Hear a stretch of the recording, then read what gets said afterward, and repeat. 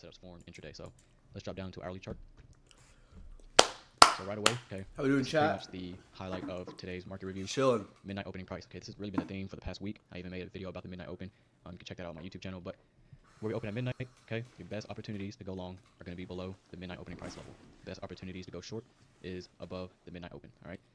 Down close candle before this rally higher is a bullish order block. We drop down, trading to the opening price of the order block, yes, but also trading just below that midnight open. That's where smart money accumulates their long positions, and then they send it higher. 15-minute chart, okay, we have your AM silver bullet, 10 to 11 o'clock New York time, PM silver bullet, 2 o'clock to 3 o'clock, right? That's what you're seeing here with the gray shaded area. Buy style liquidity. This was NASDAQ's previous all-time high. Okay, you can see we took that out. Notice here, equal lows. We snap down at 9:30. We don't take out this low. So NASDAQ leaves equal lows. Okay, we leave sell side there. We rally up, clearing the buy side, making new all-time highs. We sell off. Where do we sell off? Below the sell side, yes, but also below the midnight opening price. We rally. All right. I didn't even see those equal lows right there. 5 minute. All right, so again, here's that previous all-time high, buy side liquidity. We have a low here. We move away pre-market. We trade down at 9:30, fail to take out this low, and we leave. We clear the buy side, and what do we leave intact? Relative equal lows. Notice where we are in comparison to the midnight opening price. For those in the Discord, you know that I kind of implemented this in my trading plan the past couple of weeks, but if we're far above that midnight opening price, I'm not looking to buy. Okay, NASDAQ can rally 100, 200 handles. It can throw buy setups all day. I will not take it if we are this far above the midnight open. Okay, I want to be a buyer below the midnight price or a little above it. Okay, it's fine buying here, here, or here, not a problem, but you will not see me buying or taking a setup to go long if we're this high above the midnight open. Okay, so keep that in mind. We rally up, clearing the buy side. Okay, using this fair value gap, institutional order flow entry drill. This is also a balanced price range. Single pass down with this fair value gap here. Single pass up with this fair value gap. 3 consecutive down close candles. That is a bullish order block. Okay, we trade down into all 3 of those PD arrays. Clearing the buy side, break lower. Balanced price range. Okay, on the 5-minute chart. There's no reason for price to revisit this fair value gap. Okay, it's balanced. Single pass up, single pass down. We do have a small little volume imbalance here that we trade into. Break lower, fair value gap. Okay, this is your silver bullet on the 5-minute time frame. Targeting sell side, but what is it actually reaching for? We're getting back below that midnight opening price, and then we reverse. Okay, fair value gap here as we head into lunch, trading down into that. These 3 consecutive down close candles, that's 1 bullish order block. We rally, trading to the opening price here, coupled with the fair value gap, that's a high probability order block. We rally, volume imbalance, trading down into that, displace, down close candle before this rotation higher, bullish order block, draw that through. This is all during lunch, that's what you're seeing with this gray shaded area, or orange rather. Trading down into that, we rally, consolidate a little bit in the PM session, and we'll look at this final hour macro on the 1-minute time frame. Right, so let's drop down into our last time frame. Got a little bit more insight here. All right, let me drink some water, catch my breath. Hey, bro's already out of breath. Feel free to pause this if you want. But again, previous all-time highs here. We rally above that, clearing the buy side. Okay, there is no price action above us, so we're not aiming for any buy side up here or any premium arrays. Okay, once we take out this high, we're trading in no man's land. I'm not interested in chasing this higher, 1, because yes, we are trading near all-time highs, but 2, the midnight opening price is all the way down here. So if we know that your best opportunities to go long are below or near this midnight open, am I interested in buying something all the way up here? Absolutely not. Now, can we trade down into this fair value gap and rally 50, 70, 80 handles? Sure. I won't be a part of that move. Okay, you see me talking about that in the video I posted earlier today. Clearing the buy side, we consolidate a little bit. We get this energetic breakdown. Okay, breakaway gap. I don't want to see this fair value gap traded to. That is a breakaway gap. 2 consecutive down close candles here. That is a bearish breaker. Okay, highlight that in today's stream in the Discord. We have a high, low, higher high. Last 2 down close candles in between the 2 highs. That is your bearish breaker. Okay, draw that through. And we also have a fair value gap here. Trading into it here, failing to take out this high. Retrace, trading back to the fair value gap once more, failing to take out this high. Finally gives up the ghost and breaks lower. We have a fair value gap here. This down close candle is a mitigation block. Okay, I don't have it drawn out just for the sake of keeping my charts clean and not clustered. But we have a high, low, lower high. Okay, these 2 highs here make this a mitigation block. Okay, not a breaker. If we were to make a higher high than this high, this down close candle here would be a bearish breaker. But because we have a high, low, and a lower high in this one, this becomes a mitigation block. Draw that through. Okay, also laying on top of the fair value gap, we trade into that, sell off. Last up close candle before this rotation lower, that's a bearish order block, also coupled with a volume imbalance in here. Draw that through. Perfect. This candle here opens, trades up perfectly to the opening price, and we sell off. Down close candle here, bearish breaker, high, low, higher high. Take this candle here, draw it through. We trade down, rally up, selling off, taking out the sell side. But not only are we taking out the sell side, where are we actually going? Back below the midnight opening price. Why are we heading back below the midnight open? Because your best opportunities to go long are below, at, or just above the midnight opening price. Trading down into that, clearing out the sell side. Smart money is accumulating and buying those sell stops. and they're accumulating long positions under that midnight open. Okay, that's the area of fair value. Notice this occurs during that 10:50 to 11:10 macro. Okay, 11 o'clock is profit taking hour. So I'm not expecting a continuation to the downside as we approach 11 o'clock because, as we all know, and as I teach in the Discord, 11 o'clock is profit taking hour. You can expect some sort of retracement or a complete reversal. So we cleared sell side, trading beneath the midnight open, and we're approaching 11 o'clock. That checks off all the boxes to expect a possible reversal. I have this light bulb here. This is your 2022 model. I know a lot of people trade that model. I personally don't. I would take this setup, so I guess you could say that's a 2022 model, but that's not the solely basis of me getting into a trade.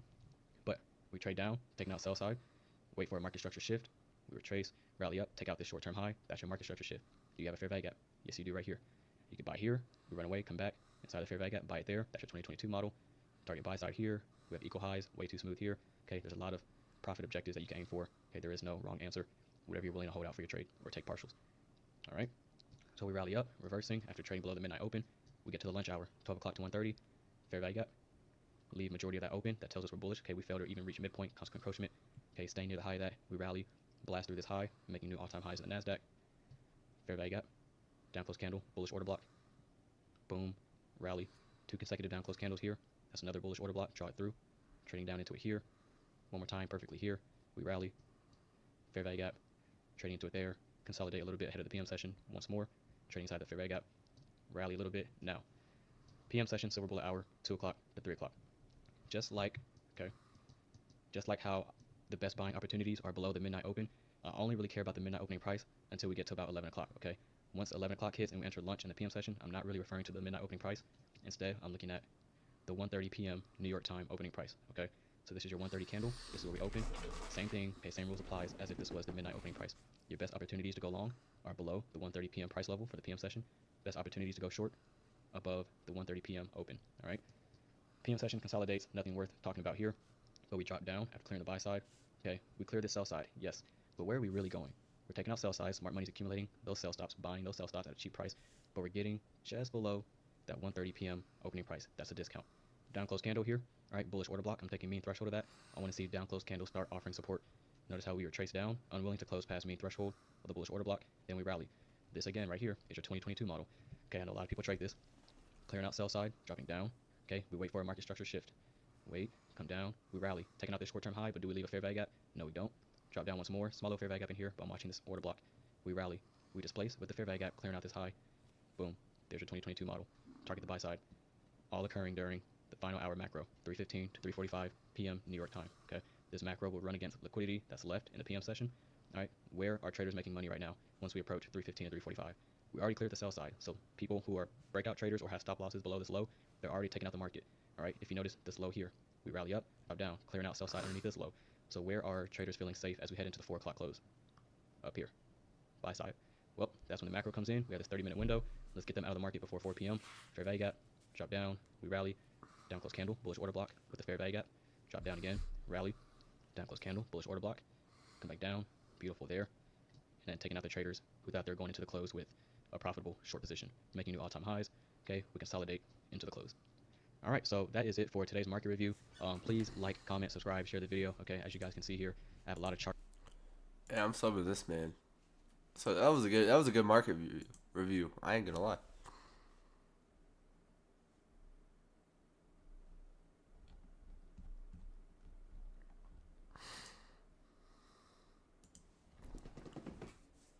All right, what's going on, guys? Market review today, July 2nd, 2024, Tuesday. So starting off, I shared earlier in the Discord this morning before market open, I wasn't interested in trading anything until NASDAQ can leave its current range. We got that today, so that's exciting. Finally got some displacement on the daily chart after kind of moving sideways. So no trade day for me. I was waiting for the daily chart to kind of clear up and show signs of movement. Now that we got that, I'll be back live trading tomorrow. So let's do this thing. Daily chart, okay, don't worry about this day. This is Wednesday's trading. We're going to focus on this day here. As you can see, nice buy day, large expansion. I want to draw your attention to this new day opening gap, okay, the separation between that candle's close, this candle's open. There's your new day opening gap, and that's going to be important as we head into lower time frames. But let's drop down into the 15-minute. All right, now this high here on the daily chart, which is buy side liquidity up here, that is the same high that you see here on the 15-minute right here. All right, so midnight opening price, we drop down below that. Let's go up a time frame, hourly chart, bullish breaker on the hourly chart. So we have a low, high, lower low. 4 consecutive up close candles in between your 2 lows here. That is your bullish breaker. Dropping down beneath the midnight open. Also have a small little fair value gap there. Trading into that. beneath the midnight opening price, and then we rally. Now let's go back to the 15-minute. All right, we drop down into that breaker on the higher time frame. Down close candles, bullish order block. This large down close candle here, change in the state of delivery. Trading into that candle, fair value gap, rally. Okay, if you don't like trading the lower time frames, if you don't like trading the 5-minute, the 1-minute, second time frames, no big deal. Silver bullet setup here on the 15-minute time frame. This isn't common, but there it is. Stabs down to the fair value gap once. This candle opens, stabs down to the fair value gap again, failing to trade past consequent encroachment, so that tells us we're bullish. But notice the bodies. See how the bodies are staying above that new day opening gap that we highlighted on the daily chart? That's what you like to see if you're expecting higher prices. Okay, we rally. 2 consecutive down close candles, bullish order block, take that opening price and draw it through. We trade down into that during lunch, taking out this short-term low. Typical characteristic during lunch. We'll look at that on the lower time frame as well. We rally, fair value gap, institutional order flow entry drill as we drop down into that, and then just fell short of that buy side up here, but pretty obvious that is the next draw. All right, let's go ahead and drop down into the 5-minute time frame. I'm highlighting the lunch hour, 12 o'clock to 1:30. You have your AM silver bullet, 10 o'clock to 11. Your PM silver bullet, 2 o'clock to 3 o'clock, all New York local time. Midnight opening price, again, working below that midnight open ahead of 9:30. We also had high impact news at 10 o'clock. So working in a discount ahead of the open, we rally up, breakaway gap, breakaway gap. Notice how those are staying open, signs of bullish order flow. Working near that new day opening gap, we displace, fair value gap, coupled with a bullish order block. We rally, fair value gap, trade down into that, rally as we approach the lunch hour. If we're still expecting higher prices, if we're still bullish, expect a run on sell stops during the lunch hour. This low here, drop down, take out traders who draw their stop losses underneath this low. Then we rally throughout lunch, leaving this fair value gap open. That tells us, that tells us we're bullish. Fair value gap here, drop down into it perfectly, and then we rally, consolidate in the PM session, and then consolidate into the close, just falling short of our buy side target. All right, 1-minute time frame here. We're not going to spend too much time on the 1 minute simply because, for the most part, during the AM and PM session, it was chop, but we did get a lot of movement during lunch. 3 consecutive down close candles here. That is 1 bullish order block. Take the opening price and draw it through. Consolidation, consolidation. Wasn't paying much attention to any of this here. Working the order block here. We move away, come back down, fail to take out this low. Order block, rally, breakaway gap. Fair value gap up here. Use that for your entry. It's sloppy in here. Take this with a grain of salt. I wasn't interested in buying or trading anything today until I seen some clean movement on the daily chart, which we got as we head into the lunch hour. But trading to this fair value gap here, rally away. We form this short-term low, rally away. Okay, we get to lunch, take out this short-term low. Lunch sell side rate. Okay, if we're still expecting higher prices, if dollar is still looking heavy, we still have premium objectives to be met for NASDAQ. Expect a short-term low to be taken out during lunch. We get it there. Smart money is buying those sell stops. Fair value gap. Entry. Entry. Look at the bodies respecting it. Then we rally. Fair value gap. Institutional order flow entry drill. Dropping down into that again. Clearing out the buy side above this high. And then as we get to that PM silver bullet hour, consolidate, consolidate, consolidate. I wasn't interested in any of this price action here. 1:30 opening price. Okay, you could treat that just as the midnight opening price. So ideally, your best opportunities to go long are below that midnight open. Best opportunities to go short is above the midnight open. The same logic applies for the PM session using the 1:30 PM opening price New York time. Okay, so best opportunities to go long are beneath this price level. We open at 1:30, rally up, trade down. Why are we trading down? We're taking out sell stops. Okay, smart money is buying the sell stops at a discount because we're below the 1:30 opening price and we're bullish. Drop down beneath that opening price, clearing out the short-term low. Then we rally, fair value gap, off to the races, consolidate for most of the PM session, and then again falling just short of that buy side objective. Pretty sure we'll get that during Asia or possibly London. So that's it. Back live trading for paid members in the Discord, 9:30, and we'll see what we get now that the daily chart.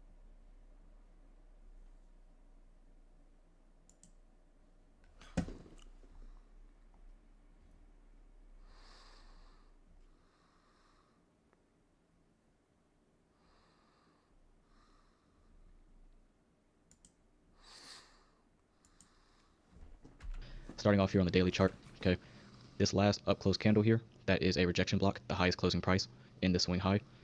Take that, draw it through. As you can see today, trading all the way up above the rejection block, snapping back down. If we go to a 4-hour chart, I'm also adding this bearish order block. Okay, last up close candle, running out these equal highs. Then we rotate lower, change in state of delivery, draw that through. There's your bearish order block on the 4-hour time frame, trading up into that, and then you see the displacement lower. 15-minute time frame here, a little bit more in our chart. So midnight opening price as well. You can see that annotated there.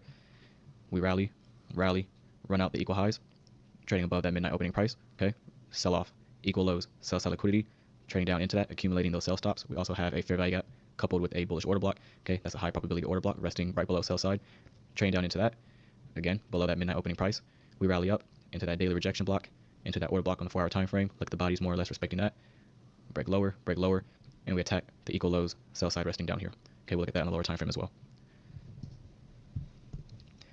5-minute chart here. Okay, annotating this fair value gap here, busy. We also have 3 consecutive down close candles here, which makes up 1 bullish order block. Fair value gap, I'm highlighting consequent encroachment. Draw that through. The low on this candle here is the exact low of consequent encroachment of that 5-minute fair value gap. Okay, drop down, clearing the sell side, rally up from the fair value gap and the order block. Rally up, we're below that midnight open, taking out the buy side here. Daily rejection block, 4-hour bearish order block. Trading down, reversing. Okay, retracing ahead of lunch. Trading down again, sell side liquidity resting underneath this low. Trading down, and then again, equal lows down here. Tagged. Right. 1 minute time frame here. Okay, notice how we're way above the midnight opening price. So as we run out the buy side liquidity above this high and trade up into that daily rejection block, into that order block on the 4-hour time frame, okay, we're in a deep premium. Notice how high above that midnight opening price we are. Okay, so we're expensive on the day, we're in a premium. Now I'm highlighting a 2-minute chart here for this fair value gap and this fair value gap. If we go to a 2-minute chart, all right, that's what I'm annotating here. Why 2-minute chart? It's just cleaner. Okay, on the 1-minute chart we had like 2 candles here, 2 fair value gaps. If you just go to a 2-minute chart, it's a clean, nice displacement, 1 candle fair value gap here. Draw that through. See us working that, breaking lower. Fair value gap here on the 2-minute chart as well. Look at the bodies. Okay, then we displace lower. So that is where I'm deriving the fair value gap from. So let's go back to the 1 minute now that we know that. And you can see that there. I'm just taking that entire range and combining the two. Same thing here. Okay, notice how we have like 3 fair value gaps here. It's a little choppy, not the cleanest. Use a 2-minute chart, it cleans all of that up. Again, look at the bodies, break lower. Getting back below that midnight opening price after trading from a deep premium. Sell side resting beneath this low, consolidating as we head into lunch. Fair value gap during lunch. Selling off, keeping those equal lows intact. Remember, this level here are the relative equal lows down here. All right, too smooth, too clean. Drop back down. Fair value gap here, large SIBI. PM session, more or less consolidating, but still heading lower towards that liquidity pool. Trading into the fair value gap here, here, here, here. Consolidating slowly, and then during the market on close macro, 315 to 345, we get that sharp decline, tagging all those sell stops, and then we retrace and consolidate into the close. So that is pretty much the summary of today's price action. For subscribers and pay members in the Discord, we have our webinar Saturday morning.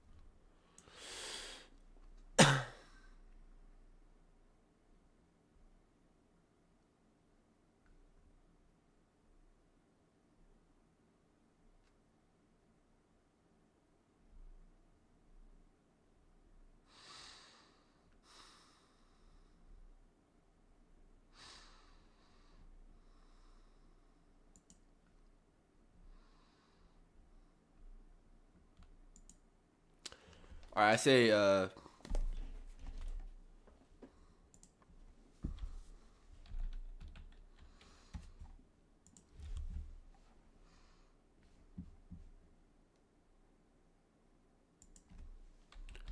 be backtesting.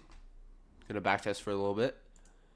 What I'm gonna do is, this is what I did yesterday. I'm gonna go to ICT's Twitter and I'm gonna backtest using his tweets like I was there live, but I actually wasn't.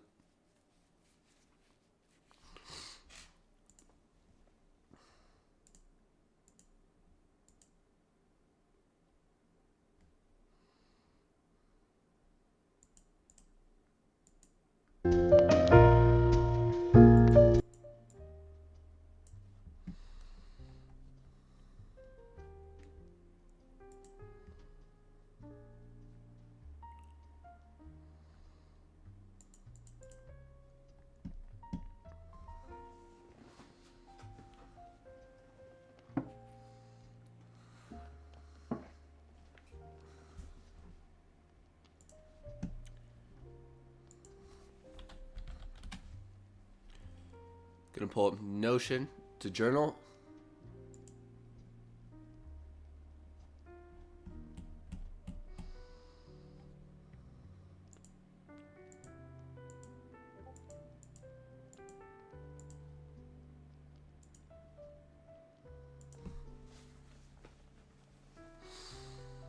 Oops.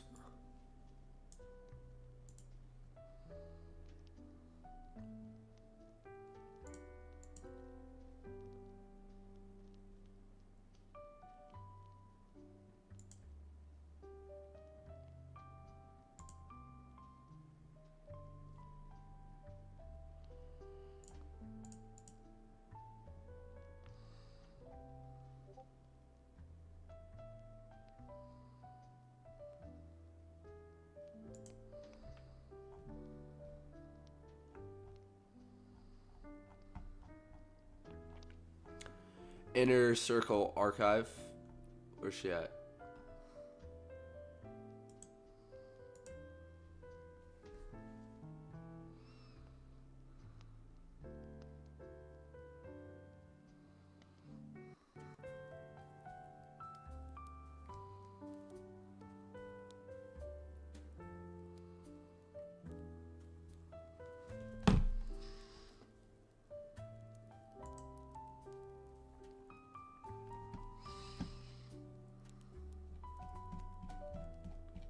Okay, we were at the. I was at the 10th.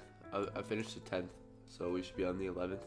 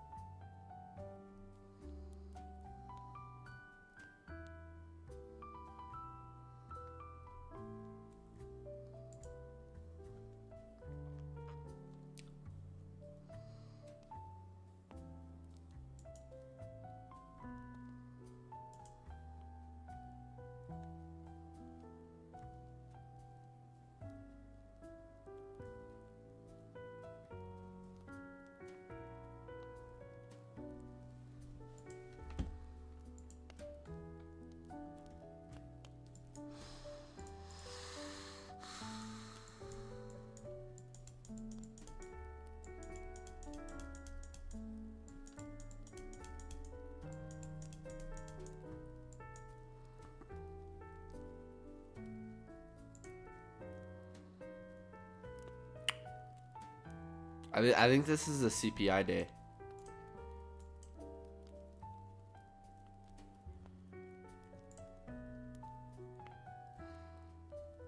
Tomorrow's a CPI day.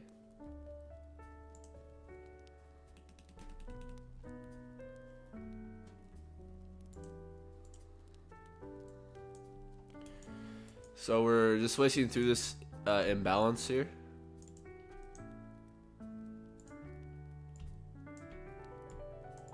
Finding support at the low end of that fair value gap. Look at that. Look at the bodies.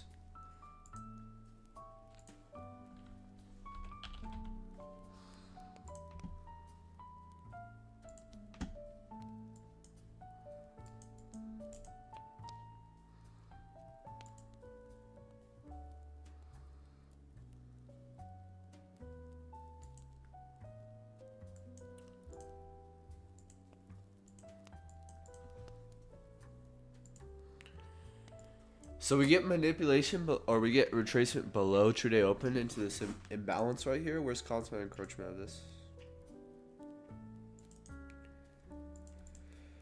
Constant encroachment respected perfectly. We drop down below midnight and the Asia range here.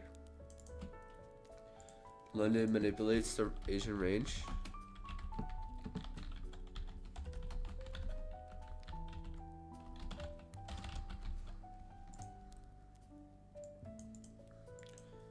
This is that 1 hour imbalance here.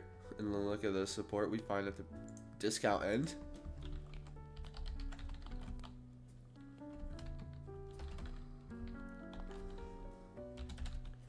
If you look at these three down close candles, this is a good order block because we sweep liquidity.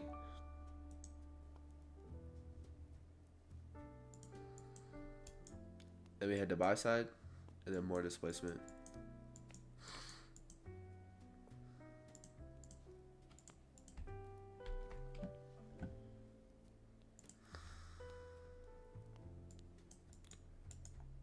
Look at the 5 minute. Where's market open?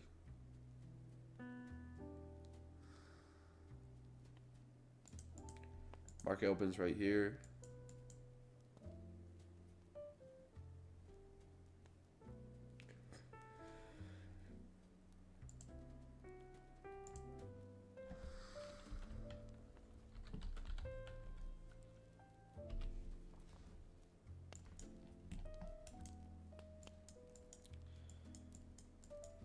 want to see if we have SMT at those highs.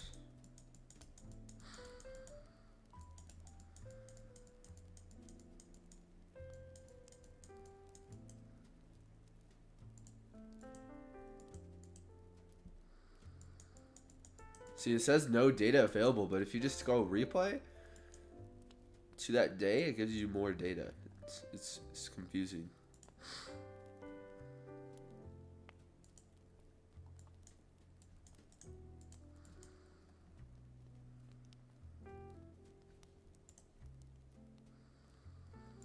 Yep.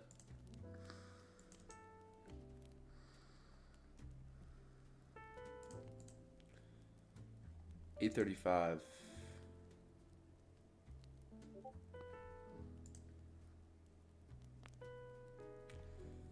So we usually have an SMT here.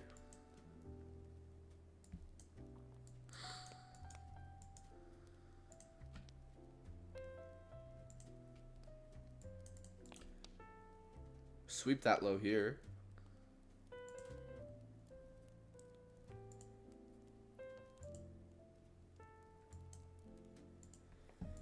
I'll count this as a 3-minute order block right here. Oh, look at that. Within new week opening gap as well. We use that as support at 10.50. Then we seek buy side.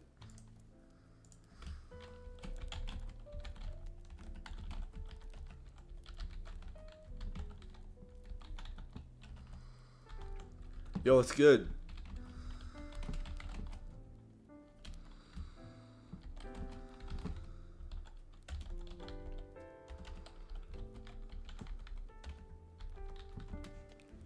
What time is order block for? Oh, yeah.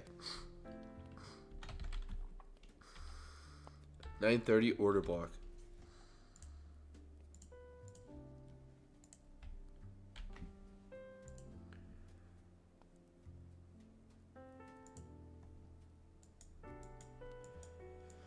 So price forms SMT here.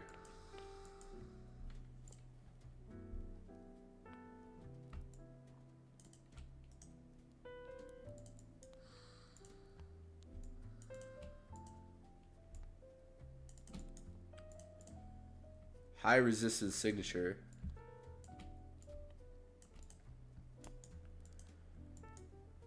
Then we get the SMT.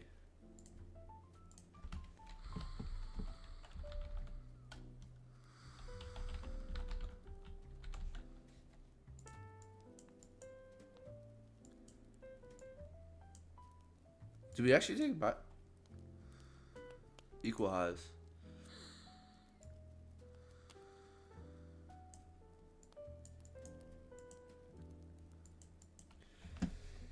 Then we displace lower here.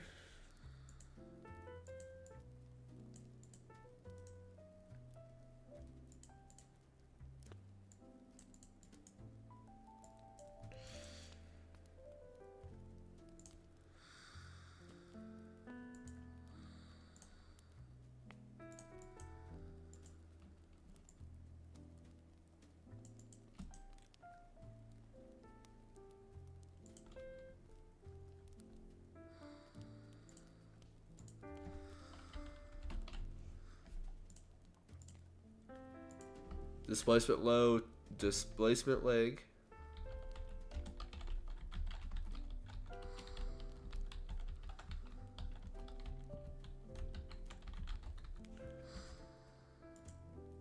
Where's midnight open? True day opens all the way down here. So we're in a premium. Also above 8:30. So we form SMT here.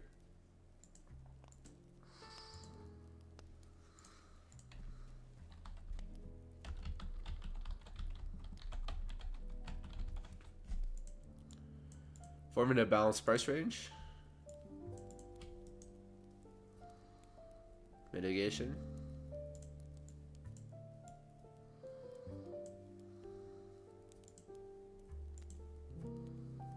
Oh my gosh, look at that.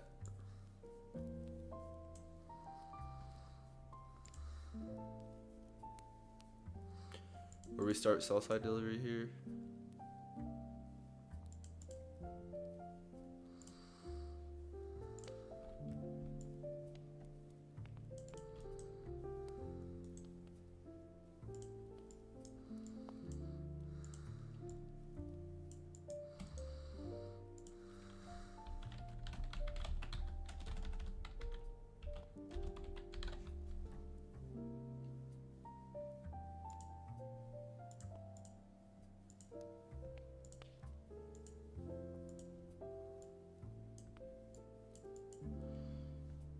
We have a sunset and fair value gap here.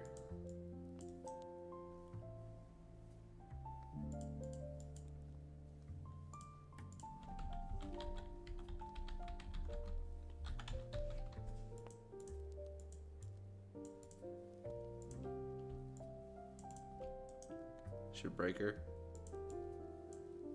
And look how we seek buy side.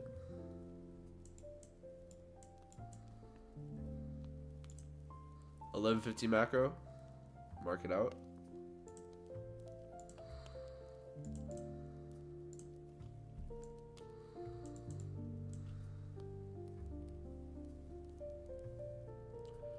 The music's good. That. Pyramiding my dollar yen long. A setup not A plus, better than no trades for 2 weeks. Gotcha. Dollar yen.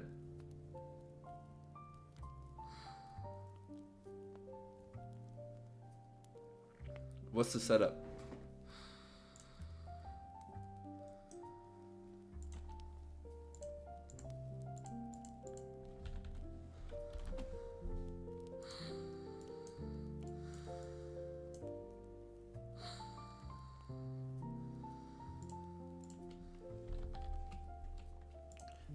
Let me get the magnet symbol here.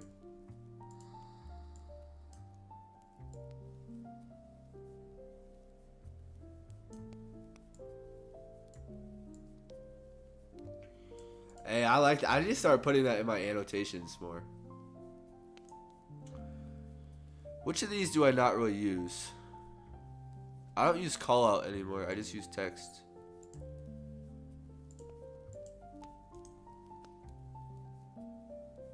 I don't really use this.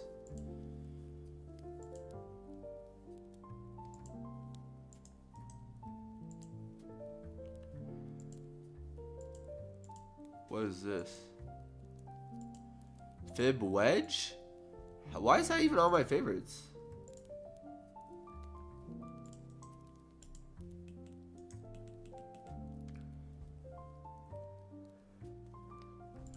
I would say that's good.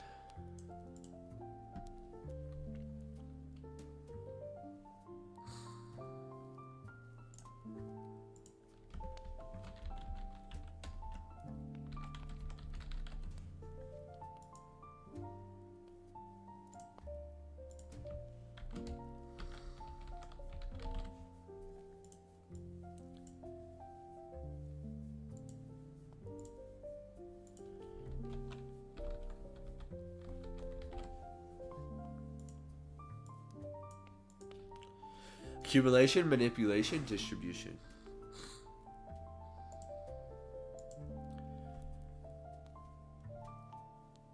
Hold up. Let me change this. I want to have a balanced price range setting. What background color though?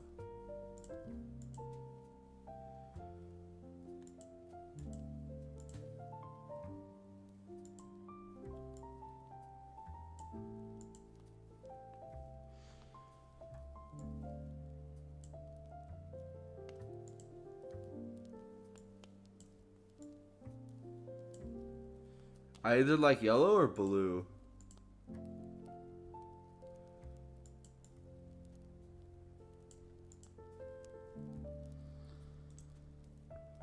Let's see white. I kind of like light blue.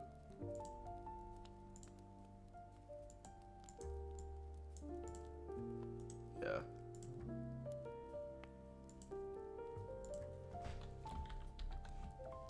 That'll be my balance price range.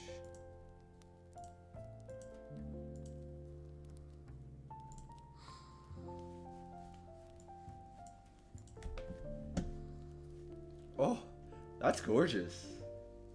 Can we get an amen for that? Can we get an amen for that?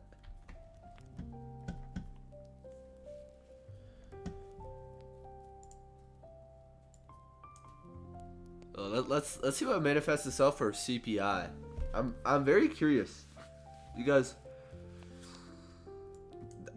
there's not really much to manipulate to, and with us just being as bullish as we are,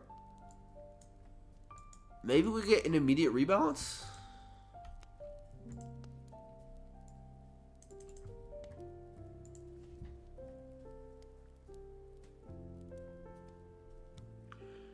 Maybe that's what we do.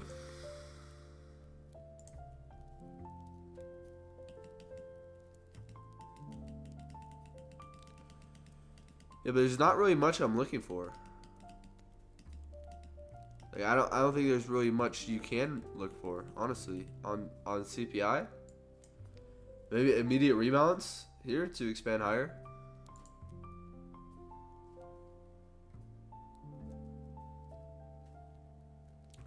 Dollar yen, oh yeah, that's what I was gonna look at.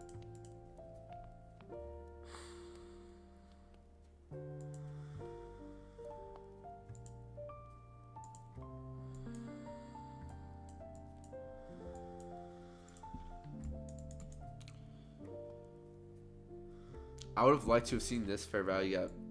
We have a lot of sell side interest there, but it looks like we barely have mitigated into that. Oh, 1 hour structure looks gorgeous. Looks gorgeous here. Let's see.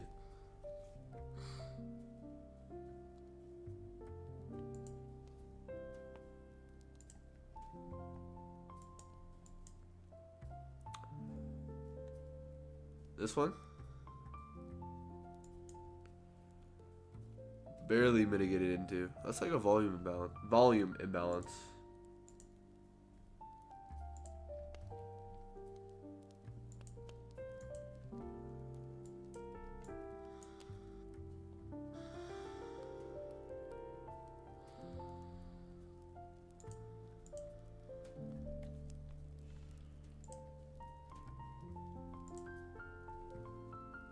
Where's the order block? What time frame is it on? Probably the 2 hour. Yeah. 2 hour order block. Fair value gap with that displacement, market structure shift. If we're looking at this though,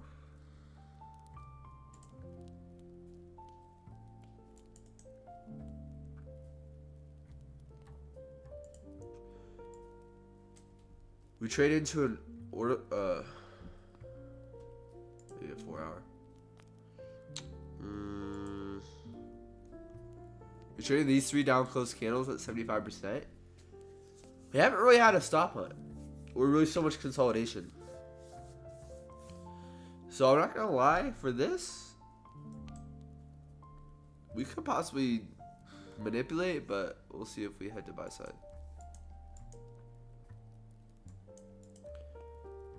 That's how here you have your terminus gap. Terminus gap.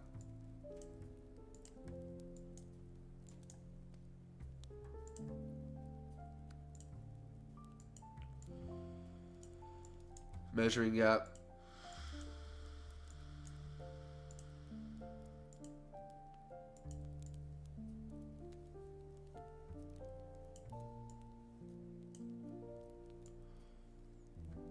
Breakaway gap.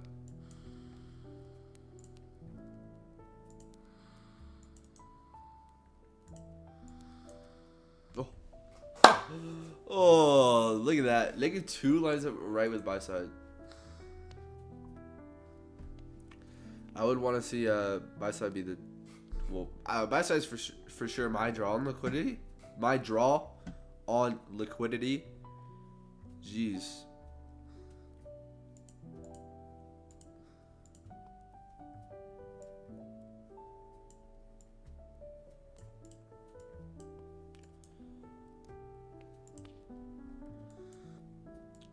That looks nicer on the 15-minute.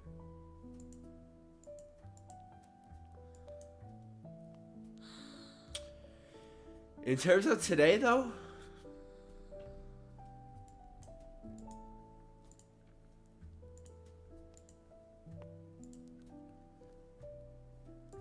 let's just see what happens hindsight.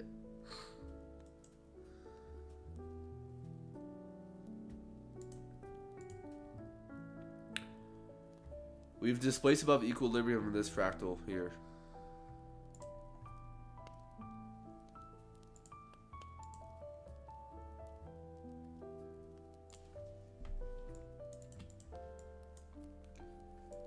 Yeah, I want to see just further expansion.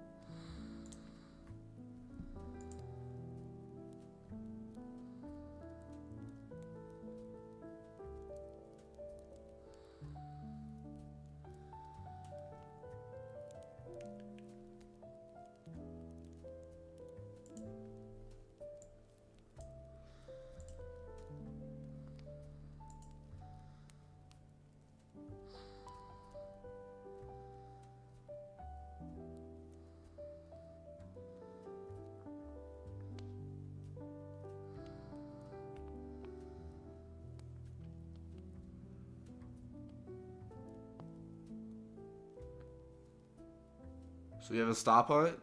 We have a breaker here.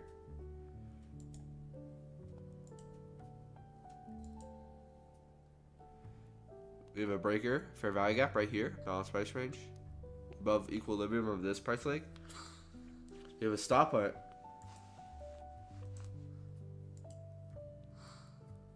Low generated right above that.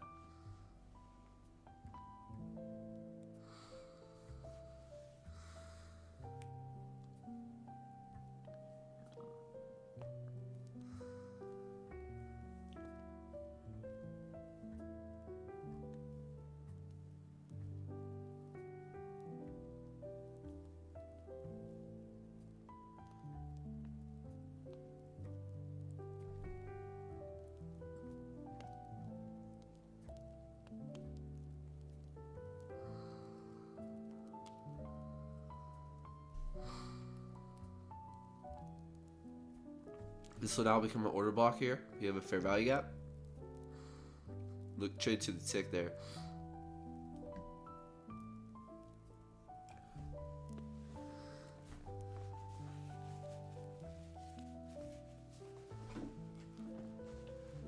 Dropping towards the short-term low.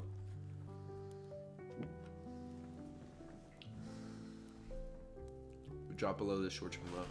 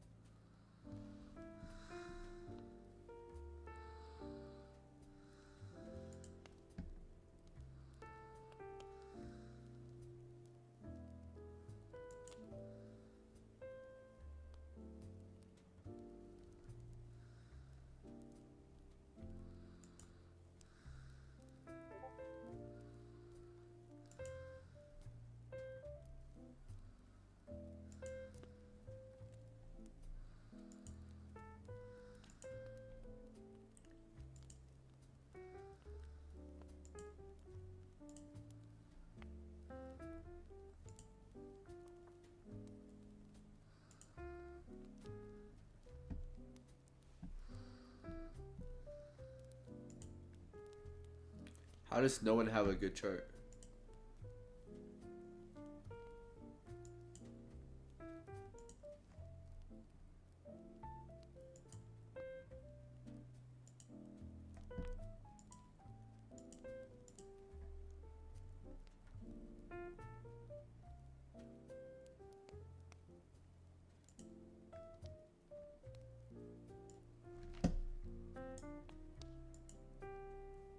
He's trading again?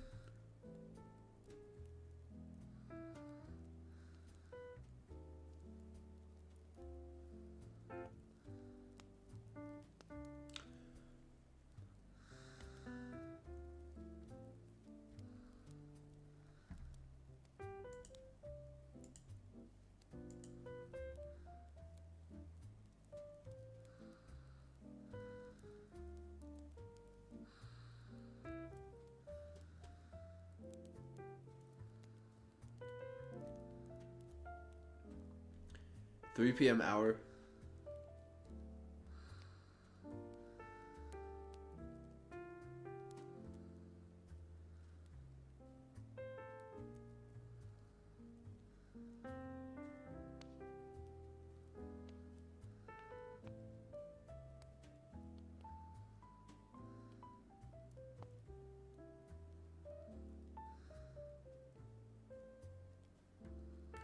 I'm going through his Twitter right now. 2023 Twitter. There's a resource I have that has all his tweets. And right now, I'm like 10 days in.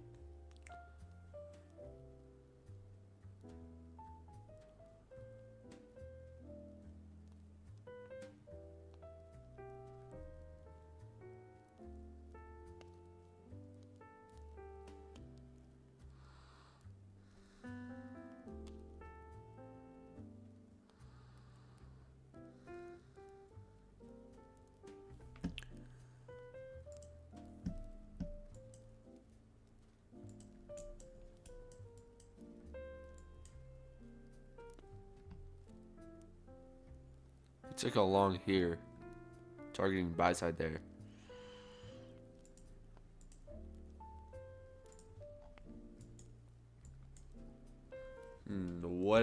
What's some lovely PA there. Actually, it was a little bit muddy.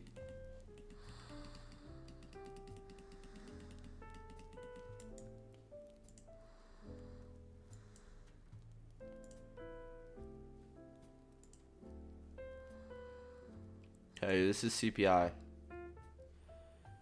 So right now it's 8. Oh, well, that already ruined it. I was going to say I want to see some manipulation lower.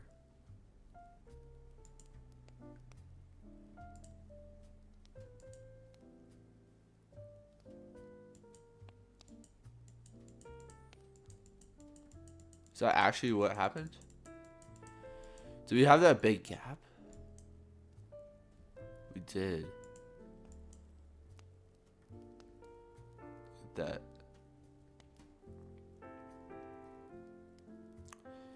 $9.30 opens while we're in a fair value gap here.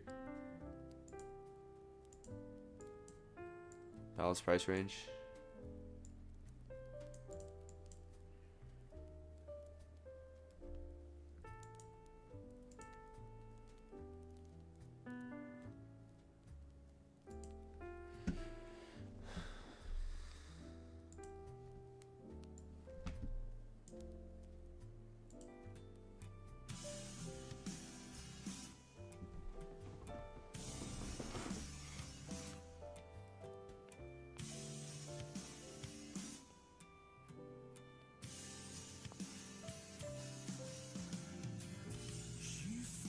We've already taken sell stops once, twice.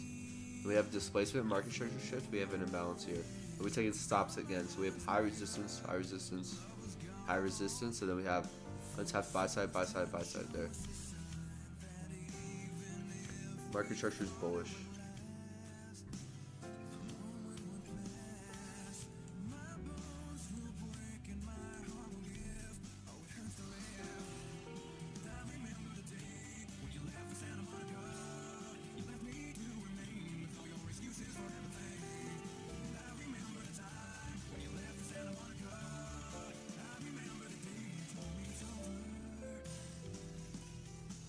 Balance there with that mitigation right there.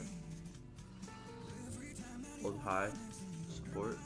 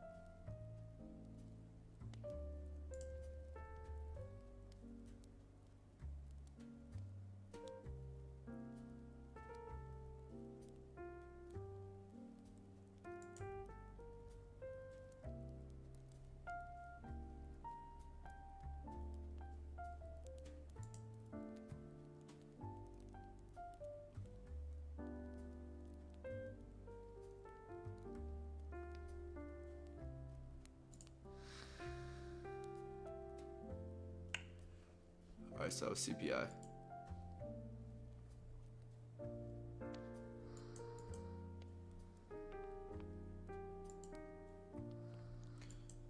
Where we deliver to?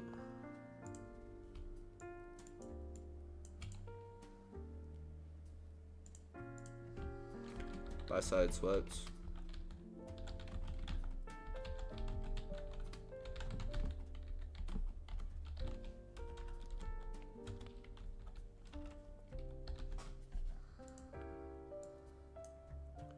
Above true day open.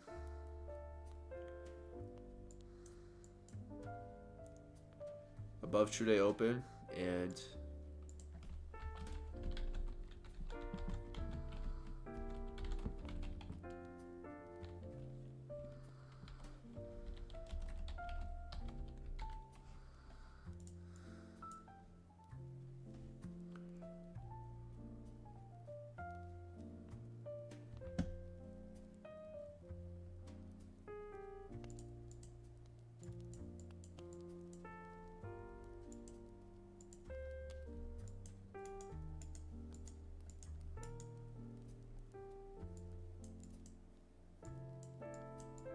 buy side taken.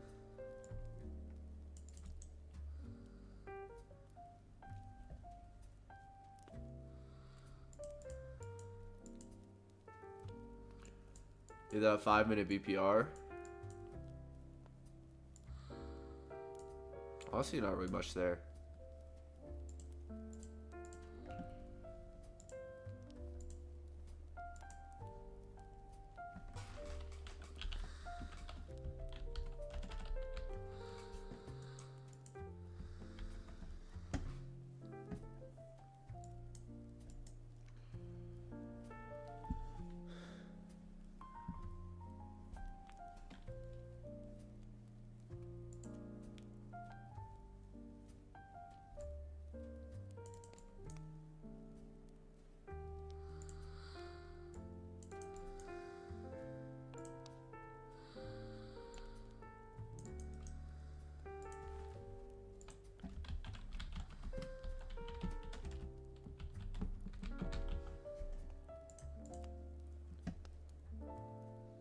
we have a 2-minute imbalance here.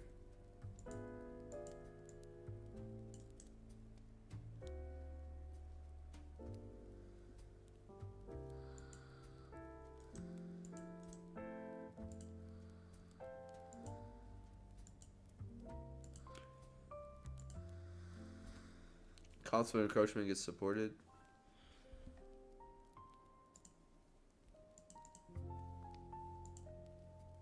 Where's those new day opening gaps? Why don't they don't show up on the 2-minute?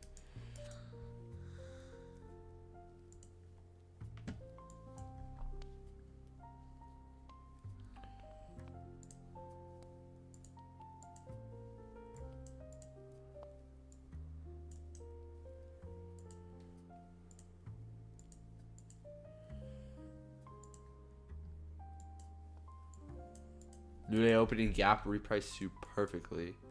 So we're failing to close below a volume imbalance.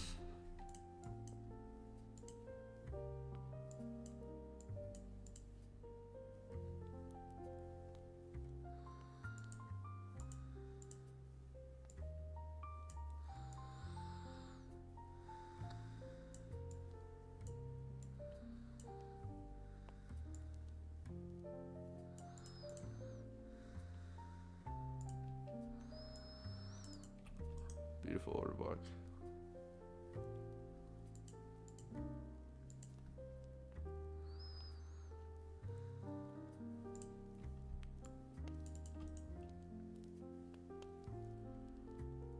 Mitigation.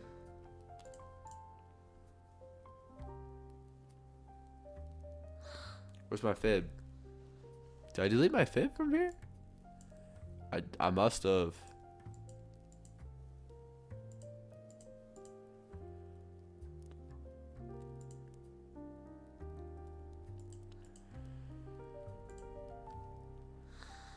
%, low risk entry, equilibrium, consolidation.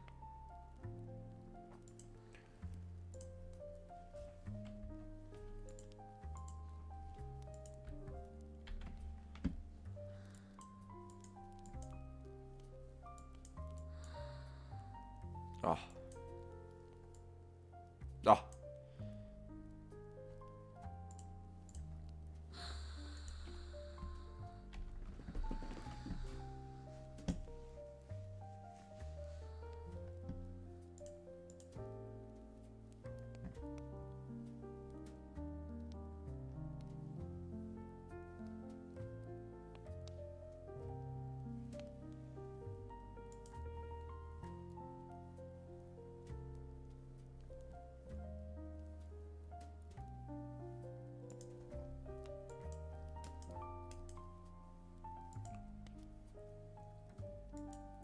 Appreciate it.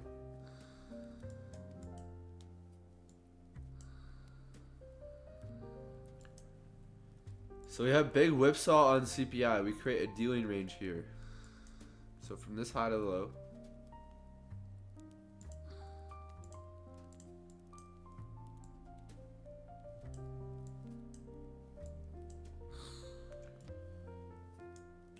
Curious to see how we respect that. I want to see displacement.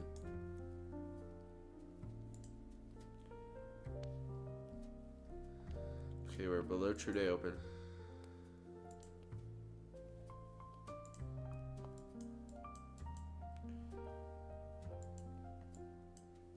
Thursday. Today's Friday. What have we done all week? Well, Monday we put in a high. Tuesday we put in a low. Thursday high of a week possibly. I'm expecting to see absolutely nothing today. Do we have PPI?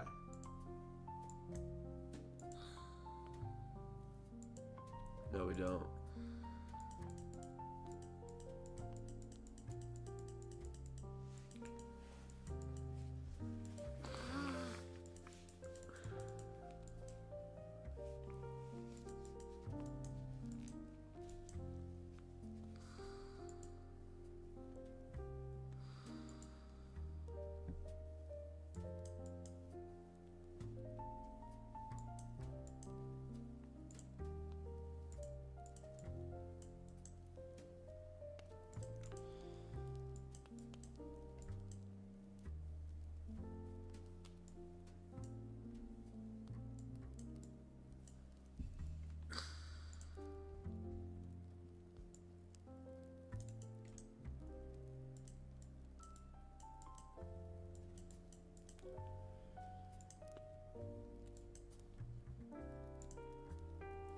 Very nice 15-minute. Oh, look at the delivery there.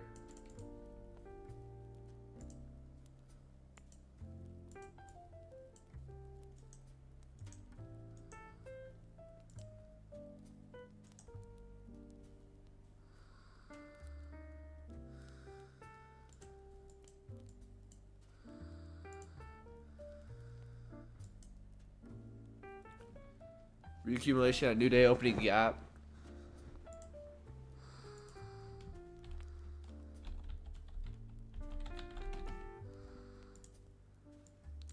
We're below. We're in a deep discount below True Day, and then we drop below 830.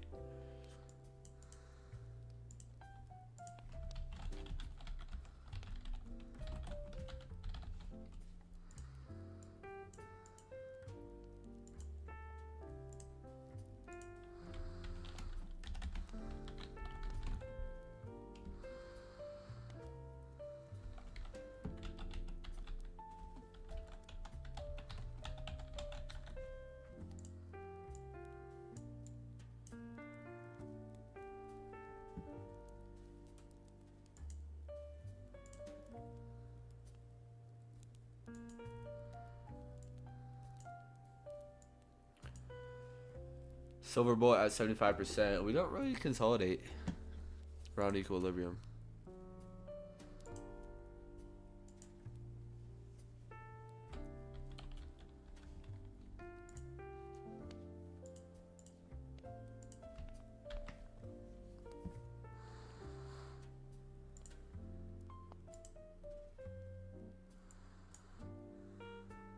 We have to have SMT at these lows. Friday the 13th. Oh, Friday the 13th. Hold up.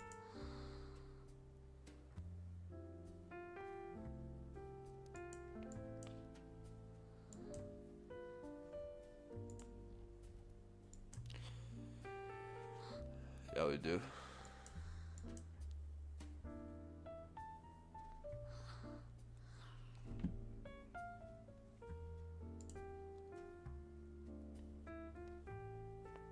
Huh. Whoa. It's like magic. Stop at equilibrium. Now I would trust this. Now I would trust this model here.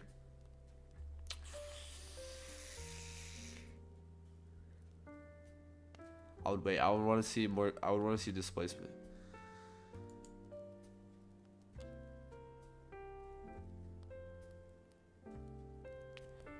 Okay, we have SMT.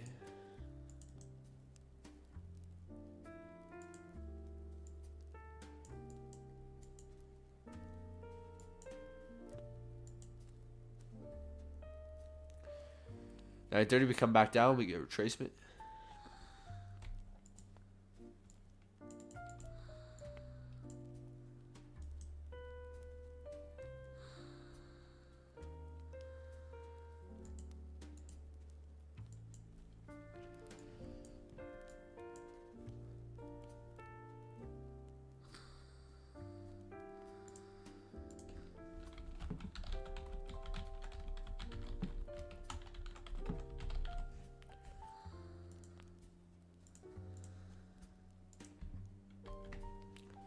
NQ was the one that formed the lower low, and we took buy side first.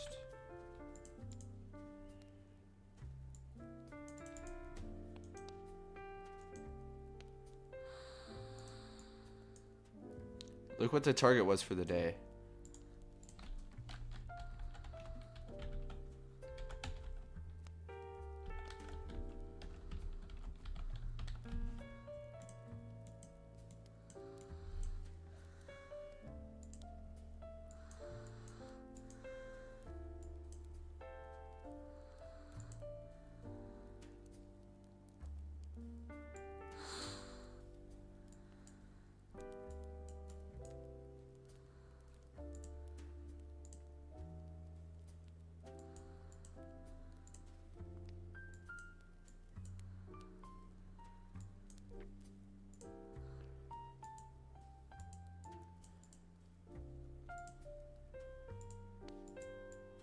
Oh, beautiful.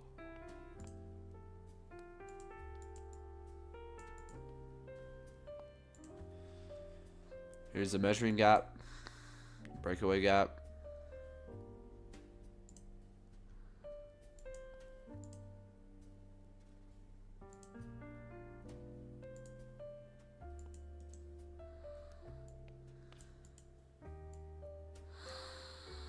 -3 maps to buy side.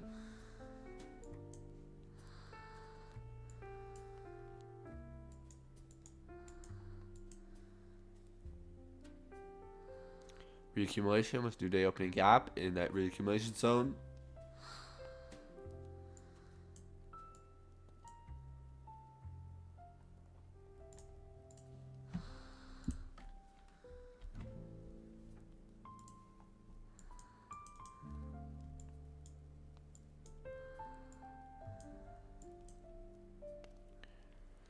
Look at the bodies holding this new day opening gap though. Then we get displacement. Now we feel like we're gonna go to this new week opening gap. That's where we drop to.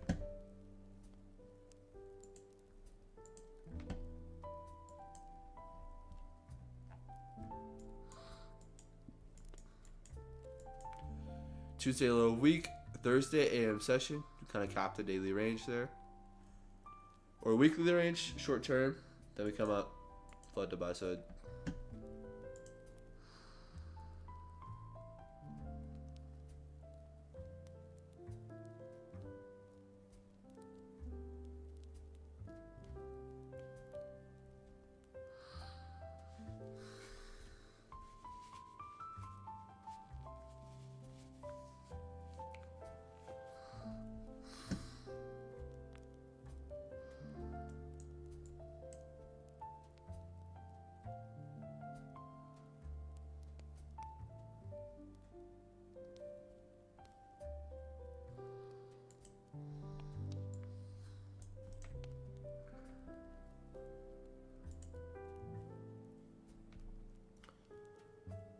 $2022.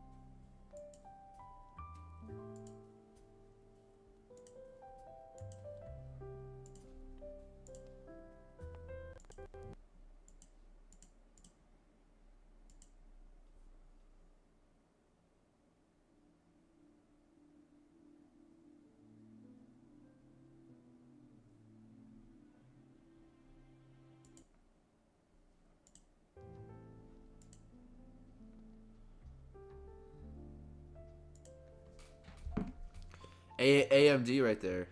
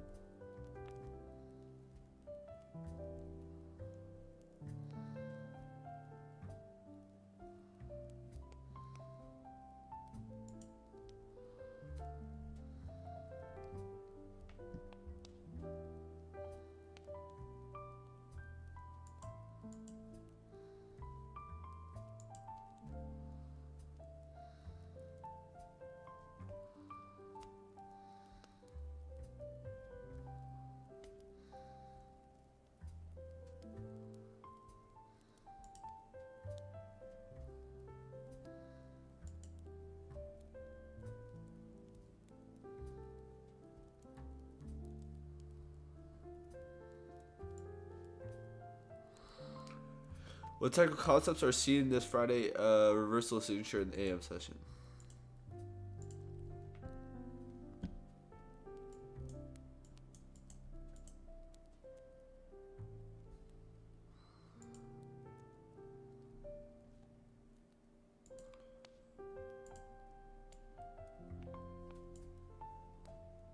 Mean threshold of this big imbalance there.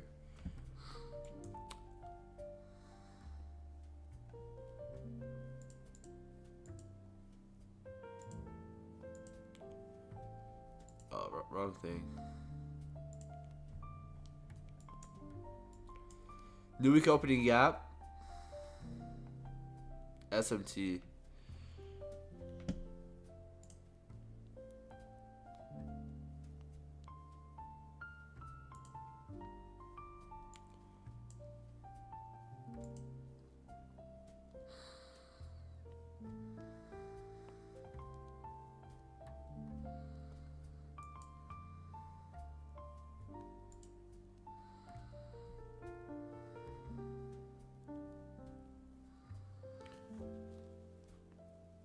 I appreciate it.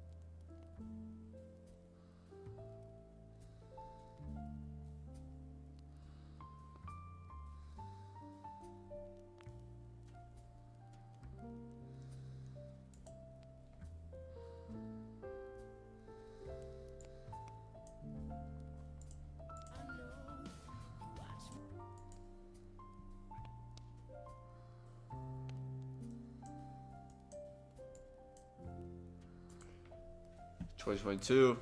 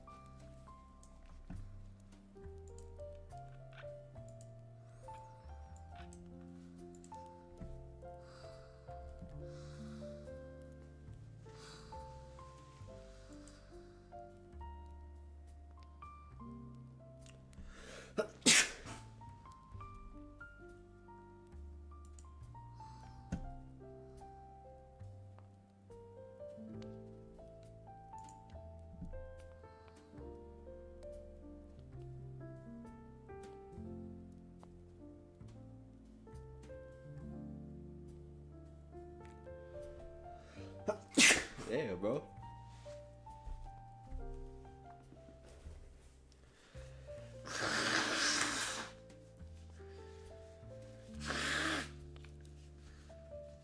I day trade.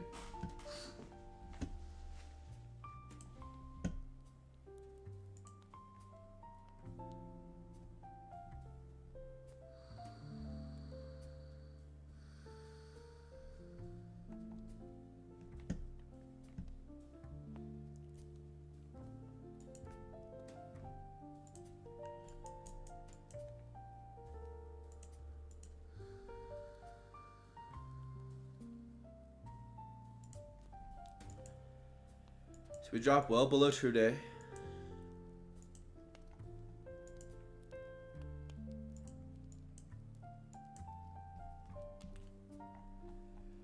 We'll also take in this buy side liquidity pool, so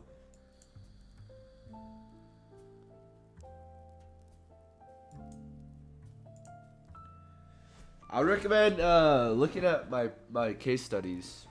I recommend looking at my case studies.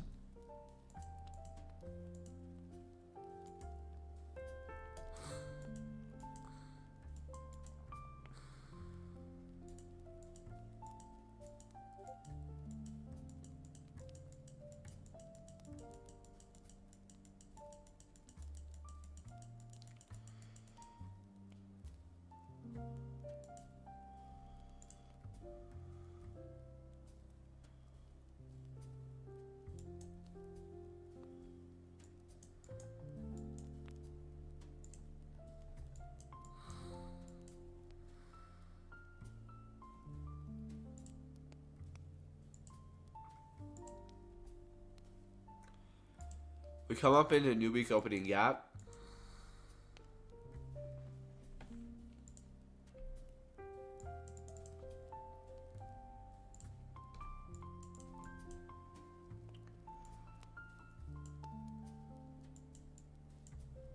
Oh, beautiful.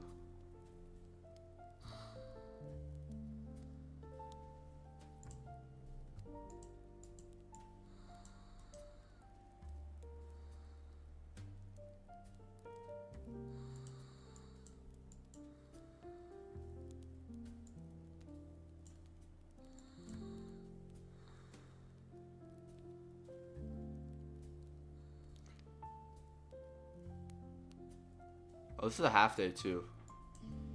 It's a half day.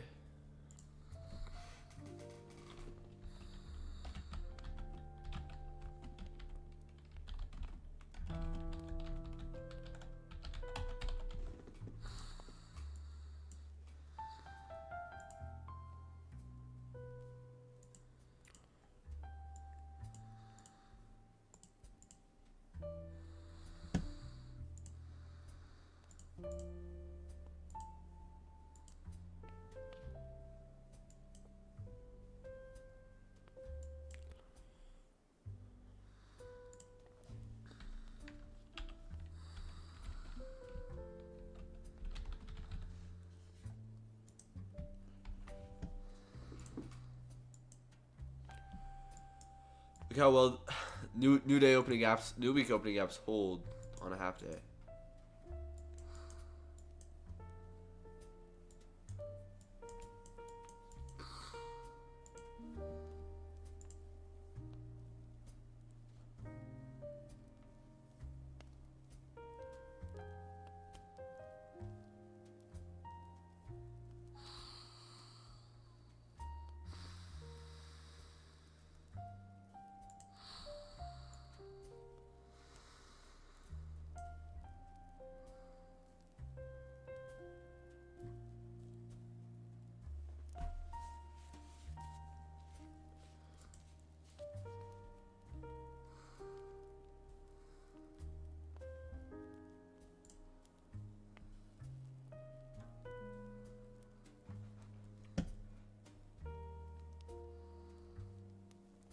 How many hours do you backtest daily? It's been a lot more recently. I've been putting a lot more work in. I've been live streaming them just because, like, I honestly don't know why.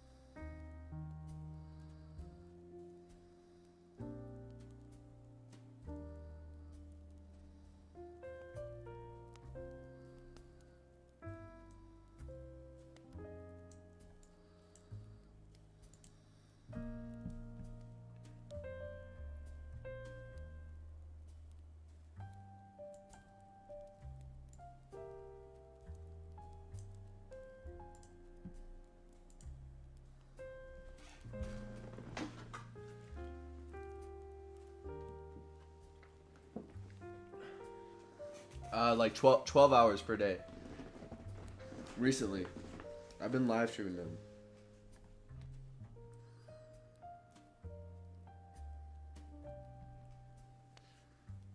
I appreciate it. That's kind of...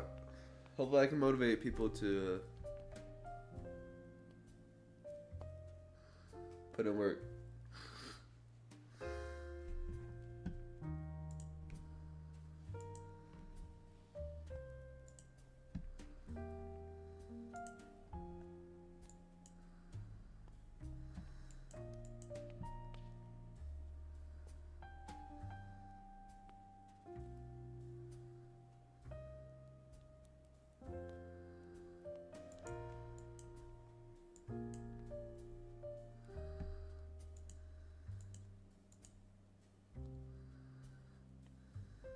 I'm gonna go here.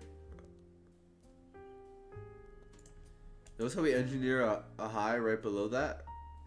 that becomes a high probability draw on liquidity. We come back down to this new week opening gap, CE. We head up to buy side.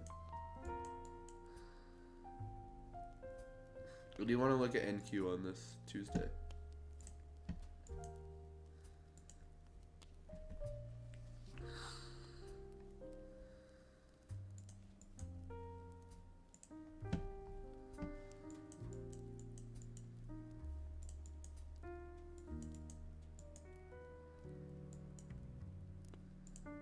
Oh.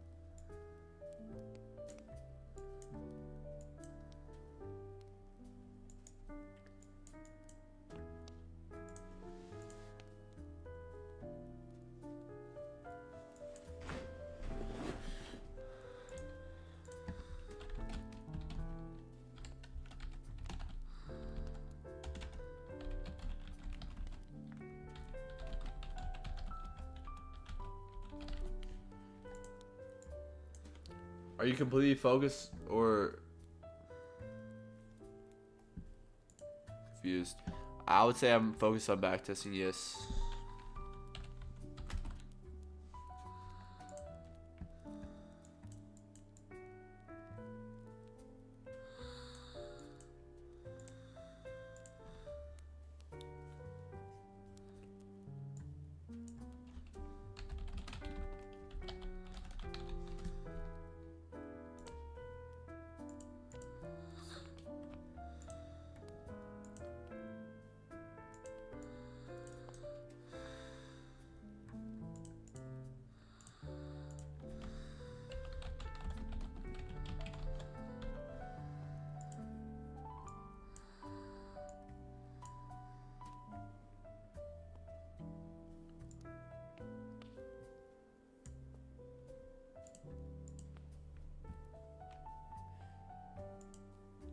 Yo, did Ahmad just delete that?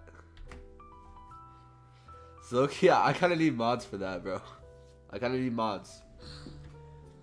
So many people are like, "Oh, I should take scam," when they just listen to that Iman trading guy that's not even profitable himself. They see one video by Iman trading, who isn't even a profitable trader, and then they think that ICT is a scam because of that one thing that they see. I don't know. It would be foolish for me to listen to Iman trading over a guy with 30 years of experience.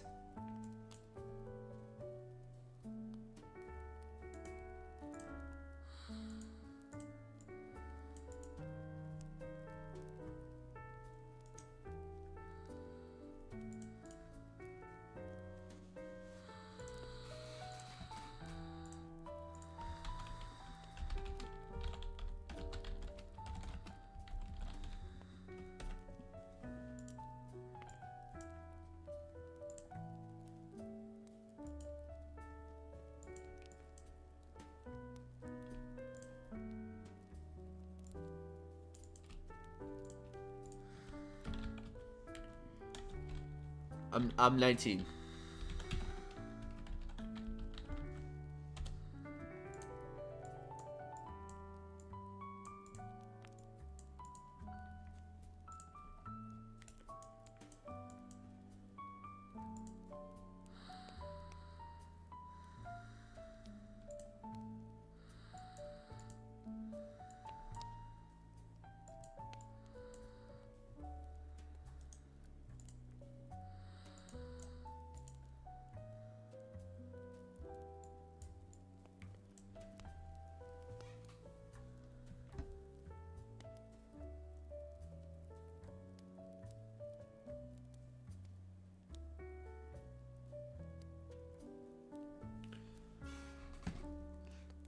That new day opening gap.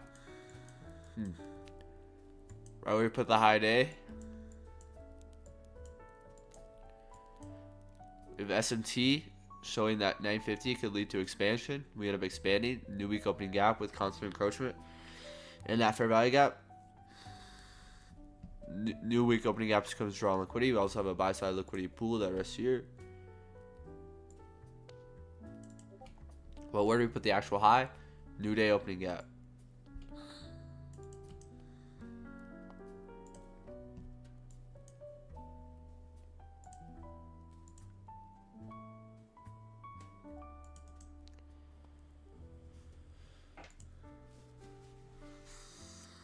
Oh, beautiful. Right at 75% of that dealing range.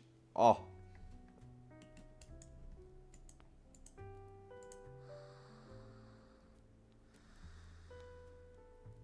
I was going to mark out the 950 macro.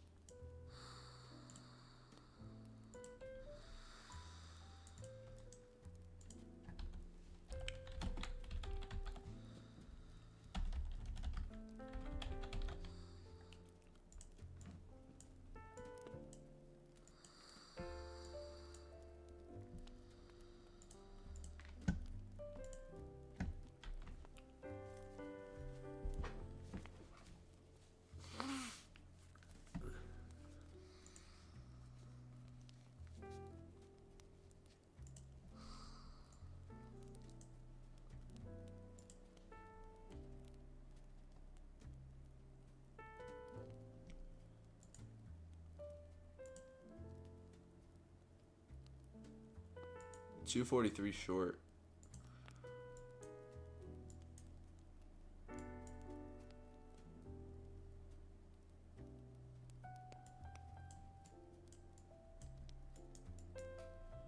He took a short back here.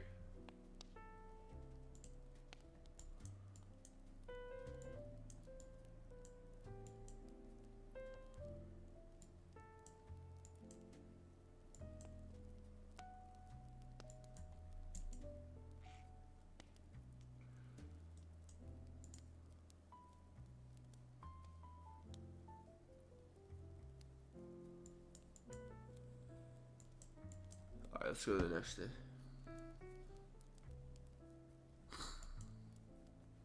What type of news do we have? We have PPI. Please reply. To how old I am? I'm 19.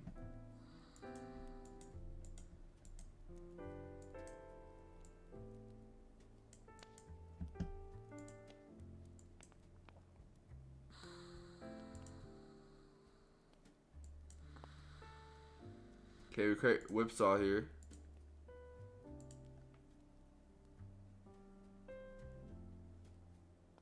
Oh.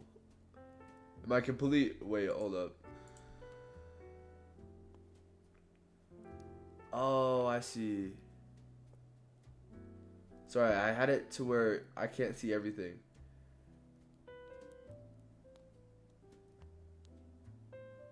I trade AM session. So I trade 9:30 to 11.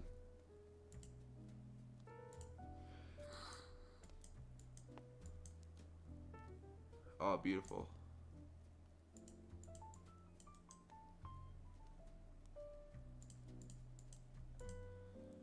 $9.30. Look at this, high to low. We take buy side, we come back down, and then we head to buy side here. Super reverse. Oh, I would trust this as a short. I want to see this.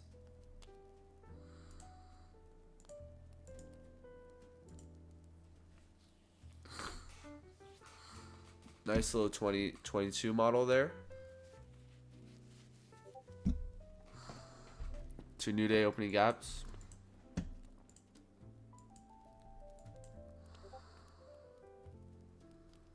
Oh, that's gorgeous. 10 a.m. reversal as well. How do I get this off though? I don't want this on my screen.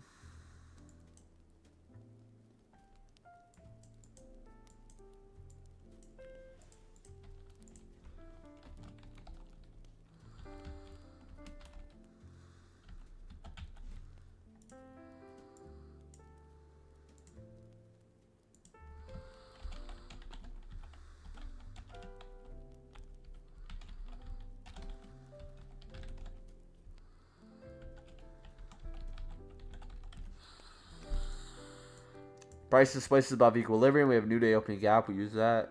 New day opening gap. Buy side. Come back down. Imbalance right here.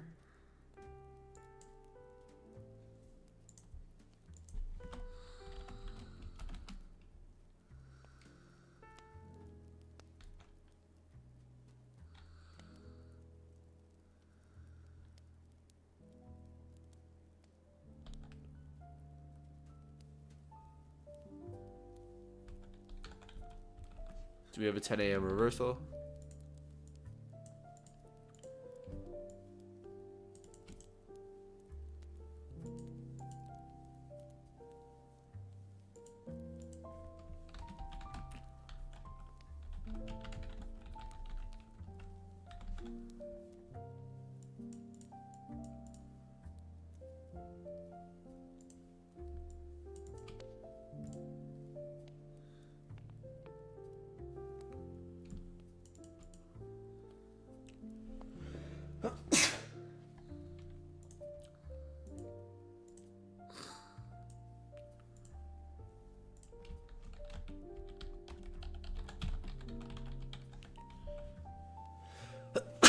Dang, bro.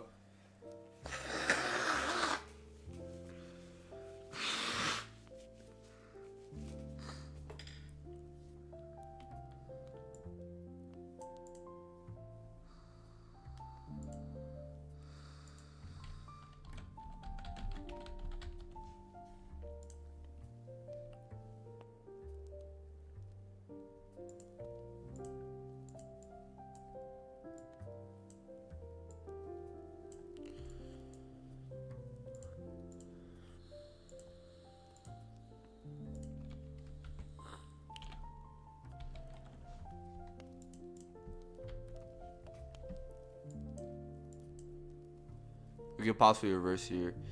Actually, this doesn't strike me as a reversal.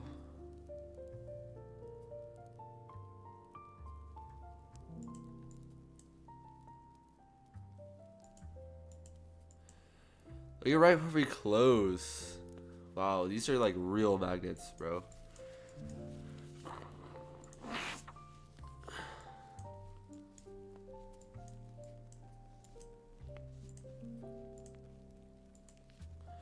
Consolidation, expansion, reversal.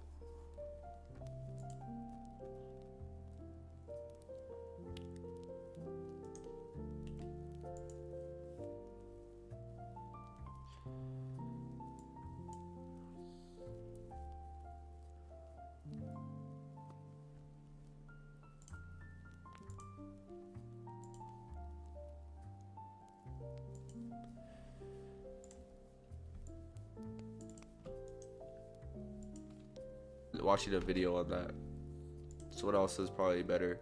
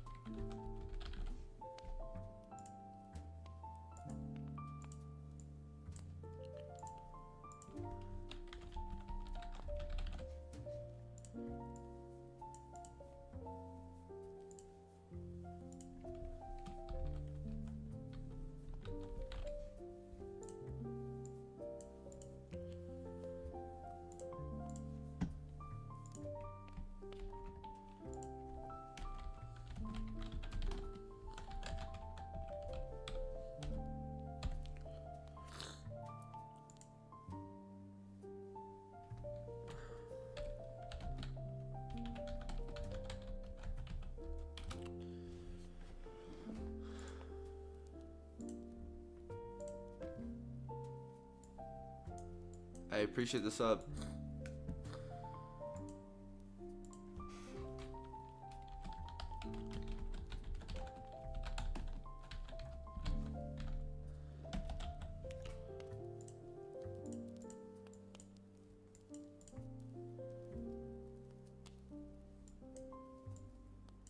Oh, I'm on NASDAQ too. I thought it was on ES. That's cool. I think NASDAQ's better.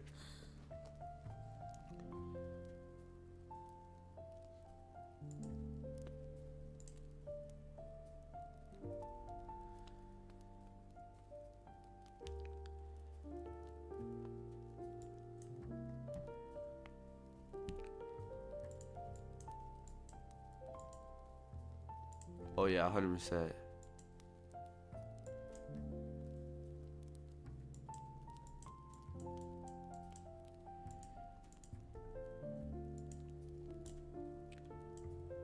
ES is definitely weaker though. Holy.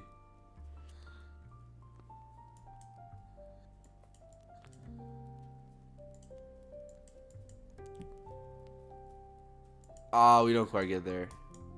Dang, look how much weaker ES was.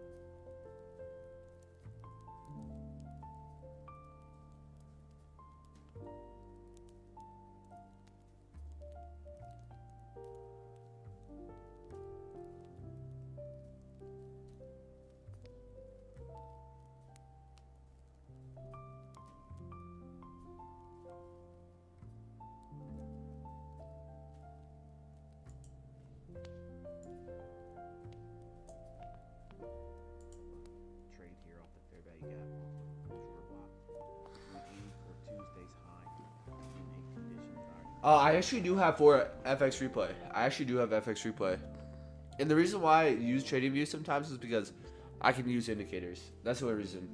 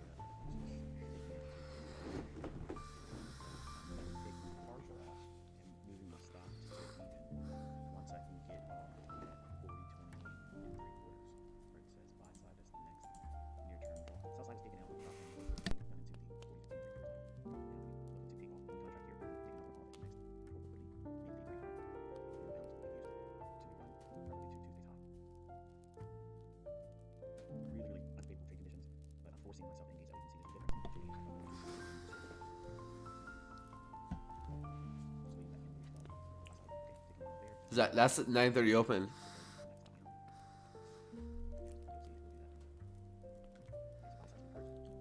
Smooth edges. We drop down into an imbalance. He buys that at a discount.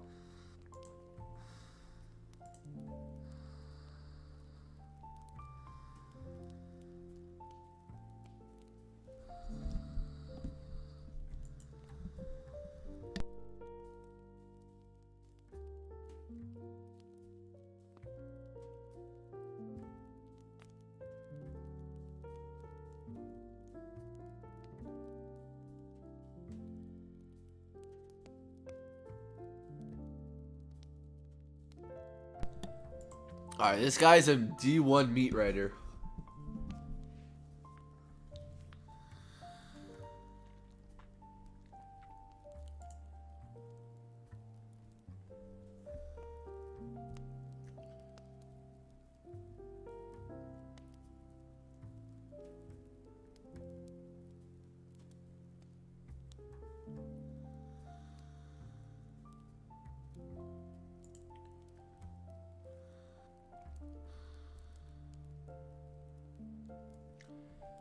At 11:45 says 2 minute fair value gap. Find it.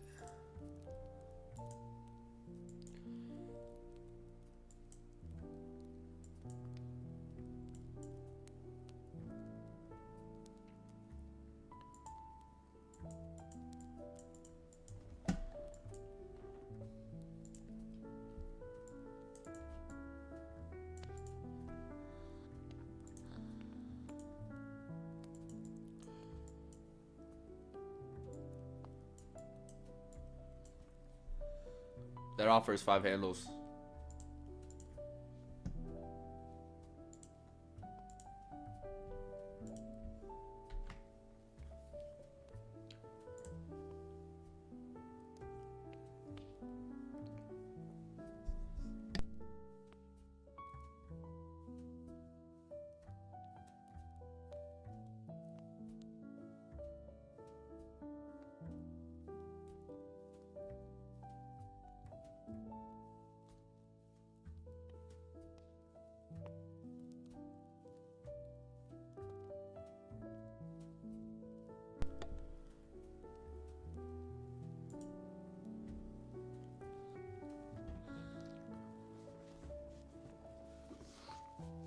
Appreciate it.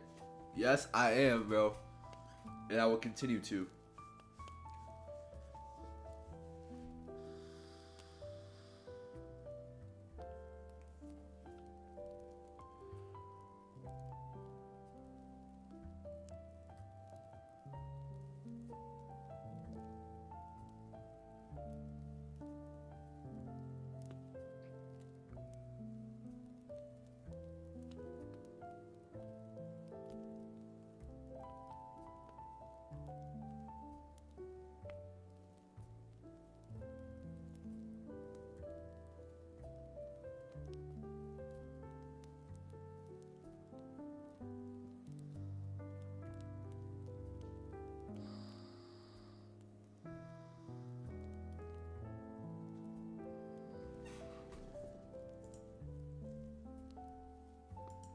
Ten handles, he takes a partial at 5.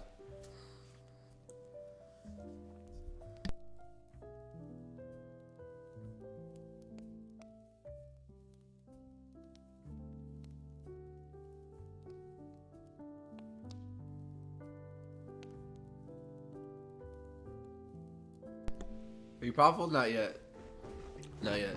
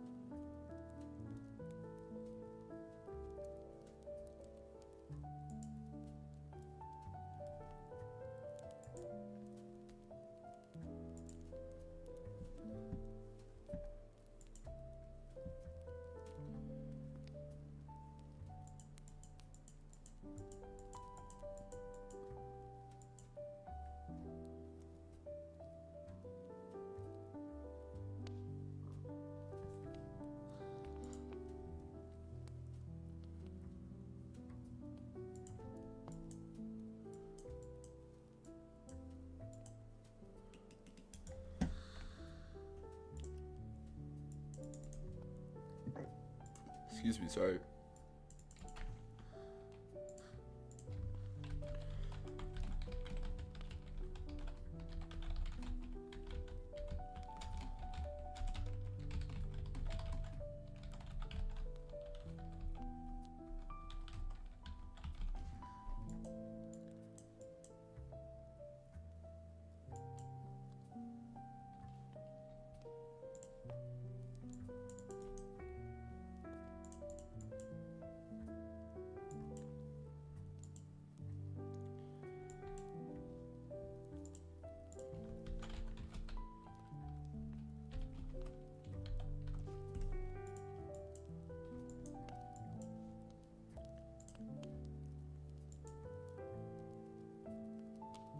That's all 5 handles is.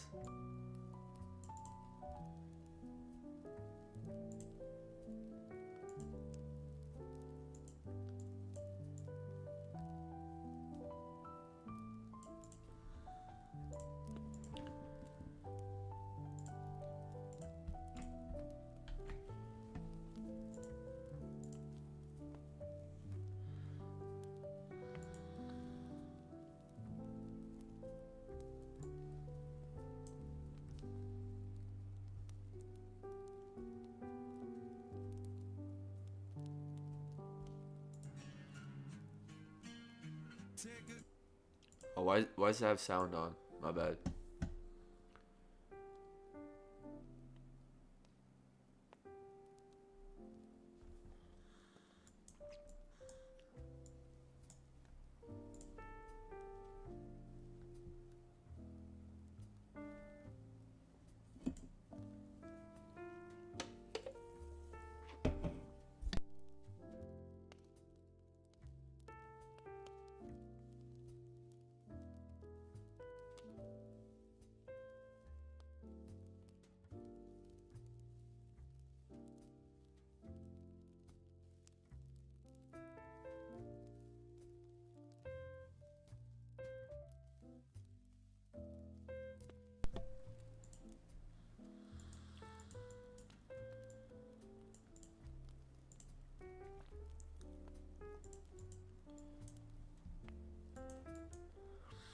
Overall, underlying bearish order flow. I would not expect that to hold, honestly. Let's see.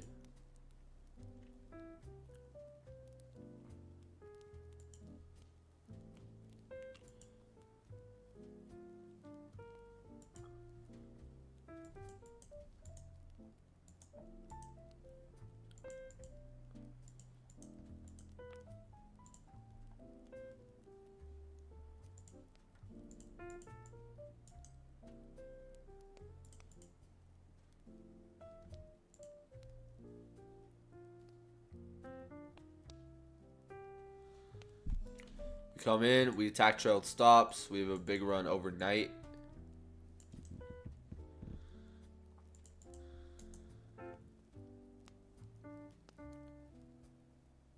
Then we break down towards sell side.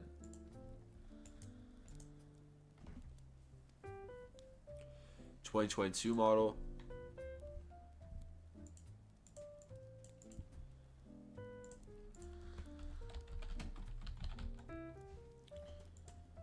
Let me see sell side.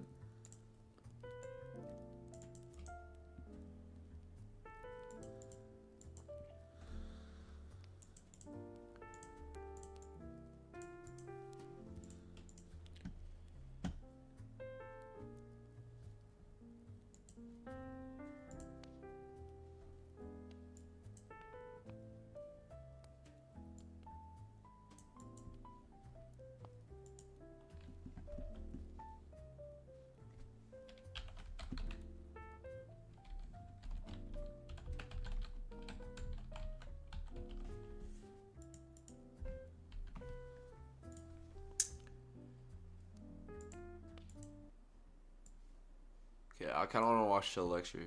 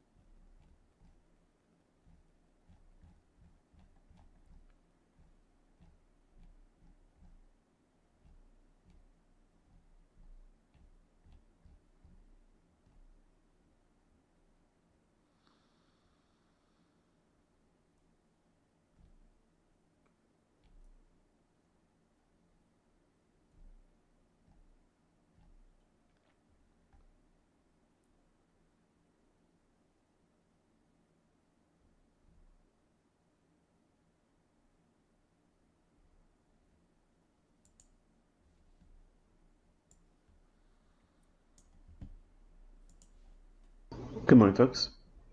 All right, so I'm going to try to get through this. But I kind of want to watch 23 to kind of get a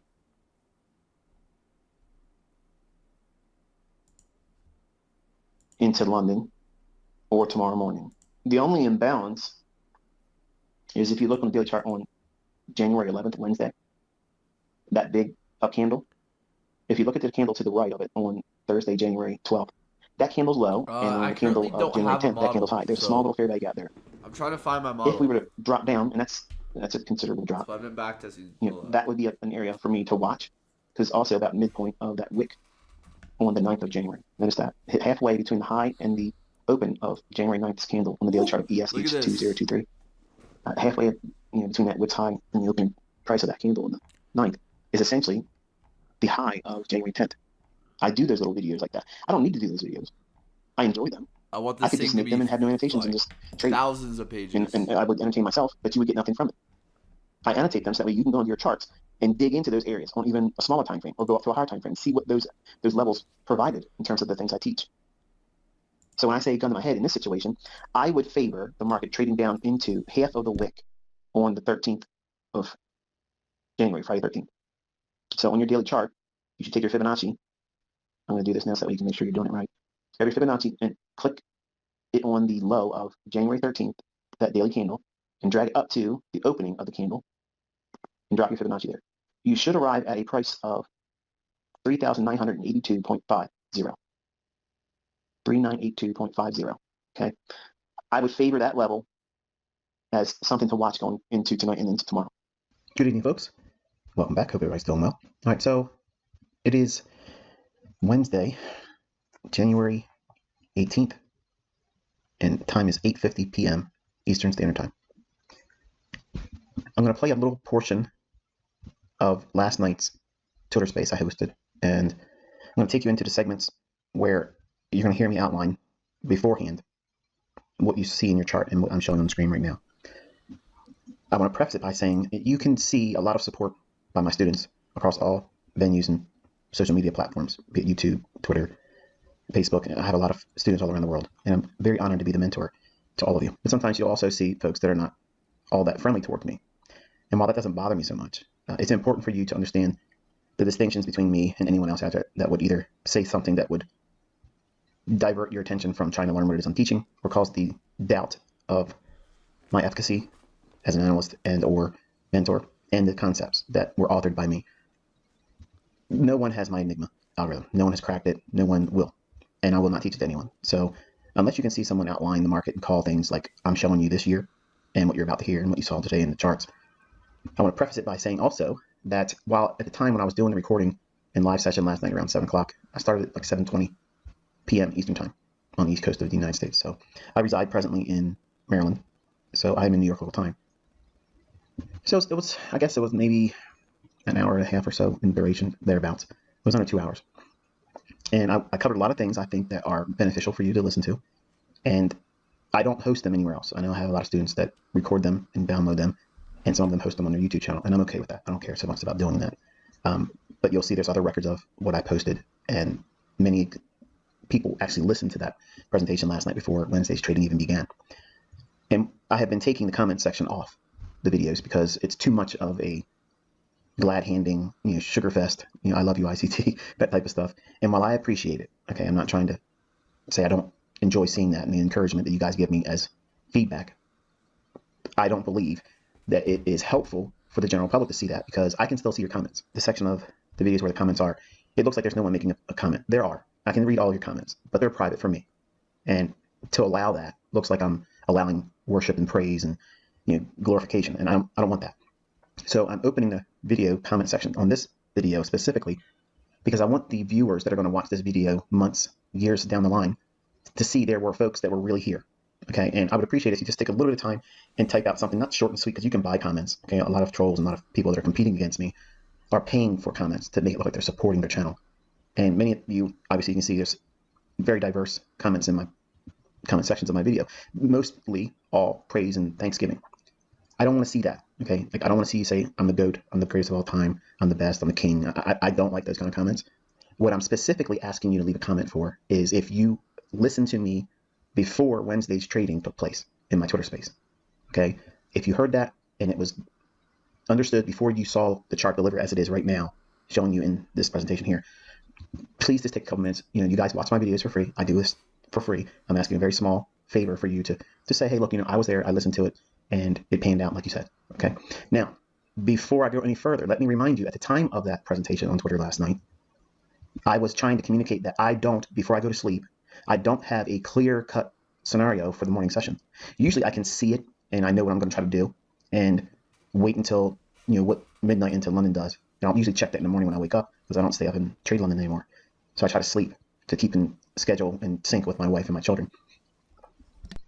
I make it very clear in that Twitter space, if you listen to the whole thing, when there are times when I don't have a clear-cut directional bias, a narrative to trade in, and to hunt a specific setup, then I have to admit to you as the mentor, I'm waiting for more information.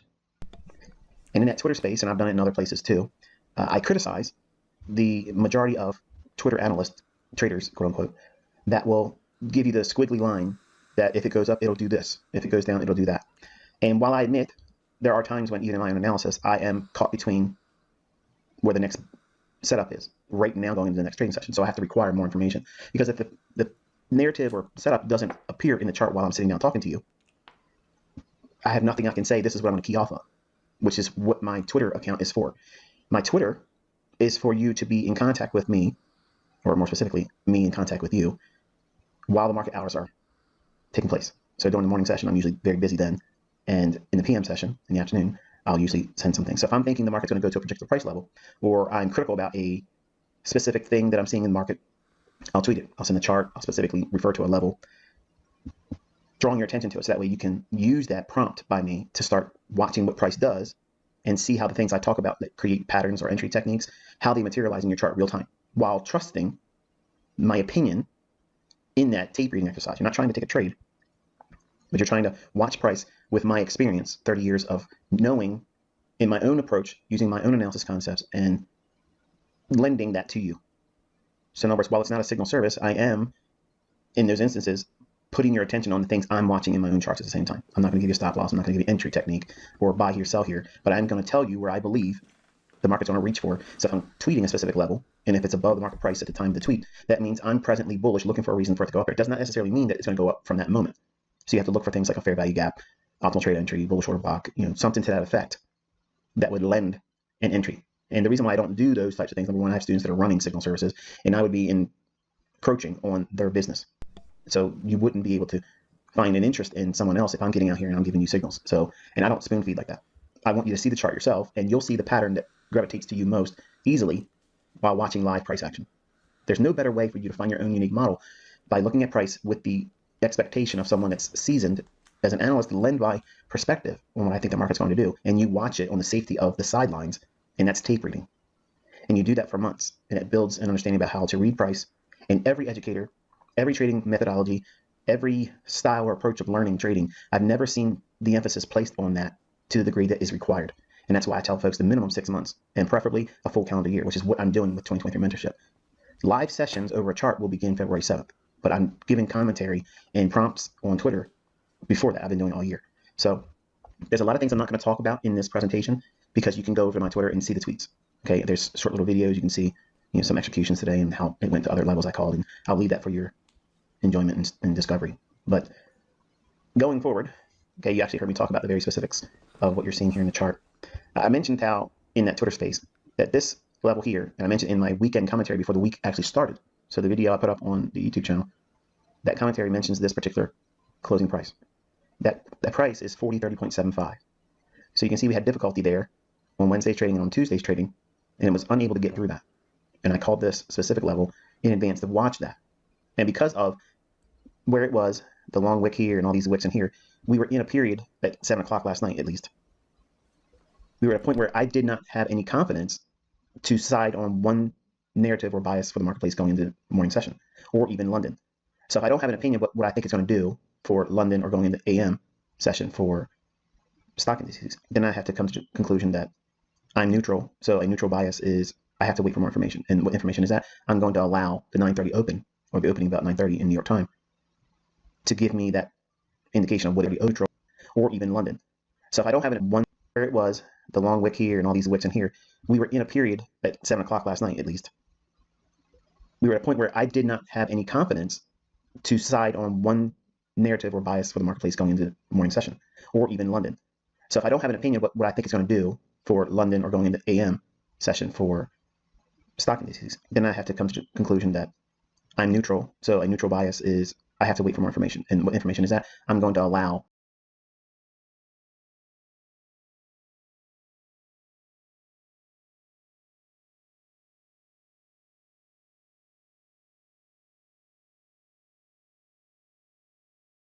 the 9:30 open, or the opening about 9:30 in New York time, to give me that indication of what it wants to do.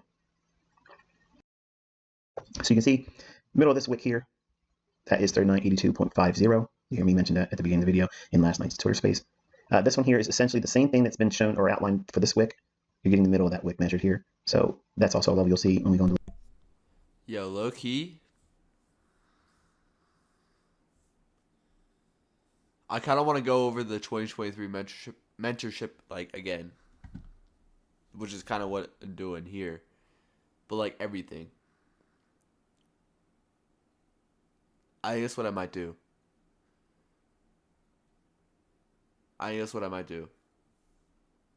Like Twitter Spaces included. Do that on stream. I guess what I might do. Or the next like, I think that would take like 2 months for like Twitter Spaces included. Oh, like 2 or 3 months.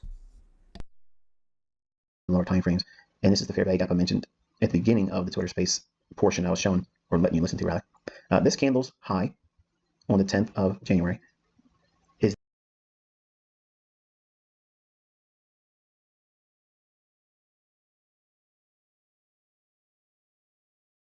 the exact to the tick low of Wednesday's trading. Now, this is the thing, okay, this is the thing that everybody knows me for in Forex. I'm to the tick, okay, or I'm sorry, to the pip rather, in futures, but I'm also to the pip in Forex. And that's why my analogies with being a sniper trading, kind of like popularized that with Forex and shown executions and shown techniques and concepts that would deliver that. And a lot of my students all around the world are using those things, okay, order block, smart money concepts, whole business. The precision that's in futures and in bond trading, 30-year bonds, that cannot be beaten in terms of precision because it's to the tick most times. Whereas Forex, sometimes I could be off 2 to 3 pips because of the broker spread, okay? And that's one of the things that was always a frustration for me while trading Forex, is because I don't get the laser precision that I can, and you can see clearly in my examples this year. I'm showing you next level technology in terms of analysis. Stop loss management, stops being 1 tick away, and trusting the fact that it won't go there. You cannot pull that off in Forex. And I don't care. Anyone can claim they can. They will not be able to demonstrate that consistently, because if they're in a live account, the demo won't open up to grab their order because it doesn't care. It doesn't see an internal pool of liquidity that most brokers are working through. You're trading through their pool of liquidity because most times those brokers are actually trading against you. And because of that, your tight stop loss, they can open the spread, snatch your order, and you're gone. You don't have that so much in futures because everybody has the same price. That's why I can be confident when I have my stops where I have them, and I'm not worried about it getting close to my stop. Because if it's going to go to my stop and stop me out, I'm wrong, and I'm okay with that. But I know if I'm on side, that means I'm correct about what I'm expecting to see in price. The arrays that I'm teaching you, the algorithm will respect. My orders will be behind that. And you've seen dozens of examples of that. And it's uncanny how it just perfectly operates as one would expect if you want laser precision in terms of stop placement and trade targets. Entries, all those things are communicating authorship. It's communicating ownership. Nobody has Enigma but me. No one can do what I'm doing with this information but me. So I'm showing you this year, everybody out there that has been listening to what I'm teaching, or they're not liking the fact that the trading community is warming up to the ideas of the things I'm teaching you and sharing for free and wanting you to be successful with. The competitive side of this business, like anything else, is shady. And they're going to say things, make up things, and claim that they can do something too. They won't ever be able to do what you just seen me do today. They're not going to be able to. Because if they knew what I know, if they knew Enigma, if they knew my algorithm, they would be able to take parts of it, like I did last night, and explain what I'd be waiting for and how it was going to go to where it was going to go. And you can't beat perfect. This candle's high. I talk about that in last night's Twitter space. I have students that recorded themselves listening to it over a chart, and they posted exactly what I was saying in the Twitter space on their chart on their YouTube channel. So it's transferable. It's not something that's cherry picked. It's not hindsight. It's absolutely on a daily time frame. So I'm teaching you that precision still exists on all time frames. The algorithm is not limited to intraday charts. It's not limited to anything. It's the same price. It has to operate differently on different time frames, and you'll have to submit to obviously longer durations for setups to pan out when you're looking at daily, 4-hour, and hourly charts. But never shy away from willing to be able to engage these markets if you can't be on an intraday basis. Well, here's your evidence that it works on just daily charts. You can see it forming. You can take setups on a daily chart and just let it pan out. It'll take you time for those positions to come to their targets. But if you're forced to do something outside of intraday charts, you already know what you're waiting, for its longer durations. So this candle's high. That was the very low of Wednesday's trading to the tick. It didn't go one tick lower. It didn't come short of it by one tick. It was directly 100% right on, perfectly. And I want you to check your chart too. So look at January 10th. Compare that candle's high to the low on Wednesday, January 18th, 2023. That's perfect, folks. There's no room for improvement. There's no gray area where, it was close, but it didn't get there. I don't play horseshoes, and neither does the algorithm. So we're nailing it. And that's a testimony to authorship. That's a testimony of who knows what, who owns Enigma, who engineered it, who wrote it, who coded it, who's proving it. I'm not out there calling things incorrectly.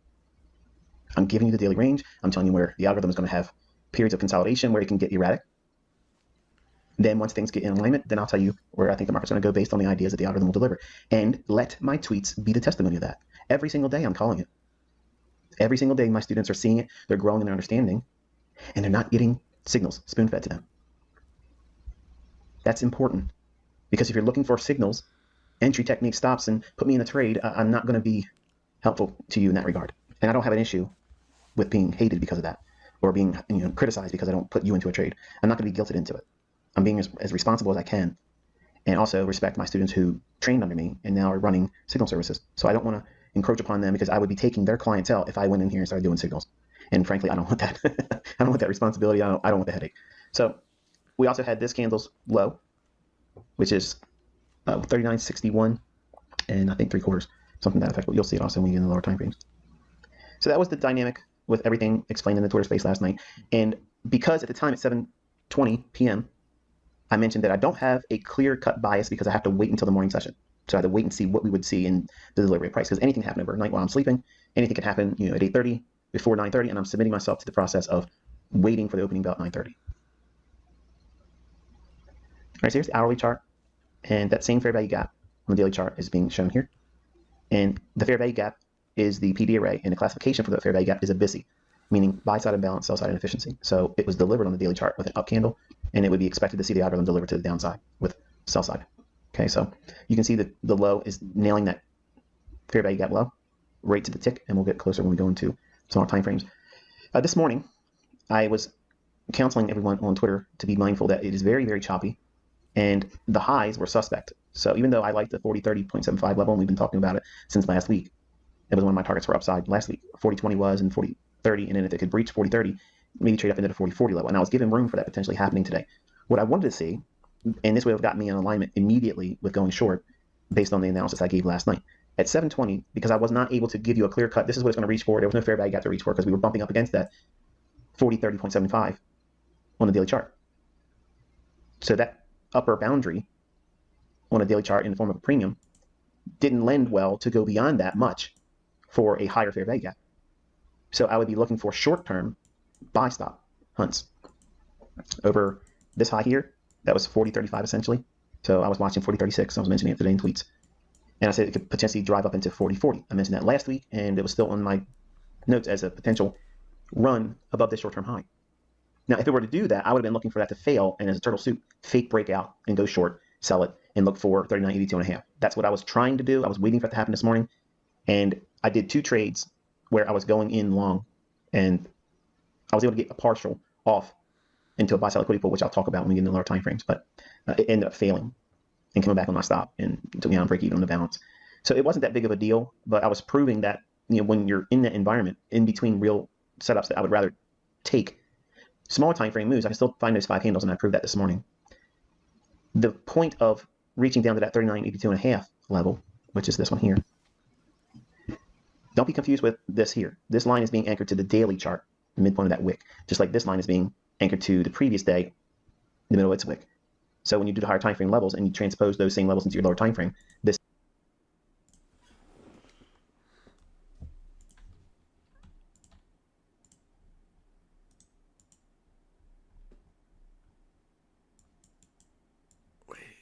Hold on, we do have a new week opening gap.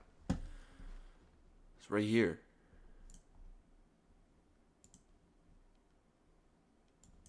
What? So in a sense, oh, wow, and a new day opening. Well, I mean, I guess we have those everywhere on the chart.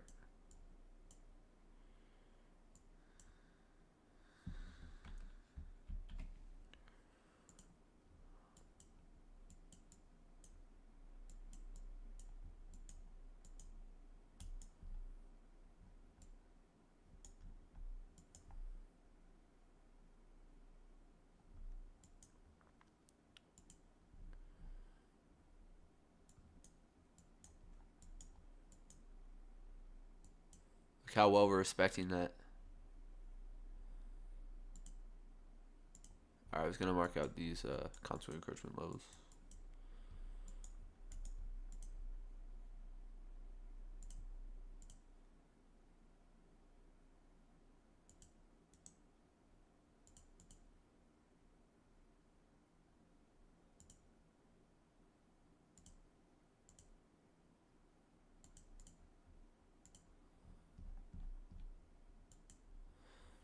Oh, they create a implied fair value gap. Is that right? Look how we deliver. That's when he took his short. That's where he took his short. Within those levels.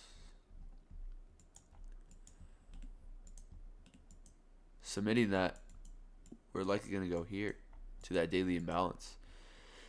Or block fair value gap, volume imbalance here. That's where he's taking his short. Do we have any hourly levels?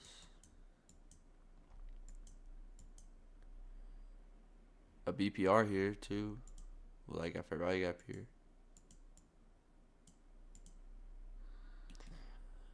That's below. This being an hourly chart, the lines might look a little differently than they did when you anchored them on a higher time frame. It's not that important. You just got to be mindful where those levels are because that's exactly what the algorithm is going to refer to.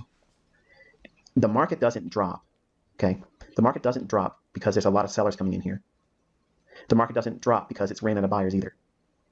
I know folks that are making money. They got a friend that used to be on the floor trading. They got a buddy that runs a desk at a brokerage firm, okay, or maybe a large institution, and they call that a market maker when they're not their dealer.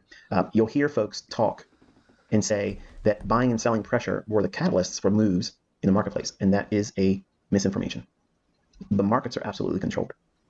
The algorithms that run price, we are told that high frequency traders are muscling the market. They're not. They're just going in and taking small little pieces like a pack of piranha, or a school of piranha, let's say it that way, where they go in, they take these small bites, but because there's a lot of them working constantly, they devour the liquidity that's being offered in the marketplace. So that buying and selling pressure that they do is not the be all end all for the rhyme and reason why price goes up and down. The market is going to go where the market's going to go regardless of how much volume is coming in. How much volume does it take for the S&P to move 10 handles? How much volume does it take for the S&P to move 5 handles? How much volume does it take for the S&P to move 100 handles? How much volume does it take to have the gap opening that we see from when the market closes at 5 p.m. Eastern time and where it opens at 6 p.m.? Sometimes it can gap 20 handles. How much volume did it take to do that? Whatever the first print trade was.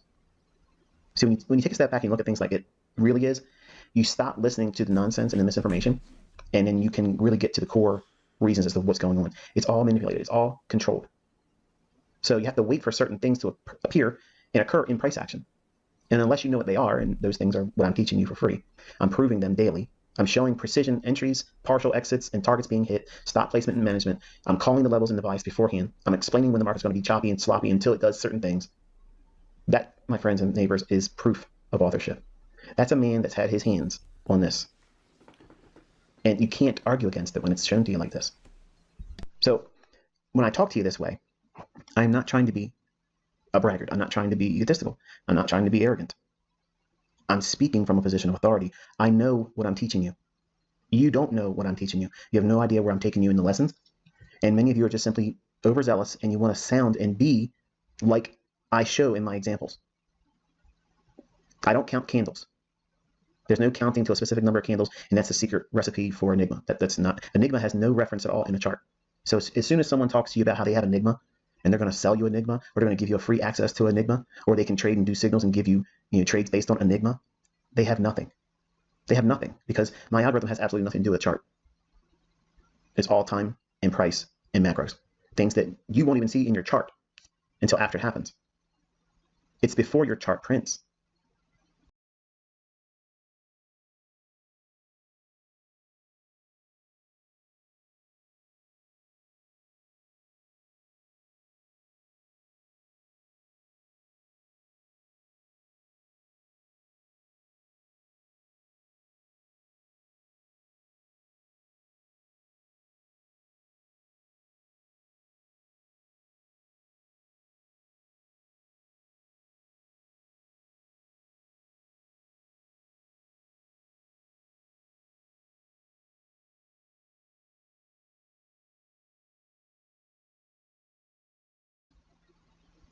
Sorry. The fact that I outlined what I outlined last night, I said, these folks on social media, they'll say, and I hope you understand, I know there's a small segment of my audience that doesn't like me saying these types of things because they get their feelings hurt because they're usually the Instagrammers or the Twitter guys or something to that effect where they're trying to run Telegram signal rooms and they're pretending to be technical heroes, okay, titans of technical analysis. And they don't like when I talk like this because it sounds like I'm talking about them specifically when I'm talking about all of them. So when I see folks that are drawing their lines for a bullish scenario if it goes up or a bearish scenario when it goes down, as I was mentioning last night in the Twitter space, you usually see it on Twitter. These folks that have a large following, but they're not ever telling you what they're going to see in the marketplace. It's the both sides of the coin type thing, and flip it and see what happens. And either side lands, I'm right. Look at this, haha. And the scenarios they even scribble and draw out aren't necessarily exactly what happens in the marketplace, but because a lay audience, neophytes, people that don't really know what's going on, they see, oh, it's higher than wherever he said it was there, and they ignore that person, that pretend trader, teacher, mentor, said both sides. The difference between me is 90% of the time, if I'm talking, number one, I know what I'm talking about because I got a lot to say about it. Two, I prove it. I walk with it. I show the receipts. I call it beforehand. I execute on it. My students are actually doing it without me telling them how to trade it. They're recording it, executing it, and putting it on their YouTube channel and on Twitter. So it's transferable. But there are times, like last night, I was admitting, like I've done many times over the years as a mentor, there are times where I'm personally waiting for more information, and there's nothing wrong with that. I need to see what it wants to do because once it shows its hand to me, then the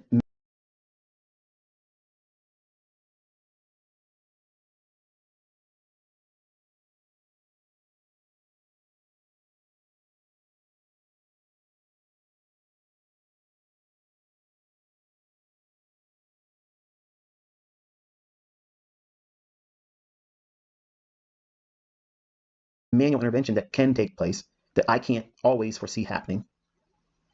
When that takes place or when the algorithm gives me the signatures that I know it will follow, then I'm confident I'll go out and say, okay, we're looking for this. But if I'm saying, look, right now we're in a period that requires more information, I'm neutral, that means I'm waiting for the algorithm to do specific things to show me what it wants to do. And then I get in alignment with that. I love looking for traders that have strong opinions on social media or on YouTube live sessions and they're streaming, or if I see them executing on a trade, when I know the algorithm is doing something else, I love that tug of war because I'm going to go in there with my maximum risk then. Because I'm entering at a time when smart money is arm wrestling retail street money. And who do you think is going to win in that competition? Clearly, the neophyte retail trader is going to lose. So I like to look for that, and that's why I like watching certain live streamers. Not all of them are bad traders. I just like listening to them when they're collectively referring to something that's in alignment. They think it's going to go higher, or they think it's going to go lower. And many times when they think it's not going to go anywhere, I'm in there trading it, and it's a good move. So I'm always trying to find those periods where there's a diametrically opposed position held by the retail community, and then that of what I see and understand about my algorithm. So while I do have periods of indecisiveness and I'm waiting for more information, I always, and my students will vouch for this, and folks, if you're a charter member in my private group, which none of you can be, I'm not inviting requests because I'm not letting anyone do this anymore. This is where I'm teaching now. But my private group students will tell you that in my mentorship, when I was doing daily analysis for them, I would ask them to understand that while I'm waiting for more information, if a gun was held to my head and they said, ICT, you have to tell us what you think is going to happen right now. Even if you think it's 50-50, what do you think is going to happen? So I always use the analogy, gun to my head, this is what I think.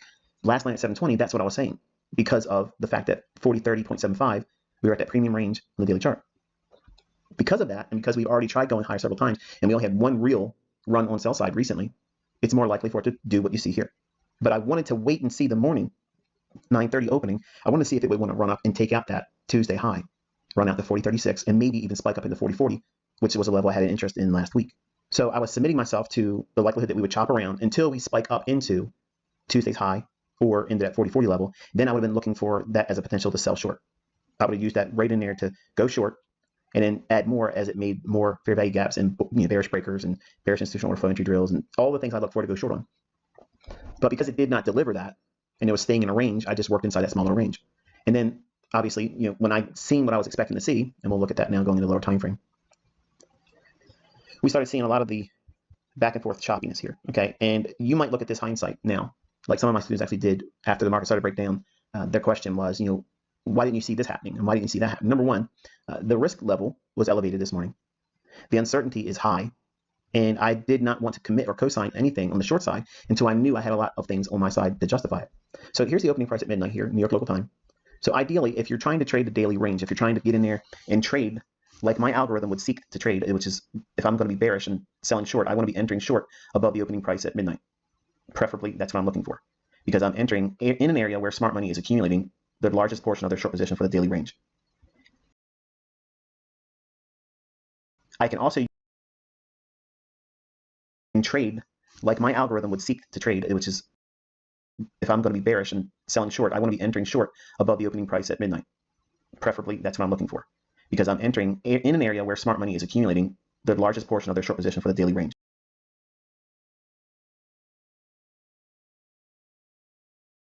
I want to be bearish and selling short, I want to be entering short above the opening price at midnight. Preferably, that's what I'm looking for, because I'm entering in an area where smart money is accumulating the largest portion of their short position for the daily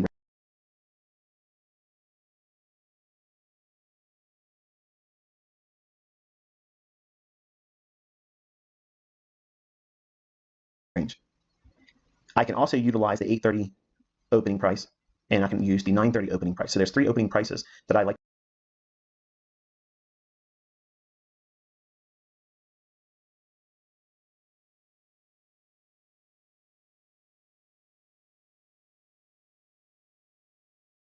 to use within the 24-hour trading period. All three of them can be utilized uniquely and independent of themselves. But the largest portion of the day can many times form overnight in London, unless we are in consolidations like we have here, where we can see from yesterday morning, we have just been chopping around in this big range. And I wanted to see them take out Tuesday's high. We got close to it, but couldn't spike it up in there. So I was looking for that potential scenario to do that, because I was really going to try to nail down the high within a half a point. That's why I was purposely going in there trying to do that. And I was also trying to go long, catching the small points going up, and then I was going to reverse. That's what I was trying to do. So I wanted to show you that I could do those types of things, and I would have been here talking tonight about how this is what I was aiming to do, and this is why I did it. So because I didn't have that opportunity to see a run above 40.36 or even spike into 40.40, I had to wait for more information on the sell side of things, because we didn't get that spike above Tuesday's high.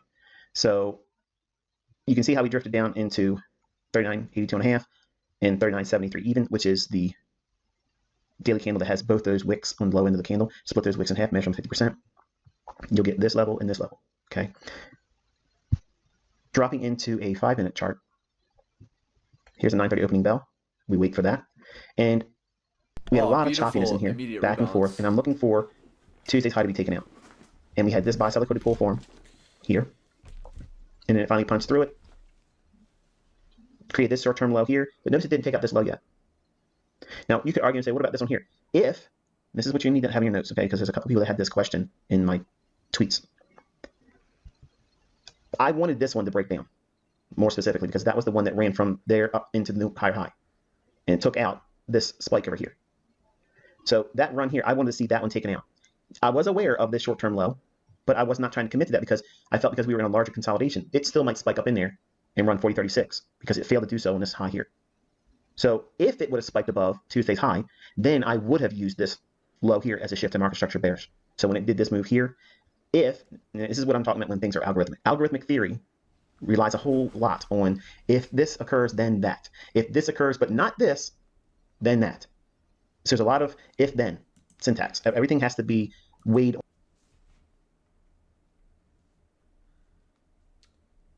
Because it's a computer.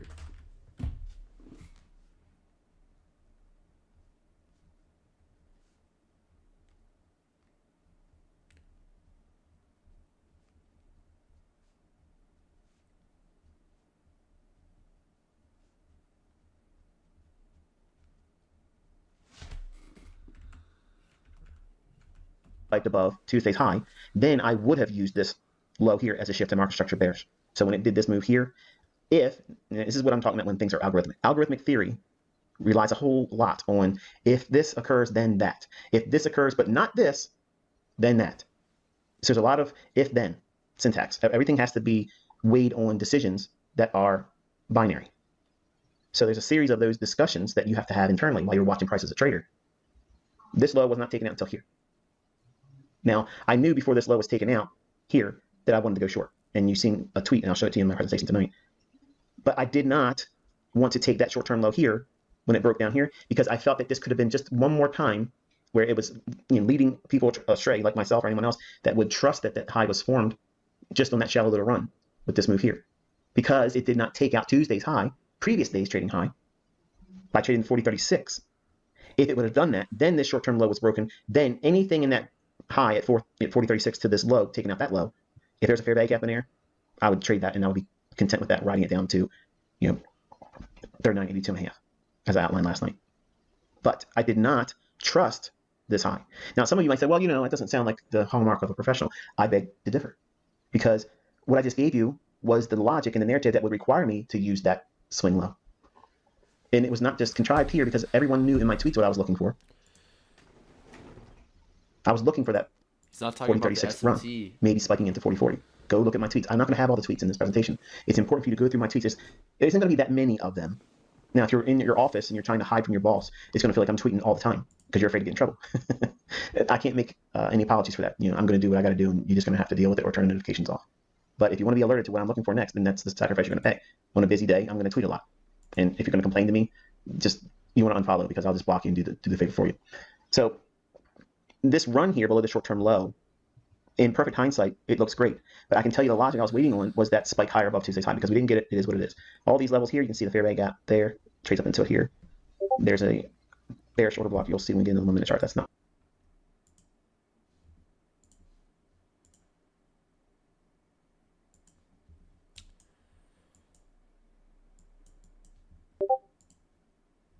Because NASDAQ comes all the way up and takes this high here. Do we have 2 stages of SMT?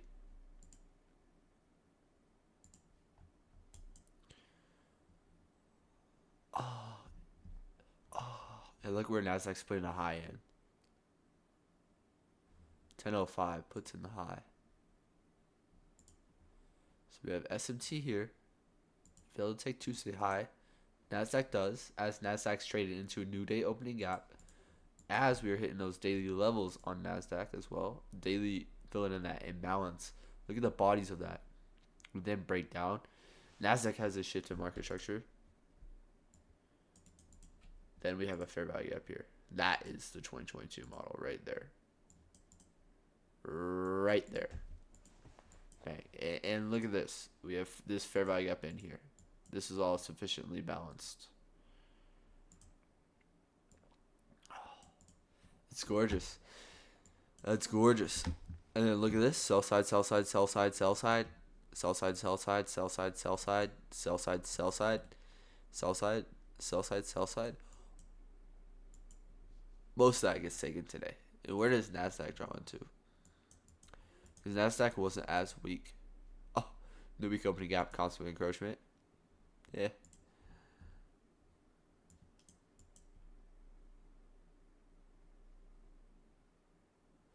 Exactly where we end up putting a low.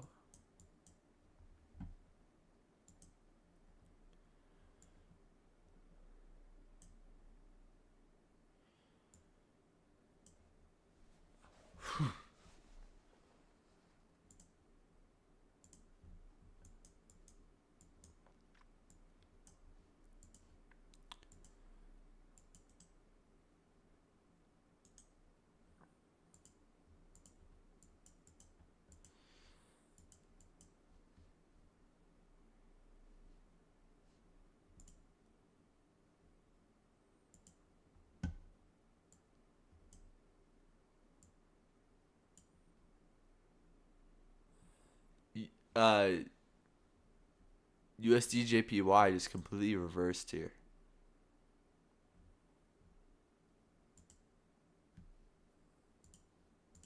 Anything here that's noteworthy. I was gonna look at the 5-minute chart.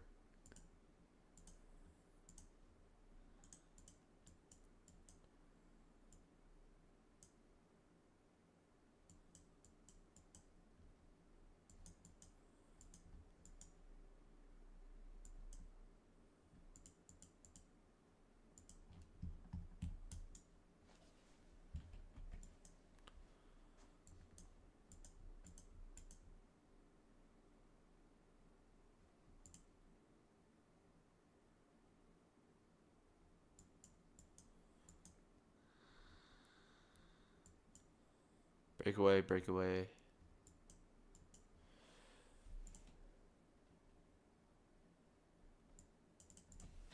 Immediate rebalance, snappy delivery.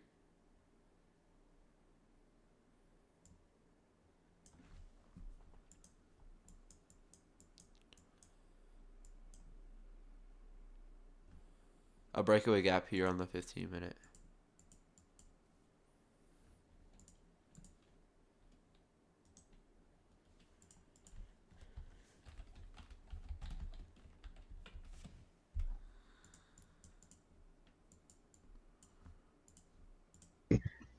And then we have a fair value gap here, where it trades up into here, here, and we're in the lunch hour here now. So let's go into a 1-minute chart for the morning session.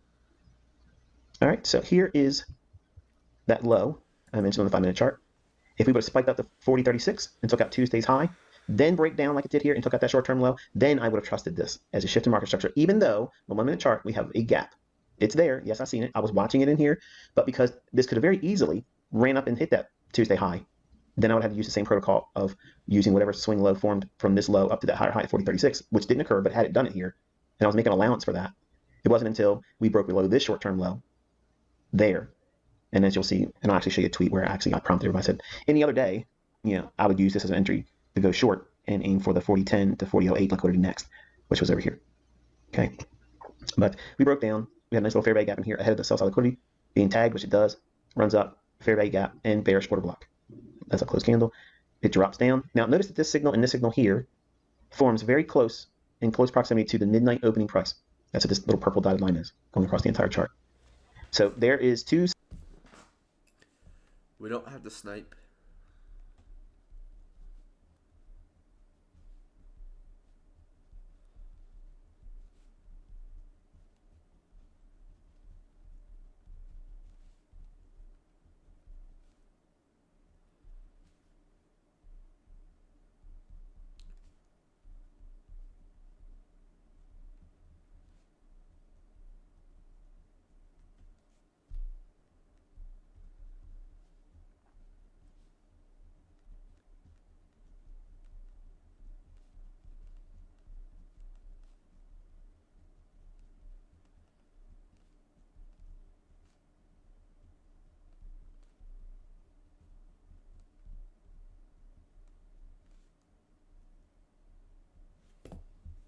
Setups that were beautiful if you want to get in alignment with a large range day using Power 3 concept that I teach. And it moves lower. Then we have the order block, which is last up close candle prior to this displacement, coupled with a fair value gap. Mean threshold trades up into it here, breaks down, attacks sell side below here, expands lower. Institutional order flow entry drill, multiple ones here. Institutional order flow entry drill is what you see when I type on my charts and annotations the IOFED. It's short for institutional order flow entry drill. It's a high frequency trading entry technique where it just goes into and touches the candle that would create a fair value gap or imbalance. All it has to do is touch that, like it does here and here. And high frequency algorithms are going into the marketplace right there. Sometimes it just goes up one tick, but that's usually what they're using to entry there. Okay, and you can thank me for that one. a lot of firms out there using that one now. So it breaks lower, sell side imbalance, buy side inefficiency, which is a fair value gap, but the classification is SIBI, SIBI. Runs up, reprices to it here, leaves it again, bounce price range here. It's not going to go back up into it again. Smash. Interest into the lunch hour starting.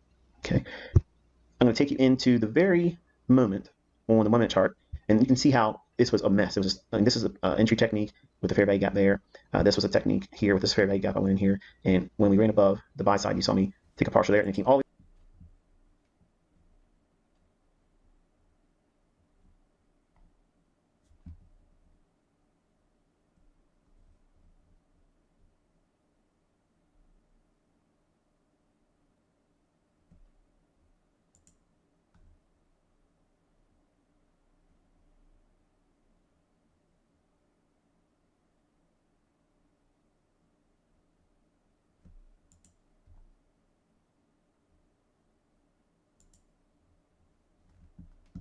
way back down and stop me on the bounce.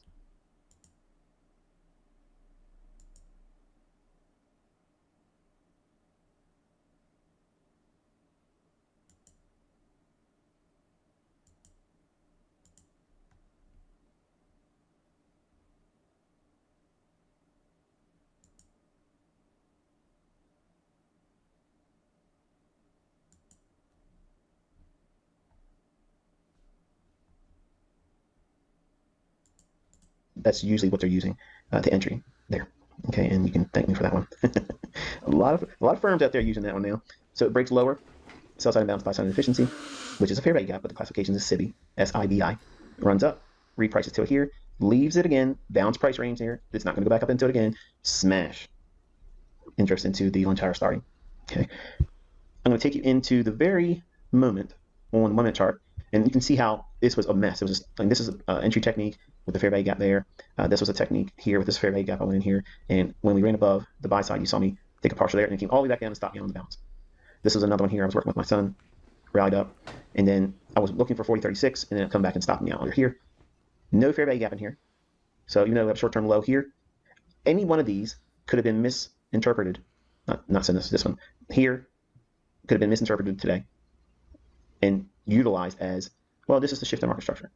And because it was multiple ones here, the fact that any one of these were taken out to the downside with price delivery here, without the Tuesday high being taken out, which is what I was making allowance for in my expectations in the morning session, post 9:30, I want to see that run up there. And I didn't want to get caught offside in the event that they were going to do another run up and clear it out, because then I wouldn't have been able to put on the largest position I would like to do with that fake run to 40.40 or 40.36 blowout of buy side liquidity on Tuesday's high. I would have to use smaller leverage because I would be doing what? Trying to go short and then get caught wrong. They run the stops at 40.36 or 40.40, me be stopped out. Then I have drawdown of the day. Then I can't use my max leverage on my trade, which is usually 6 contracts going in, building up to 10. So because of this shift here and then returning back up into it and me thinking it was going to likely go up to Tuesday's high, I did not trust any of this until we had that short-term low right there taken out there. Then on this tweet, which was me saying it on here, when this candle went up and broke down, I was actually typing this out here. So if you look at the time, it's 10:34. It's showing when you drop it on the Twitter. So if you copy any of my tweets and paste it, right mouse button on the chart anywhere, and then paste the link to any one of my tweets or someone else's tweets, it'll drop it right to where the tweet was made. So this candle here is 10:34 New York local time. But I was typing it out here as it was trading up into this right here, zoomed in, which is a fair value gap. The reason why I felt this candle when it was trading up to here and it was dropping back down, these are all 1 minute candles. So here's what's occurring. I'm seeing something, I'm measuring it internally, verifying it through the things that I know and the logic I'm teaching you and other things that I'm not going to divulge to the public, and you can get upset with me all you want, but what I'm teaching you is already light years ahead of everything else. I have to type it out. I got to type it all out. Sometimes I make a mistake in the typo and I got to go and fix it, and then I press the button and it gets to your device. All of that takes time. So if I'm utilizing a 1 minute chart and I'm saying everything in this candle here, I see it, I'm going to react to it, and I'm putting it together, and then the next candle shows me here, saying if it was any other day, I'd be short here, which was this candle right in this fair value gap, right there. Now, why would I trust something like that, even though it went through it? Look close. This is institutional order flow. Listen, folks.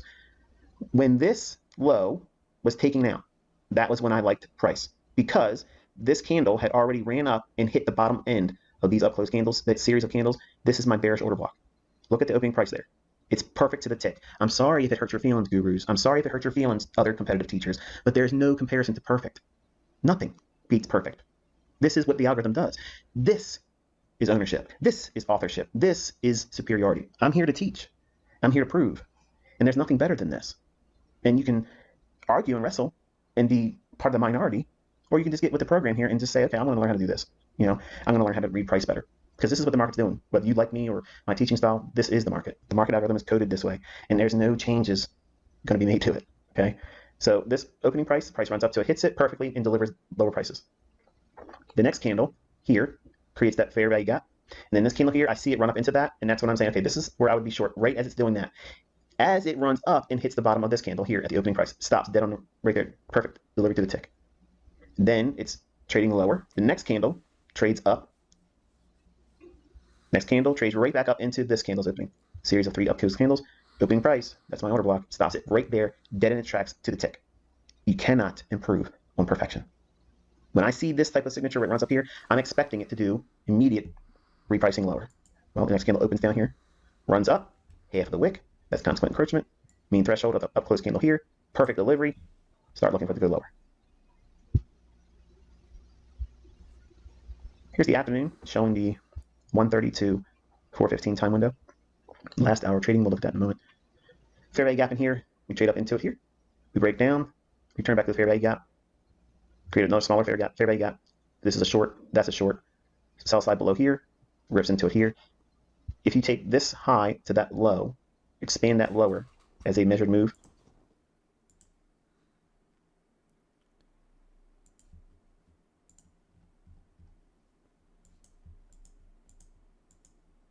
Do we have SMT here? We probably do because NQ was underlying the or ES was underlying was weaker. 230. Yeah. It's right there in the chart.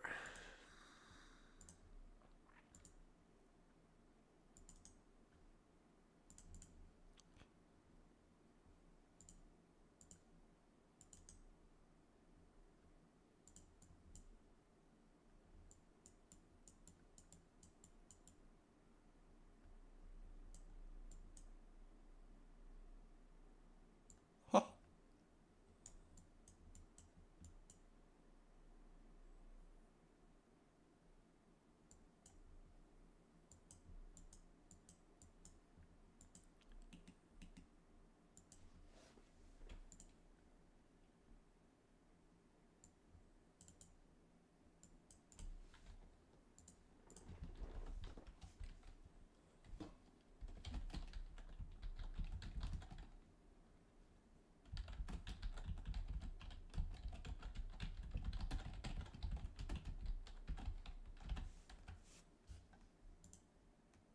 Are we in a 15-minute imbalance?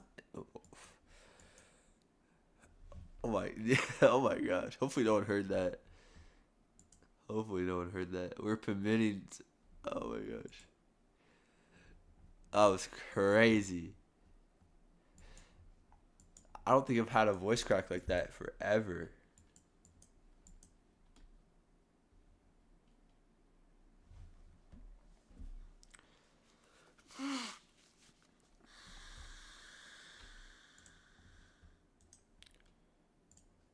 Balanced price range.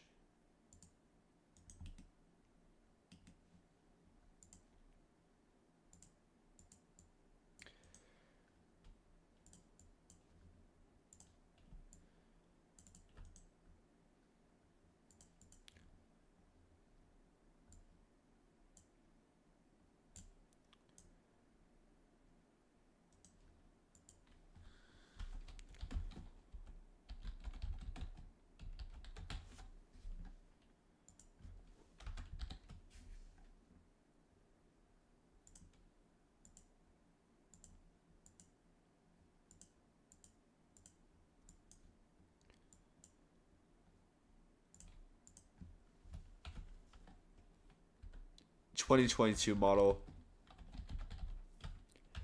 in quotations because we have an SMT and there's not, we have an SMT, not a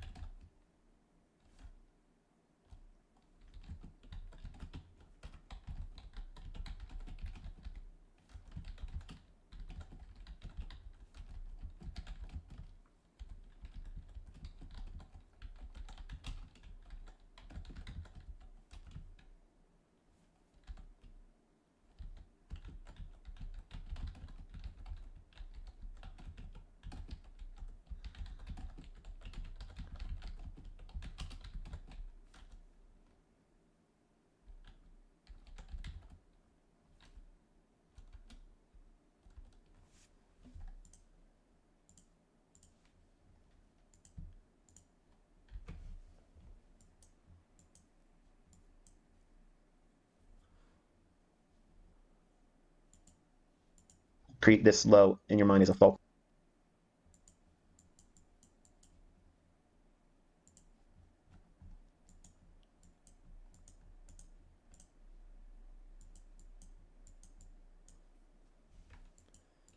It doesn't show the annotation I put right now.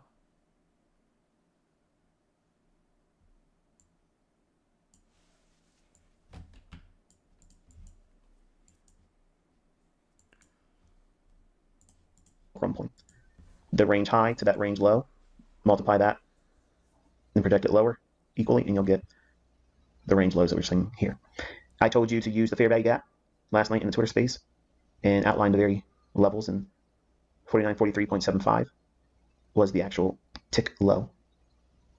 You can't improve upon that. That's it, hitting it right there. And the market closes at 4:15. Now, after hours, it does trade lower. I don't care about that. I'm teaching you how to operate. At the last portion of the day at 1:30, if you're bearish, you can use the opening price at 1:30. Treat that the same way I teach you to use it on the midnight candle in New York, and at 8:30 and at 9:30. If you're bearish, the market rises above the opening price, goes into a premium array, as we see here. You can expect this to do what? Sell off and treat this whole price movement the same way I teach Power 3 for a daily chart. You can treat the same idea of Power 3 within a session. So everything is fractal. The algorithm sees it just like this. Opening price, this is a Judas swing. It's all manipulation up into a premium. Trades lower. Rallies back to the short-term premium array. Trades lower. Fair value gap, trades up until here. This low being taken out here, this is model 2022 right here. Now think, I teach you to trade this at the 9:30 opening, right? Everything is the same. We're just applying it to the market in small little segments the same way my algorithm does. So the logic of the We algorithm. also have this inversion. Wait, is that get traded to? Well, we have this inversion that never got traded into. But we have this inversion that looks like it might have. It's using the protraction from this opening price when it's bearish and it still has undelivered targets down here. It's running up, creating a short-term overbought. We don't need an indicator to do that. Trades down one more time up into a fair value gap, and then because of that, it creates that short-term low. It breaks below that short-term low. Fair value gap, your eye goes right there from this high down to that low. Midpoint equilibrium. So you're looking for fair value gap at or above equilibrium. Where's it at? There. Trades up until here perfectly. Breaks down. Here's a wick. Where's it trading up to? Midpoint. Right there. There's another sell. So you can sell here. Pyramid. Wait for sell side to be broken. There. Work partial, which is the top of the fair value gap on the daily chart. Trades down into midpoint, consequent encroachment. That's a partial. And then as it hits here, you don't want to use the low of a fair value gap for your target or partials. You always want to come off of that a little bit. Anywhere between a half a point to a full point, you'll always see me try to do that at the very minimum. Anything more would be, if I have a lot more targets below, which there wasn't below this for me, I would not try to be fancy dancing a perfect exit at the low tick. It's just, there's no need for that. So if you were looking for 39.43 3/4, there's nothing wrong with 39.44 1/4, 39.44 1/2. And be content with if it spikes down to your level, who cares? You need to have time and offering for liquidity to pair with your limit order, because the market's not sitting down there and hanging out at 39.43 3/4 very long. This is a 1 minute candle. It only goes down here, bam, for 1 second, it's off of it. So, a little something extra, no extra charge. And the 1 minute chart in the afternoon session, here's that fair value gap from the 5 minute chart inside the New York lunch hour. Extended it out in time. We trade up into it here. We shift lower. Fair value gap trades back up into it here. We break down. Remember I said once that low was taken out in the afternoon, after it ran up here, once that low is taken out, which it does here, that's a shift in market structure below the 5 minute low. We're seeing it on these individual 1 minute candles. Your eye goes back to what? The 5 minute fair value gap, which is this rectangle here. You may be looking at this and saying, what's that anchored to? It's anchored to this. Right there. These two lows here on the 5 minute chart are those single lows on the 1 minute chart. They're separated a little bit wider because I have the chart zoomed in. And this run right here is back into the 5 minute fair value gap. Refer to these 2 points here, these two lows and this high. Refer to this rectangle. Think about where we're at showing this and this with this rectangle. Now watch me go into the 1 minute chart. That's these two equal lows on the 5 minute chart. When price goes below that, that's a shift in market structure. And then returning back up into that fair value gap, which this rectangle represents the imbalance or fair value gap on the 5 minute chart. I just dropped to a 1 minute chart, and this level is transposed to the 1 minute chart, and it's going to show all the individual 1 minute candles. That's that return into the 5 minute fair value gap. That sell right there. And then here's that run back up into the middle of the wick. You don't see a wick here until there for this time frame, but this is all a wick on a 5 minute chart. And it's trading up here into about half that wick. And then it breaks down, creates a fair value gap here. Here's another partial. How are you getting in here doing all these partials? You're not seeing every time frame I'm looking at. I'm looking at a 1 minute chart. I'm looking at a 30-second chart. I'm looking at a 15-second chart. So I'm looking for all these things. Once I'm in the right side of the marketplace, I'm going to be hammering. As long as I have room to build into position, I have equity to use and within my risk model, then I'll take every premium array that it gives me, and I'll build the position up to 10 or 14 or 16 contracts, and then let it go. Fair value gap breaks down. The 3961.75 level also. This is an old daily low, as you can see here. That low, if you don't know what that is drop a horizontal line on 3961.75 and go back up to a daily chart and look back a couple days and you'll see where that is. It's an old daily low. I mentioned that in a tweet. Told everybody to look for that, and it went down into it here. And I did some shorts up in here and covered below that. And then you can watch the recording on Twitter, by the way. But here's another signal forming around a daily low. And folks that say like, oh, well, it's just classic support resistance. You know, it's nothing new under some of ICT. That's bogus. Just because it goes back up to that old daily low, and if I'm bearish, that's not enough for me. Like I have to see something like this fair value gap. I got to see something like an institutional order flow or a bearish breaker. You know, if I don't have a PD array that the algorithm is going to refer to, just because we're below an old daily low and it returns back to it doesn't mean to sell. Just because we went above an old high and trade back down to it, that's not necessarily a support or a high probability long entry. So the folks that are argumentative about what they see me show, even with executions, which they'll call cherry picked, which beyond me, I don't know how they could say that because I'm outlining it in tweets, only one-sided, and then executing with the very levels I'm calling with the logic that I'm teaching you for free. they're stuck, okay? And it's fun. My feelings are not hurt by this, but I enjoy seeing it because it's denial. Denial, that's all it is, and they can't accept it, which I take as a compliment. But you can't just simply say that what I'm showing you is support resistance. I'm showing you what makes support resistance what it is in reality. Imbalances, fair value gaps that get traded to, and when they return back to them later on, that's a real support and resistance level. It's finite. It's not a zone, like a supply and demand zone. It's a very specific level, and there has to be logic, and it has to occur around a specific time. When this occurs here with this fair value gap and trades up into it here, what time of day is it? It's during the final hour of trading between 3 p.m. and 4:15. So this run here, opening price, extending on time. This is a Judas swing, trades up into a fair value gap, breaks down. Fair value gap, trades up into it, last hour of the day, displacement at a old daily low. There's lots of liquidity that comes in around daily highs and lows. So one of the best things you can do is use your daily chart and use daily highs and lows over the last 3 days. So count today as day one. Your trading day today, whatever that day is, that's day one. Yesterday, whether it be yesterday's trading day or last Friday, if it's like, for instance, if it was, say you're trading on a Tuesday, there's a previous day, that would be day 2 on Monday, and then Friday would be day 3. And if you're trading like today, Wednesday's day 1, and that's the trade day you're trading in. You look back to Tuesday, that's day 2, and you look back to Monday, that's day 3. So you look back for daily highs and lows for algorithmic trading. So in short, today, whatever day it would be that you'd be entering the trade, that's day 1. Yesterday's day 2, and the day before yesterday, whether it be going into the previous week Friday or whatever the previous day is, that's day 3. You have the highest high and the lowest low of that total range. You have the individual highs and the individual lows. That is a dynamic matrix of liquidity that you will never exhaust for future trade setups because this is brilliant. You can see yesterday's day 2 and the day before yesterday, whether it be going into the previous week Friday or whatever the previous day is, that's day 3. You have the highest high and the lowest low of that total range. You have the individual highs and the individual lows. That is a dynamic matrix of liquidity that you will never exhaust for future trade setups because this is brilliant. You can see them forming all the time. And this is what it kind of looks like right in here. This is a model. This is a specific PD array aligned with an old daily low while bearish. Time of day, last hour trading. So the market runs up, takes people out, thinks it's going to low. It's been put in, market breaks down, returns back to a fair value gap.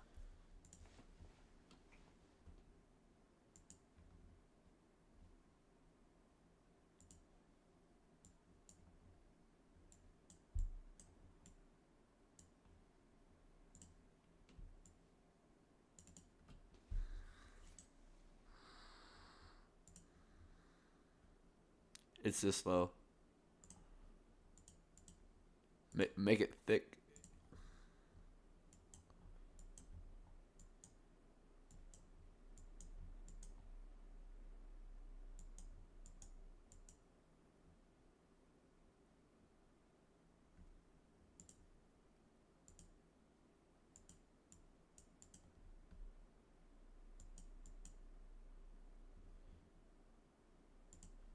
Sells off aggressively. Look at the bodies of the candle respecting the fair value gap high. Folks, that's algorithmic. That right there, that's a signature proving what I'm teaching you. That price engine is delivering price based on these very things I have codified. You are seeing the evidence of it. It's undeniable. Then it drifts. The high is the exact high of the fair value gap. The high of this candle is the exact high of the fair value gap. It breaks. Fair value gap. Trades down. Midpoint of the fair value gap, high and low. Consequent encroachment. It reacts to that. Back up to what? The fair value gap. Stops midpoint of that. Consequent encroachment. Trades lower. Comes right back up. Where does it stop? At the bottom of the fair value gap, which is this candle's high.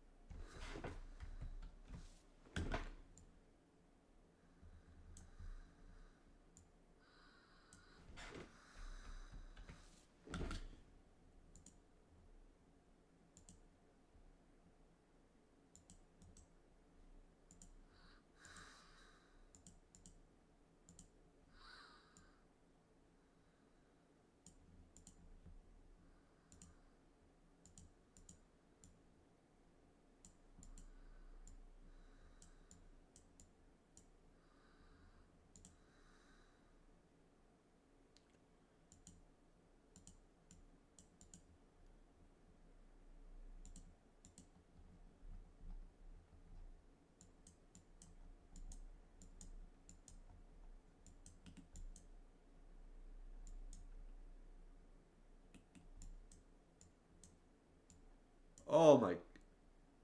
Beautiful. Perfect delivery.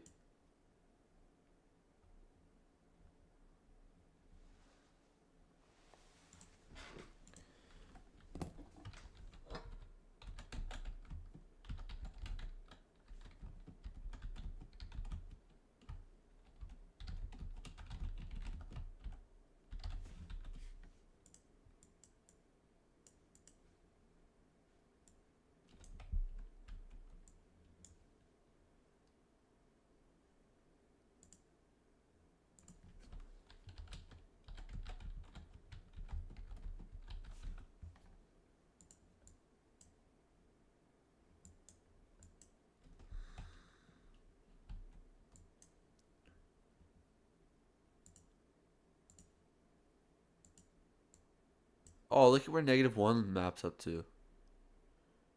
Beautiful.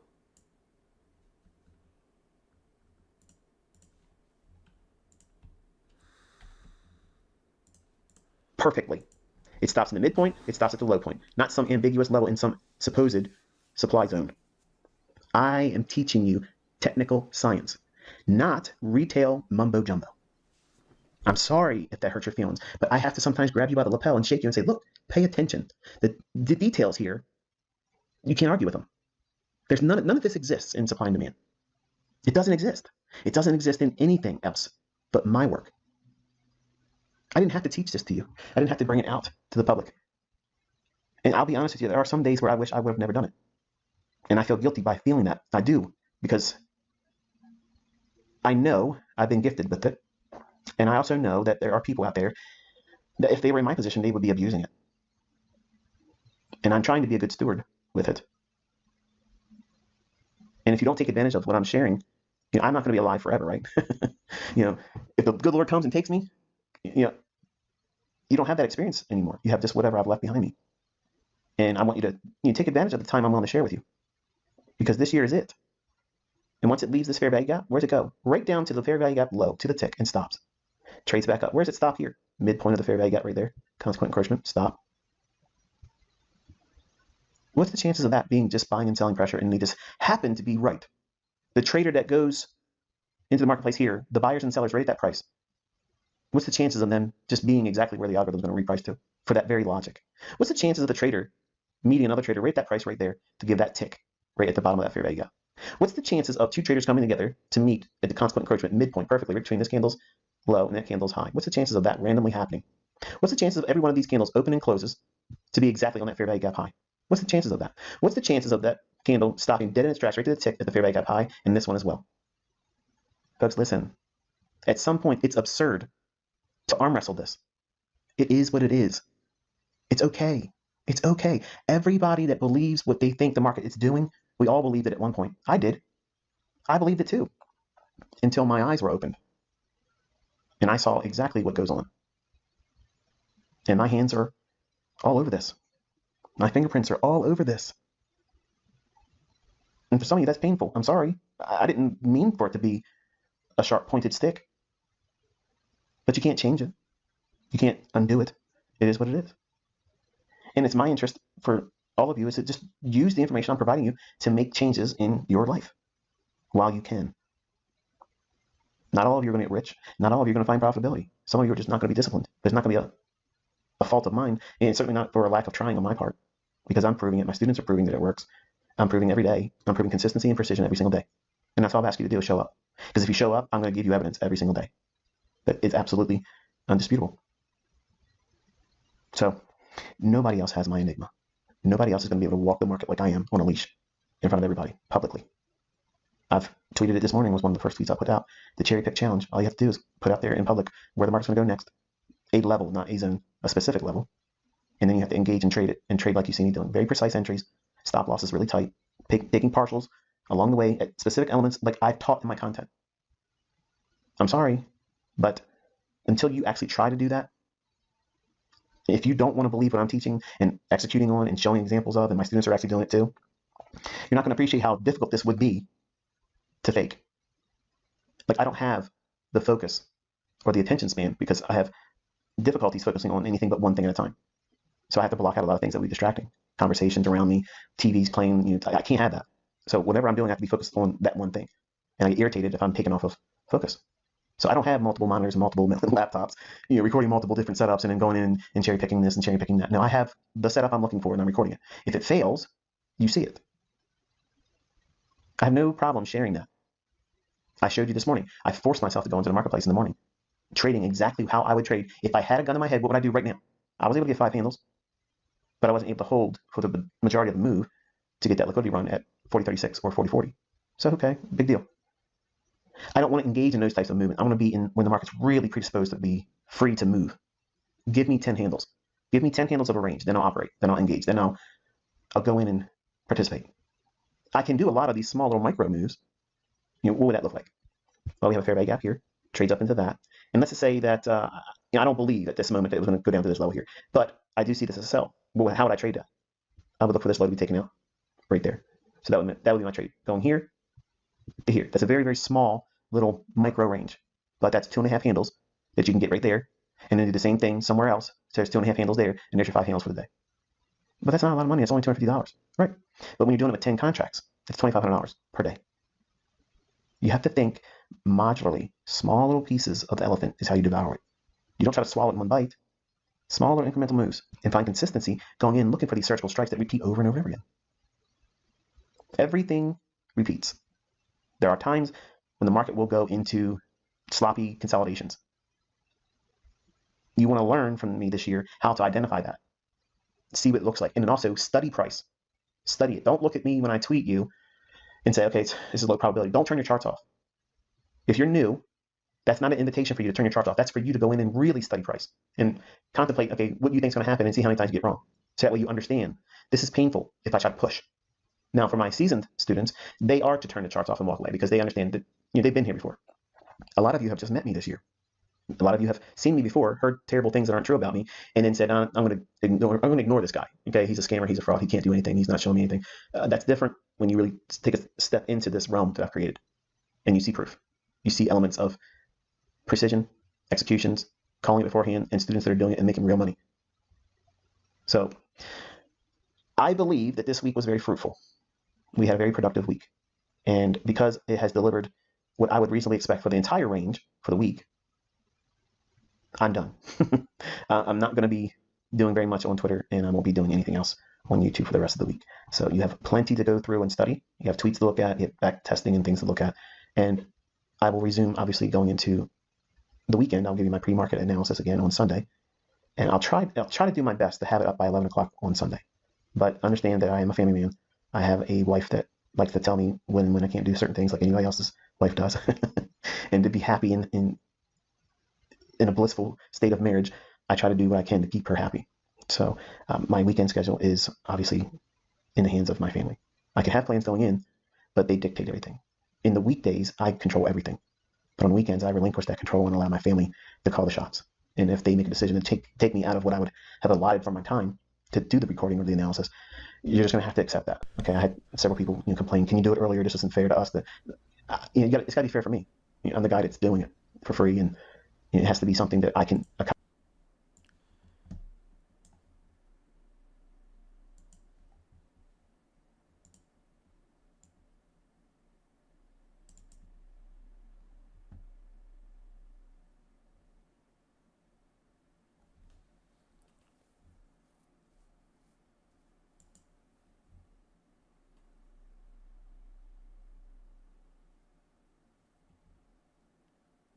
Good lecture right there.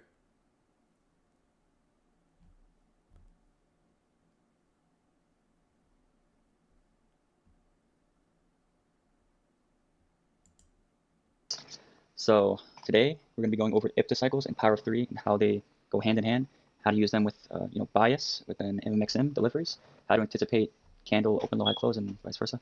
So yeah, let's get into it. So what are ipta cycles? Right, there's 4 cycles, and the price is always doing one of the 4. So when it, let's just classify expansion.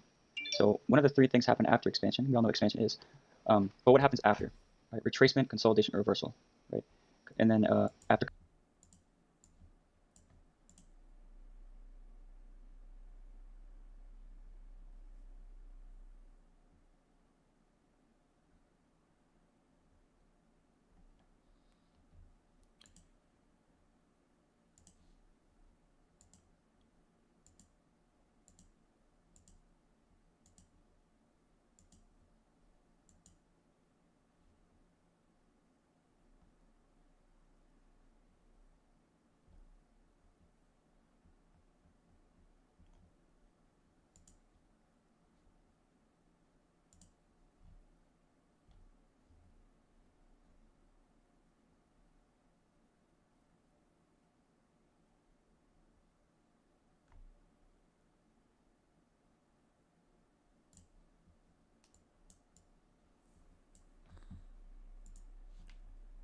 All right, what is going on, guys?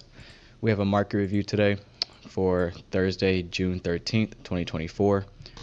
So we're not going to spend much time here on the daily chart. We are trading near all-time highs. Ignore this daily candle. Okay, this is Friday's trading. We're only focusing here on this trading day. So in the live streams, the only daily level, key level we had on our chart for today is this new day opening gap. So this candle's close and this candle's open, which is today. Those 2 price levels is your new day opening gap. All right, zoom in just a little bit more so you can see where we closed here with Wednesday's trading, open here on Thursday's candle. That is your new day opening gap. So you can draw it like that, or you can go to like your 5-minute chart, 15-minute chart, whatever, and get your gap here. So your new day opening gap is the separation between 5 o'clock and 6 o'clock. Okay, so every day at 5 o'clock and 6 o'clock, there's an hour gap. Okay, so notice the time down here. Okay, pay attention to this. 4:55, and then we open on this candle at 6 o'clock. Okay, so there's an hour gap in trading. That is your new day opening gap. So when you draw it on the daily chart, it's anchoring that new day opening gap to these 2 price levels here. All right. So that's all we had on our chart. Okay, all-time highs. We have no price action looking left. We have nothing, no fair value gaps, no buy side or anything over here. So we're simply using this new day opening gap. Let's drop down to a 15-minute chart. All right, we were bearish in the live streams all morning, looking for lower prices. At 8:30, we had high impact news, PPI. We rally up, clearing the buy side, consolidate a little bit ahead of the open, break down, relative equal lows, that sell side liquidity. How much farther below this sell side can we go? Well, we have this fair value gap here, this BISI. We'll look at that on the lower time frame as well. So we drop down, clearing out the sell side, trading into this fair value gap. We retrace. Notice the bodies here. So yes, we had this fair value gap here, which is a CIBI. We're trading into that there. But look at the bodies stopping dead in its tracks at consequent encroachment of that new day opening gap we outlined on the daily chart. This is why it's important to have the new day opening gap and new week opening gaps on your chart, because you'll miss on precision elements like this if you don't have those levels on your chart. There's nothing fine with seeing this fair value gap here, trading into it there, consequent encroachment, and then selling off. That's perfectly fine. But when you see precision like this, it's a lot easier to trust your setups going short after seeing elements like this in price action. So beautiful respect of that consequent encroachment, new day opening gap. We sell off once more during lunch, clearing out the sell side here, trading deeper inside of this BISI. We rally a little bit, clearing out the buy side above this high in the PM session, and pretty much consolidating inside of that new day opening gap. So let's drop down to a 5-minute. All right, So taking off that 15-minute fair value gap, we have this 5-minute here. I'm highlighting consequent encroachment. So if you take the low of this fair value gap up to the high, get midpoint, draw that all the way through. Okay, notice the bodies here, respecting that beautifully. Again, going back before the open, 8:30, rally up, clearing the buy side, consolidate, fail to take out this high. We break lower, clearing the equal lows. Okay, trading inside of this 5-minute fair value gap here. Consequent encroachment, see the bodies respecting that during lunch. We rally, down close candle here. It's a bullish order block, trading into it there. We rally up, clearing the buy side above this high, and trading again inside of that new day opening gap. Right above that midnight opening price, we'll talk about that on the 1 minute. But again, look at the bodies here. We have a large fair value gap here. Yes, that's perfectly fine. But look at the advantage you have of keeping that new day opening gap on your chart. You see precision like this. Stopping, just like we saw on the 15-minute chart, price stopping dead in its tracks right at consequent encroachment. Okay, that's not random. This stuff happens every day, every single week. Stops right there, reverses lower, right on the dime. So that's beautiful there. All right, let's go ahead and drop down to a 1 minute. So AM session. All right, I had the midnight opening price outlined here. Okay, your best opportunities to buy are going to be below that midnight opening price, ideally, and the best opportunities to go short is above this midnight opening price. So you can see at 8:30, we rally up, clearing that buy side we talked about. This first fair value gap here is a breakaway gap. You want to see that stay open, okay? Your focus is in this lower one here. Draw that through. Acts as resistance. Resistance here. We break lower, okay? Consolidate. Not the cleanest price action. We're in this macro, 950 to 1010. This displacement, okay, this momentum, this large down candle with a lot of speed, a lot of energy, occurs right at 1010, the last minute of that macro. This is a breakaway gap. Okay, we consolidate, going sideways, not doing much, and we get this large displacement. If you're expecting lower prices, which we were, looking for equal lows, and that 15-minute fair value gap we talked about, if we're expecting lower prices, we don't want to see this fair value gap traded to at all. Now, if it does trade into this fair value gap, ideally, you want to see the upper half stay open. Okay, so consequent encroachment and above, you want to see that stay open. But best case scenario, you want to see this entire fair value gap stay unfilled, which is what we get here, and we form another fair value gap here. This is where you want to get your entry. Okay, some people took this in the live streams. If you're in the live streams, you saw the foolishness that took place and the reasoning behind why I couldn't get into this trade, but we called this out real time. Taking out sell side, taking out the high, the 15-minute fair value gap. And once that was hit, okay, if you're in the live streams, remember I said, close your charts. Okay, don't look to go long, don't look to go short. Okay, be content with this sell off here. Entering here, and getting out at that 15-minute fair value gap high. Okay, that's a beautiful trade. All right, we consolidate after hitting our targets. We get to that 1050 to 1110 window. What do we know about 1050 to 1110? Okay, that's profit taking hour. As we hit 11 o'clock, expect a reversal or a retracement or consolidation. We get that here. Okay, we've been selling off all morning until we get to 11, then we retrace. Okay, classic macro delivery. Here's our lunch hour. Okay, 12 o'clock to 1:30. That's what you're seeing with this orange shaded area here. So we drop down during lunch. Okay, clearing the sell side here. I don't have it annotated just for the sake of keeping my charts clean, but we drop down deeper into that 15-minute fair value gap. Clearing the sell side, we rally. Fair value gap here with this down close candle is a bullish order block. Trading into it there, we rally. We have a low, high, lower low. Highest up close candle in between your two lows here. That is your bullish breaker. Draw that through. We also have a fair value gap inside of that breaker. High probability. That's a great buy. Trading into it there. We rally up. Notice how we create equal highs. We have this buy side up here. We rally up. Fail to take out this high. We retrace a little bit. Blow it out. Fair value gap here. That's a great trade idea. Entering here. Let's get the high, exiting right at the low of this fair value gap, which is just above that. these equal highs. That's what happens with breakaway All right. gaps. As we get to the PM session, not much going on. We drop down, clearing out this low, which is sell side liquidity. Rally up, breakaway fair value gap. Your focus should be in this upper one here, trading into it there. One more time here, and just consolidate and slowly make our way up, targeting buy side up here. Consolidate.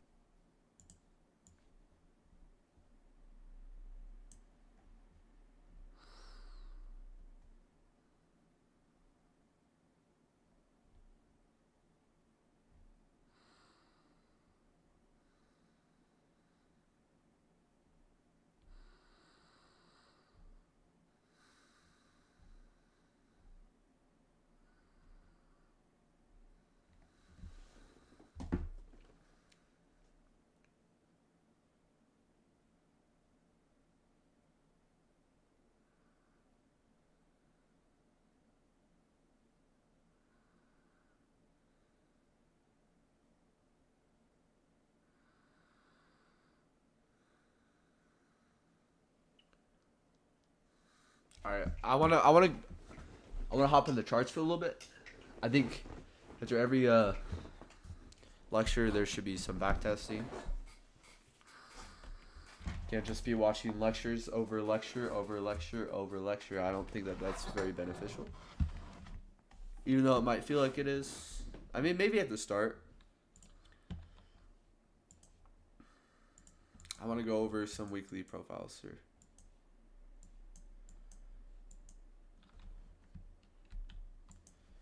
Well, actually, I want to go over daily power 3. I want to walk over some daily power 3 here. I always hate tearing off the annotations. I always hate deleting annotations because it's just like, oh, you know, like the work that you put in for them. Whatever. It has to be done.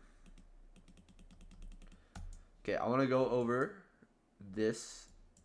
Wait, will we have data there? Yeah.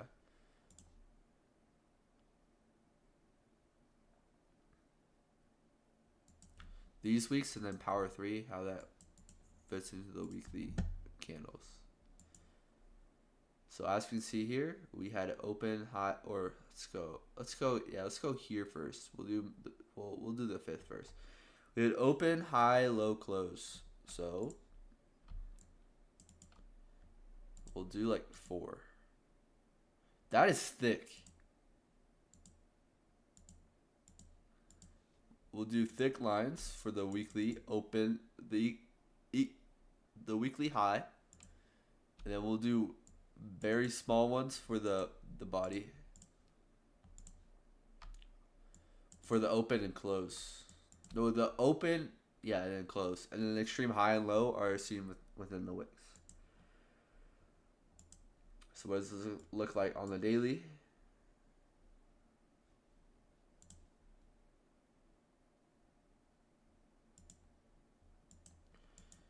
Weekly power 3 here. I'm gonna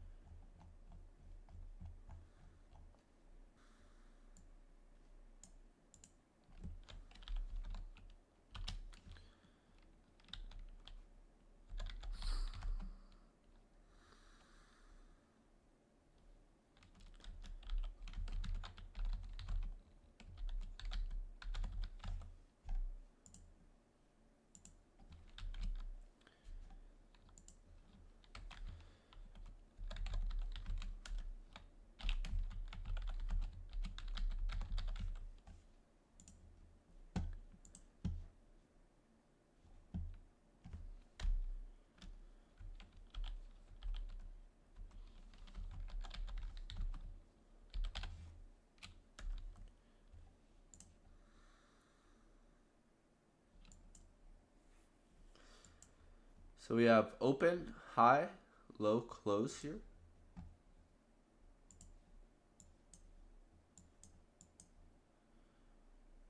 The 5th.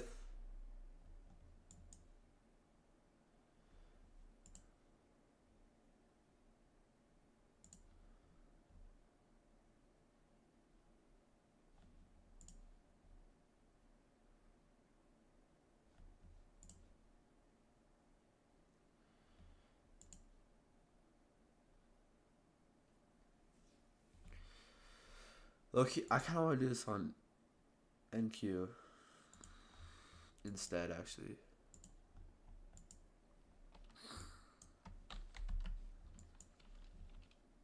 Yeah. Indecisive. I'm indecisive.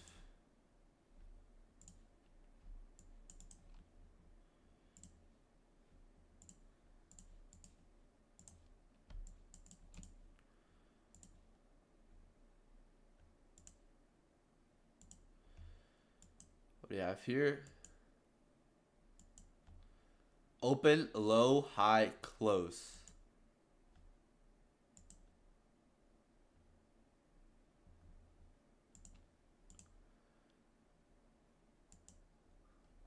Look at us referring back to this weekly open.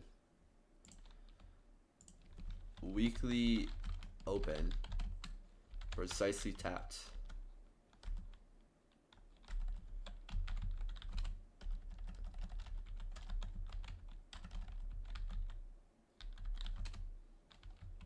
I think that might be right. Precisely, I don't know how to spell. So if we go from the weekly range here to this low to this high.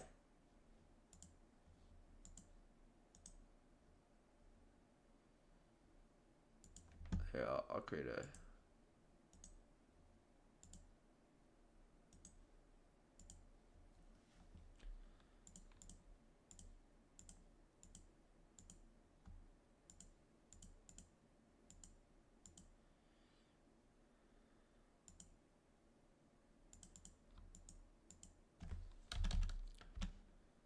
make it a TGIF fib. I thought I had it. I thought I had one.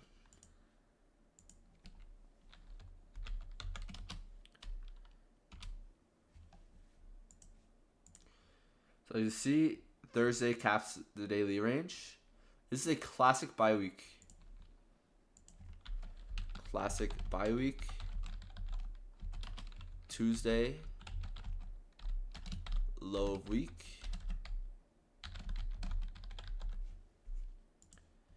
Thursday, high of week.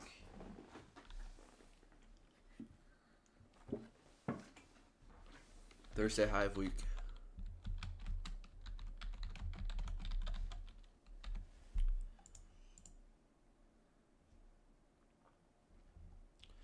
And Thursday's actually taken this high, has taken this Tuesday high. Oh, so do we on NQ? What's the weekly objective?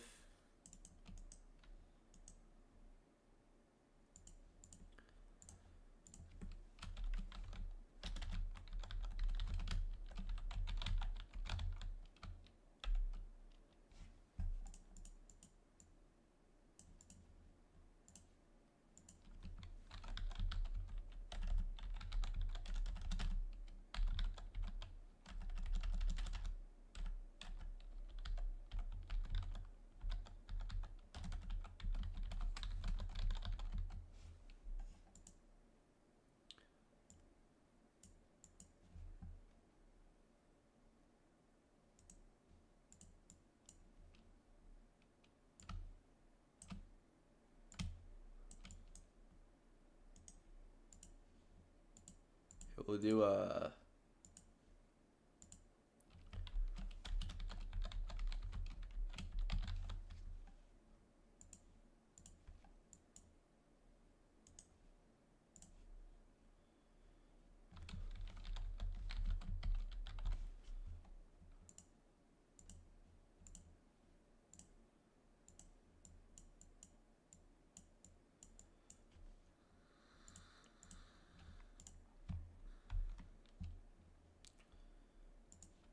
you can see sell stops taken Monday, Tuesday.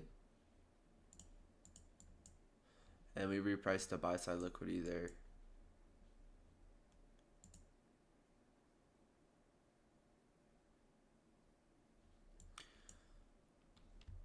Oh, look at that new week opening gap puts in the high of the week.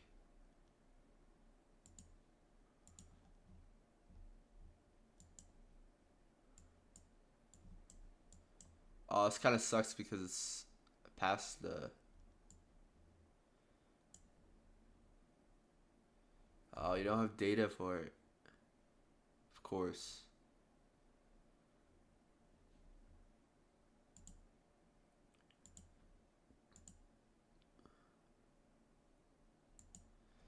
Look where NFP delivers straight to that weekly open.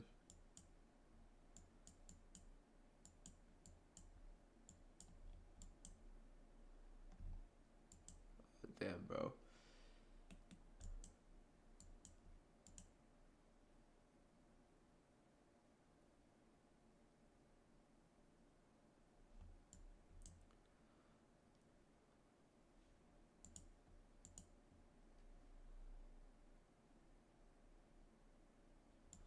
Alright, we'll go over this week.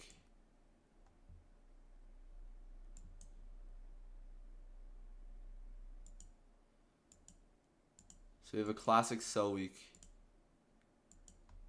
Tuesday being the high this week.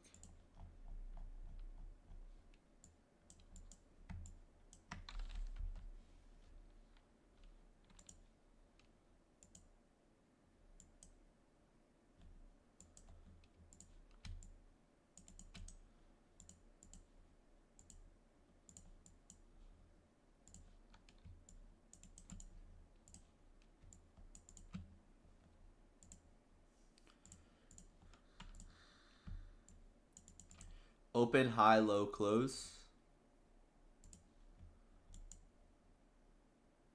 We open, we manipulate higher to the weekly objective.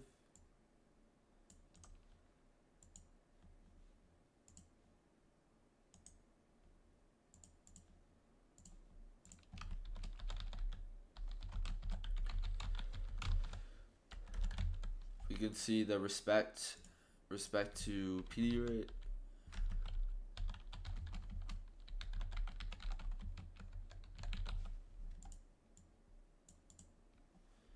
And then we displace, swing high,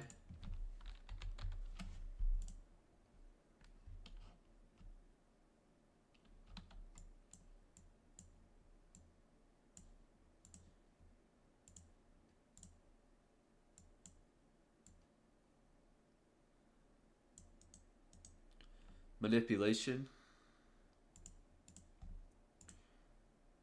distribution.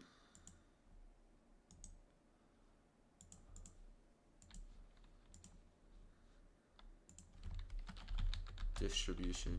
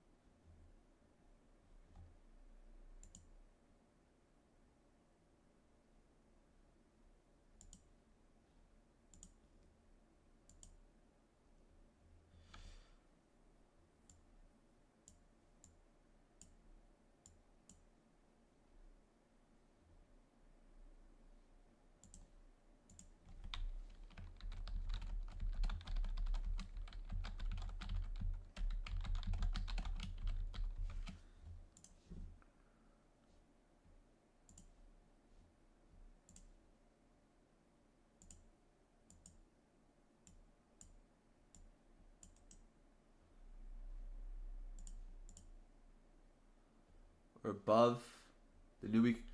Well, new week opening gap marks that weekly open.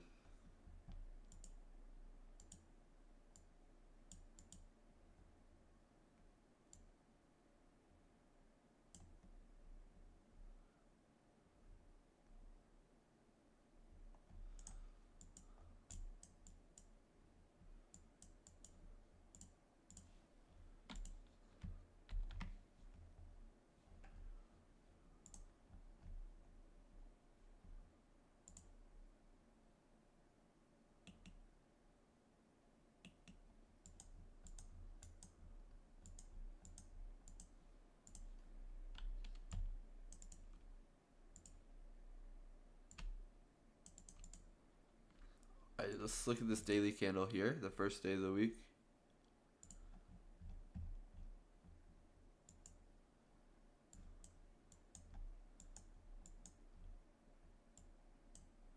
We're all bullish structure. We're heading towards new highs.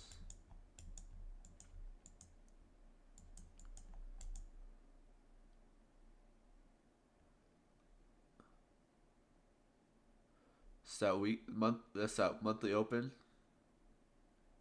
Oh, we actually put the low in Asia. True day open, manipulation, distribution, high the day at 4. Look how we're respecting the new week opening gap.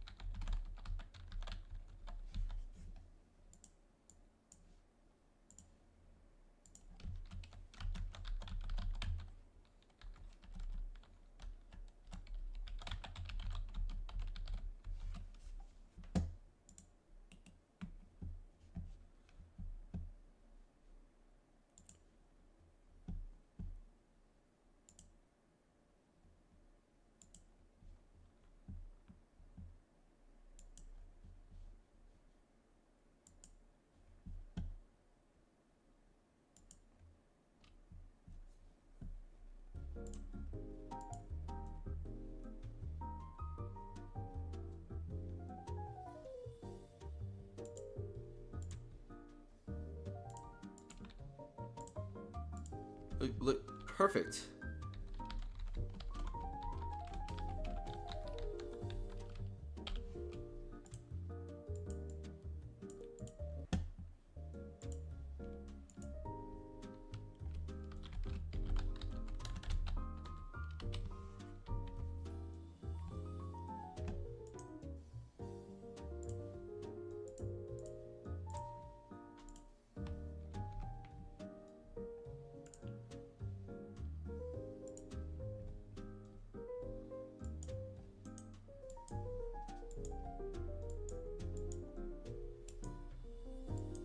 Oh. 930 drops, sweep sell side, come back up, and come back lower. 2022.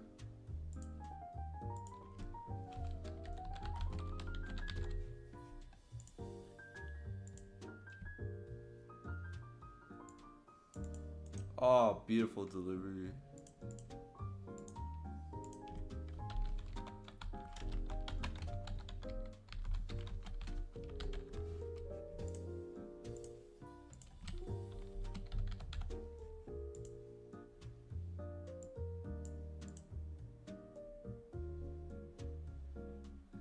We displace through.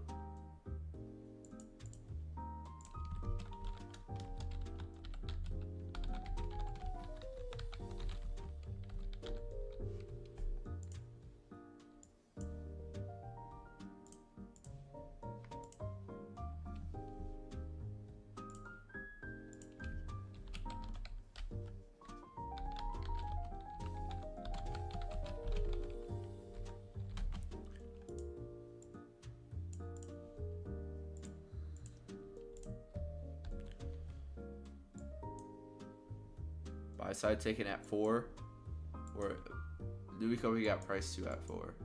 Like we really. I mean, I guess we're taking buy side. Like that's the draw. But I think the draw really is that Newbie Kobe gap.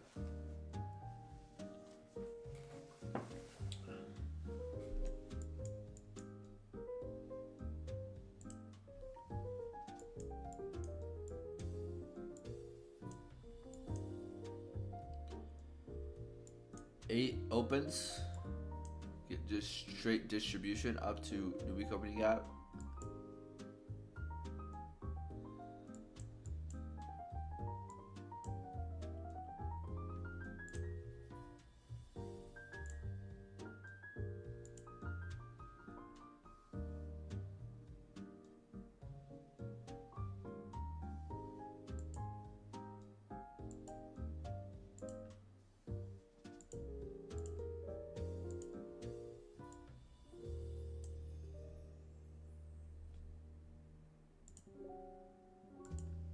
CPI.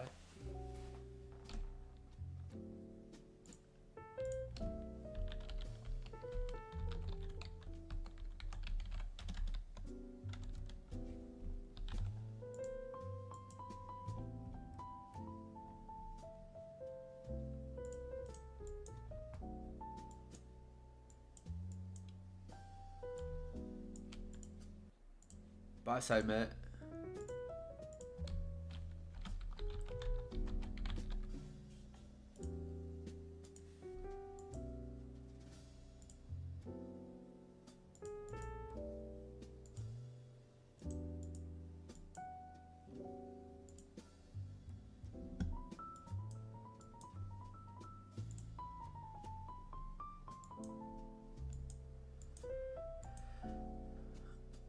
Tuesday, the 13th.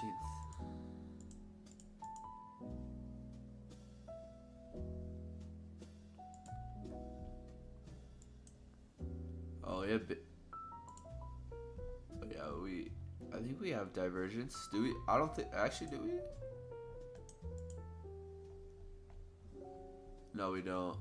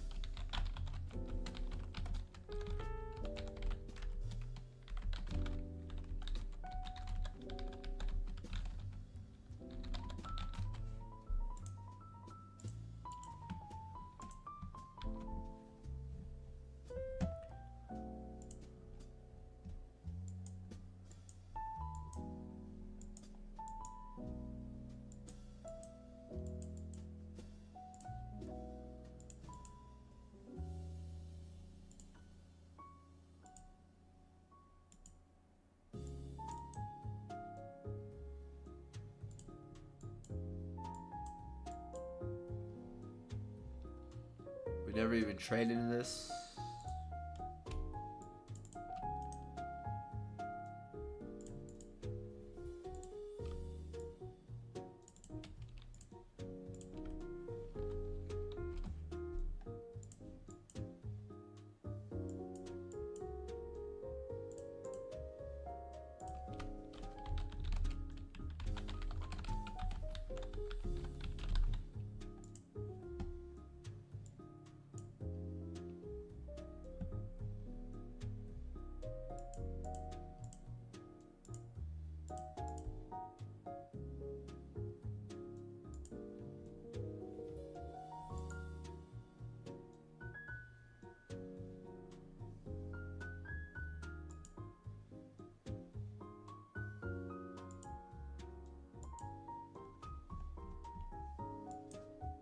No shot, I get 2-minute data.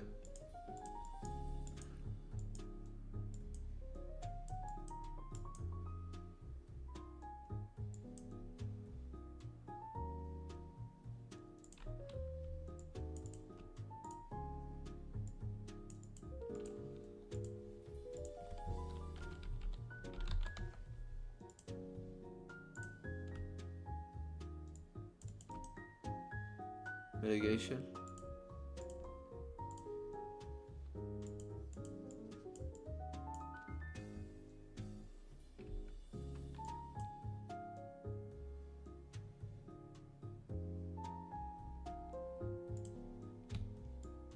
Price is failing to reach premium.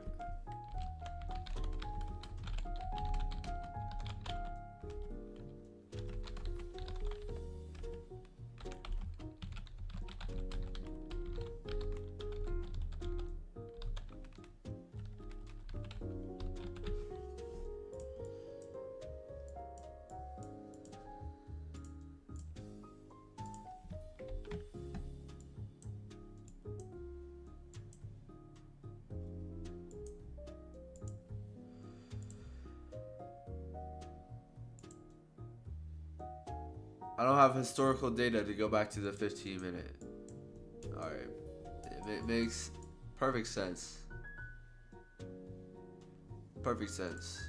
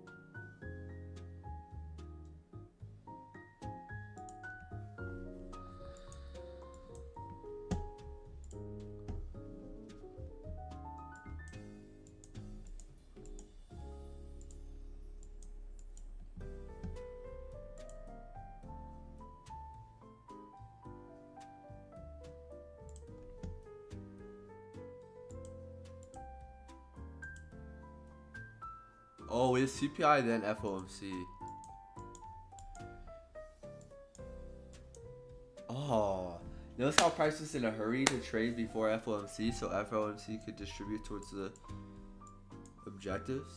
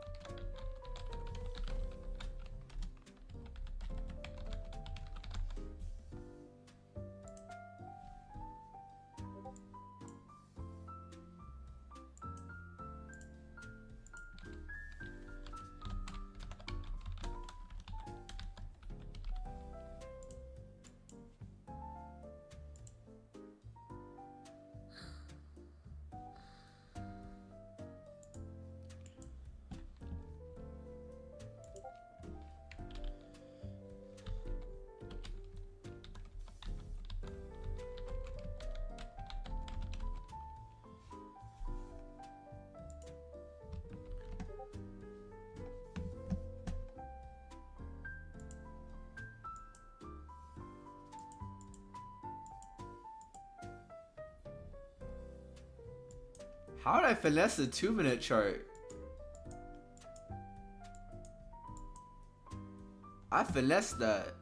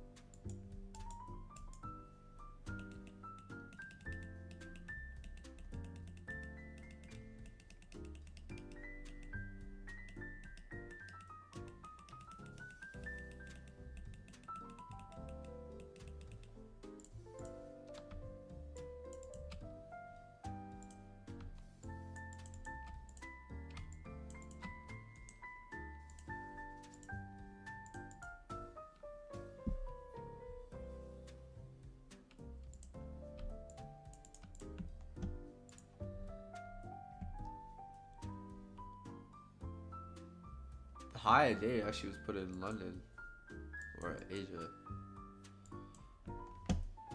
Quick repricing lower all overnight. Wait. No. Okay, I was like, what? I was like, okay, that doesn't make sense.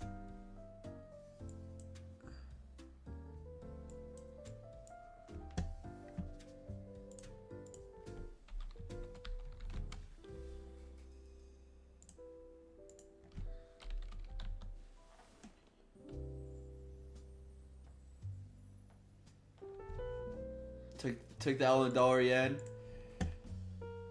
Yeah, it's just another trade, just another outcome. I actually do want to. I don't know why I was looking at this. So dollar. Let's look at dollar.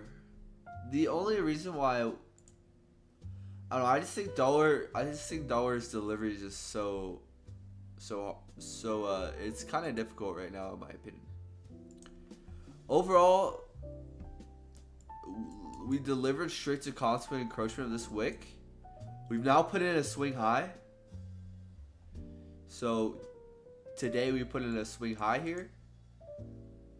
We displaced, and then we have changed our steady delivery here on the daily. We have closed back below this. Well, technically we already have changed our steady delivery here. Well, we're confirming that there with that candle. So in terms of probabilities, we have more bearish momentum here. So therefore, sell side could be the better draw on liquidity. Because these P rates are failing to respect price. We're coming back down into mean threshold of this. But we're just repricing this array right here. And I would assume that we might want to keep on displacing lower, but also slowly. That's kind of what I want to see. And then my draw on liquidity is here. Is there any like midweek hurrah? EU? Oh.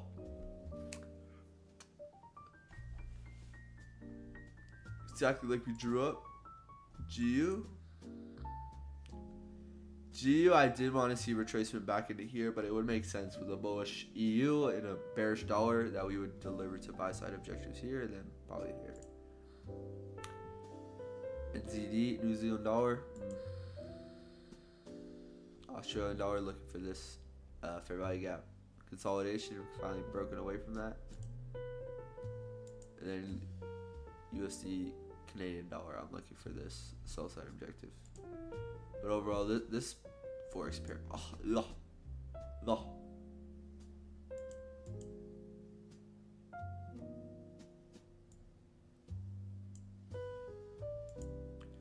Overall, we're still in this buy model though. We're still, but bearish dollar would mean that we're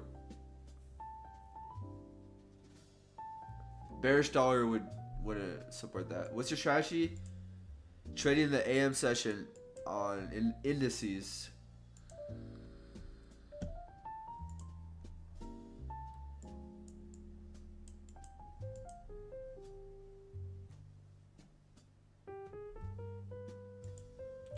Trent.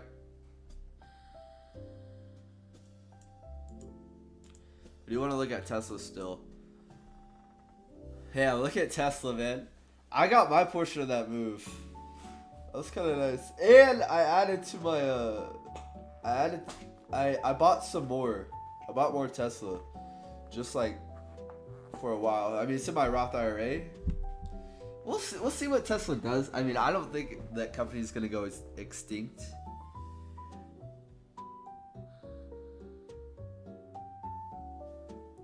Let me pull up my Roth IRA.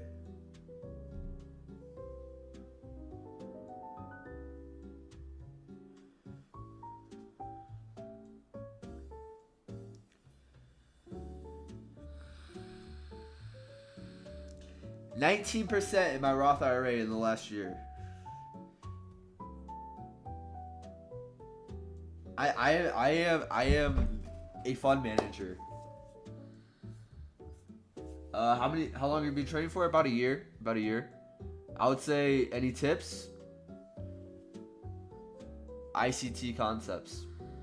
And then also don't listen to others' opinions. And if you're a fresh beginner, just focus on learning. Like, don't just focus on learning and don't risk any of your real money until 2 years into trading. Now that's the best advice that you don't want to hear. That is the best advice that I would, if I could go back to where I was 2 months or a year ago or a year ago, 2 years ago, I would say it's gonna take longer than you want it to, and don't think that you need to be risking your own money. To learn, you don't have to be risking money. That's not how this works. And I disagree with people who say that you need to have your own money. I swear, I think I copied like someone's layout when I changed my chart colors, and now I have someone's drawings over like every single chart. Like, this guy has drawn over like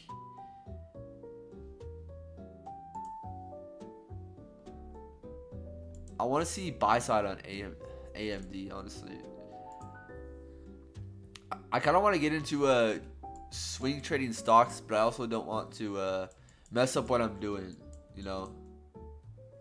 I started 7 months ago. You know, it's a hard journey. Any good prop firms to recommend?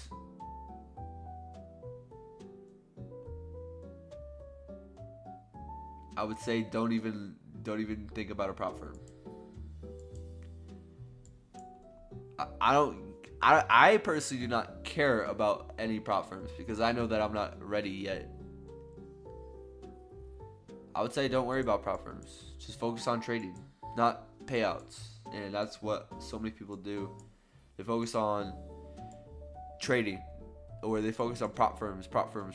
Oh, can I get a good prop firm? Oh, let me get a funded account. And then they just blow.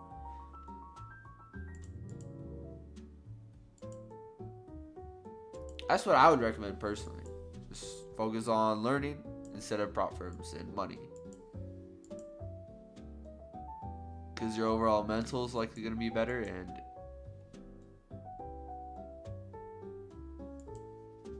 that's what I'm doing, and I'm just documenting that, and I guess we'll see if that manifests itself.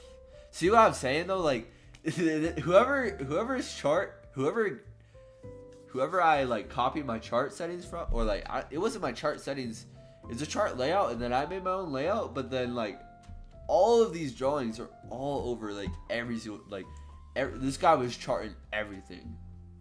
Like, he's charting Lululemons, he's charting DraftKings.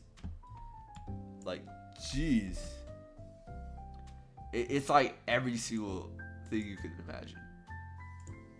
Respect to him.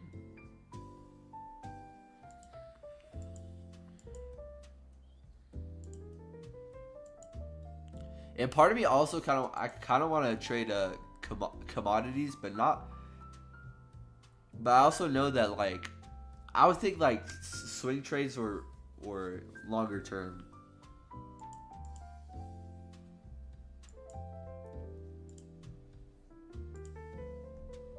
But majority of my meat is gonna be NQ and ES.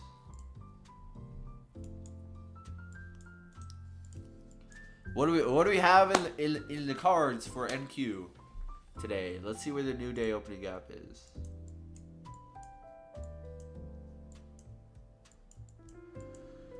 This level is gonna be significant today.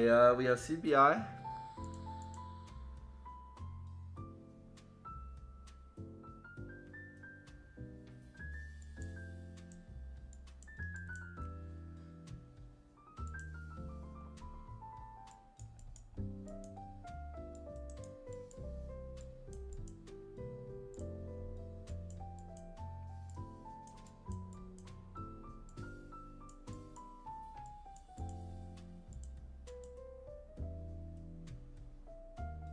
I'm curious to see if we create a daily fair value gap here. That's what I'm curious about. I got distracted. Thursday's a sell day. We manipulate above midnight open or 8:30 open.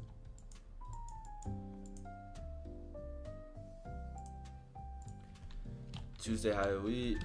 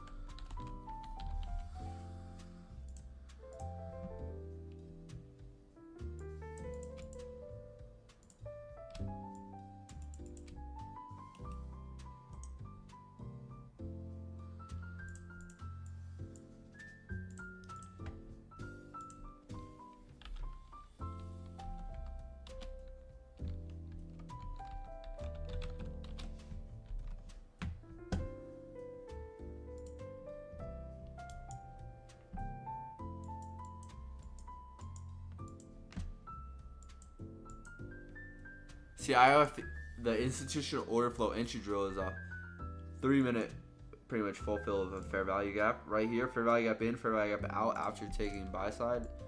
After we already run buy side here.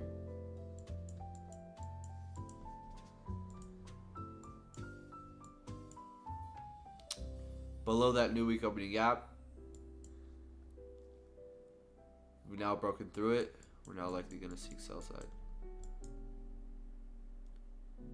9:30, we get a Judas up the buy side here.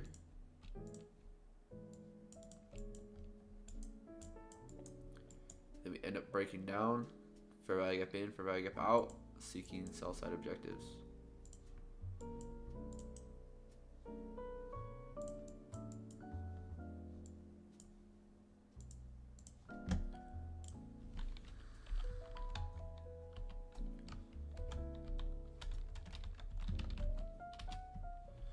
Hey bro, you know what I'm thinking? Can you imagine if I stay like this for a whole year? If I live stream every single day for what, like 12 hours, 11 and a half hours every single day? Well, every single day is unrealistic. It's not going to be every single day. But we'll say 4 times a week. 4 times a week. If I'm live, that's like low hanging fruit. We'll say 3 times a week live for 11 and a half hours. We'll say the other 3 or other 4 I'm live for like 5 hours. Just backtesting. Just backtesting. Just reading price. Could you imagine?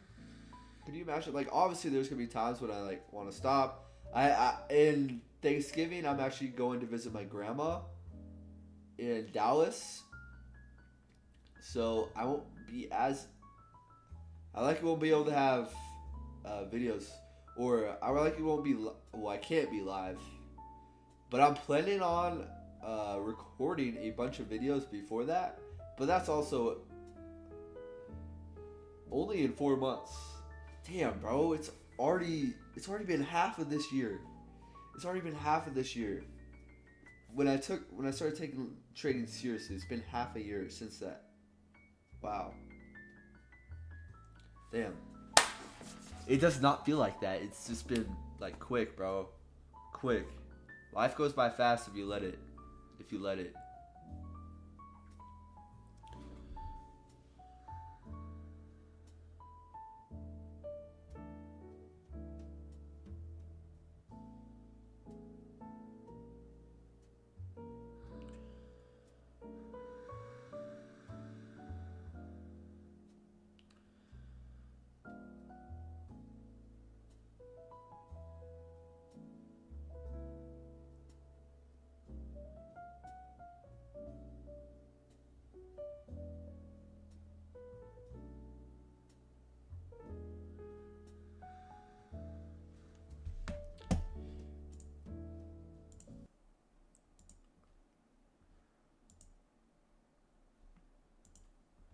I appreciate the sub, Luis. Luis, did I say that right?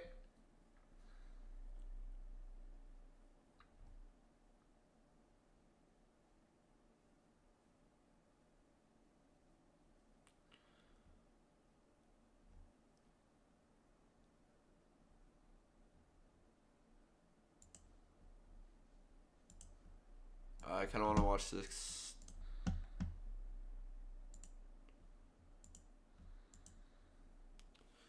We only have a little bit till market opens. Well, not a little bit. We got 3 hours till market opens. We've got 10 minutes until 10 o'clock, so let's go ahead and go over the NASDAQ. Daily chart key levels. This long wick here, I'm going to get consequent encroachment of that. And I'm going to have this new day opening gap as well. So you can see us right now trading at the consequent encroachment of that wick on the daily chart. We also have this 15-minute fair value gap here.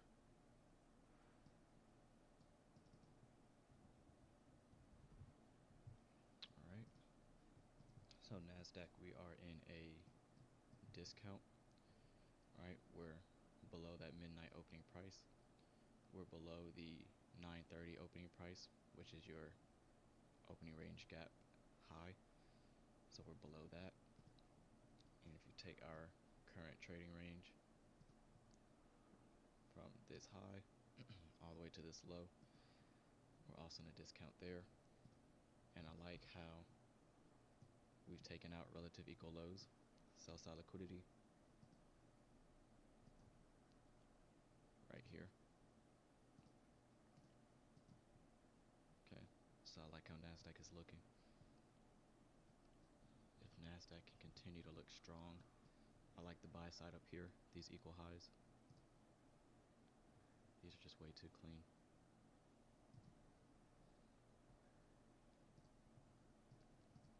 These highs up here, I like that as a draw. Generally, I'm going to treat this fair value gap as a breakaway gap. So I'm watching to see if we completely overlap this or if we leave it open. Another reason why I'm not really trusting much today. Again, for those who've been in live streams the past couple of weeks, you know, whenever the daily candle looks like this, whenever we're trading and we have a doji candle like this, these are the days I lose the most. So I'm really making it a practice, a good business practice, to kind of prevent myself from pushing the button if we're trading in the middle of this daily range. Oh, the small fair value gaps where you would like the price to be supported, right? Yep, absolutely. If you're talking about this fair value gap here, if we're treating this as a breakaway gap, treating it as a balanced price range, preferably you don't want to see this fair value gap traded to. This higher fair value gap is the one you want to see support price, and you're expecting to see, ideally, this entire fair value gap stay open. But if we do trade down into this lower one, you will want to see the upper half support price and expect to see this lower half stay open. Okay. But yes, this small little fair value gap is where you want to try to get your entry. So if we were at this point here, I would not look to pyramid. Like, let's say you did enter in this fair value gap or in this fair value gap here. Once we get above that midnight opening price, I'm not looking to add on to my position. I'm not looking to buy any new opportunities up here, because once we get above that midnight open, that's a premium. So we've cleared buy side above this high, trading above that midnight open. I would just let my trade run and work on trailing my stop loss up and see if we can get buy side up here. This is a great week to practice discipline, patience. Lower your trade frequency. We do have a bank holiday, Juneteenth, on Wednesday. We have buy side up here, but these highs just really clean. And then again, we mentioned your best shorting opportunities are below that midnight opening price, which is why I mentioned that once we get above that midnight open, do not look to buy, don't look to add any more contracts to your position. Okay, you can buy here, this fair value gap here, this fair value gap here, but once you get above that midnight opening price, it is not wise to buy. I still prefer these equal highs up here. The fact that we rallied up here, failed to take out these highs, worked our way lower, I'm seeing that as we're generating even more buy-side liquidity up here. So I still favor to see all of this ran out. Alright, so we're entering that 1050 to 1110 macro. So now that we're in this 20-minute window, I'm either expecting a short-term run on sell-side liquidity, as in we take out this short-term low, trade below that, and then continue higher, or we completely just reverse from here because we're entering that profit-taking hour. So I'm watching to see if we can still rally from here and target this buy side. I still favor this buy side up here. We just took out this low, so I'm watching to see if we can get back above this fair value gap. Whoops. I want to see if we can get back above this, treat it as support, and still get buy side. I don't look at inversion fair value gaps much, but in this instance, since I'm still looking for higher prices, and we took out this low, I'm looking for PD arrays in here. We don't really have a fair value gap. We don't have a volume imbalance or anything of that sort. So I'm looking on this price leg here, and we have a fair value gap. So I want to see if this can be used as inversion. I like where the body stopped. And again, I still want buy side up here. So S&P actually already took out its buy side. So notice these highs here formed at about 7:30 in the morning. S&P 7:30 in the morning, it already ran out those highs. So now I'm expecting NASDAQ to catch up and do the same. Okay, six sister approach. This up close candle here, treating that as a bullish breaker. We have a low, high, lower low. Looking at this last up close candle, I want to see that offer support and take us into the buy side. So this is what I'm looking at.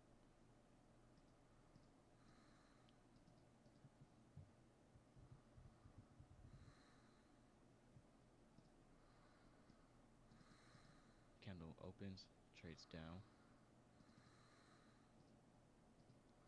Beautifully, mean threshold of the breaker. This candle's low, trades all the way down. This candle opens, trades down to the high of the breaker. Okay, wanted to see the offer support. And then again, I want to see speed, large, fast candles rip through the buy side up here. They took off like the little confetti celebration thing. That's lame. And there you have it. There's your buy side we outlined from the beginning of the morning session. It wasn't pretty getting up there, but nonetheless, algorithmic price delivery at its finest. Didn't trust entering anything in here, but we'll see what we get tomorrow. So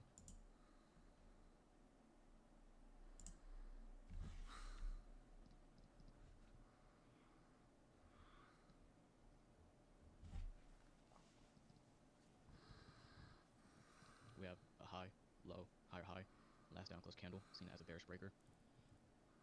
Want to see that offer resistance, and I may consider that shorting opportunity.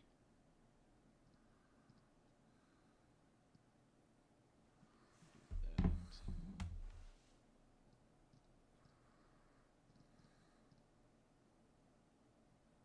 If I can get filled here. If not, then no big deal. Yeah, small risk. See if I can get this. If it runs without me, then I'll take off my sell limit. Single pass up, single pass down, trading into that. I'm gonna put mean threshold. Mean threshold of the breaker. I want to see the bodies respect that. And then if we can take out this low, I'll move my stop to break even. I like where the body's closed and open here, respecting mean threshold of the breaker. Now I did get the breaker using the 2-minute chart simply because if we move this over, we have like a lot of wicks and it's not really that clean. But if you go to your 2-minute chart, the breaker is really anchored on this candle here just because it's a little bit more clean, I guess. But the logic is still the same. We have this high here, this low, that high. Looking at this down close candle on the 2-minute chart because the 1-minute chart is just kind of choppy. So if you saw me go to a 2-minute chart, that's what I was looking at.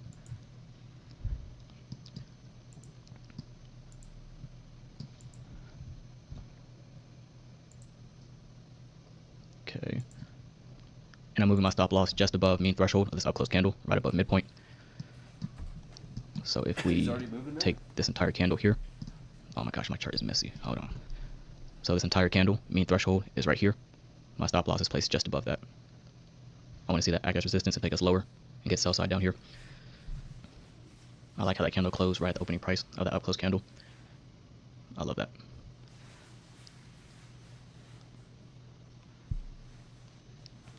So I'm going to take this breaker off because my focus is in this up close candle here. Right there.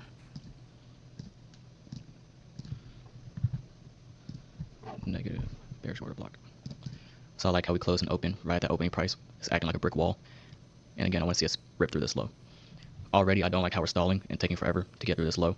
I like to see it just one candle, speed, and then quickly get to our main objective, which is down here. But it's the PM session, so it's a little slower. Okay, closing right at that opening price again. I love seeing that. That's telling me that it's acting like a brick wall. The algorithm's doing exactly what it's supposed to do. That opening price on the order block is the most sensitive. So I want to see that offer resistance. It's beautiful. Exactly what we wanted to see.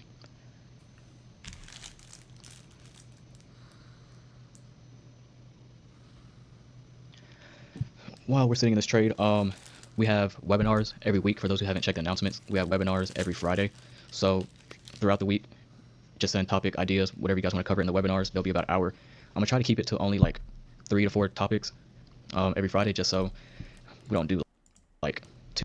You want to so that way I can go ahead and get started on like a breakaway gap. That wick is fine. Trade it up into the up close candle. It doesn't kill the trade idea, but preferably I would like to see that stay open. Now, if I had multiple contracts on, if we were to take out this low, I would pay myself there, run down some of that equity. But I can only trade one contract, so it is what it is. So there's where I would have taken my partial underneath that low. You can see us snapping down, taking that out. Now, if we take out this low here, then I'll move my stop above this swing high, because I wouldn't want to see this up close candle traded to again. So I'm watching to see if we take out that low, and I'll lock in a little bit more profit. Oh, I'm not sure I explained my stop loss up here. On my initial entry, my stop loss was placed above mean threshold of these 3 up close candles here. So I took the low all the way to the high of these 3 candles. My stop was placed just above that. So even though we wicked all the way up, I was expecting mean threshold of that, pretty much the upper half of the bearish order block. Wanted to not see that traded too, so that was the logic behind my stop loss placement. And then we talked about that opening price of bearish order blocks. That's the real resistance. Okay, that's the most sensitive point in an order block. Look at the body stopping there. And then we also have a volume imbalance right here.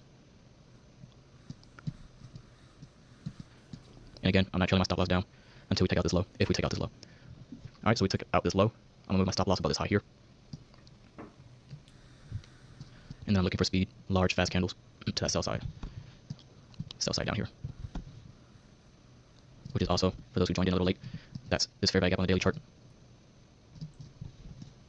And then unless we form another up close candle before we hit our sell side, I'm not moving my stop. So my stop is going to stay here throughout the remainder of the trade, unless we form another bearish order block and displace away from it. But for now, my stop loss is going to stay here. This action. Win or loss or risk, because that's going to do how I finish do or die on that one trade green in years. A good reason on your personal account. I don't know if you. I prefer because for one, but it's like a stop. Didn't bring this volume balance here. That's got stop. And I see.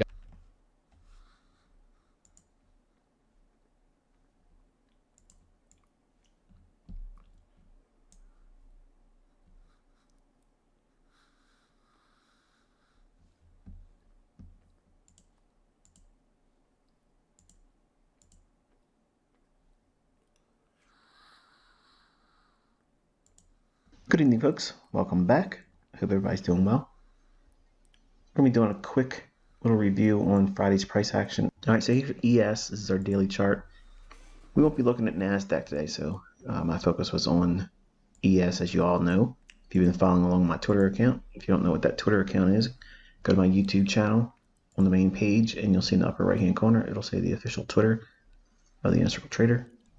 That's my Twitter space. So if you recall, I mentioned that we were inside this trading range here. Until we get out of this range, you have to be a scalper. Okay, so I mentioned that this area here also, this is a volume imbalance. That would be a likely draw up into and above this short-term high, and we got that like gangbusters on Friday. Now, before you think I'm tooting my horn here, just note that this low at 38.22.5, and then this low right here at 38.14.5. Those two levels I was watching as a potential break, and then I targeted 38.14. I felt like we had a really good chance of doing that. The low came in at 38.19 even. On the micro E-mini, you can look that up as MESH2023. It actually went below the 14. So take a look at that and you'll see an SMT divergence. And that means the MESH2023 went lower than the ESH2023 symbol. Okay, so just something out there for you to study. On the upside there, this was the draw I mentioned earlier in the week, and you can find that on the YouTube channel in the videos. Whenever I make a notation of a level, especially if it's a daily chart, that is something you want to have on your chart at all times, and it needs to be visible on all time frames. And I'll tell you what that means when we get in the lower time frame chart. But for right now, this is what you should have noted on your chart. So when we see on the lower time frame chart, this orange level here, this rectangle, that's what this is. Okay, it's rooted to this candle's close on December 15, 2022, and this candle's open on December 16th, 2022. Okay, so we're going to drop down into an hourly. All right, here's the hourly chart, and you can see this is the relative equal lows I was looking for as a potential drop down below that.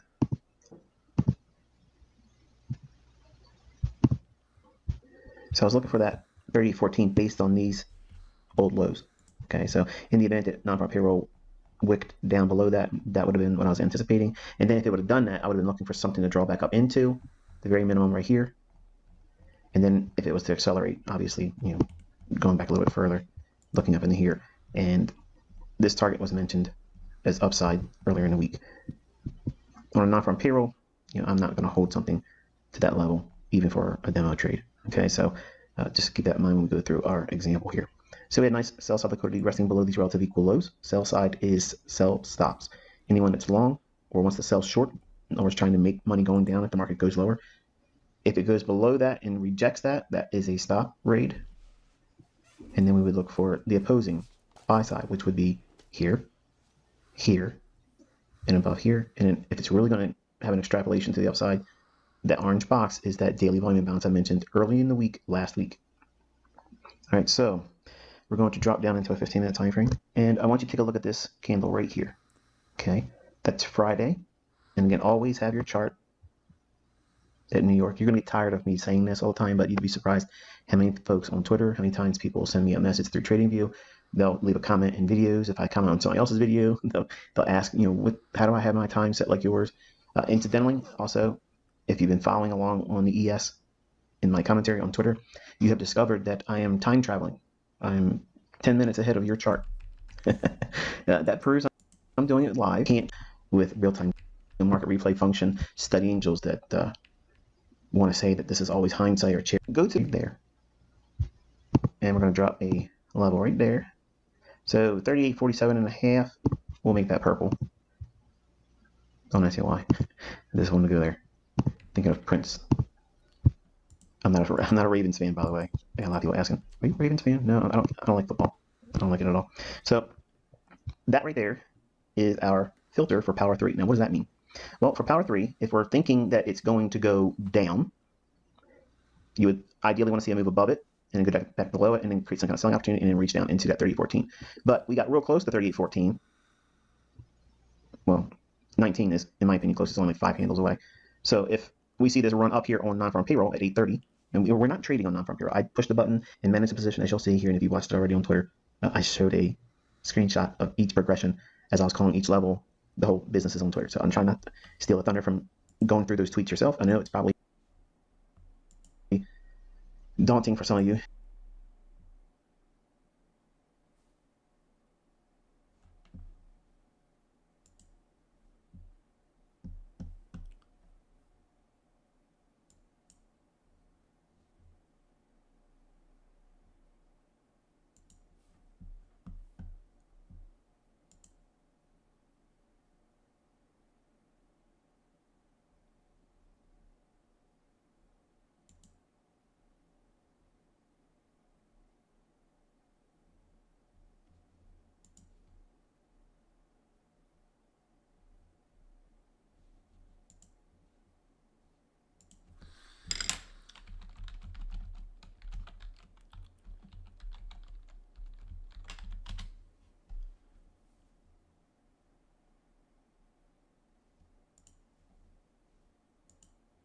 institutional market structure, there is no book on it.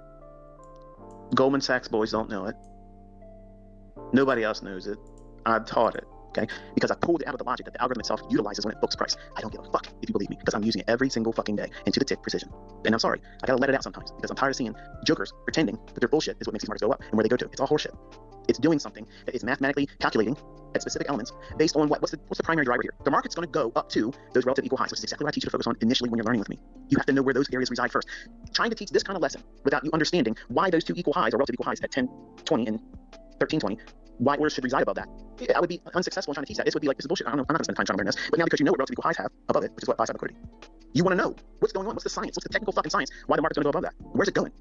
Well, here you go. The technical science, ICP delivers. There's a fucking algorithm, folks. It's literally booking price based on what I'm showing you here. It's not in books. But you have to start where? Ground zero. Understand where liquidity is. That's going to act as a draw or a magnet on price. If it's going to go up, why is it going to go up there? There's orders up there. Like It has nothing to do with any other Mickey Mouse fucking patterns that may be below that. That's your religion. That's what that is. You have a cult-like mindset if you believe in supply and demand. Elliot.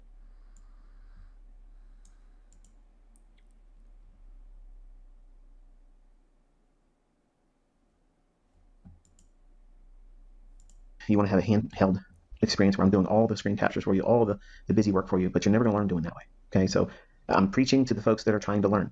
If you are lazy, you will not do well here. Okay, so I'm demanding you spend time doing this yourself. I'm going to guide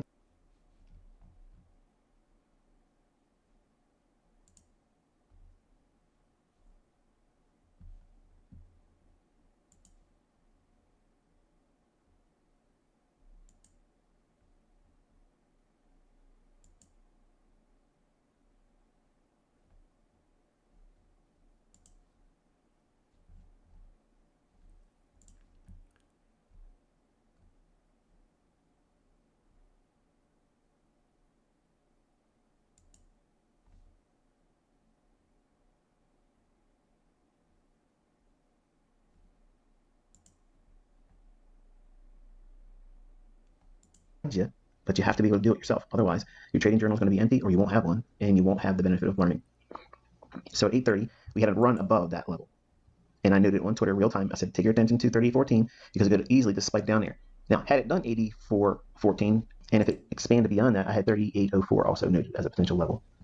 So in the event, because I don't know what they're going to do with the employment number, this is the reason why I don't trade this non-farm payroll event. Now, I've taught my students in old mentorship that there's a way to trade the market after that first 30 minutes or so on non-farm payroll, but it's not something that I would advise anybody doing. It's good for studying price action. And I gave an example of walking through it on Twitter, calling the levels where I thought it was going to go, and push the button and manage to stop and manage positions and partials and the whole business. And you'll see, obviously, the executions here. But we failed to go back below this low here. And when we go into lower time frames, it'll make more sense. But let's drop to a 5-minute now. Okay, so we have an imbalance here in the form of a buy side imbalance, sell side inefficiency. That means buy side was offered. It's inefficient in what? Sell side. So in other words, it needs to have some movement between this candle's high and that candle's low. So your focus should be right in here. This range. Okay, right in here. This candle's high and this candle's low. There's only one candle between those two candles. It's this one here. And it's one big beefy caffeinated candle. Okay, back in the 90s when I was doing a live S&P trading room on Internet Relay Chat. Yeah, that's how old I am.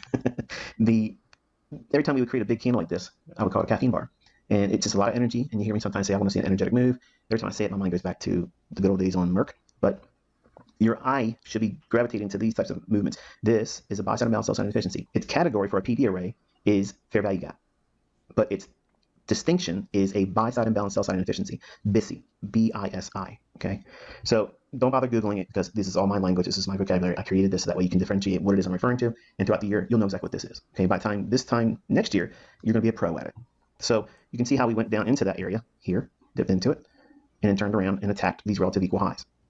Now, before I drop down to the 1-minute chart, I want to kind of take you through this thought process. Right about in here, I tweeted and said, note 38.14, because we could have easily spiked back down through here, cleaned this area up, ran the stops on anyone that was long with stop losses below the old 15-minute low.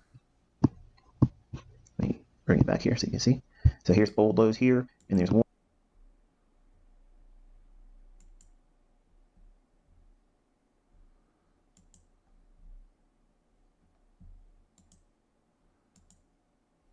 One more segment of price action right there. That's where those sell stops I was referring to all week. So if it was able to do that, that's fine. Then I would have been looking for a run to take these out, but it didn't give me that. So go through my tweets on Friday. You'll see me refer again as it's dropping down. Pay attention to 38.14. But then we get into this area here, which I was watching, but I want to see proof. Okay, I don't want to just go in there and co-sign something on Twitter and not have any idea what it is I'm looking for. I want to see proof as to what it would likely do. If it's not going to go to 38.14, that's fine. There's no trade there. I'm not selling short. I want to see if it can get to 38.14. But if it cannot and it rejects this buy side imbalance, sell side inefficiency, what does that mean to reject? Well, it's not getting through it. So in other words, in the easiest language I could provide for you in regards to that, the lowest portion of that range between this candle's low and this candle's high, anytime you have a big one single candle and it's separated with the candle's high before it here and a candle after it's low here, and it's just that range that's shaded in blue, there's only one pass, one candle, okay? That is significant when price is coming back down into it. But when there's high impact news drivers like, well, non-farm payroll or FOMC, it can overshoot these areas. Okay, so when I'm looking at price action, if I don't have a high impact news driver like FOMC or non-farm payroll, which I wouldn't be trading on non-farm payroll anyway, despite what you're going to see later on, on a regular day, like a medium impact or high impact news driver that's not FOMC, in other words, it's an interest rate announcement based report that's coming out, or just non-farm payroll. If I'm just studying price, I may be looking at non-farm payroll a couple times throughout this year with you all, just to reinforce the idea of what it is I try to avoid doing on non-farm payroll. So that way, you want to see me lose, you want to see me get it wrong, I'm going to stand in front of you live on a non-farm payroll and do the whole business right in front of you. And you'll see why I don't want to touch that day, because the elements of precision are likely to be outside my grasp. And it's because it's highly manipulated. So if it's highly manipulated, I don't want to be in that. Okay, and you shouldn't want to either. Now, if you're forced by compulsion or lack of discipline, you just have to be in here studying on non-farm payroll because you feel drawn to it like a moth to a flame, demo it. Okay, don't trade it live, and then you'll see quickly why you shouldn't do it. Okay, but this purple level here, look what's happening. The market drops back down. I gave it the likelihood of maybe it ran up in here to get above the opening price, and then does it break below this area here, and then tag the 30.14 level. Now, if they would have went below 30.14, came up into a fair value gap, I would have looked for a run to 38.04. And you can find that 38.04 level on your daily chart. It's an old daily low. There's your homework assignment for that. But it doesn't matter because I already gave that out. I already gave it out in the previous discussion about why the levels were being done. And I think that would be seen, or heard rather, on my Twitter space that's on Friday morning, why I don't trade non-farm payroll. So I'll give you the level specifically there. But if you don't want to listen to that Twitter space, you can obviously go through the daily chart and find those old daily lows, and you'll see where 38.04 is. All right. So anyway, because we failed and rejected to go below this level here, you're going to have to drop down to a 1 minute chart, which we'll do now.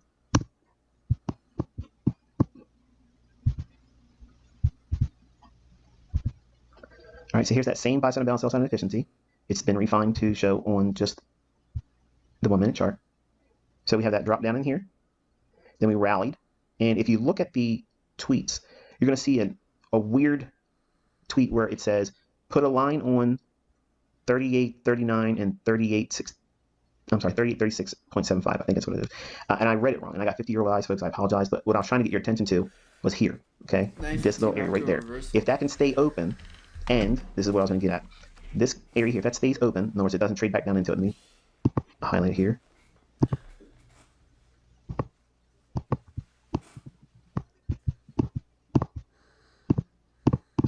All right, so that area there stays open. In other words, the price doesn't go down into it.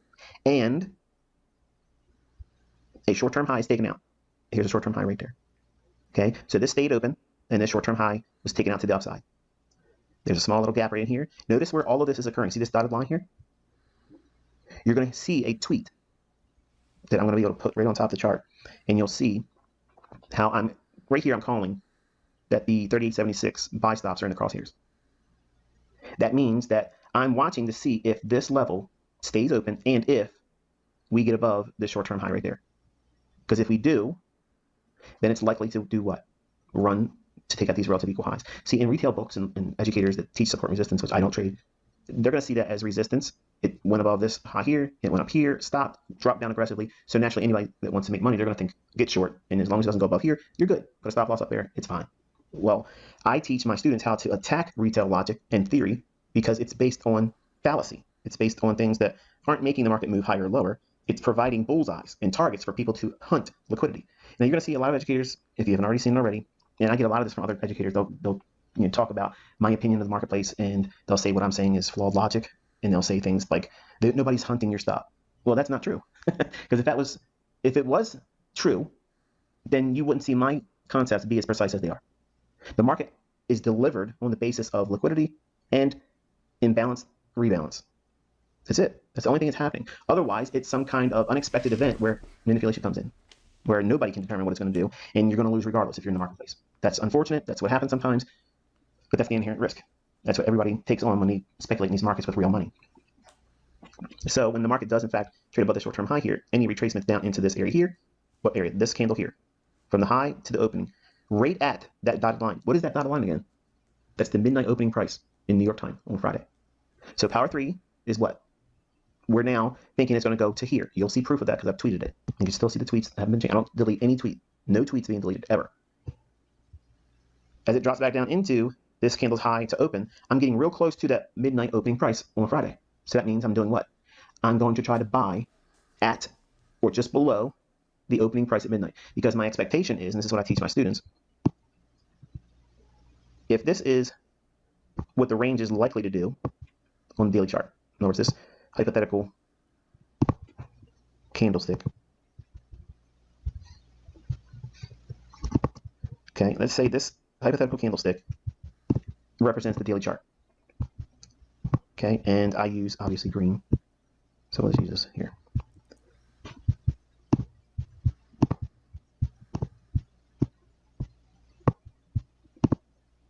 Okay, so we have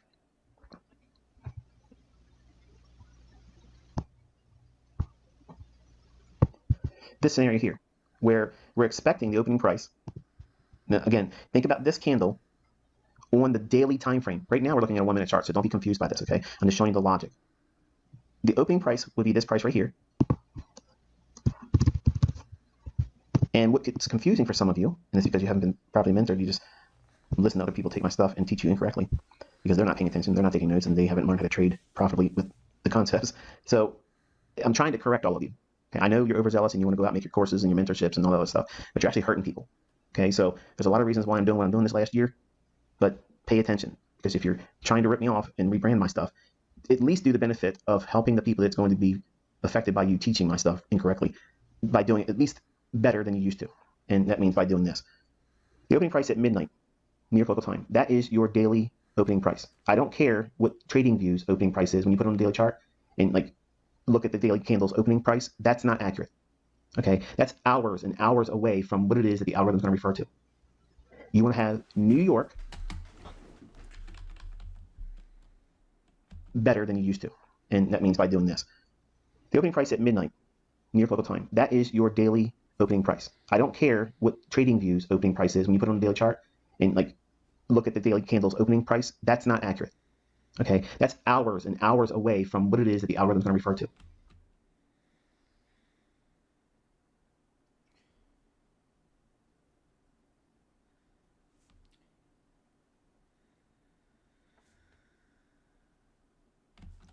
You want to have New York at midnight, that opening price. Just pull up a 15-minute time frame and you'll have it.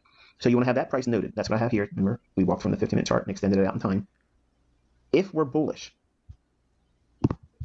by having this level on your chart, you want to be buying at that level or beneath it.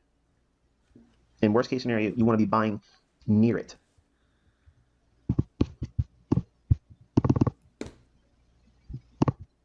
So your thought process would be like this on the daily chart. You're watching, and you'll see me doing this with live commentary starting in February, where I'm expecting the accumulation phase on the daily range to occur below a specific level.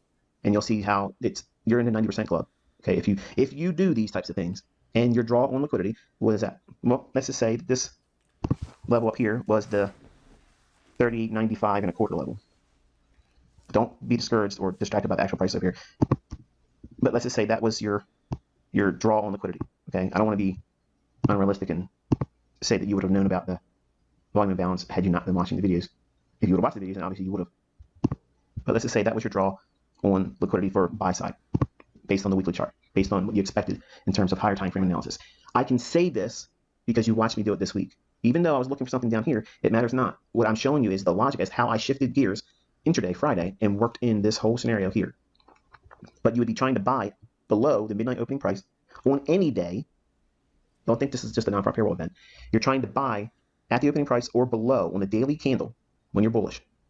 And if you get above the opening price, like you see it doing here and here, as it goes back close to that opening price, you can be a buyer there too, if there's logic behind it. And the logic I used was these two down closed candles is a bullish order block. It's also a swing high. We went through it here. So this is what I teach you to look for what? The shift in market structure, meaning the market has tipped its hand to you that it wants to go higher. So if it's going to go higher, where's it going to go to? Well, you have an imbalance right here, right? Yeah, that's fine. You have a bearish breaker here. That's fine too. But look closely.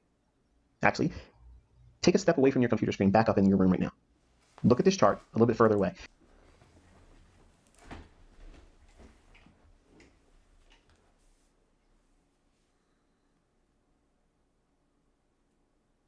About 10, 12 feet away.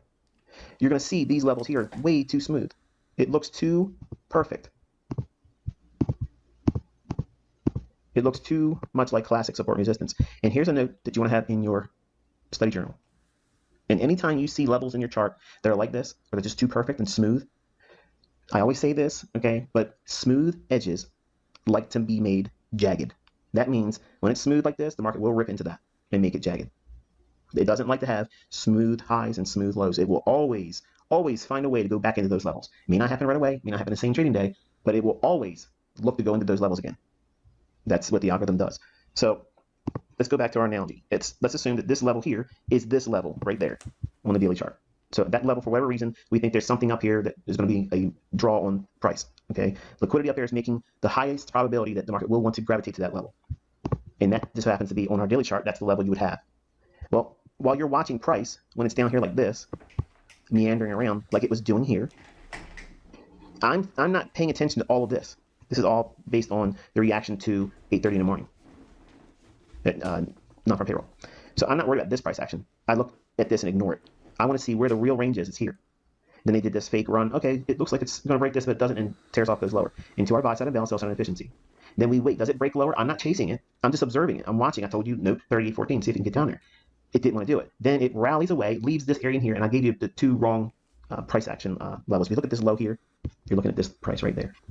If you look at this candle's low, it's 38.25. 38.25. And I said 38.39, I believe is what I tweeted, and it was inaccurate. I apologize. 38.39.25 is wrong. And I was looking at this level here, the high, 36.75. So that's what I was looking for, and I was watching. Obviously, you know I'm looking at a 1 minute chart. I was commenting over a 1 minute chart. But I wanted you to have that on your chart. I told you to have a line on this level and this level. Reason why, because I was going to come back and talk about this level today. More specifically, I was going to do it Friday, but I didn't have the time to do it, but I apologize. But the market wasn't able to get down to that. And then with this short-term high, it breaks above it. So there's a shift in market structure there. So I'm looking at all of this area here below the opening price, and now this level is this. Conceptually, in my mind, this is what I'm seeing the algorithm refer to. I don't care about this. I don't care about every candle prior to that. See, when you're looking at price action, you're getting caught up in all of this noise. My focus, my absolute focus, is only here. Right there. Inside that box. That's what I'm focusing on. That's the initial framework that the algorithm is going to work within. Why? Because that's the dealing range. This is where we are. This is where we made the high for the day. We've left liquidity in place in the form of buy side.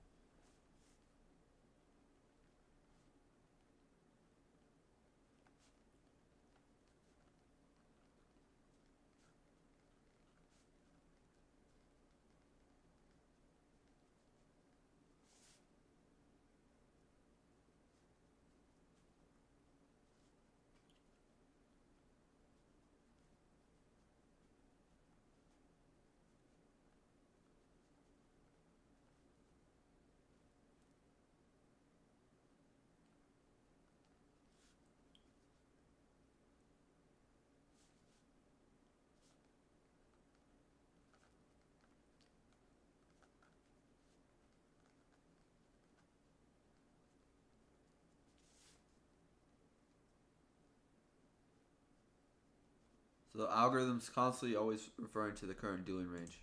We've broke down back into a discount. We have not went lower. We created a short-term high. This range was not closed in or even retreated to. Then we had a short-term high broke there, with this candle moving higher. So in my mind, I'm thinking this level here, this line represents this here. So I'm looking at the daily range like this. Even though, okay, that we have traded up here and we've already essentially been here, I don't care. I'm thinking about it just like the algorithm will, if we want to personify the algorithm. So when it's coded to refer to an old dealing range, that's what this is here, this high, to low, I believe it's going to do what? Expand outside of that range in the form of external range liquidity. It's going to go outside the boundaries created by this high and that low in the form of a up move. You'll see me tweet. If you go through Friday's tweets, and you also see me actually copy a tweet's link, and you can put them in your trading view chart. Just copy my tweet or anybody else's tweet, and right-click on the chart somewhere and click paste after you copy the link of any particular Twitter post, especially mine, because you want to be able to hold me accountable. Everything I say on Twitter, go through each day and post what it is I drew your attention to. I'm not deleting anything. You'll never see me delete a tweet. It will never happen. If I'm right, you're going to see it. If I'm wrong, you're going to see it. It is what it is. I'm out here without a safety net, okay? I'm walking the high wire, and I have no shame or fear of it, okay? It is what it is. But I'm also teaching that non-farm payroll is a day that you don't want to be trading. So I really wanted to do poorly on non-farm payroll so I can say, see, this is why. So don't read into what I'm about to show you, because don't think that it's me saying in secret, hey, yeah, we all really trade non-farm payroll. No, we don't, okay? We're not trying to do that. But you can practice it, and that's fine. But this little segment of price action, that's the focus. That's the setup. That's the only thing that you would need to be concerned about at the moment. You don't worry about the hourly chart. You don't worry about the 4-hour chart. You're not worried about the daily chart. You're not worried about the weekly chart. You're not worried about the 15, the 10-minute, the 7-minute, the 3-minute, the 2-minute. I have no shame or fear of it, okay? It is what it is. But I'm also teaching that non-farm payroll is a day that you don't want to be trading. So I really wanted to do poorly on non-farm payroll so I can say, see, this is why. So don't read into what I'm about to show you, because don't think that it's me saying in secret, hey, yeah, we all really trade non-farm payroll. No, we don't, okay? We're not trying to do that. But you can practice it, and that's fine. But this little segment of price action, that's the focus. That's the setup. That's the only thing that you would need to be concerned about at the moment. You don't worry about the hourly chart. You don't worry about the 4-hour chart. You're not worried about the daily chart. You're not worried about the weekly chart. You're not worried about the 15, the 10-minute, the 7-minute, the 3-minute, the 2-minute. This is it. This is the framework right here. The fact that it's shifted above this short-term high right there sets the stage for a run above here. Okay? And I don't know, and you didn't know, that it was going to go up to 38.96 in a quarter. But once it got above this level here, I took 10 contracts off of a 12 contract position, and I left 2 contracts on. By having that run above that 38.76 and a quarter level, I drew your attention on Twitter to 38.95 for buy side. And then I had a limit order at 38.96 and a quarter. And it reached up in there and did its business. I also had 38.85, noted it's an old daily high as well. And you can find that level on your daily chart. Go back over the course of last week and you'll see previous day's highs. 38.85 was another level that I tweeted. Okay, I'm not going to have that tweet on the chart because it becomes too much. But you're welcome to go through my tweets, and whenever I'm giving you key levels or things that I'm looking for the day, drop them on your chart after the fact. Like if you're in school, if you're running a business, or if you're working your job and you can't do it live when I'm doing it, it's educational for you to see where on the chart I was saying it, and then find the things I'm teaching you. Okay, and trust me, by doing that, it will provide you a better perspective on what it is that was being done at the time. Even though you don't have the benefit of being there right then, at least this is the closest thing you'll have to seeing what it is I was trying to draw your attention to. So back to this example. If it's inside this, let me go back here. If I'm just looking at this shaded area here, let me do this. So inside that, and that's not a nice color. I'm looking at this shaded area in here. And I believe it's likely to go from here, if it takes out this high, from here up to here. So I'm envisioning the daily candle looking like this right now. Even though we've already been here and came down, right now the algorithm is thinking, okay, we're real close to the opening price at midnight, which is right there. We ran above it, so it did this. It went up a little bit, and now we're back down inside the middle of the range that would be represented by this low to this high. And then when it drops back down, it's getting real close to that opening price again. So it's doing something like this. Okay, and I'm anticipating that the daily range will now expand up into this level here where buy side would be, which is represented by this high here. That's why this red line is being annotated on the chart. So I'm expecting price to keep gravitating higher, and that would be something like here, and then continuously gravitating towards that high like it's doing here. I'm not getting tricked into thinking it's going to go down. This level is way too clean. Clean being it's smooth. It's like relatively equal highs. The market's not going to leave that. And I actually tweet also. I said, I do believe we're going to go to 38.76.25 because it's so close it would be criminal to leave it intact. Okay, so all this time it's dropping down. I'm not worried about it not going up there. So it gives you the confidence to stay with the idea. And then finally when it runs above it, like that, this is what the daily candle looks like. And I'm going to watch and see, does it keep digging into my next objective, which would be an old high at 38.85. So with 38.85, which being an old daily high, there's buy side above that. Why do I know that? It's just the way it is. Large funds like to use previous day's highs and lows. So that liquidity is real. It's not theoretical. It's not something like you see on a DOM, a depth of market ladder, or something to that effect. That's why I'm not a fan of that, because those things can be spoofed. Fund managers are not pulling their orders in and out. Okay, they're placing them there. They're hard, and it's going to be what it is. It's going to run to them. And that's why that type of perspective on where liquidity is, old daily highs for buy stops, old daily low or lows for sell stops. And you can make a lot of money trading those types of pools of liquidity. They can act as targets and they can act as a framework for entries. Okay, so as you can see, the market does in fact trade up to there as well, and I took a partial there, and then it left one contract on for 38.96 and a quarter. That level being the next draw, and you'll see a tweet. And the whole time it's doing this expansion up, higher, higher, higher. And we're not thinking, oh, it's going to collapse in reverse, because the candle, if it's going to have a big move like this, it's probably going to close near or at its daily high.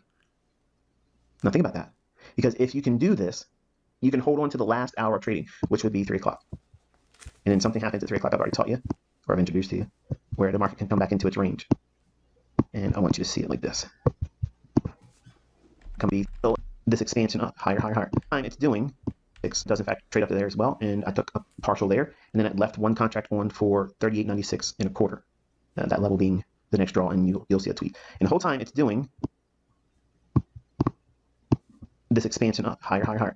And we're not thinking, oh, it's going to collapse in reverse, because the candle, if it's going to have a big move like this, it's probably going to close near or at its daily high. Now think about that, because if you can do this, you can hold on to the last hour of trading, which would be 3 o'clock. And then something happens at 3 o'clock I've already taught you, or I've introduced to you, where the market can come back into its range. And I want you to see it like this.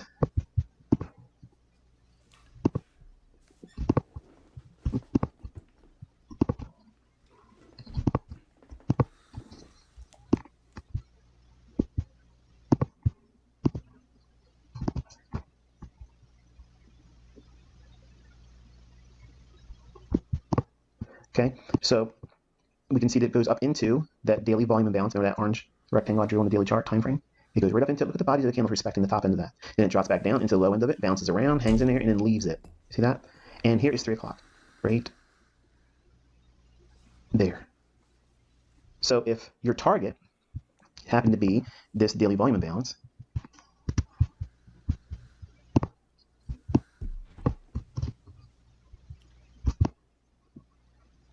that could look like something like this. So in your mind's eye, and tracking what the daily range would look like on a daily chart, I mean, you would obviously have a daily chart referred to throughout the day. That gives you the confidence to stay with the trade, because I get a lot of questions all the time. How do I stay in these trades? How do I not get shaken out of them? Because I'm thinking like this, because this is my concept of power 3. Power 3 is accumulation, manipulation, distribution. So the accumulation, smart money's doing longs at that time. I didn't know for certain. I have to wait. How do I not get shaken out of them? Because I'm thinking like this, because this is my concept of power 3. Power 3 is accumulation, manipulation, distribution. So the accumulation, smart money's doing longs at that time. I didn't know for certain. I have to wait for 8:30 to come in, do the manipulation, and then it will tip its hand. And I just walk you through that based on the short-term high being broken and the inefficient. We don't know for sure. So the accumulation, smart money's doing longs at that time. I didn't know for certain. I have to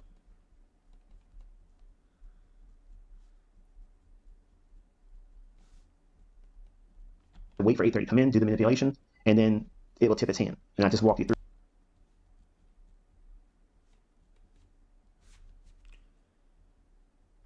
that based on that short-term high being broken and the inefficiency for the market to fill in that buy side and bounce side efficiency. So 38.14 was no longer a factor, and the tweets took your attention to, now we're going to look for 38.76 and a quarter, then we're going to look for 38.85, then we're going to look for 38.96 and a quarter, and then unfolded like a script. So in my mind, I'm thinking this is the daily candle. I'm not being swayed by all the little minor fluctuations on these 1-minute candles, which is what makes everybody think that it's noise. It's not noise. It's the same price that the candle's using to make the daily chart candlestick. This is a matter of knowing the rules of engagement and knowing that, okay, once we get to the last hour, 3 o'clock, if it gets to a target like that, be done. Be content with that, because it's likely to do what? It's likely to pull back into the range and create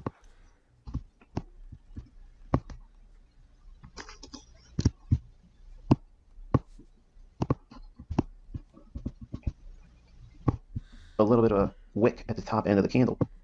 So inside this little area now, this little retracement, and it closes off the high. So if this is the high, let me get this box out here because it's going to keep flittering. Flittering, is that even a real word? I just made it, so let's go with it. The high here, we're going to say is that. And it might pull off and then close trading for the day right there, that closing price. So we see it over here. Here's the high, short-term low. It breaks, comes back up into a volume imbalance. Where's it going to tag? Sell side right below here. Boom. Where's it close? Off the high there. So it looks like this with a daily candle. Okay? Or we're very close to it because it's not the best in terms of scale. It won't look exactly like that. But conceptually, it's obviously the best I can do artistically. Okay. And for the purposes of looking at the daily chart, let's look at the daily candle now.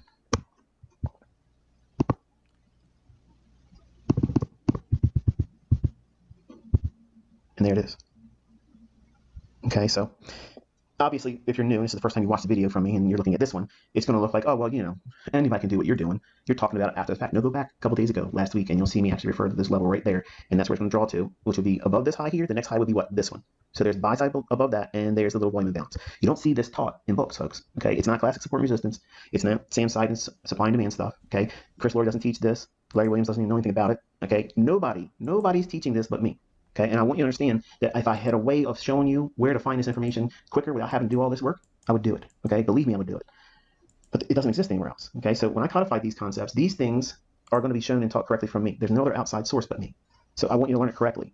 That way you're not going to hurt other people trying to be smart and pretending you can run a mentorship when you don't even know what you're doing. All right, so here's the 1 minute chart, and this is the best I could come up with conceptually going through the individual fluctuations in this chart, with the exception of the actual tweets you see here. You can see the times. Okay, and don't take this for what it is being shown here. These are actual links to the tweets. Okay, and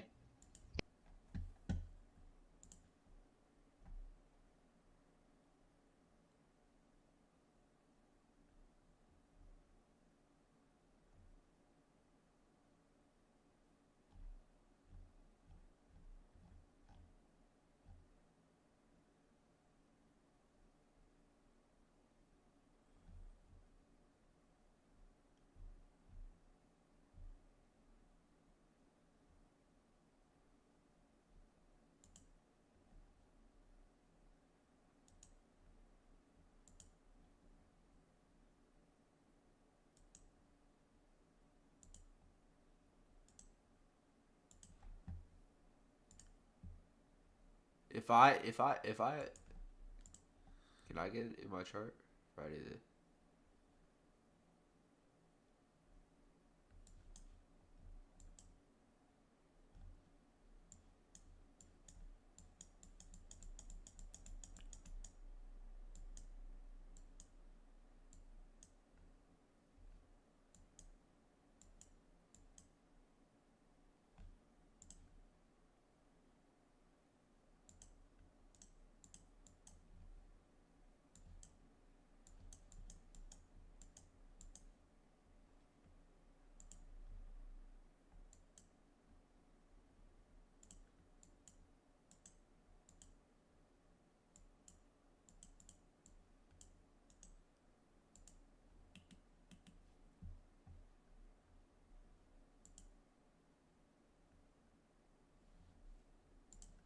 if I click on this right here, it'll take me to the direct link here.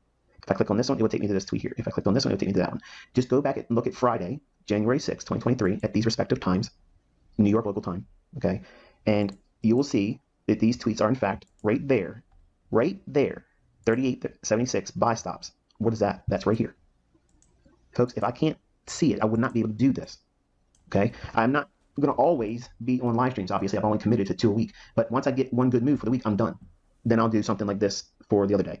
I don't want to be caught up in doing live streams all the time, okay? And I don't want to create the opportunity for you to fall into a dependency on it.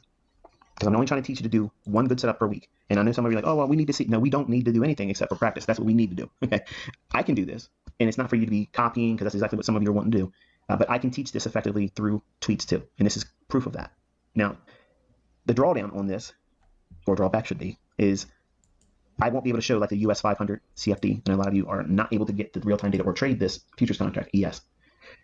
I will, on my live streams, find a way to toggle back and forth between ES 500 and, I'm sorry, not ES 500, US 500 and ES futures contract interchangeably, okay? So if I'm looking at something that is on ES, I'll flip over to the US 500 to kind of give you guys that are following along on that, at least the baseline idea where we're studying and practicing, okay? And the same thing for NASDAQ. If we're looking at NASDAQ or NQ, futures contract, then I would be showing you the US 100 CFD. Okay, so or the equivalent, for those that can't trade the futures contract. All right, so let's get through this because I got a lot of things I want to cover here and then give you my opinion on Forex. I know some of you just don't care about this market here as much as it is a beautiful market to trade.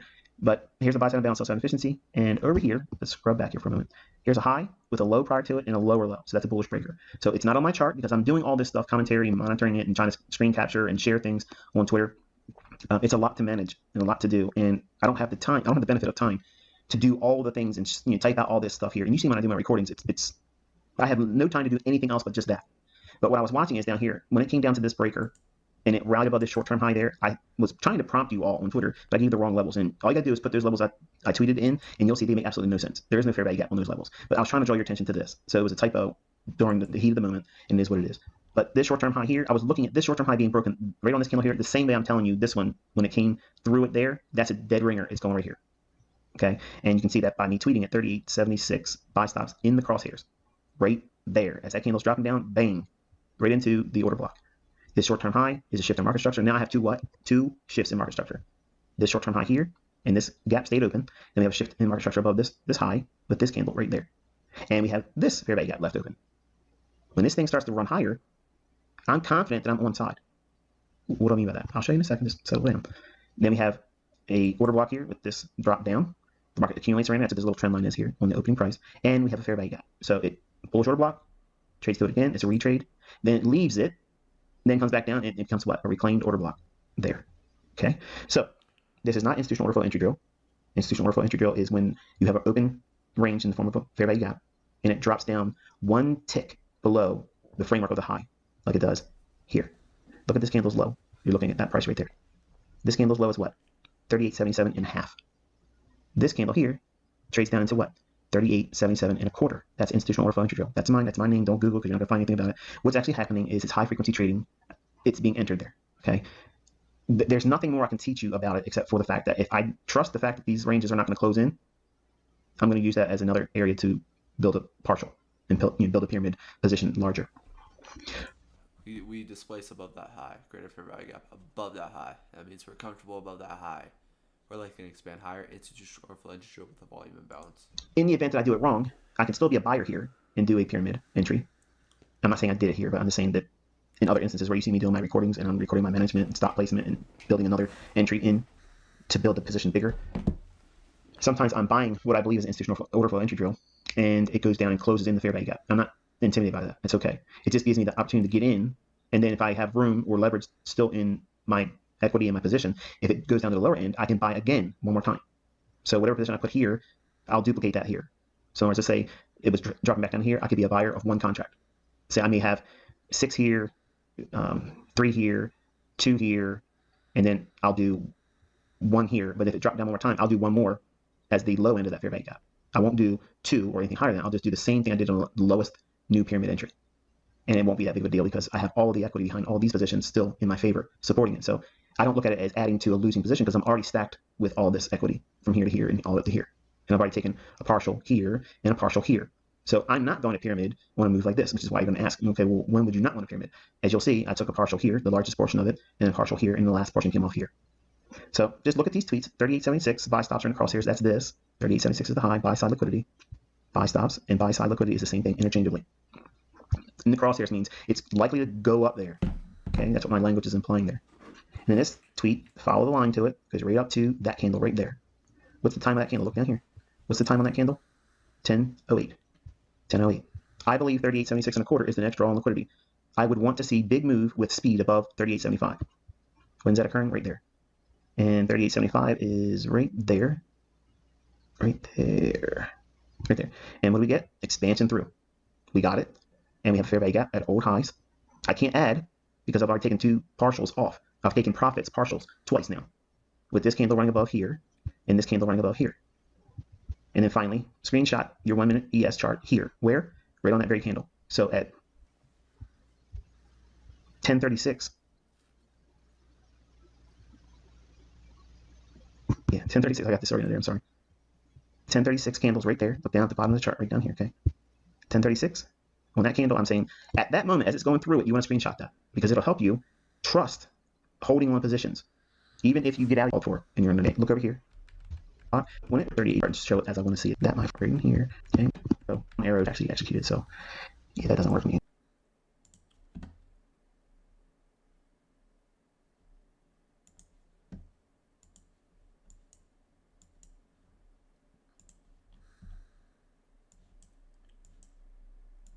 Alright, what I was doing yesterday is I was actually using I was studying regular trading hours.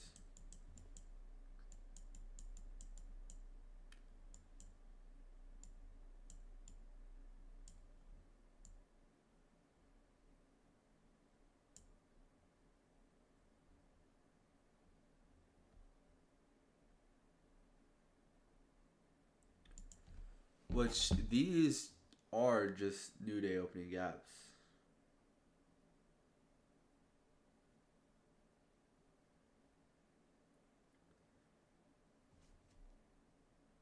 Sorry, I'm turning on some music real quick. And then back. Okay, I'm gonna do some back testing for an hour on the charts, and then it'll be 8:30. I kind of want to see just the delivery of CPI, what it does, and then like brief break after that, and then I'll hop on the charts.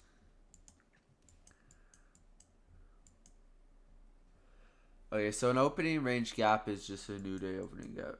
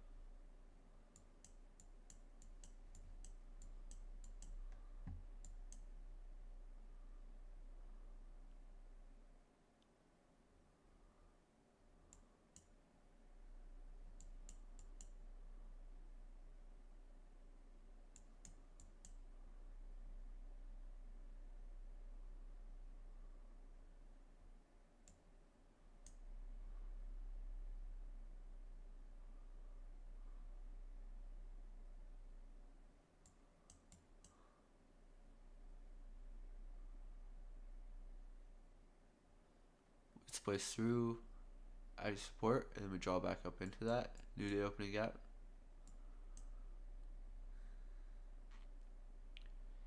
We fill in that new day opening gap, respect it.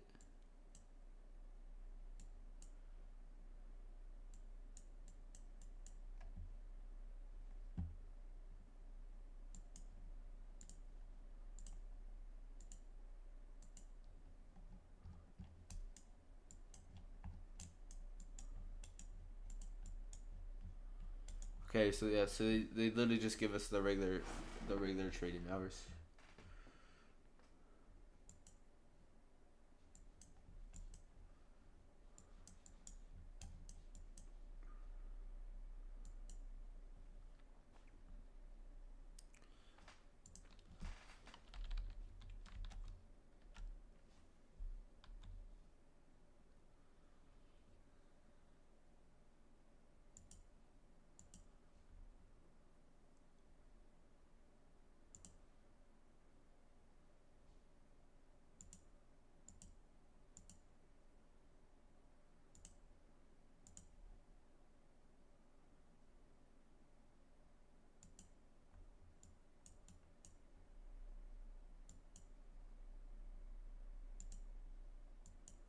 Get manipulation below midnight, and then we expand.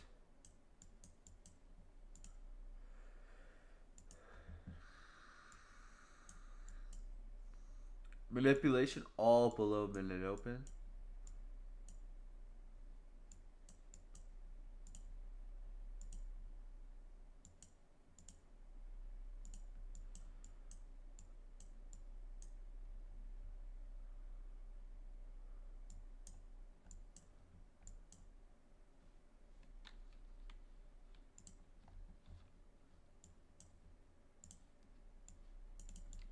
Order block, last up close candle. We're expecting these volume bounces on the higher time frame. We have quick delivery showing that we're respecting something. We have a wick. Close back over. If everybody get in, if everybody get out. It's a balanced price range. Don't expect to trade back within here. So this is just trap traders. All this. Trap traders. we displace.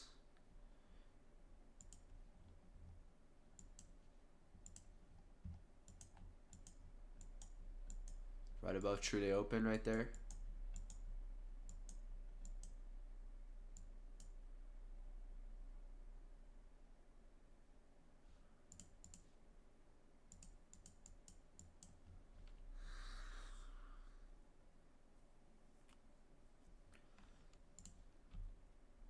Market structure shift right there. Displacement, fair value gap, new day opening gap. Consolidation. Expansion. Retracement. Expansion. Reversal. Consolidation. Expansion. Reversal. Consolidation. Expansion.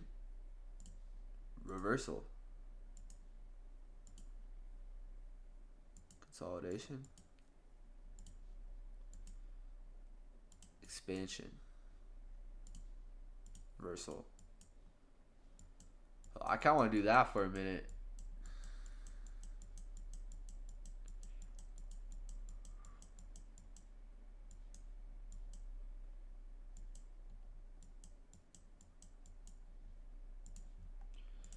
Consolidation. Expansion. Expansion. Reversal.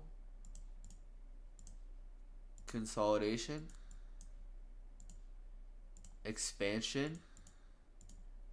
Retracement. Expansion. Reversal. Consolidation.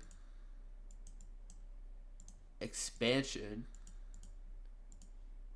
Reversal. Consolidation.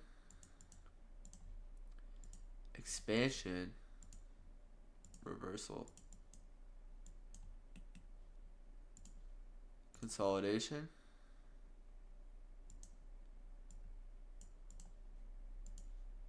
Expansion. Consolidation. Expansion. Reversal. I think that's right, hopefully.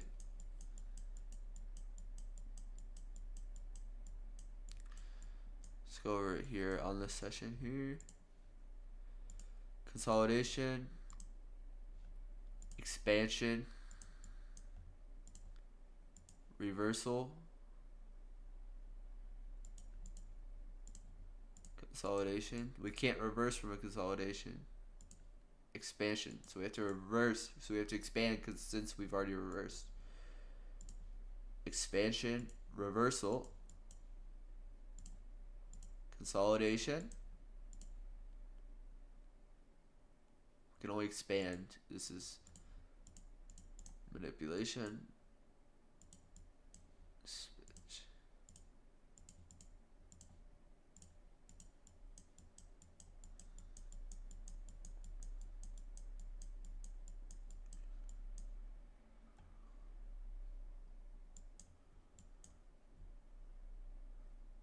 So we tap true day open right there.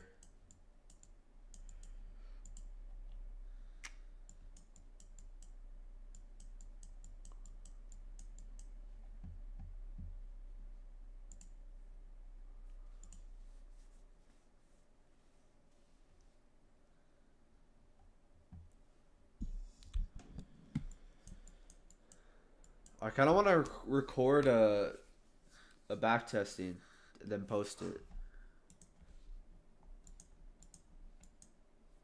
What should we back test? Oh yes, let's do this weekly power of 3. Perfect.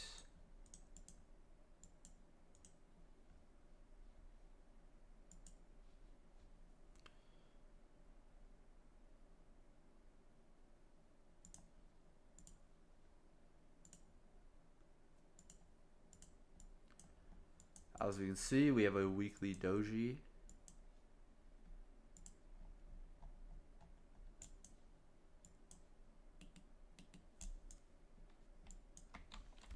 All right, let's see if we can do that and then record it before market opens or before CPI. Here are the extremes of this range.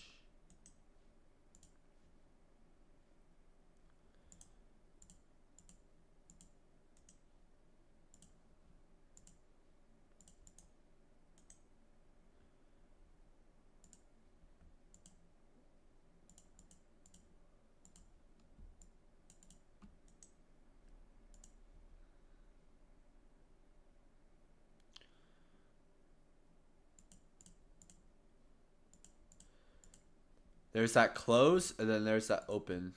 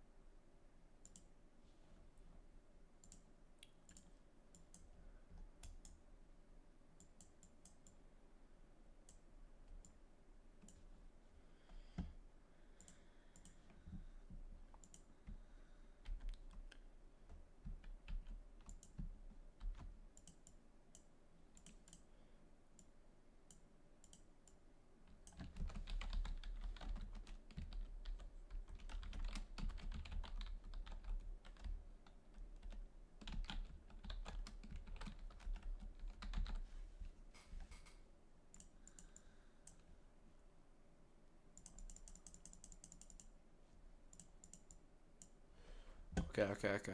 So there's that weekly open, and then the weekly close.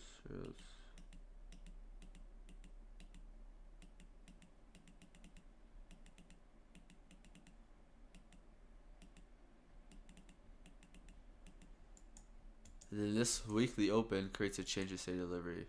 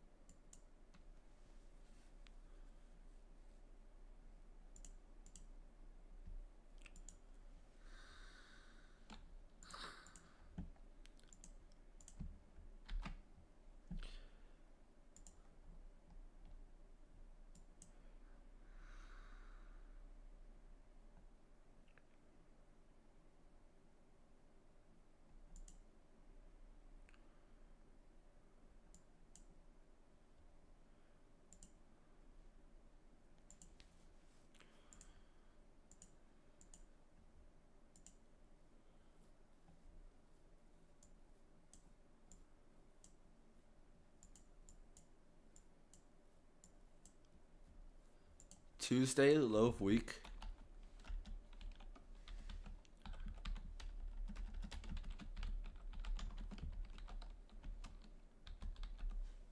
Classic bye week. Tuesday, putting the low of the week. Thursday, we have some form of measure of possible high of the week.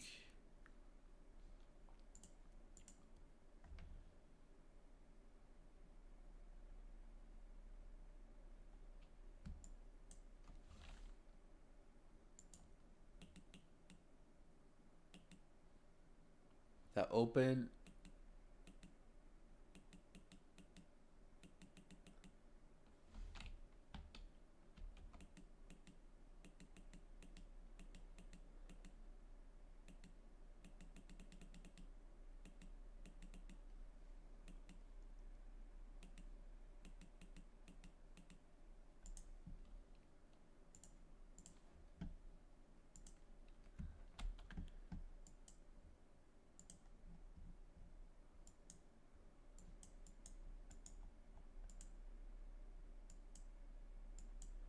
So Monday, manipulation above the weekly open. We come up here at 10 a.m. to then sweep buy side liquidity and expand lower to sell side liquidity.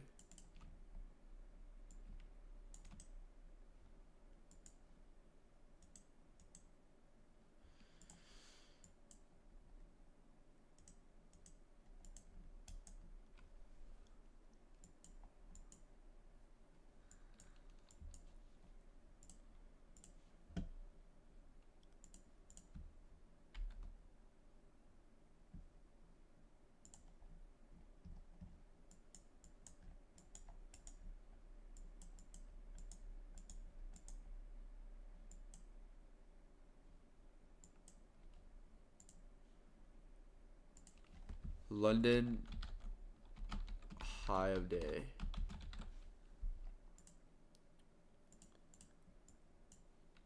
Classic sell day.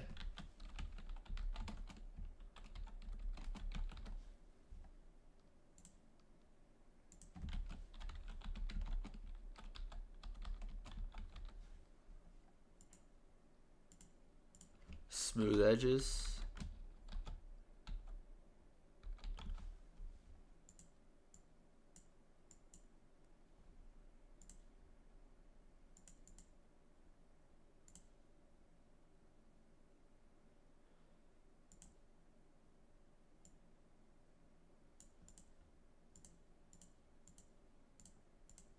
$9.50 macro reversal.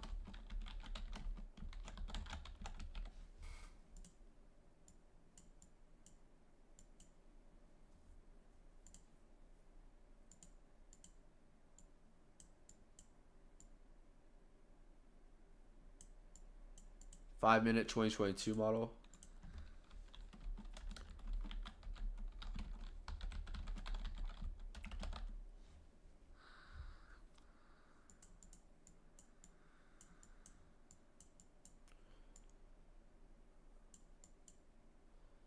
Even here, consolidation, expansion, reversal, expansion, retracements, consolidation, expansion, retracement, expansion.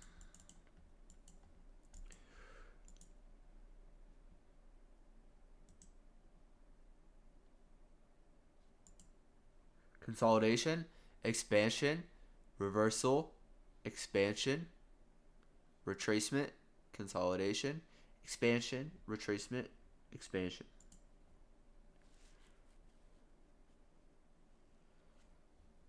Okay.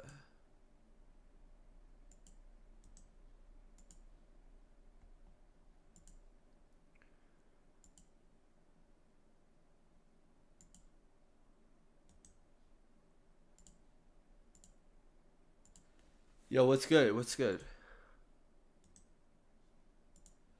Consolidation.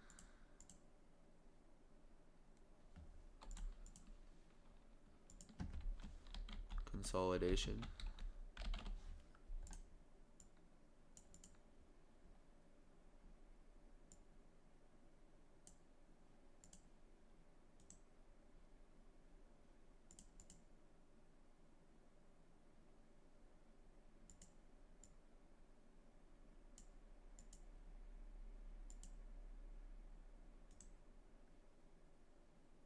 Expansion.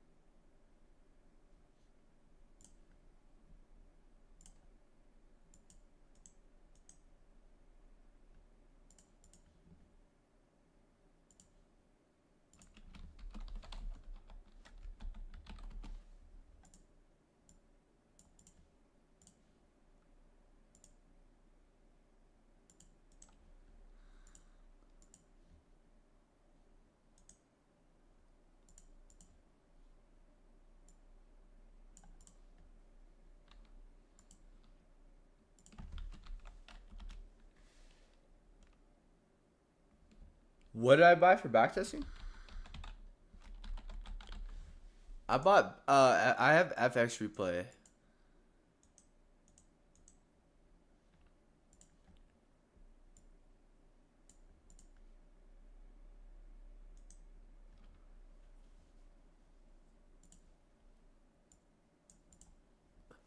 Whew.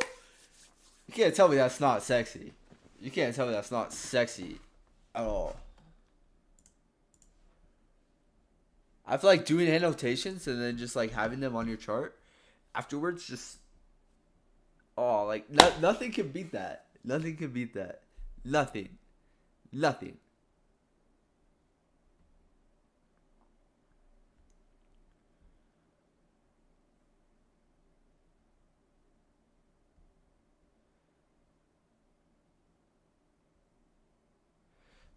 Is that right? We have consolidation, expansion, reversal, expansion. Can we expand from reversal? Yeah, we can.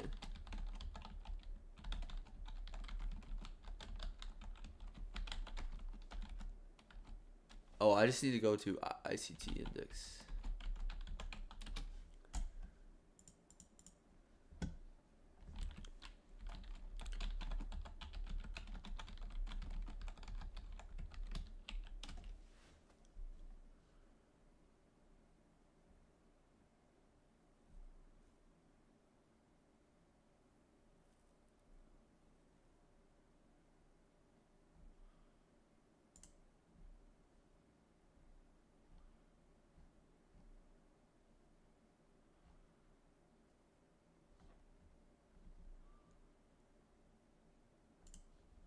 Because that's when the orders are building up in the marketplace. The market makers will allow ICT orders to. Index is just insane.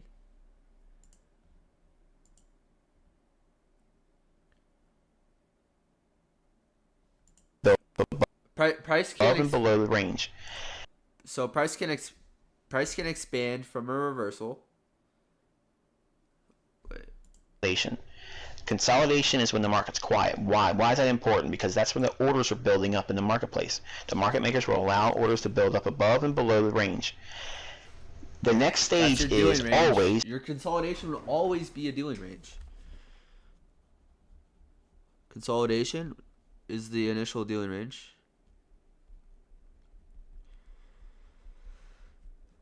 Hold on, I'll be right back. I gotta.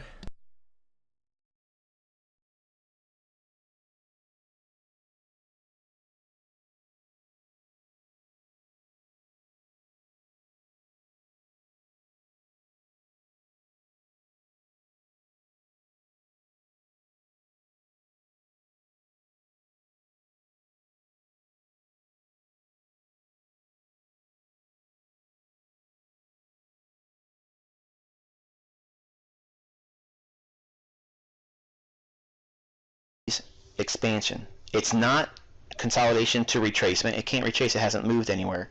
It can't go consolidation reversal because it has to come out of the consolidation. So when you see a consolidation or holding pattern, you got to think the next leg is going to be in price. It's going to be an explosive move or an impulse leg, impulse price swing, movement. You need to see movement. By determining what that movement is and what direction it is relative to the conditions you're trading in, once we're in the expansion stage, okay, then you have a choice. It can retrace, come back to the order block it just left behind, and then recapitalize that and then make another leg up or down relative to the direction it's moved. Or once it's moved in the expansion, it can reverse. Once it reverses, okay, there'll be another expansion.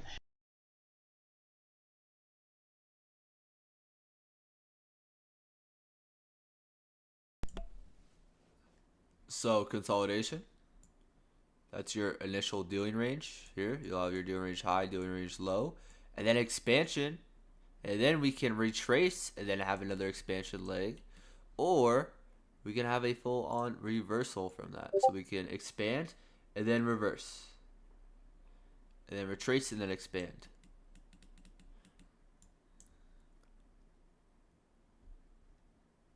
So this right here is a consolidation.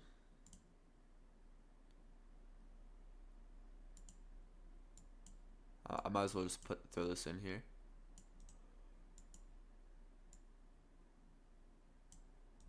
consolidation,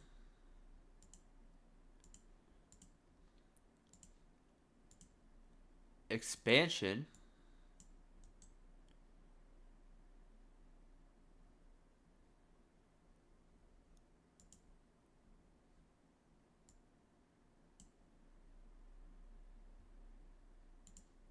reversal.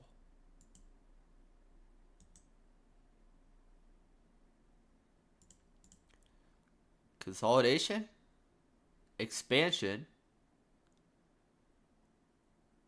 reversal, expansion, retracement, consolidation, expansion, retracement, expansion. Technically, this is, I would say this is a reversal because you're reversing into these highs here. Consolidate. It all starts with the consolidation, then expansion, then reversal. So now we're in bearish order flow. We're in bullish order flow. Now we're in bearish order flow. Then we have consolidation here, and then expansion. Yeah, I'm gonna make this look prettier.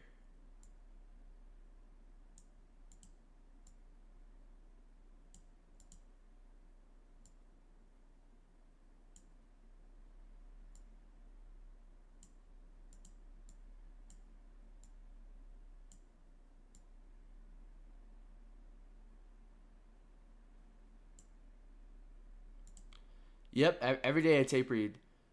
For now, it's just gonna be in these like backtesting videos. But I used to have like individual videos. Bro, if you look at my old live streams, bro, they're crazy. They're crazy. I still have them up.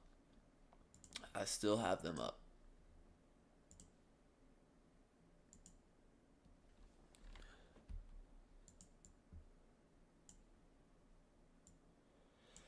Yeah, no way am I gonna be able to complete this. J4X has free backtesting. What I do is you can use TradingView, and you can just go back to previous contract codes if you trade futures, which is what I do for free backtesting as well. Bro, there's this like little fly that just keeps on pissing me off. Well, not pissing me off, but he keeps on bugging me. Then it goes back to a consolidation. The main thing is I want you. No, I'm giving it time to find my model, and I'm letting my model kind of come to fruition. And yeah, it's gonna take time. It's gonna take study. It's gonna take dedication. But overall, I haven't really come to terms of a model that I want to implement into my trading yet. Which is a bad thing. Also, it's also a good thing. But I'm also giving myself time. Like, I'm not in a rush to find a model. Yesterday, shout out Elijah Pips and Dustin though, but they were like trying to cultivate me, and they were trying to get me to trade their model that they were using. And sometimes I'm just gonna be stubborn. You understand this is it never goes consolidation retracement.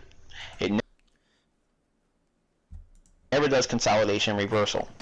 It's always consolidation, expansion, and then from expansion it goes either retracement or reversal. It does not do consolidation, expansion, consolidation. That does not happen. It does a consolidation, expansion, either retraces for another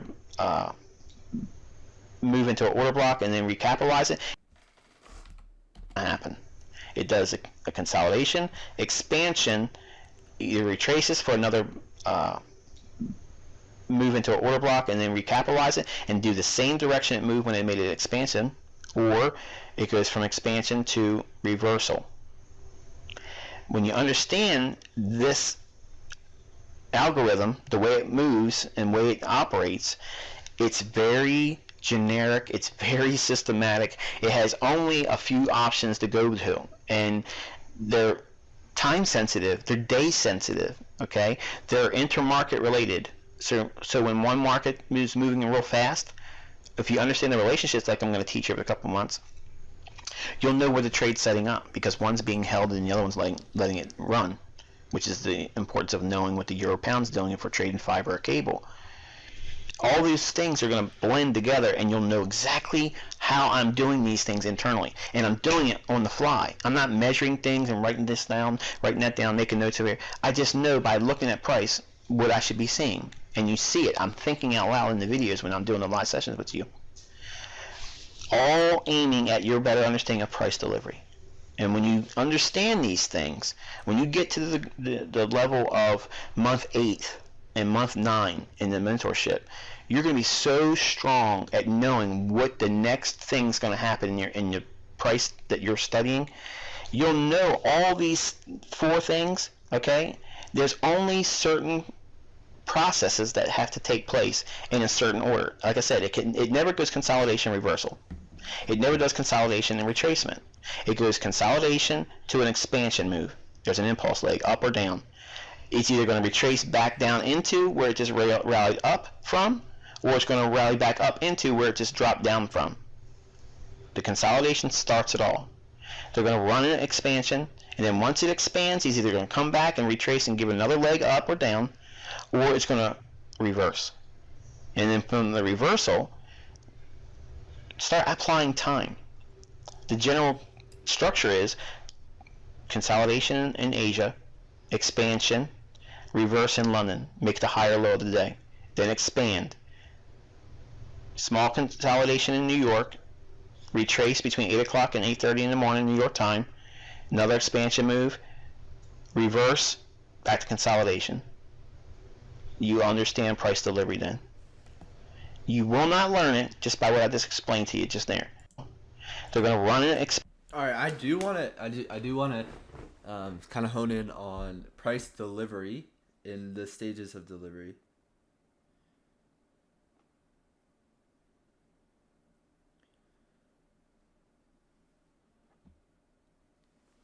Within these next days here, while we're backtesting this. So we see here. Yeah, I would say this is all correctly marked. So from a consolidation, you will have a dealing range here.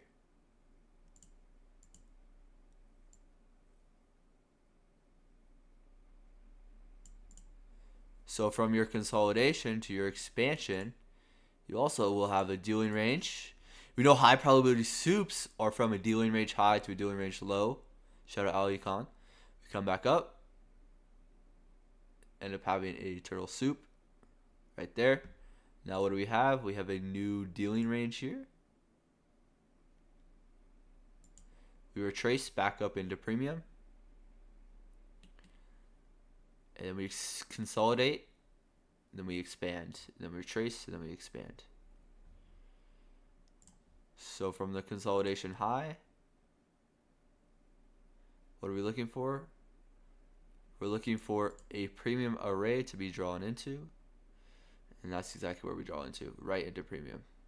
And then boom, we're able to expand lower now. All right, now let's hop onto the 1 minute and let's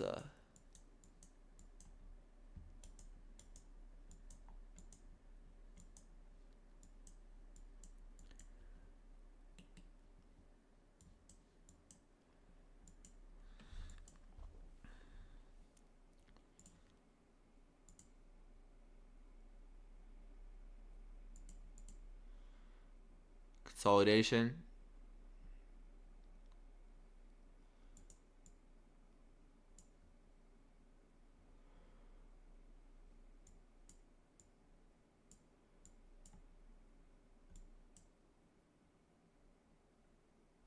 Consolidation, expansion, reversal, expansion, reversal, retracement, expansion, consolidation, expansion, retracement, expansion, reversal, retracement, expansion. The reversal. I mean, that's kind of a lot to do, just like on your head, in your head.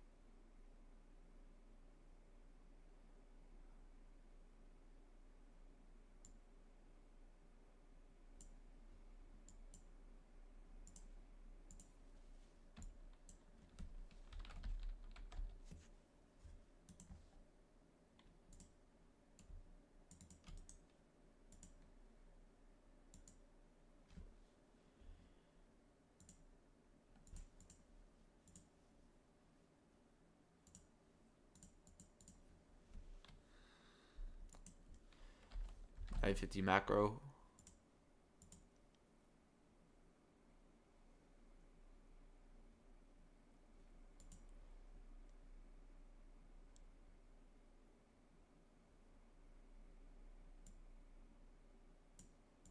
Notice how this reversal's starting within.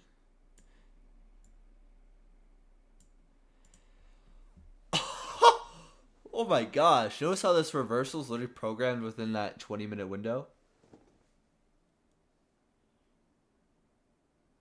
This is like the exact same thing that we just had yesterday. The exact, or not the exact, but this is very similar to the model that we had today. Yesterday, sorry.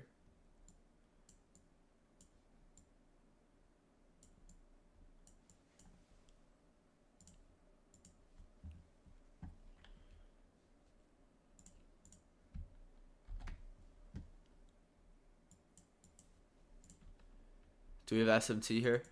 I bet we do. I bet we have some form of SMT here, creating a high resistance signature.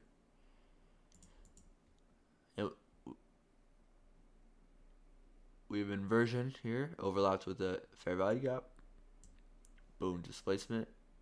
There's your 5-minute fair value gap too. Let me see sell side. And then what do? We retrace. Get a little OCD about this, even though I don't really have OCD. Maybe I might have OCD, honestly.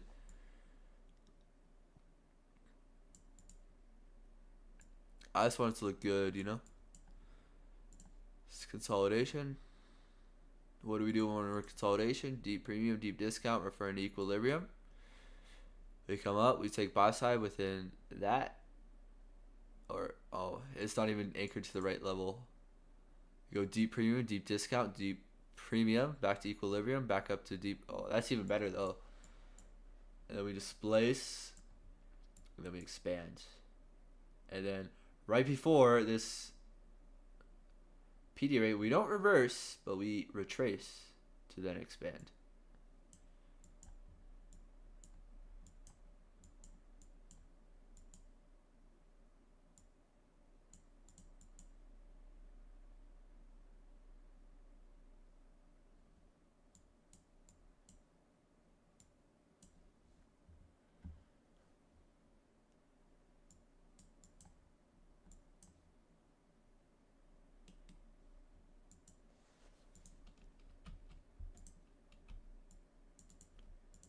Here we have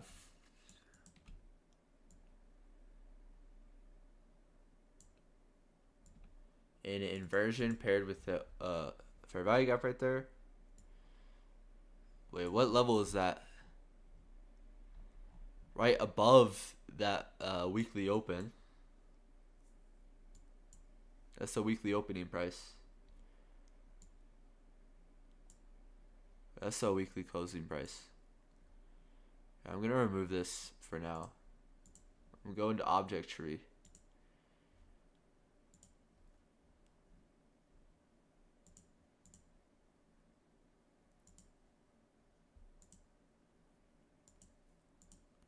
We're below the weekly open right now, because that's what the new week opening gap is. Oh yeah, I was gonna look if we have SMT here. I low-key been I've been all over the place right here. That's cool though.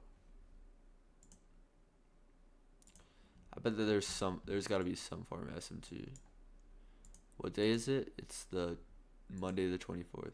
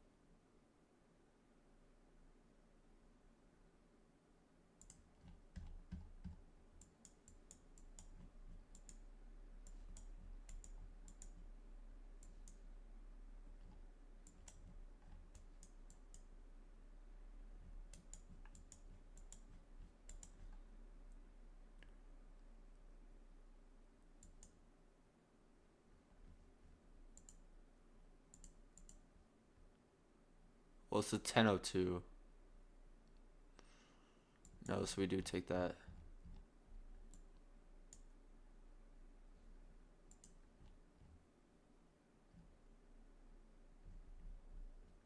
Wait, ES actually takes London high a day? Yeah, okay, that's the SMT that we have.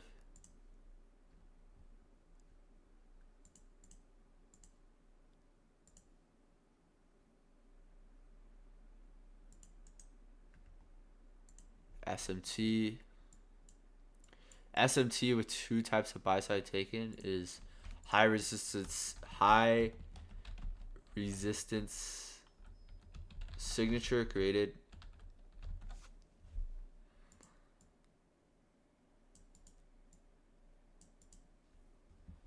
Breakdown. We have a fair value gap in line with this fair value gap. Balanced price range. There's that 5-minute fair value gap. Displacement. Notice here we're mitigating this. Come back up. Another expansion lower. So in here, this is a expansion, retracement, expansion.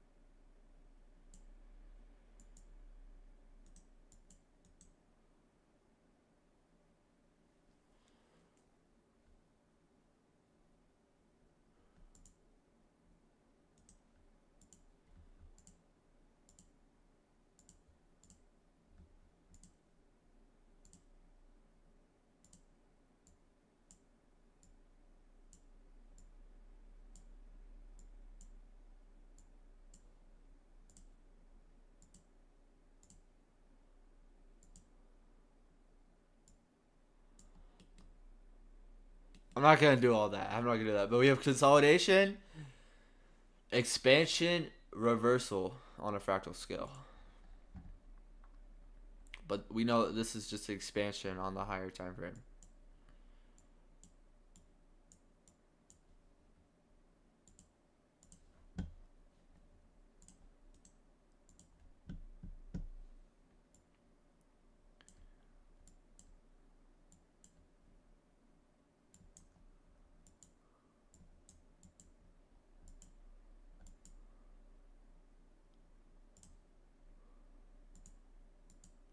I'm just gonna mark premium and discount of this.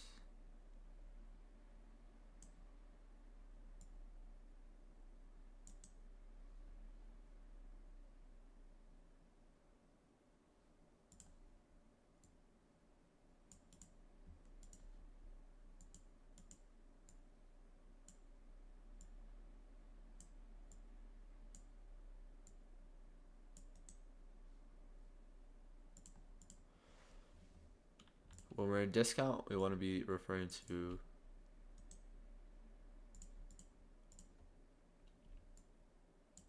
when we're in D premium, we want to be looking for highs and PD arrays to look to head back to discount. Same here, we have this order block right here that we refer to here to head up to premium. Once we're in premium, we head back to equilibrium, then we head back to premium. We take these PD arrays, high resistance signature there, and then we displace to where? Deep discount of this. Once we're in deep discount, we head back up to almost deep premium, and then we consolidate, and then we come up to consolidation, expansion, reversal.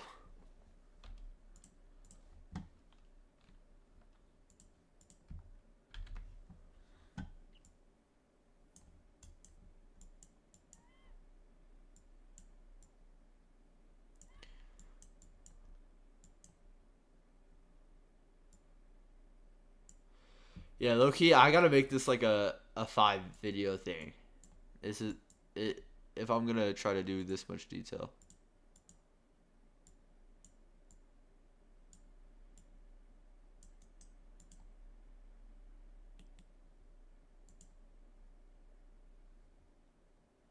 Where are we?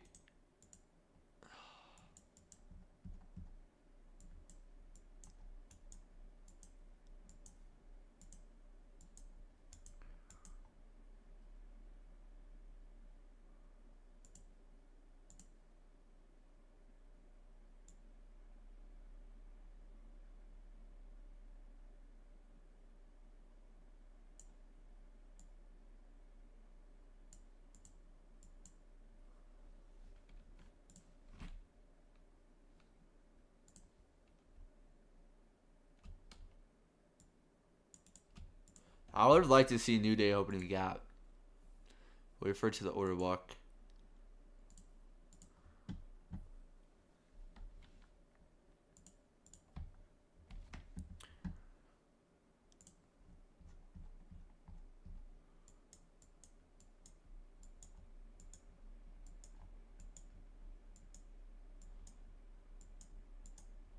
So you can see we're met with resistance. Look at the bodies.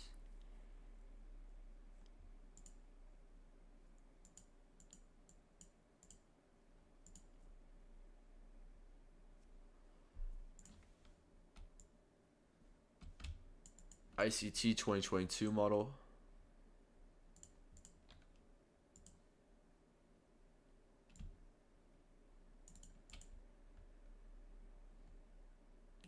Where's the light bulb?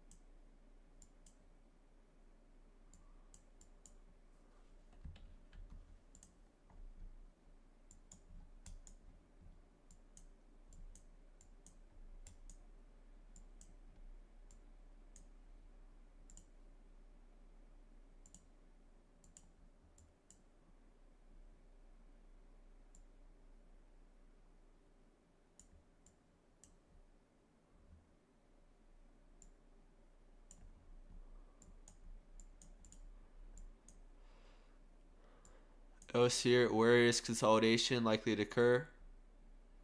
Around 50% of that dealing range. Exactly where we end up consolidating, where we expecting some form of retracement, around 25% of that.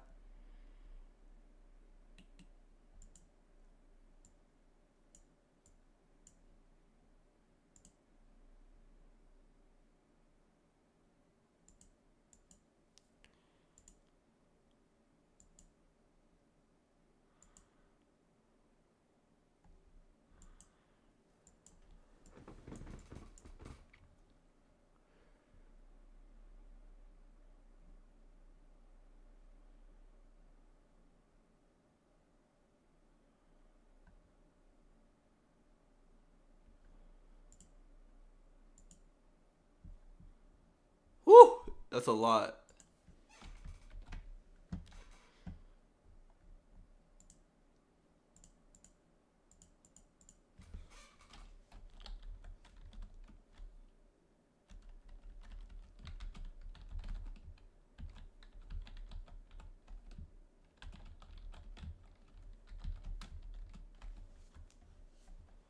Should I say advanced market cycles?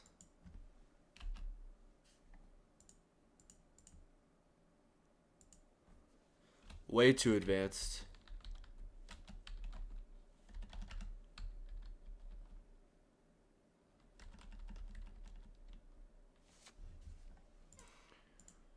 IPTA.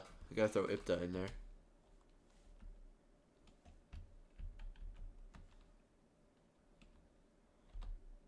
IPTA.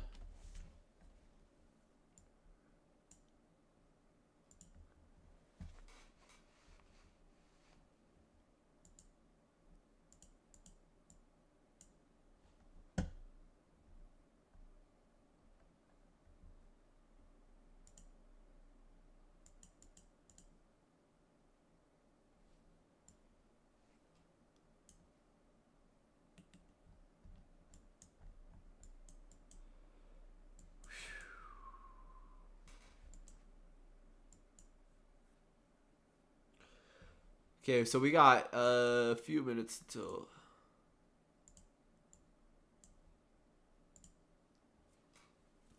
Keep on making new layouts.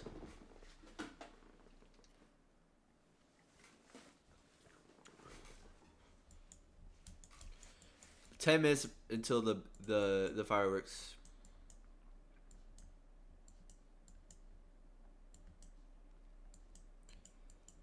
Overall,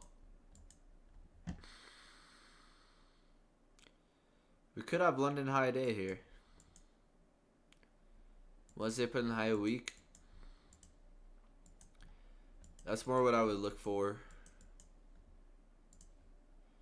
Definitely looking for this for fair value gap. That's where my that's where my eyes are at.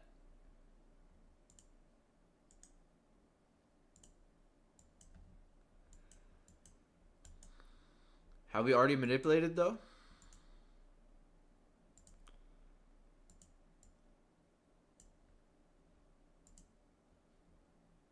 Let's look at ES.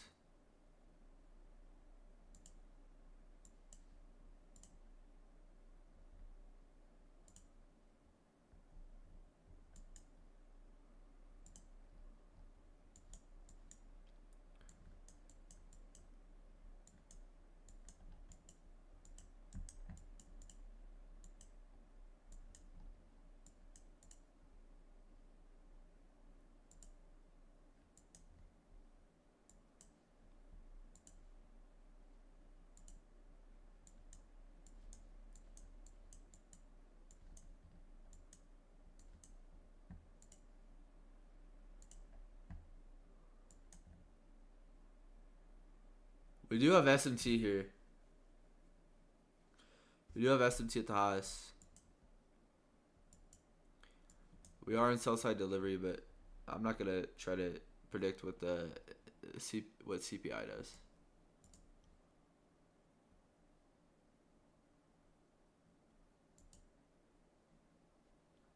Nah, bro.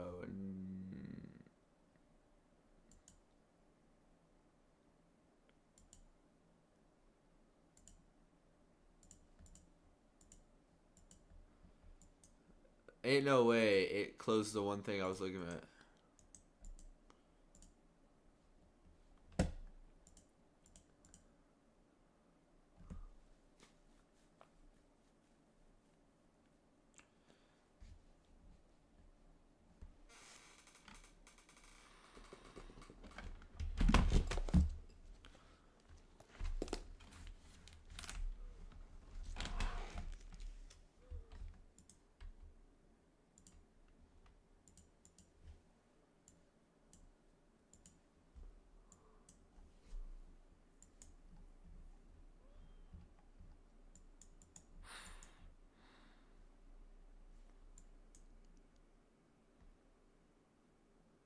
Yo, what's good? How you doing?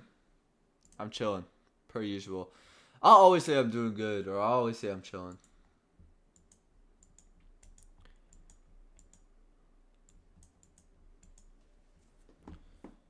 Except for this fly. Like,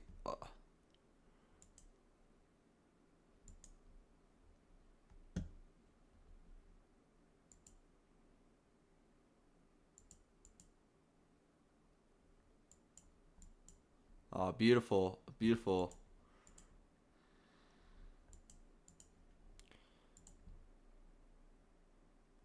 So we have expansion. Then we have. We're going from yesterday. So we have expansion. Then we have retracement.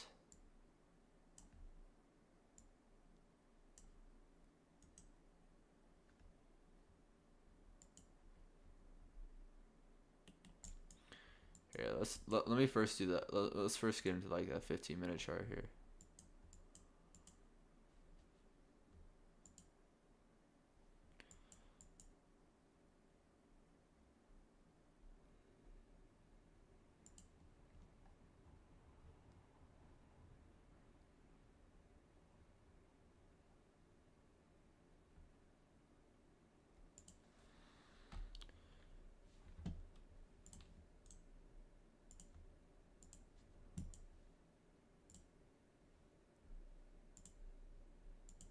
So I'm working on a case study right now. I'll probably record it a little bit later today.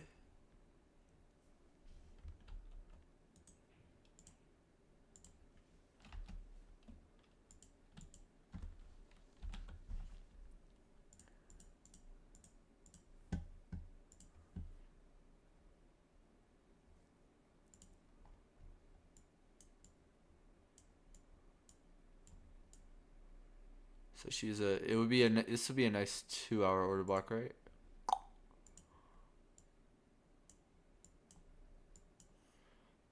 Kinda. Yeah, we'll say it's a 2-hour.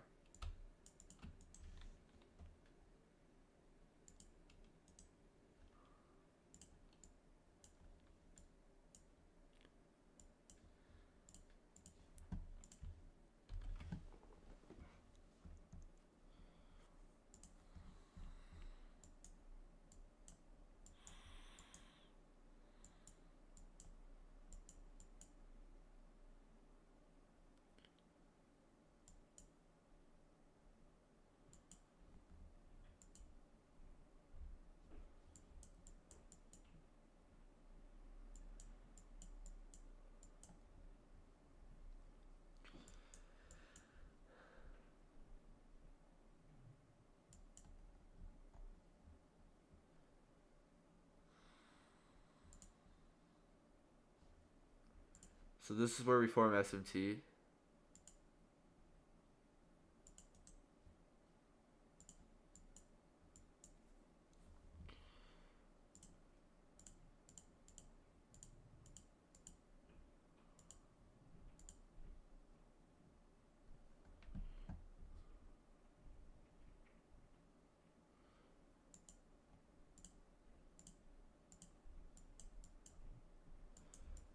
We're looking at Tuesday here.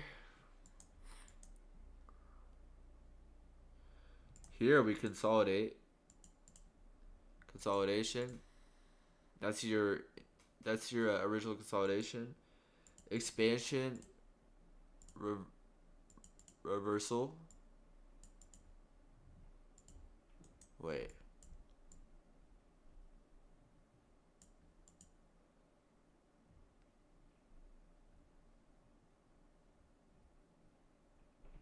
Consolidation, expansion, reversal, expansion, retracement, expansion, reversal. I'm pretty sure that's right.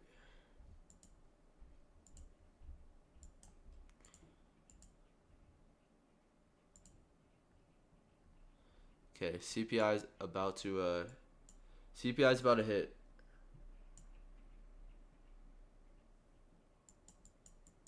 That expansion is still accumulation. Here? Well, technically, like on a fractal scale, it could wait. I want to look at this.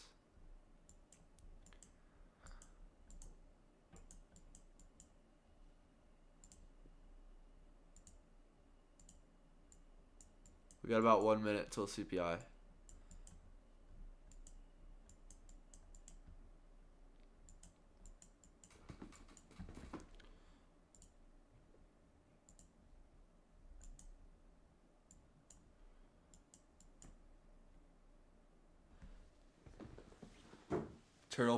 Yeah, I would agree. We'll look at it in a sec. I just want to see how this news delivers.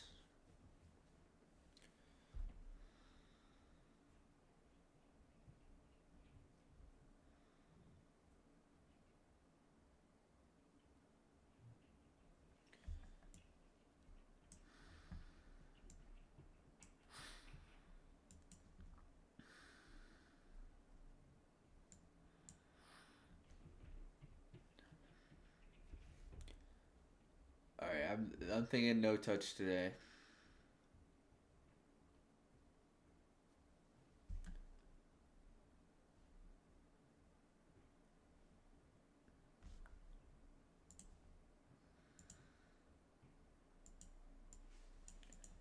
SMT at the lows.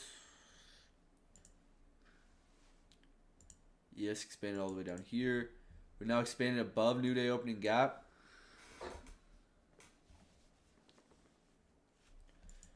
Bullish sentiment on the weekly. Maybe, or today is Thursday.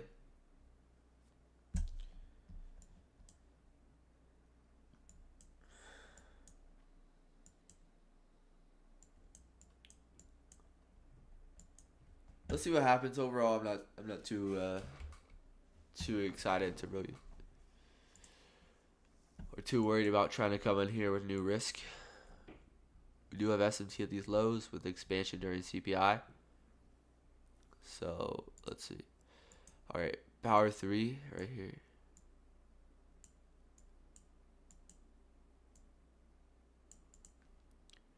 Here you have your consolidation, which creates a dealing range here. Or we'll just call it this.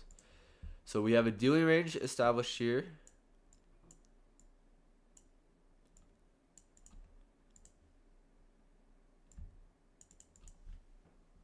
Then we create a larger dealing range. Then we take that, and then we create a larger dealing range. And then we take that high, then we create a larger dealing range here. This is kind of just consolidation.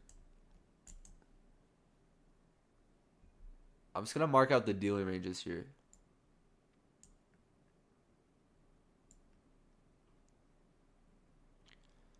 So you have that initial dealing range. Let me change this to yellow. Then you have this dealing range here.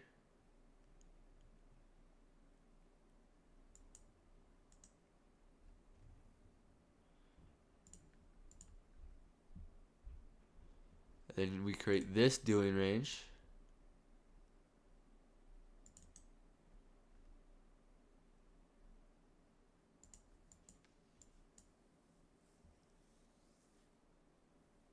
I appreciate the sub. It will. Dang, it's like hurting my brain right now.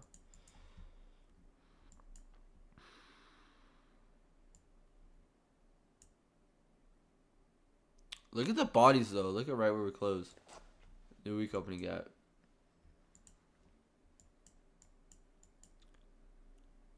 I was looking for SMT. That's mainly what I was looking for. Between 950 and 1255 low. I think we can all agree that we have that. 1255 low.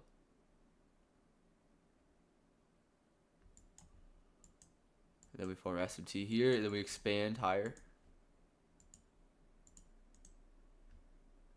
We come right at or near 8:30 opening.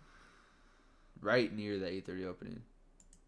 That's probably be a lower time frame order block that we draw into. Well, technically, is these two down close candles. This fly is still in my house.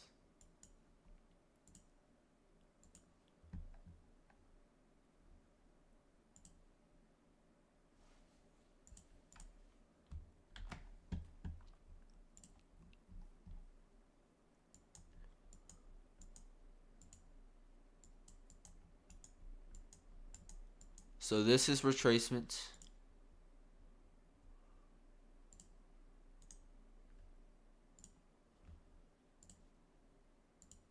Expansion.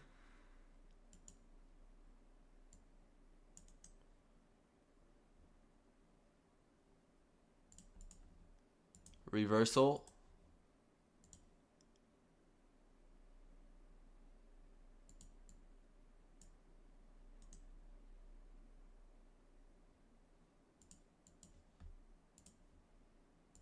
Here we have consolidation.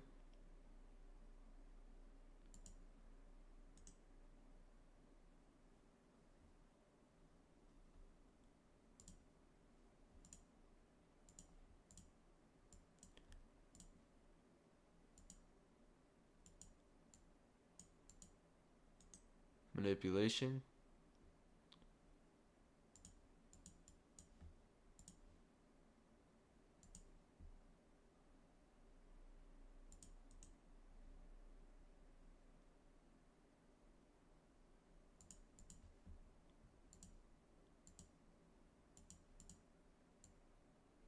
Consolidation, expansion.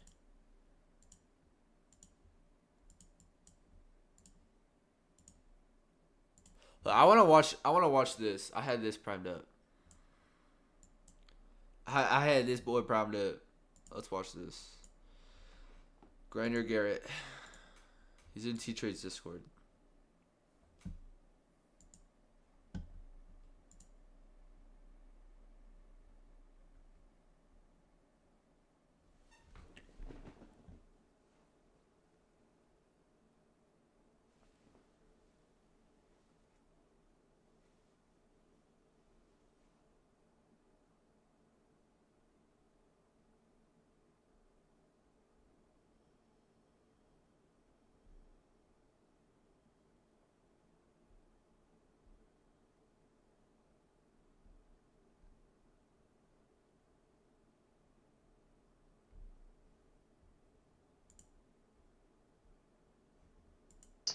So today we're going to be going over IPTA cycles and Power of 3 and how they go hand in hand, how to use them with bias within MMXM deliveries, how to anticipate candle open, low, high, close, and vice versa. So yeah, let's get into it. So what are IPTA cycles? Right, there's 4 cycles, and the price is always doing one of the 4. So when it, let's just classify expansion. So one of the 3 things happen after expansion. We all know what expansion is, but what happens after? Right? Retracement, consolidation, or reversal. Right, and then after consolidation, price can never reverse from a consolidation. If it looks like it is, this is A and B, right? This is why sometimes we don't. Let me read the last part as well. Expansion, consolidation, manipulation, right? So this is sometimes why we don't get A and B, because after consolidation we expand, but if we manipulate, this is A and B, because we can't reverse from the consolidation. So this is the manipulation. What occurs after manipulation is distribution.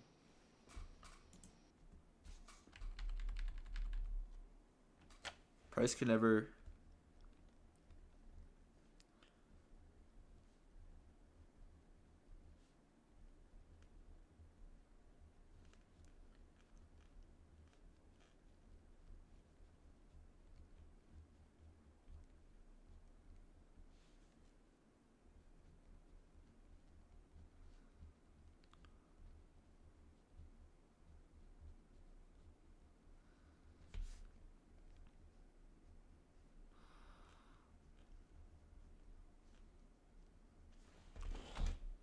But when it, let's just classify expansion.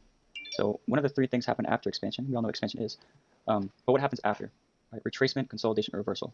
Right, and then after consolidation, price can never reverse from a consolidation. If it looks like it is, this is A and B. Right, this is why sometimes we don't. Let me read the last part as well. Expansion, consolidation, manipulation. Right, so this is sometimes why we don't get A and B, because after consolidation we expand, but if we manipulate, this is A and B, because we can't reverse from the consolidation. So this is the manipulation. What occurs after manipulation is distribution. All right, so it's accumulation, manipulation, distribution. It doesn't do that. We expect straight distribution. And one thing, if it doesn't manipulate, if the other asset does, that's how we trade it. If there is no manipulation, it's with SMT. All right, so once I've said that, sort of retracement. This is lower time frame LR into a key level. So let me go and draw that to you. It's just external range to internal range, essentially. So right, this retracement back into discount key levels, such as a fair value gap, we expect expansion to follow after. Just simple internal to external range run. Yeah, so that's the simple expansion, retracement, expansion. Reversal, we expect reversals after hitting a key level. SFT confirms reversals, reversal, expansions. This is exactly what we want to see and what we want to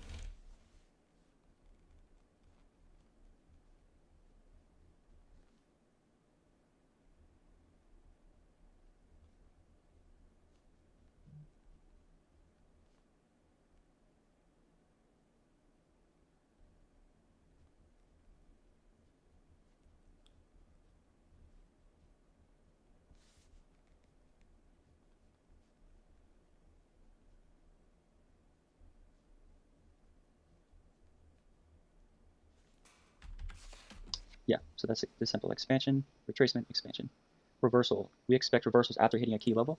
SFT confirms reversals. Reversal, expansion. So this is exactly what we want to see and what we want to get in after. We can trade the reversal, with SMT, but after the reversal is put in, Bro, this with smart money alarm's reversal, we going want to off. trade He needs to the lower replace SPY that. in the stages of distribution, and we can see that within these candle closes and power of 3.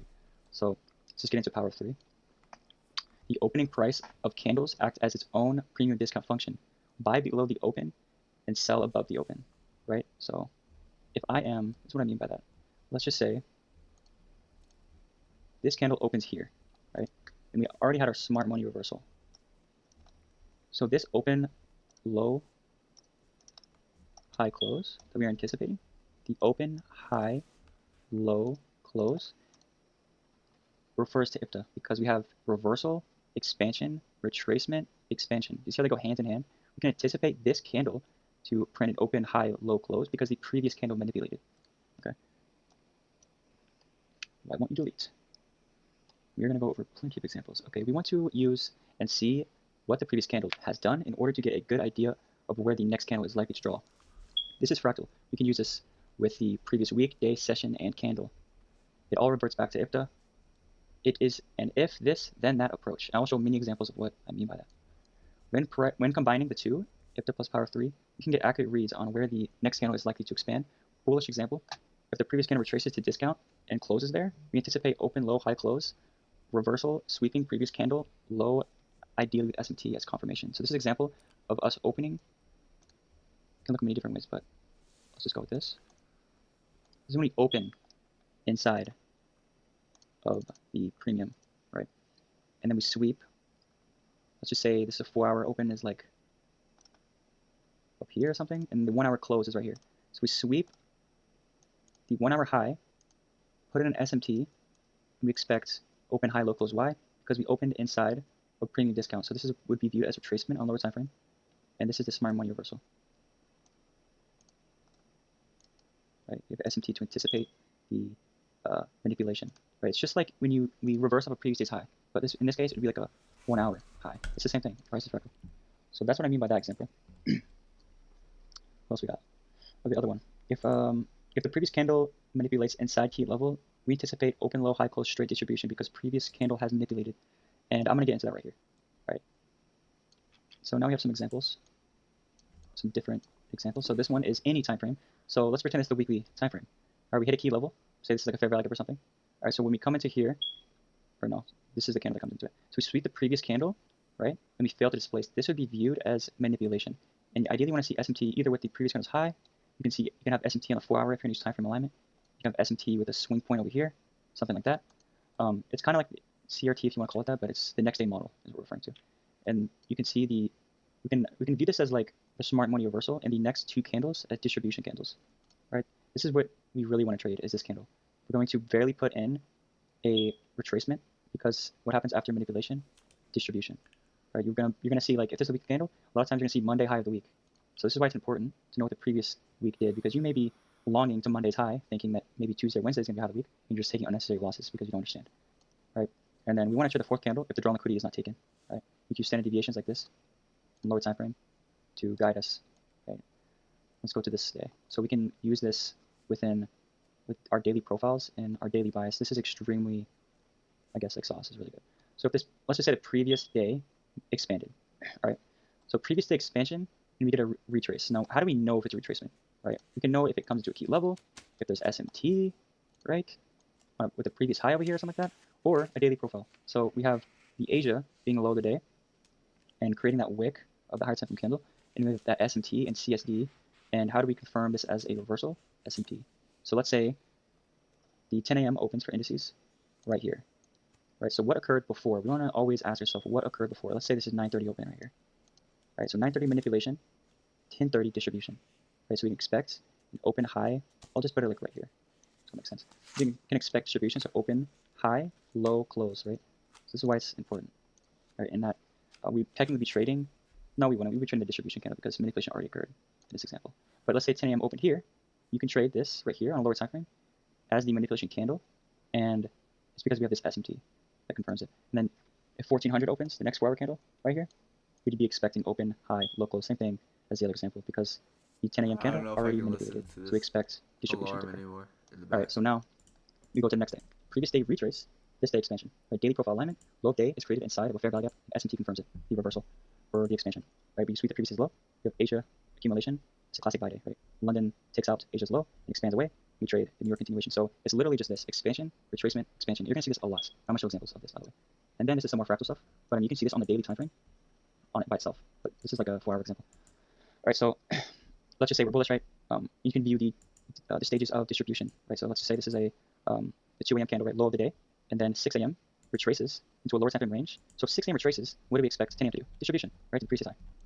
See how this is fractal? I can use this with the daily time frame, I can use the weekly time frame, I can use this with the sessions, like all that. Sorry. Right, and this would be viewed as the smart money reversal, especially if S&T with some low over here. Doesn't really matter where the S&T is, could be the previous candle's low, doesn't matter, right? But we have that fair displace, so we can say this next candle will distribute, but let's say, time doesn't meet price, and this candle opens at 2 a.m., so it closes at 6 a.m., so that's why we don't distribute, because that is London session, it's indices, and then we get that 10 a.m. distribution. This would be viewed as the lowest buy, because we have the smart money reversal, lower time frame break structure, we retrace, at lowest buy, distribute, and then we have this wick.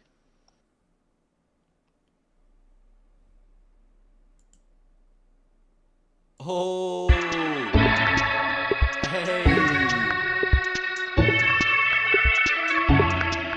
Here.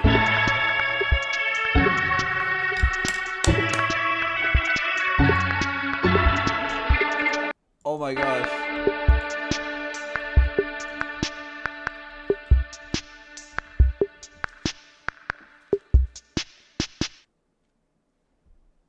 Alright, welcome back. Here we have another video, and if you didn't watch the first one, I would recommend watching it, but it's just weekly profiles with new week opening gap and new day opening gap part 2.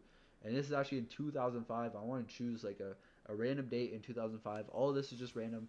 I pretty much just picked a random date and went from there. Alright, okay. Enough of the goober. I'll pull up Discord real quick. I'm gonna read this. There's news out of 8:30.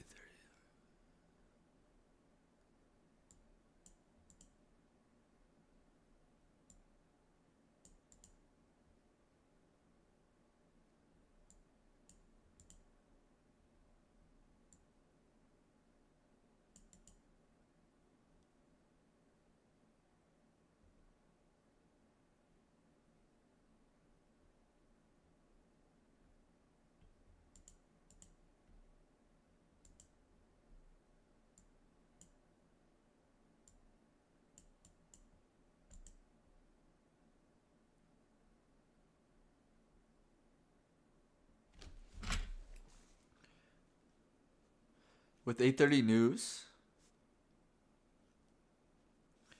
think 8 a.m. 1 hour open high low close, and 6 a.m. 4 hour open high low close.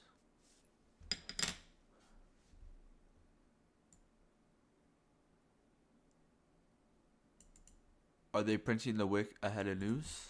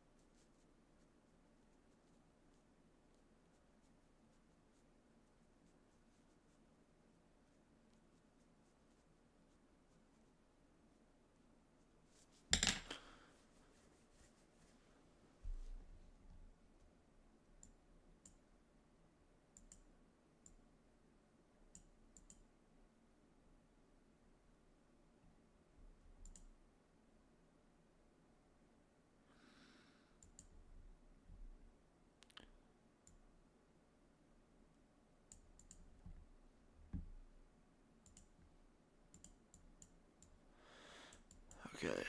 We'll refer back to this later. But we have retracement, expansion, reversal. And then from the reversal, we have consolidation, expansion, reversal, expansion, reversal, expansion. Consolidation, expansion, reversal, or retracement expansion. Retracement expansion.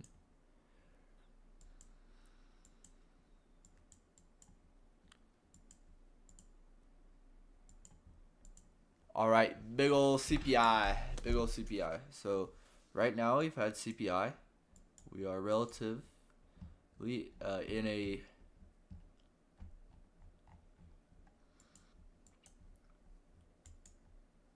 a premium to the 830 intraday. Notice how 830 intraday are pretty much the same price. They're pretty much the same price.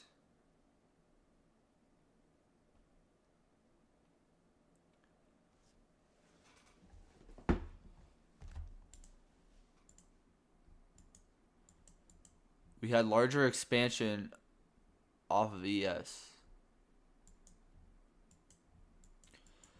But it looks like we're going to head to this new day opening gap.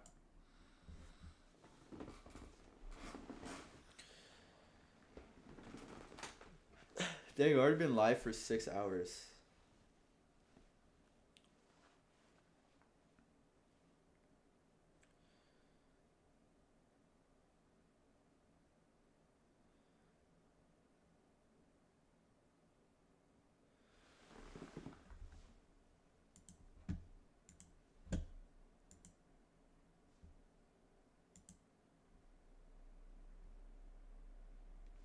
Hello everybody, and welcome back to another video. Today we're going to be reviewing a trade I took on the S&P this past Friday. So as always, the foundation of any of my trades needs to be the higher time frame narrative. So heading into Friday, what was the daily chart looking like? So we have ES here on the left, and the NASDAQ daily chart on the right. So you can see the previous day, right? On the charts right now, we don't have Friday's trading. So this last candle that you see here, and this last candle that you see here, is Thursday's daily candle, okay?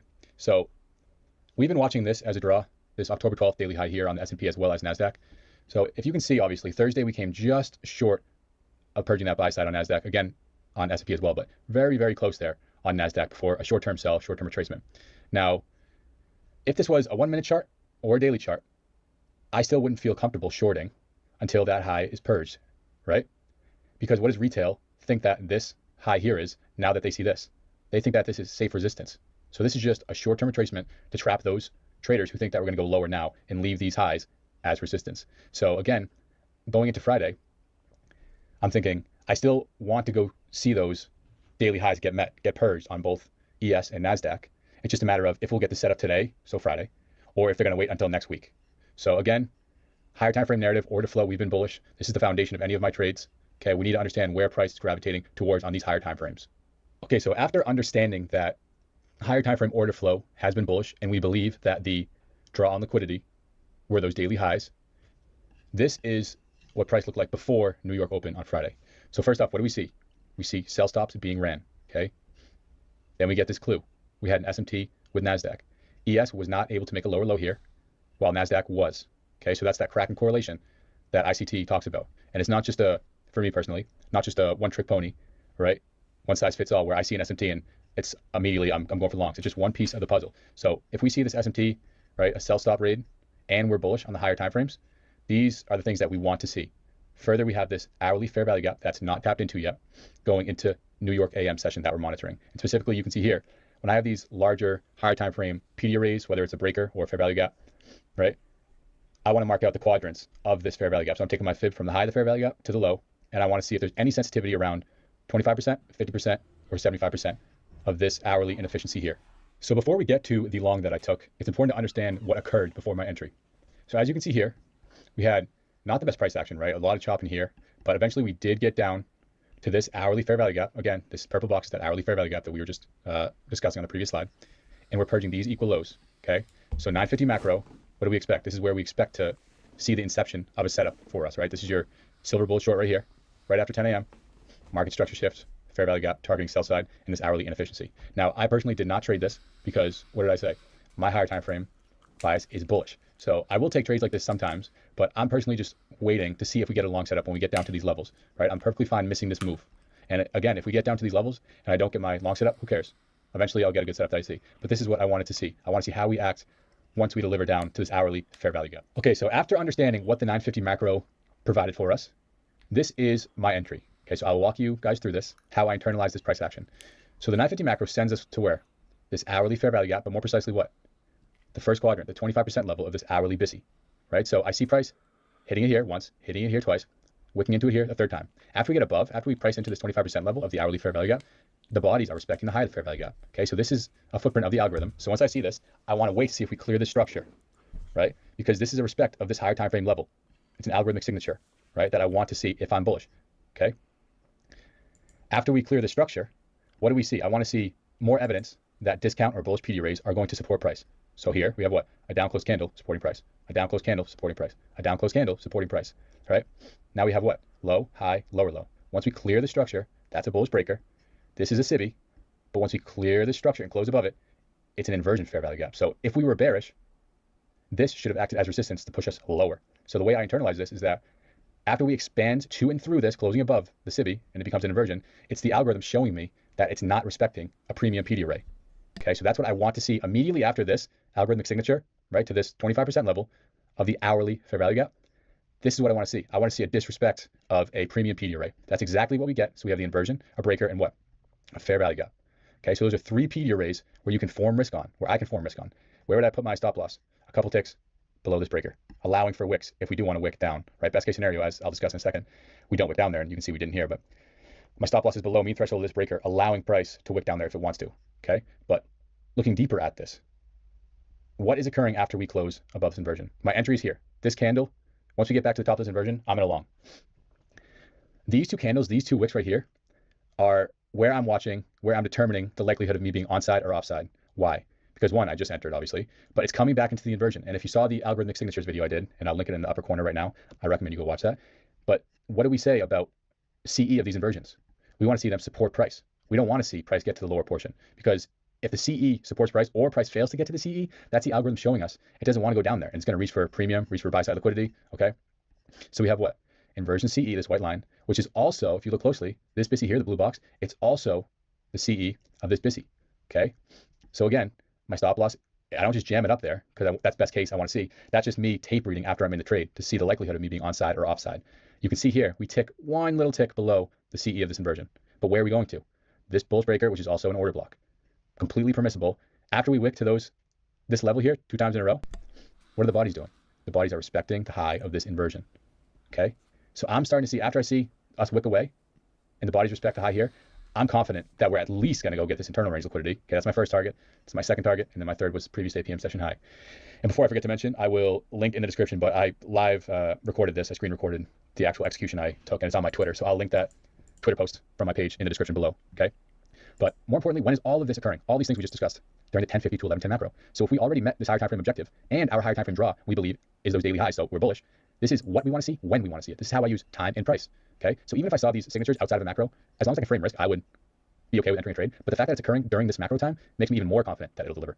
Okay, so this is how I utilize time and price, internalizing these algorithmic signatures. This is why I have these high time frame levels on my execution chart. Again, this is a 1 minute chart. Okay, so lastly, as you can see, we got target 1, target 2, target 3. I'm sure some of you know we went and expanded further to those daily buy side liquidity pools on both the S&P and NASDAQ. But I kind of want to show how I internalize this chunk of price action here. Okay, so we get target 1, this internal range liquidity. But what does that make this candle? Low, high, lower low. That makes this a bullish breaker. Okay, so we close above this. Now I want to see this support price. You can see in here we have a fair value gap, which in hindsight, of course, is a breakaway gap. It was not tapped into. But once I'm seeing this occur, I'm not jamming my trailing stop loss up into this just to say, okay, I want to see if you break way up. I'm trailing my stop loss right there. No, I'm not in a rush to move it because I'm allowing price to get back down into here if it wants to. It's permissible for price to come back down into this fair value gap and then take off. However, best case scenario, again, tapering, reading price, this is what I want to see. Once we displace away from this breaker, on top of the things we already discussed down here, this signature down here off the hourly fair value gap, the fact that we displaced away from the breaker after closing above it and did not even tap into this fair value gap at all makes me even more confident that this is going to be hit and this is going to be hit. Why? Because again, for lack of better terms, the algorithm doesn't care to go down here and even tap into this fair value gap, right? By extension, if it doesn't care about discount PD arrays, discount inefficiencies, it should spool towards what? Buy side liquidity here, buy side liquidity, a session high from yesterday, okay? During the 1050 macro, when we want to see the spooling of price, okay? So again, I'm allowing price to get down into this if it wants to, but best case, reading price, the fact that we leave it open, and again, obviously these as well, That's exactly what we want to see. The algorithm's showing us that price is in a hurry to reach these buy-side liquidity pools. So thank you guys. I hope you guys learned something from this video. Again, I will link that live execution screen recording from my Twitter in the description.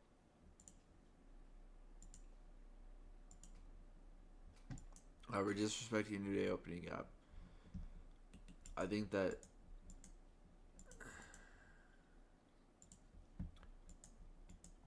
if we close below this on the 5 minute, this could be high day where we've just trapped traders within here.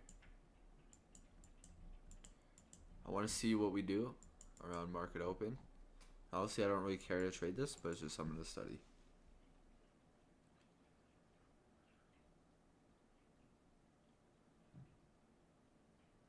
Alright, let's get into the other charts. Let's look at DXY. DXY just had distribution lower. Kind of as expected and anticipated. DXY looks like we finally want to roll over. Finally, bro. It took us long enough.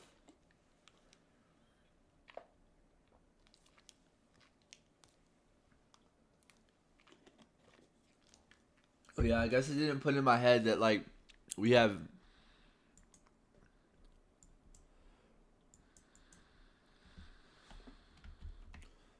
we had CPI today, so all these other pairs will likely head to levels. Look, this is beautiful. This is not beautiful, but this is nice on gold. I can never call gold beautiful, bro. I am stuttering. I don't know how this gets moved over. Okay, I don't really care about stocks right now. EU has hit the draw on liquidity. Has hit the weekly draw on liquidity. So weekly objectives have been met on EU. They've been surpassed on GU now.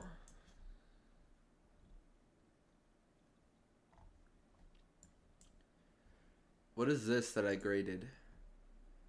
Oh, that's the weekly order block. Yeah, we're definitely heading to these highs now on GU. Not definitely, but it's more probable. We've already came into this order block once, and if we close above this 50% level, I'm looking for these highs.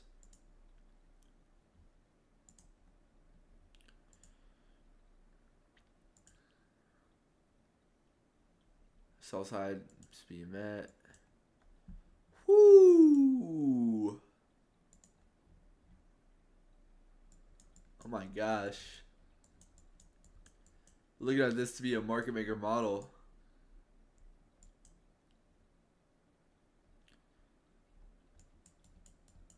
Oh my gosh.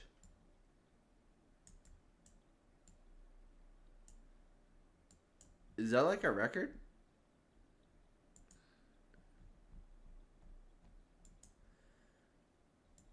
Bro.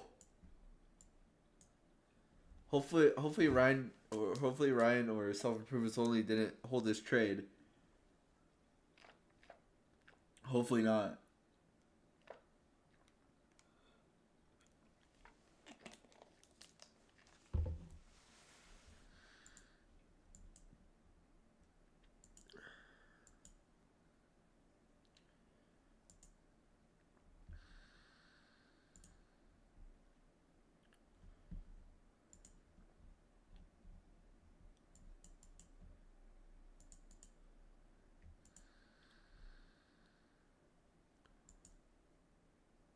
Oh, look at the SMT with the bonds.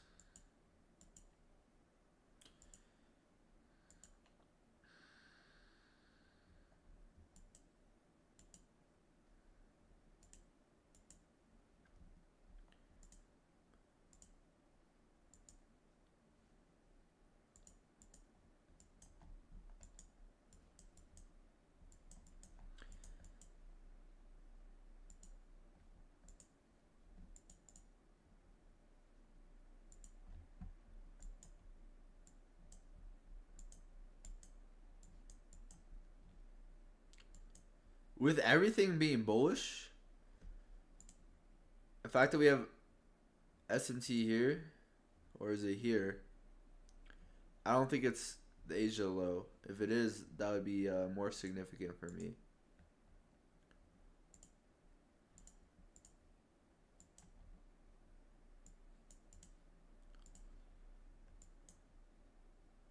It is Asia low. So we have SMT with Asia low. Well, we've had that. Displacement up, displacement back down.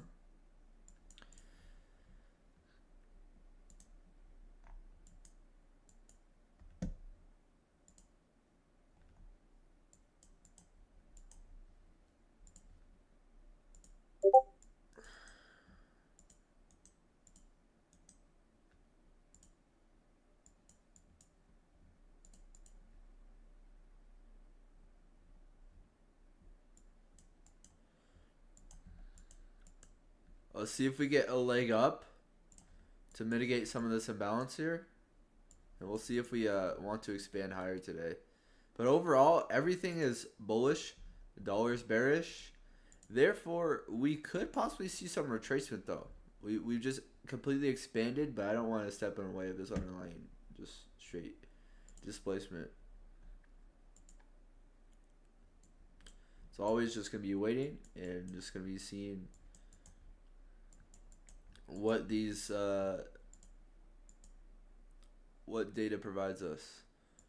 Overall, 3 minute. Do we have a nice?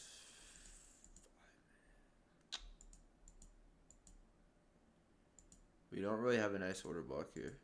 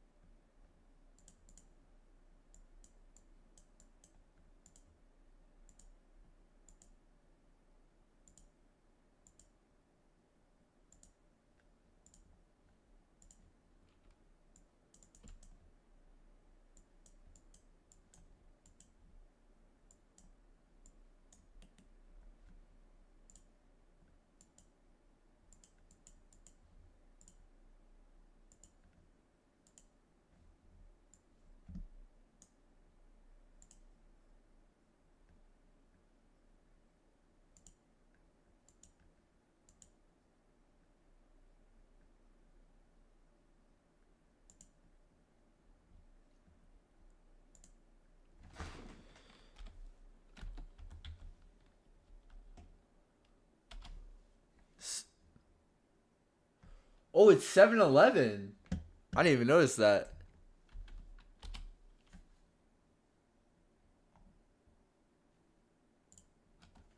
I didn't realize that. CPI has expanded.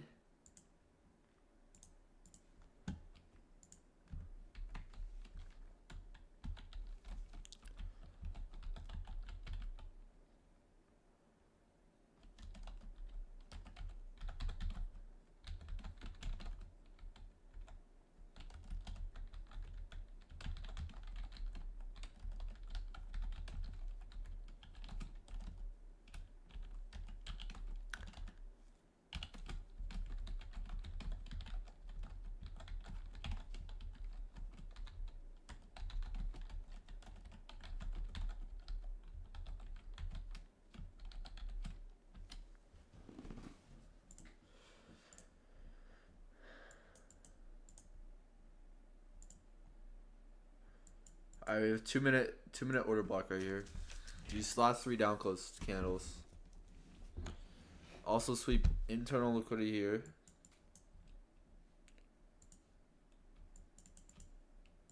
Within an imbalance.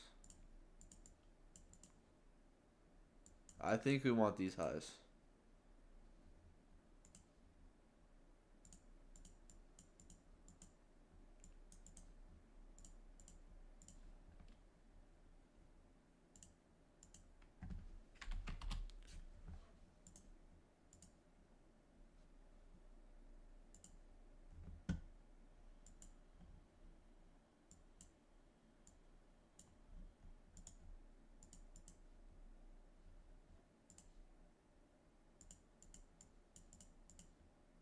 But I would like to see some retracement on ES right now.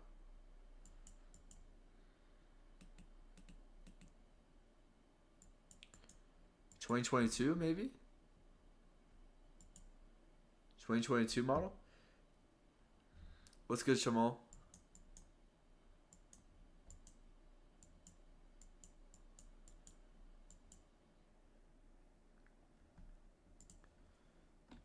$2022?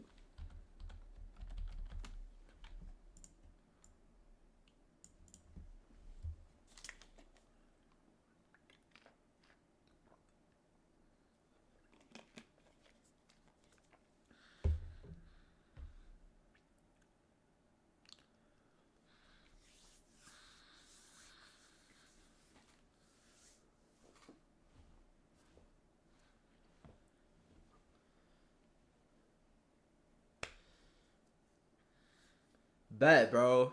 I would recommend taking a break from that for like 2 months, 3 months, bro. 2 months, 3 months. Trust me. Short-term sacrifice for long-term clarity, mentally, and within your live trading account. Think about it, bro. If you take a break from your funded and you just and if you could accept the fact that you're not there yet, you're going to you're only going to help yourself.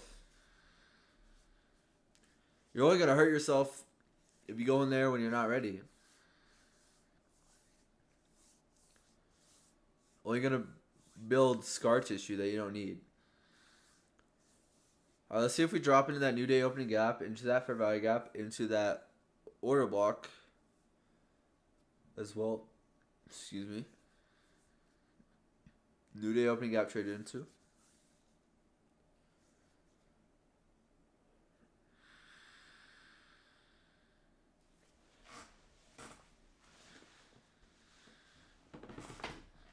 I just want to see where we open. Because I wouldn't want to go into this ahead of open because there's always going to be a second stage of distribution. If we respect this though, I'm expecting open to distribute.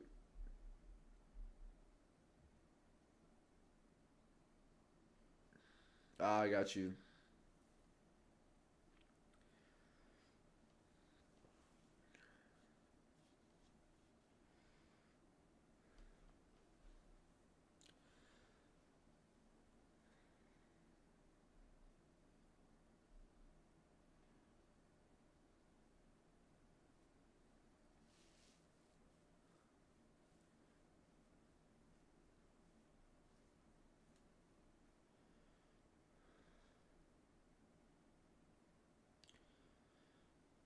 I don't get why why people like they'll get funded and then they think that that's it.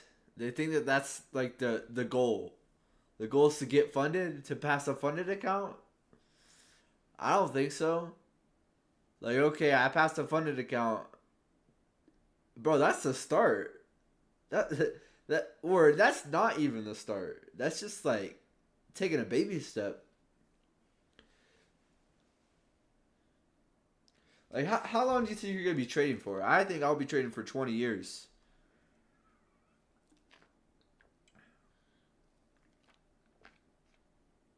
So, like, passing a funded account, that's just a portion. That's just like a small endeavor. All right, ES is now trading into that order block. I would like a buy here.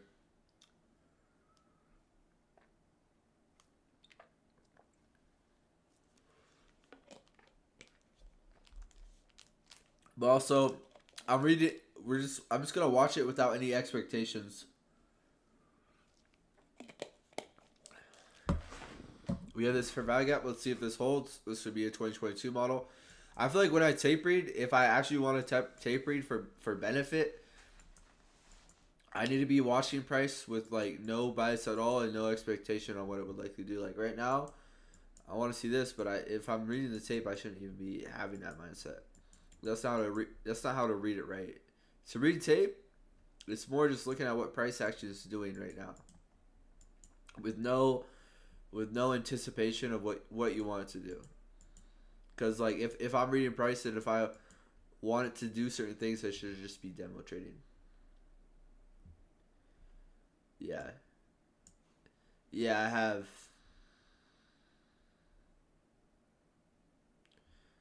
Alright, and I'm. Let's see if we get responsiveness at this level.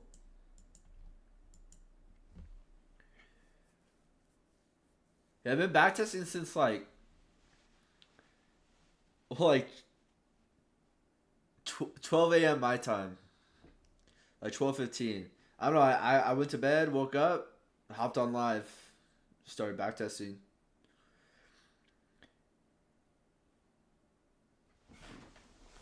And I don't know. I don't know how long I'm gonna keep. I don't know how long, and how consistent I'm gonna be with these streams.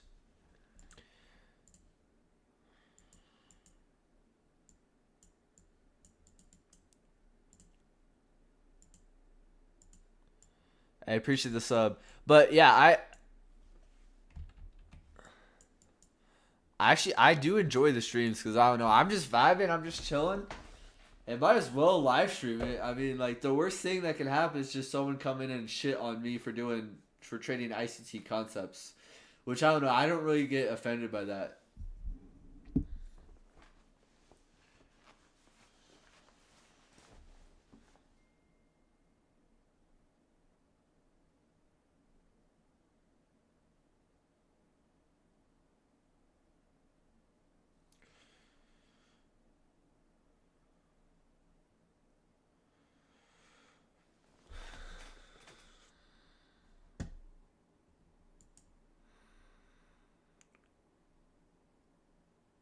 Also, that breaker.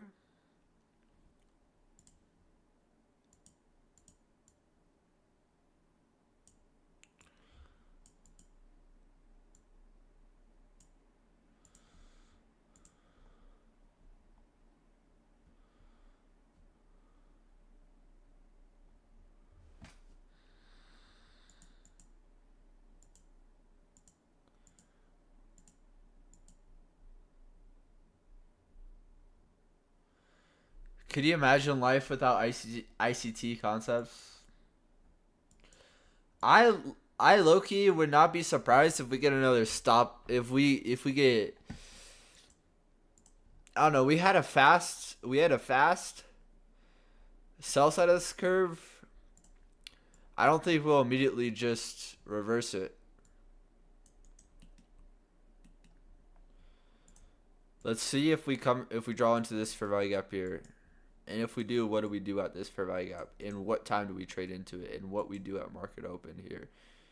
Because this could just be a leg to generate liquidity to then do something like that. I would like to see what market open would like to do, would like to push for.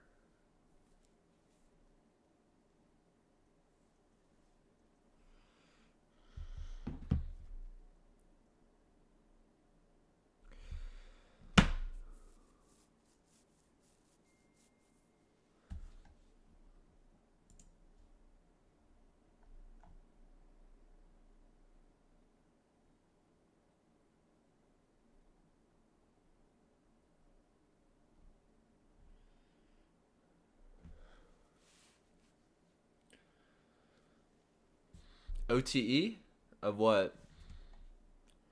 Of this leg?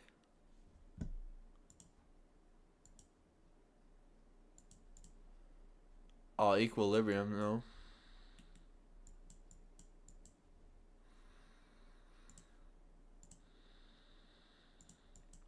Let's see if we want to expand through equilibrium of this leg. Or consolidate around that.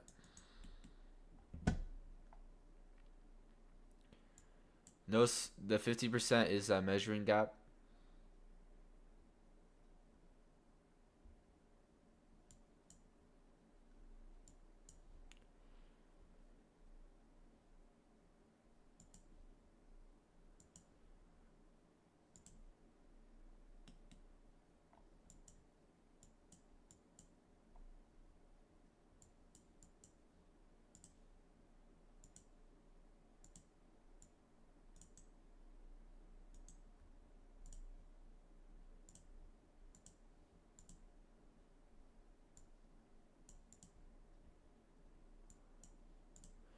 Mean threshold of mitigation with the fair value gap.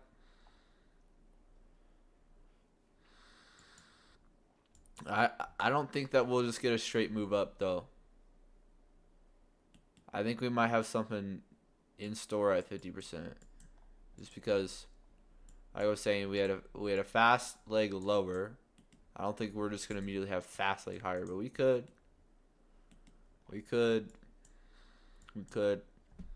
All depends. Also have 9 minutes till market opens. Let's just wait. Are you saying OTE from this leg is where you think? From this leg here? Talking about that. I also don't really use OTE. I now use dealing ranges instead, and then dealing range theory in swing trades, because I trade market maker models.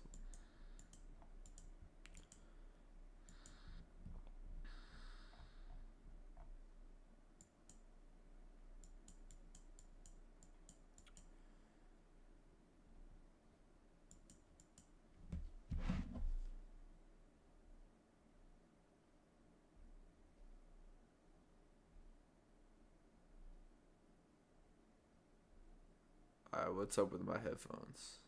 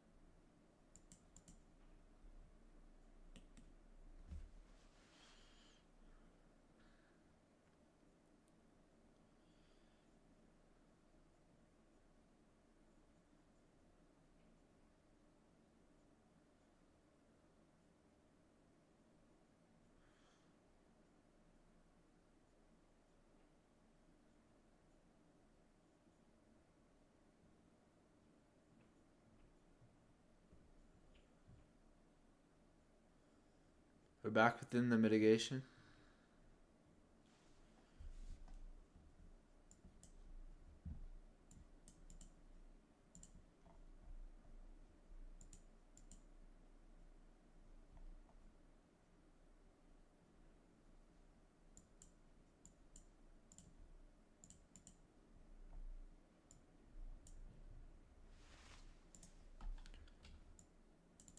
Five-minute order block I'm looking at. 5-minute down close candle.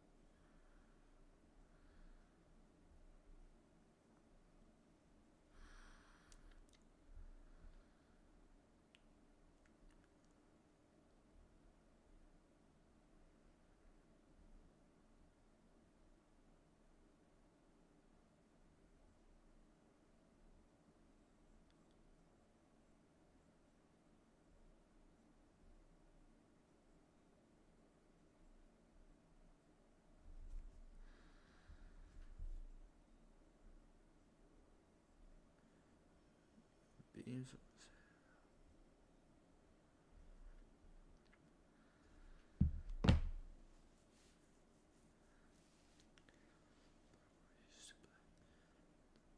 All right, 5 minutes till market opens. See what this John does. We have our levels. We have order flow, bullish right now currently. Every market asset class is supporting higher prices as of currently. Let's see.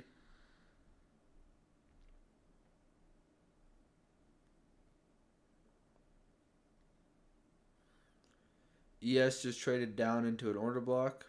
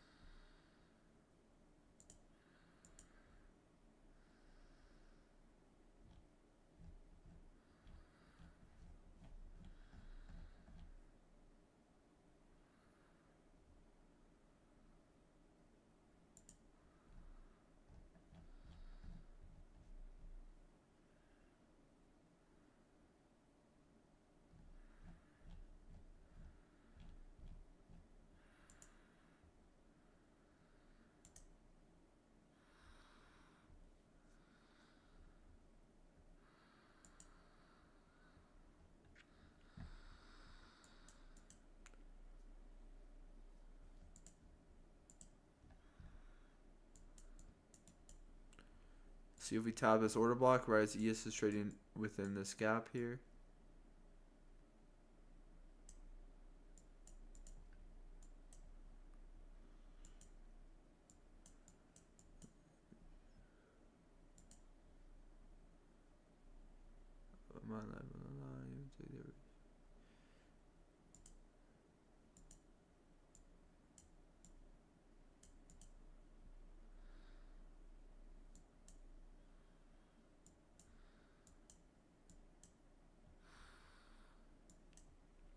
Alright, I think we might want to attack this low. I want to see a market open.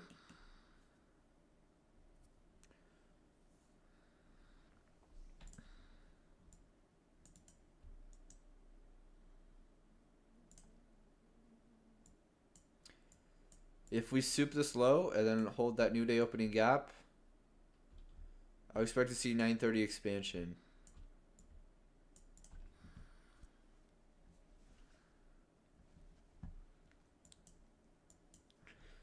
If we displace through this low, this could be problematic.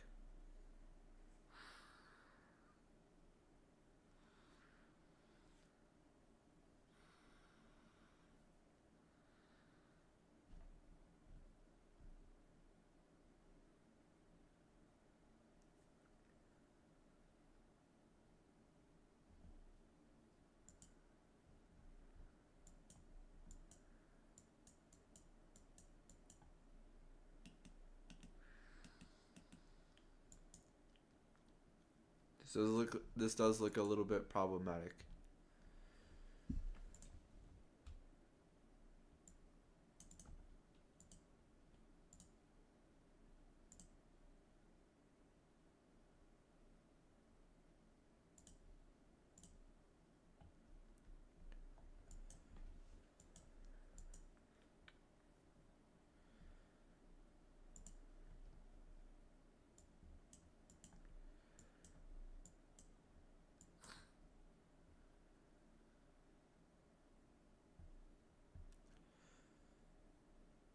No CS.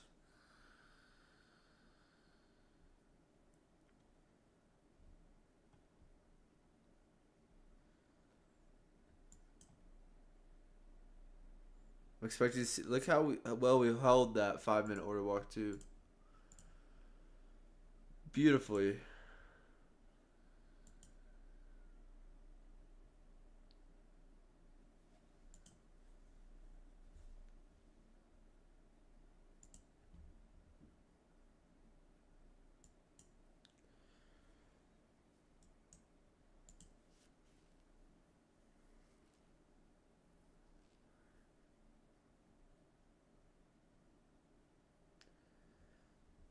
NQ is below 8:30 and midnight open.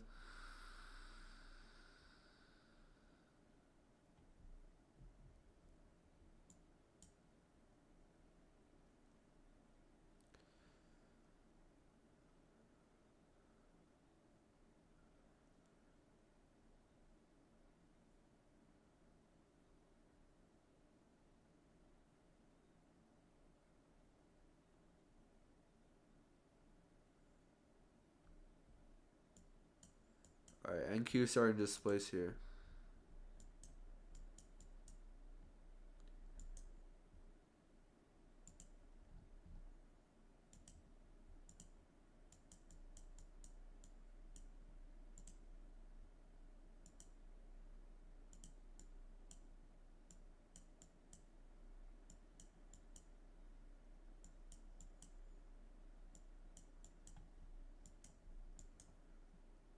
Yeah, ES is respecting that gap perfectly. I think this is just a stop raid.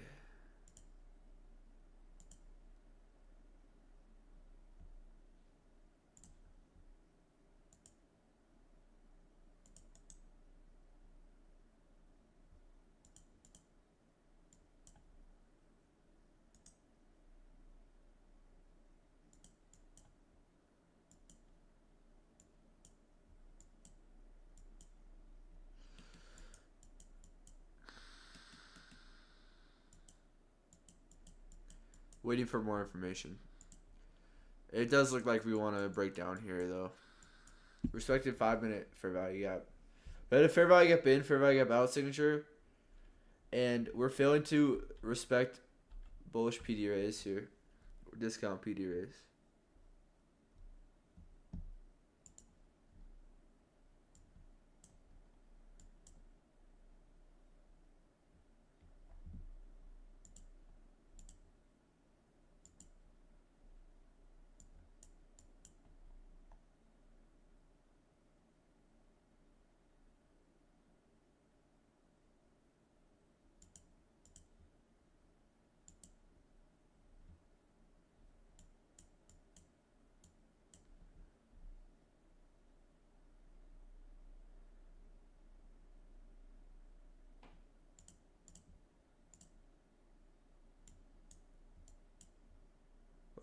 We're failing to respond to that 5-minute order block.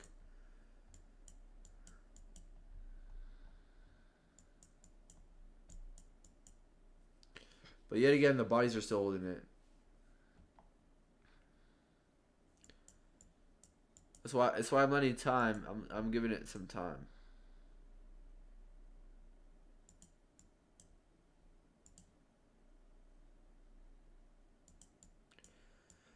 I don't need to be trading market open unless there's a clear Judah swing, or try to be trading market open unless there's a clear Judah swing. But overall, I am anticipating a breakdown, possibly.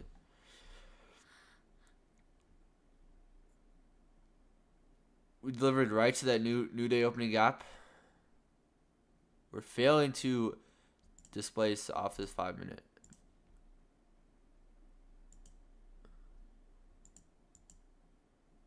No, that's the 2-minute order block.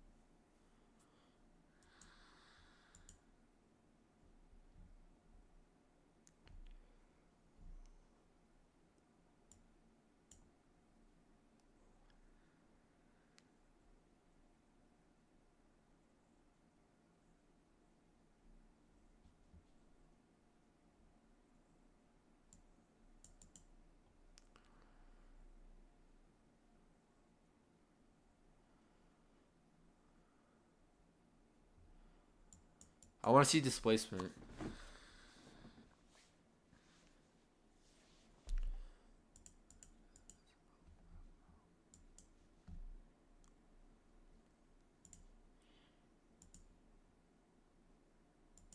Oh, beautiful respect there.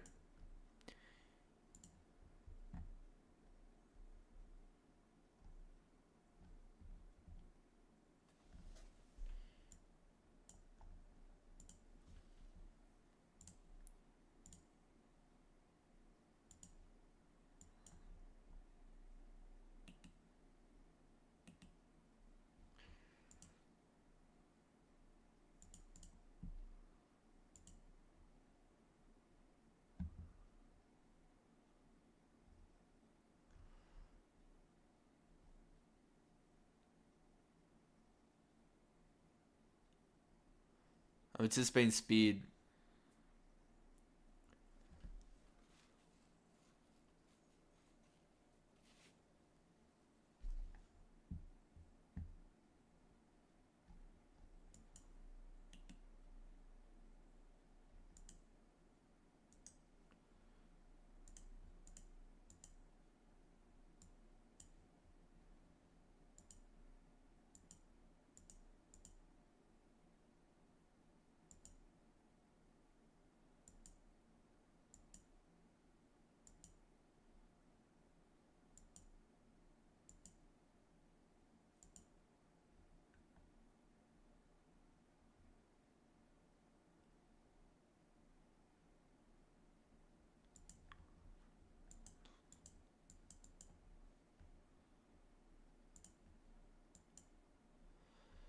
And notice we have taken this buy side liquidity pool here. I think we want here Thursday high of week.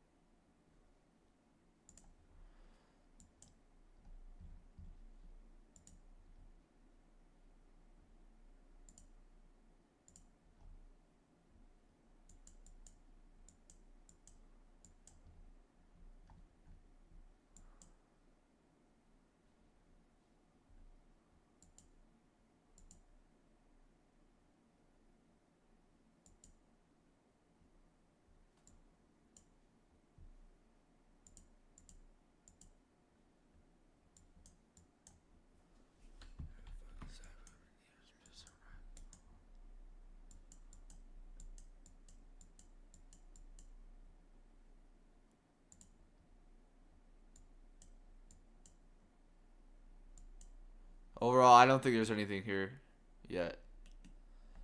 Even if there is, it's just not going to be a nice run. But I want to see this break down. Let me on stream. I don't know, man. Wait till 15-minute sysd. Yeah, but we've had 5-minute sysd, so I'm expecting to see a breakdown in price. You started streaming 7 hours ago? Yeah.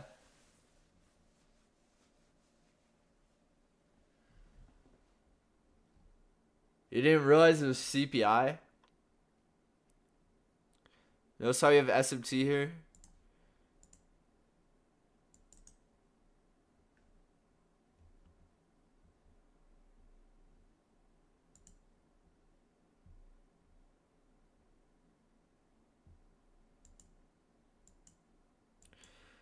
I want to see this breakdown.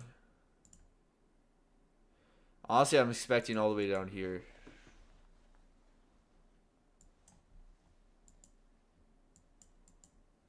We failed to hold New Day opening gap. We failed to reach up into premium raise. Started breaking down. None of these held at all. Failed to respond on ES. Once ES breaks through this, I think we're free. And I think ES could provide an entry.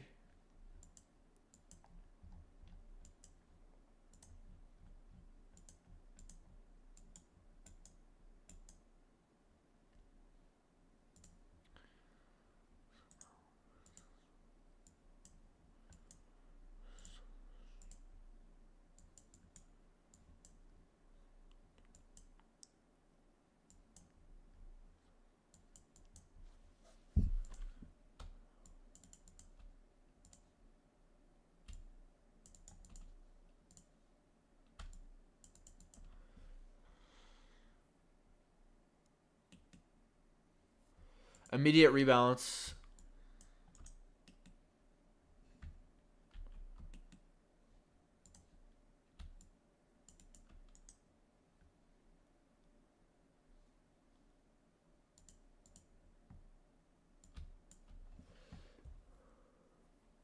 Massive SMT?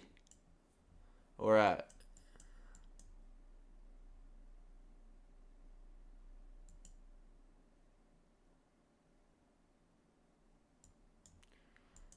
That's the only SMT I see. Immediate rebalance in that breaker. No imbalance for him.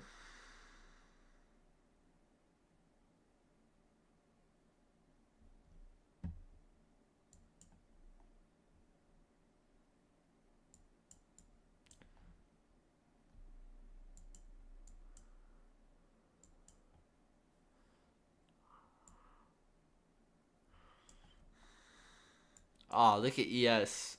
Oh.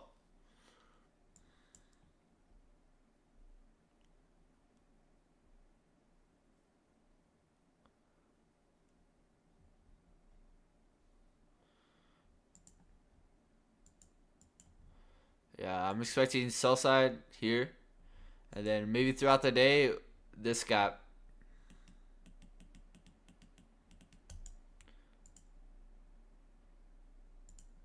I never anchored IPTA today.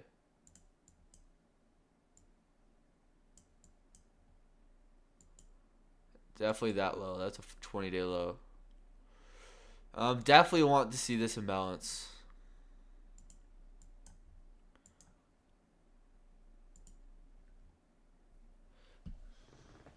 Get me on stream? I'm straight, bro. What does 7 hours got to do with anything, though? It honestly does not feel like 7 hours whatsoever. Alright, there's that low.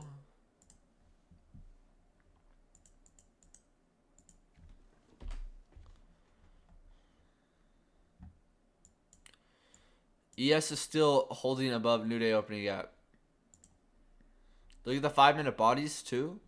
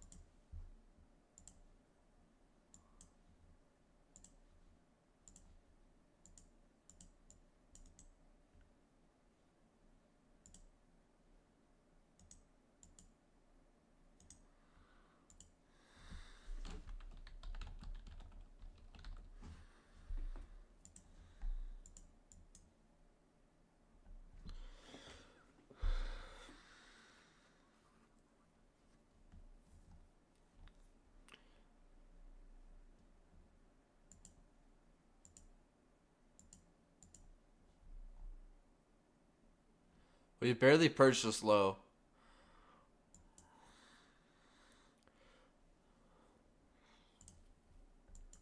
I don't think there's anything here. Overall, bro, this fly in my room is it's not even a fly. It's like a little gnat. It's a little gnat.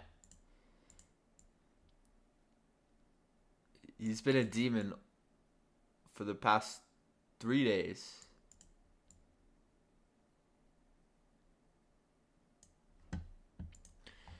So overall, we've swept a more major buy side liquidity pool.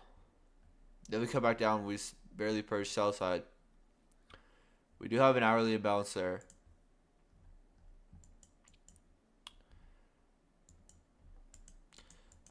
I would feel more comfortable if I were to take a long, if it would be a second stage of distribution here, or if we have displaced above equilibrium of this price leg here. Overall, it's looking like that could be the case. We've now come down, swept 1, 2, 3, 4. We swept sell side 4 times, and we also have an SMT at these lows. So overall, it could be a high resistance signature, but we've already took a major buy side liquidity interest this high here, so I don't think we have too much interest to really head higher. So I gotta give it a few more. I gotta give it a little bit more.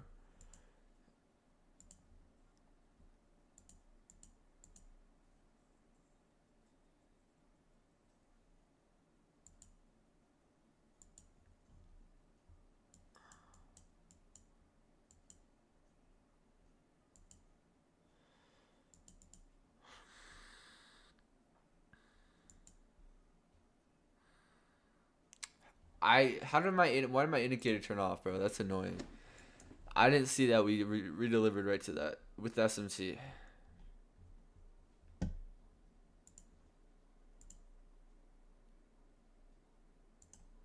It's nice 40 points right there.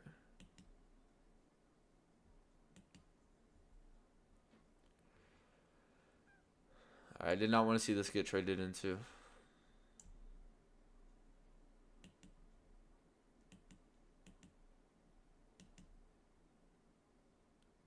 Macro already opens up in 2 minutes.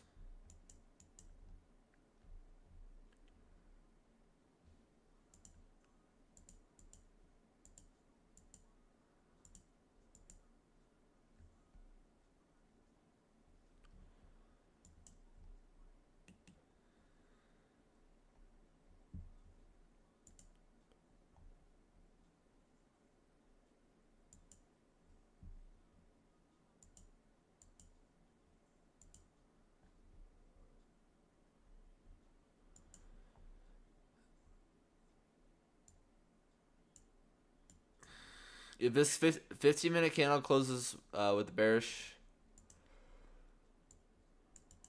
it's hard to tell because ES and NQ aren't doing the same thing.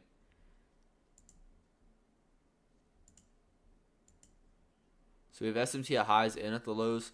I'm favoring more of a sell side run because we've already done buy side work, and we have balanced price ranges.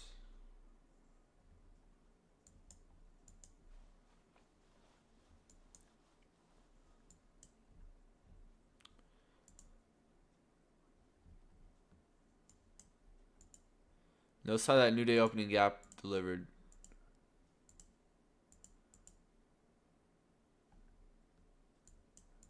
We now have a fair value gap here that I would assume this would be a breakaway.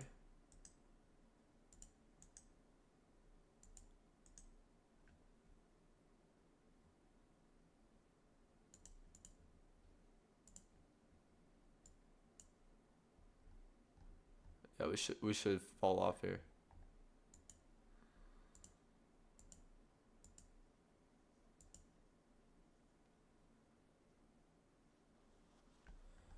So look at that 5 minute. 5 minutes, not gonna lie. This ES is not doing anything correlated. And we're at all-time highs, and it's CPI, and it's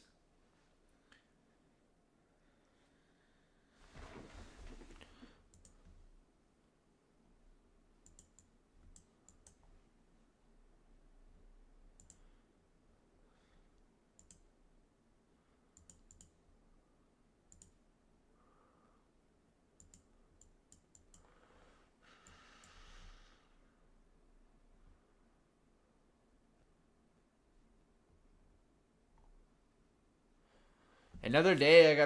I'm waiting for the 1050 macro.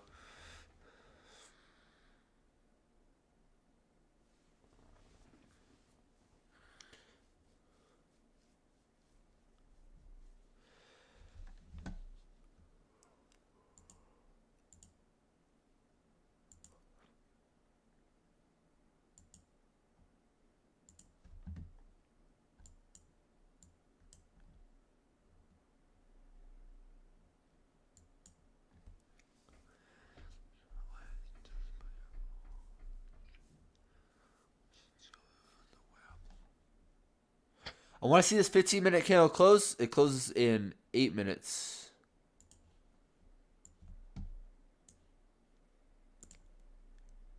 Dang, I've been live for 7.5 hours. It does not feel like that whatsoever. Whatsoever.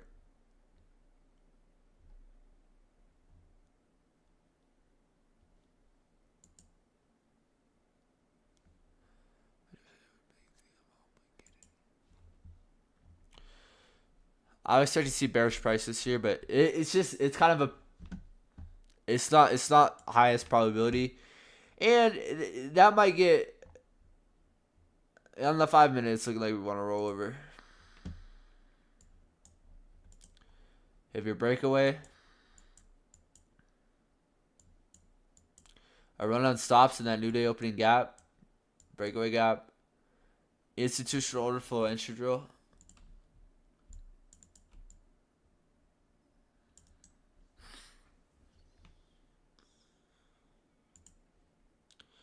I'm assuming ES will like wanna catch up here.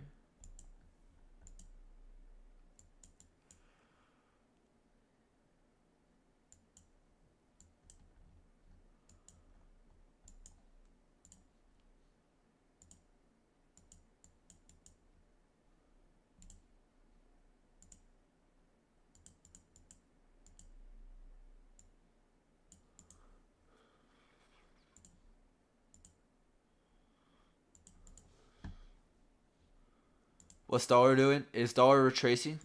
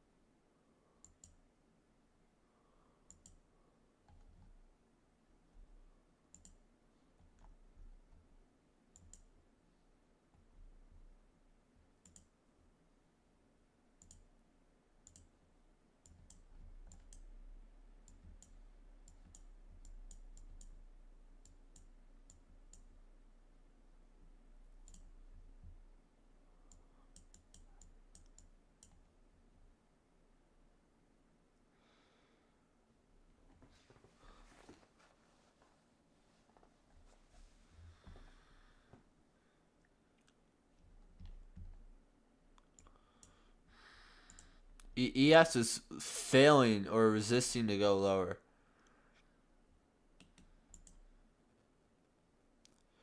We have tapped a 15-minute imbalance, so keep in mind of that. I do want to see this one get traded too because it's an area of fair value. It's a breaker, so I think we would have more likelihood of returning to this for fair value, fair valuation. We're trading into that 1 minute imbalance.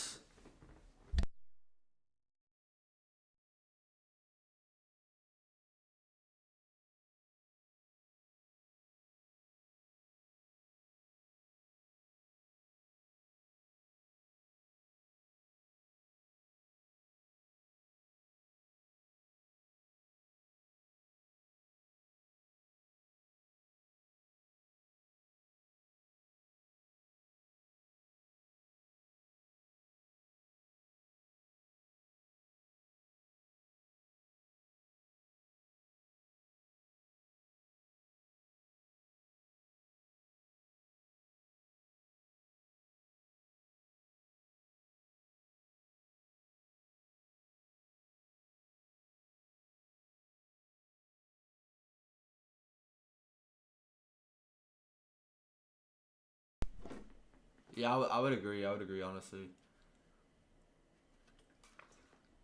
If this fair value gap holds or doesn't hold, I want to be interested in looking for sell side.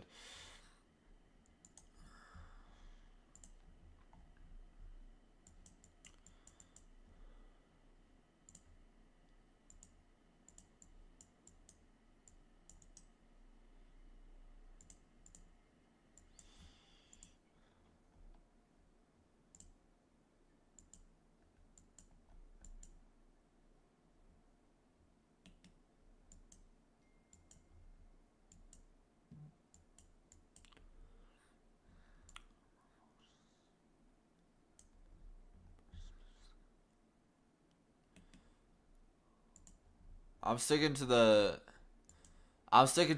script here.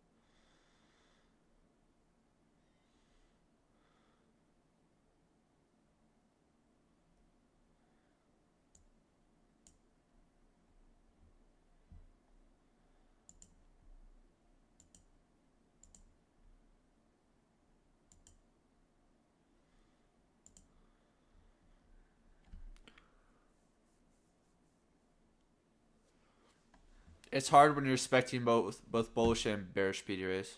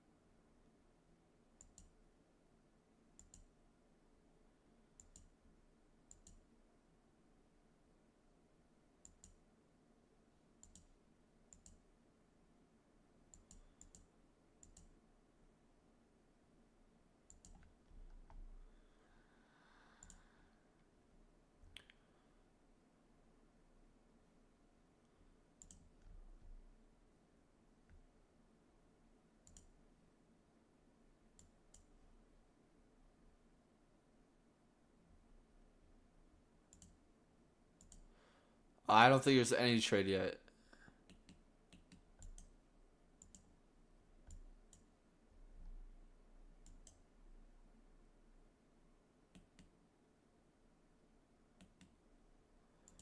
We have disrespected this, and we have created a bullish fair value gap.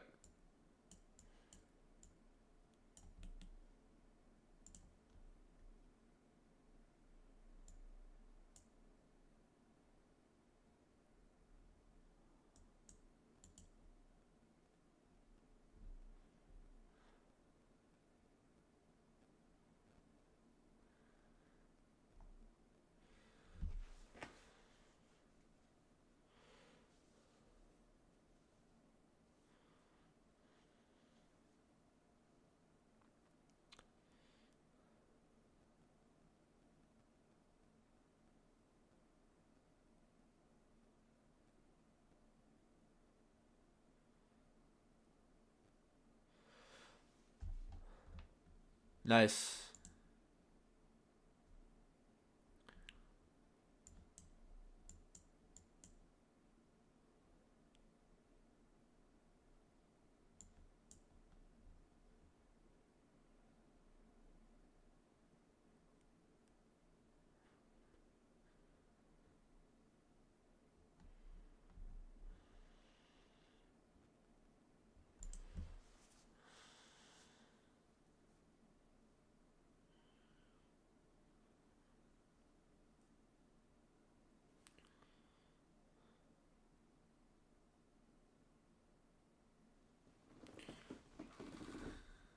I'm just watching. That's it. I'm just observing.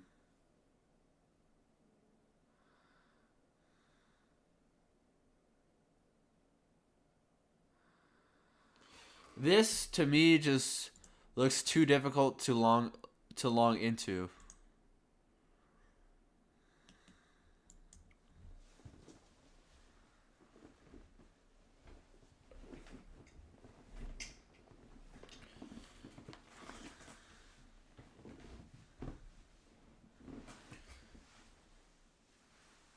Doesn't look like it'll offer a low resistance liquidity run.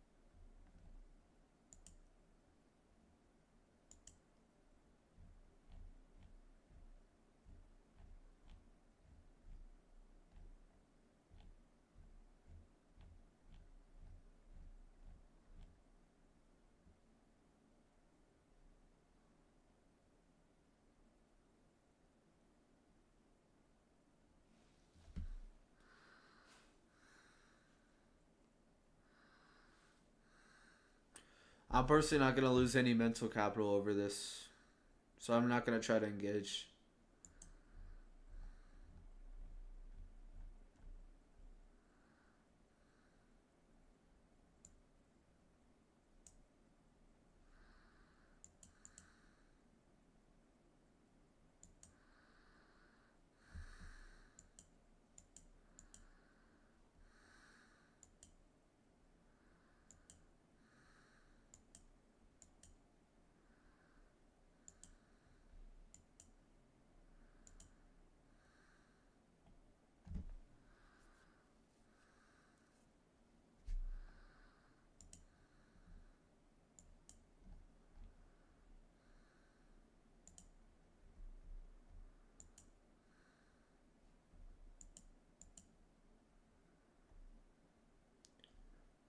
Look at the amount of displacement we've had in dollar.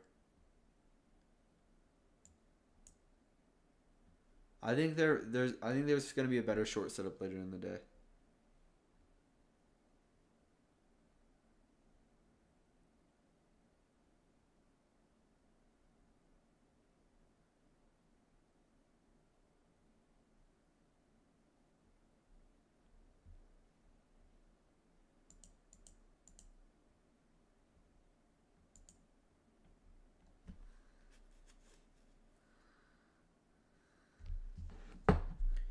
ES and NQ are moving out of whack.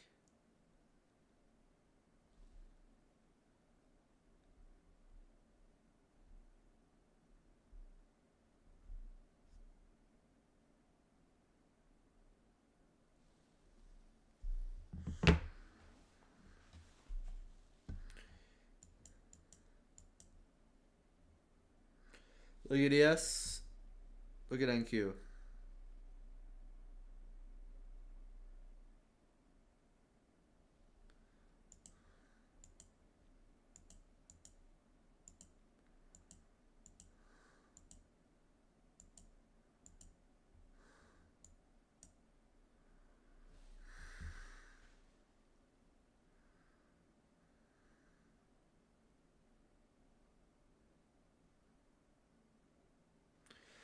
Yeah, well, macros aren't gonna be like a crazy. Oh, we're immediately gonna flood 200 points.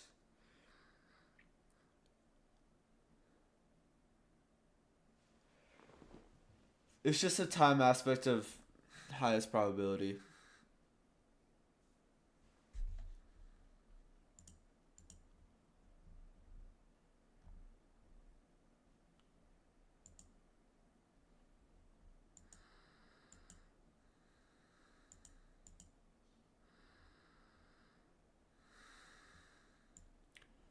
We filled that regular trading hours gap.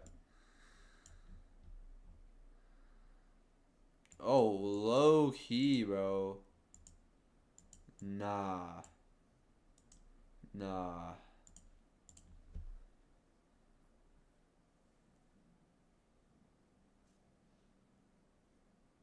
That's crazy.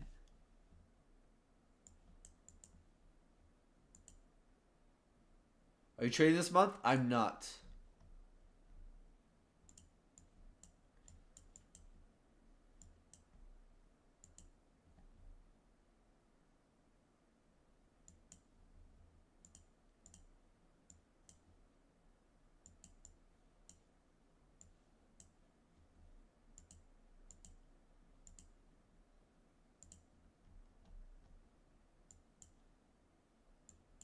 Five-minute gap there too.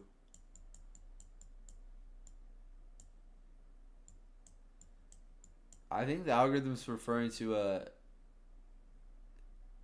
regular trading hours today. Look at the big spike with CPI.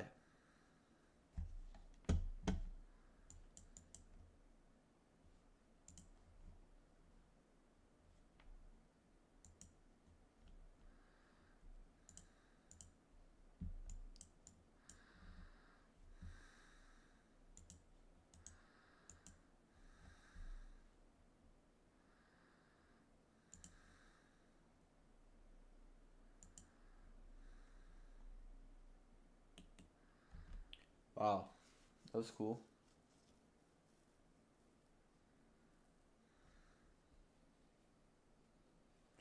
We reclaim that institutional overflow entry drill.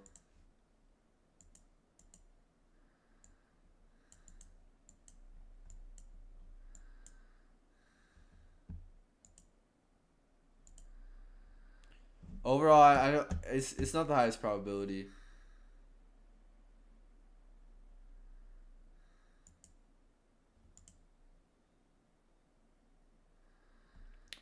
We trade into that at 10:03. That's your silver bullet.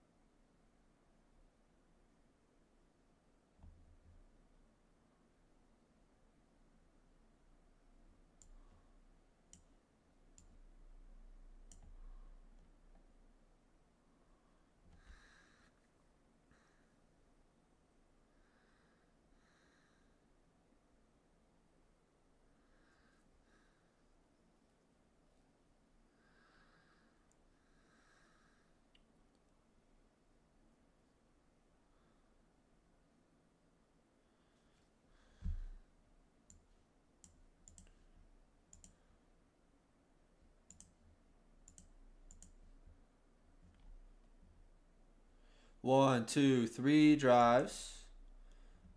Let's see if this is the breakaway.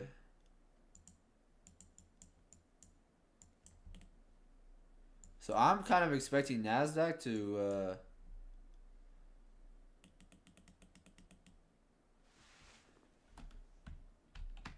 I think NASDAQ, like, real talk,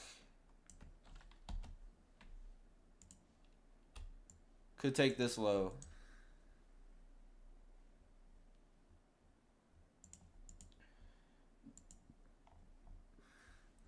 But I'm looking for this high right here.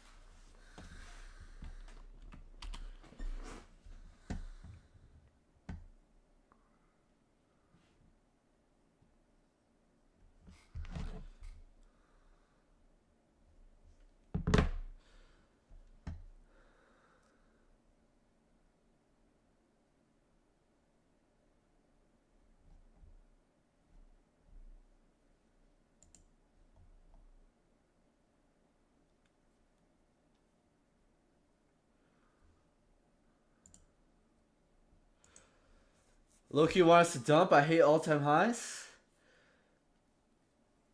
I would suggest trying to trade something like another market. Not gonna lie. I would suggest. Trying to trade another instrument. I'm not gonna lie, because the stock market's just gonna continue to make new highs. It's predisposed to go higher. That's what the stock market is. It makes new highs every year.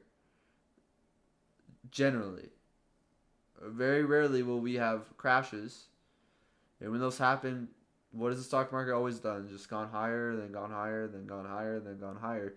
So over time, yeah, we are going to be in all-time highs, and there are going to be times when we're not in all-time highs. But yeah, I know what you're saying. Being in those all-time highs, yeah. Yeah, I would agree with that too. It's not the easiest to navigate.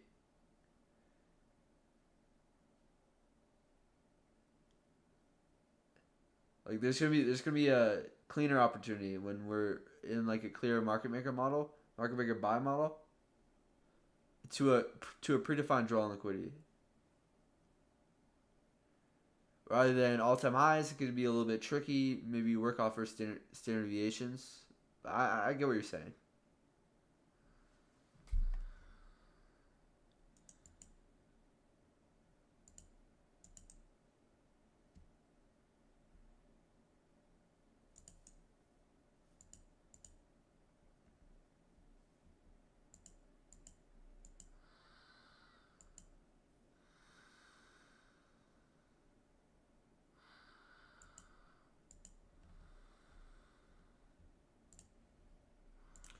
Yeah, AMD right here.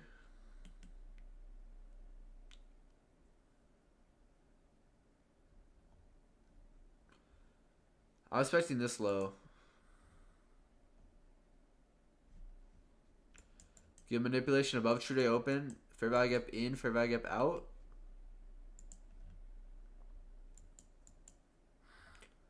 We failed to hold bullish PD arrays here. Notice dollar had huge displacement lower. Huge displacement. Like dollar off of CPI ran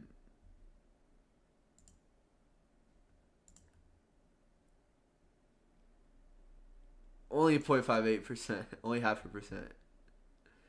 I guess it's not that crazy. But I mean, in comparison to a whole daily range here,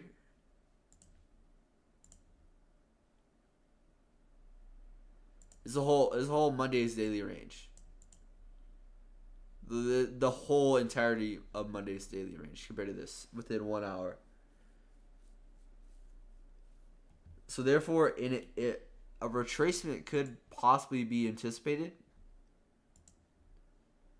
Then we end up changing state delivery on the 5-minute, and now we're seeking premium arrays.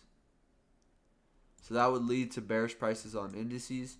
The only thing is that ES is a little bit tricky. We left that as a breakaway.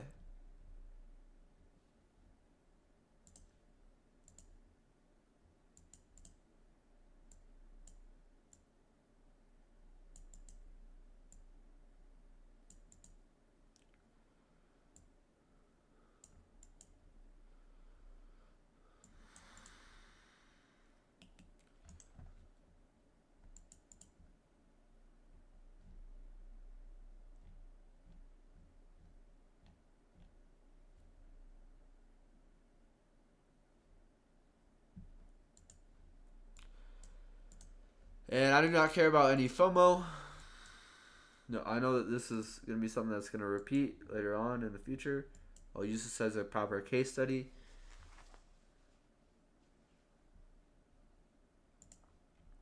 FOMO is not a thought. Well, it is a thought, but it's not a reality. Alright, about to hit this low here.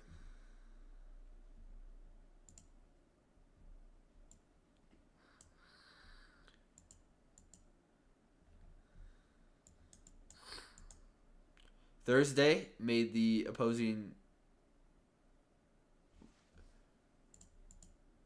Thursday we can expect to see some form of high being put in. If we've been bullish all week, and we have been. Thursday we put in a high.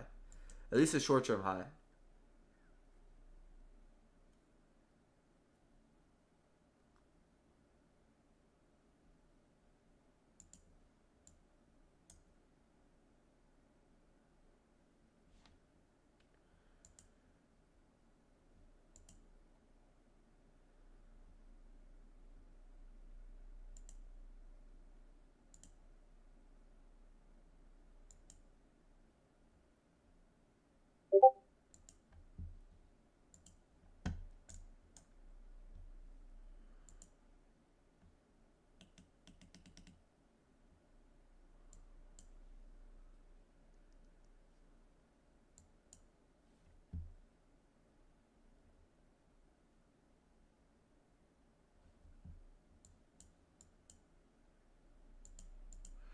All right, we've now traded into those new day opening gaps.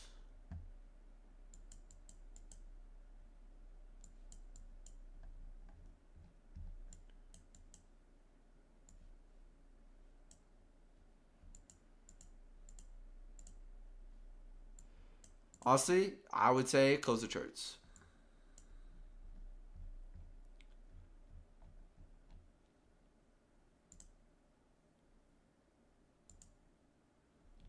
It's Nvidia, bro.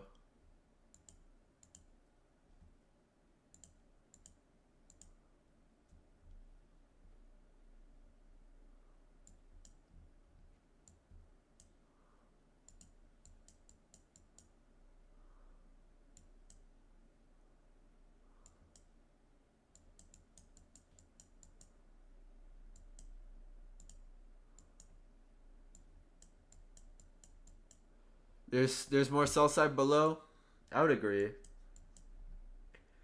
But I mean, I would say this has already ran this already ran a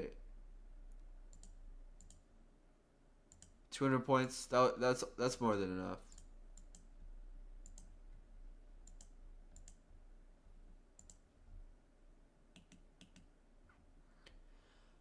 I'm not expecting this low at all. At all. It could happen, but I'm not really expecting it. But I think we need to have another retracement. This could be we could have IRL to ERL in the PM session. But as of now, we've just taken this low. I want to see some form of possibly, which I think is most likely.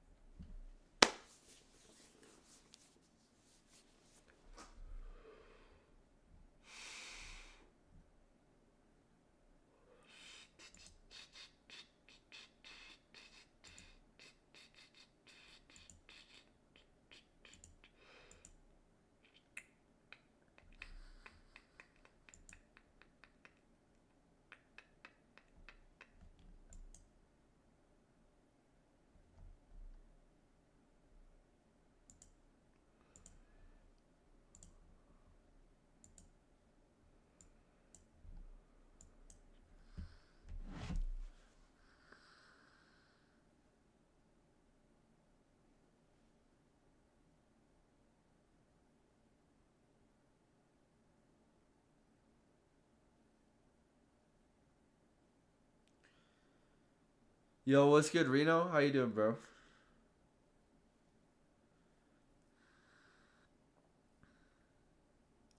Stock market crash. Stock market crash.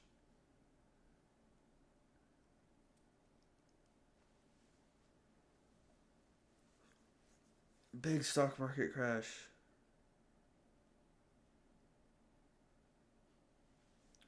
I'm doing good. I'm chilling, bro. I'm chilling. Per usual.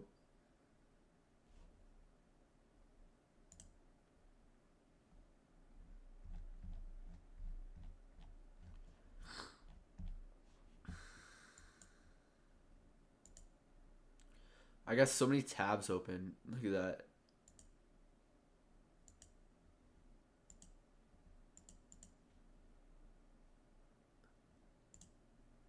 Expansion, and then once it expands, he's either going to come back and retrace and give another movement. You need to see movement. And it'll have a retracement between 8 o'clock and 8:30 in the morning, New York time. It starts with a price equilibrium. That's Asian range. Then there's a manipulation, and that's always going to come by way of some news event, some news driver, either at. So news drivers create manipulation. So there's always going to be a consolidation, Asia range. Asia range is the consolidation.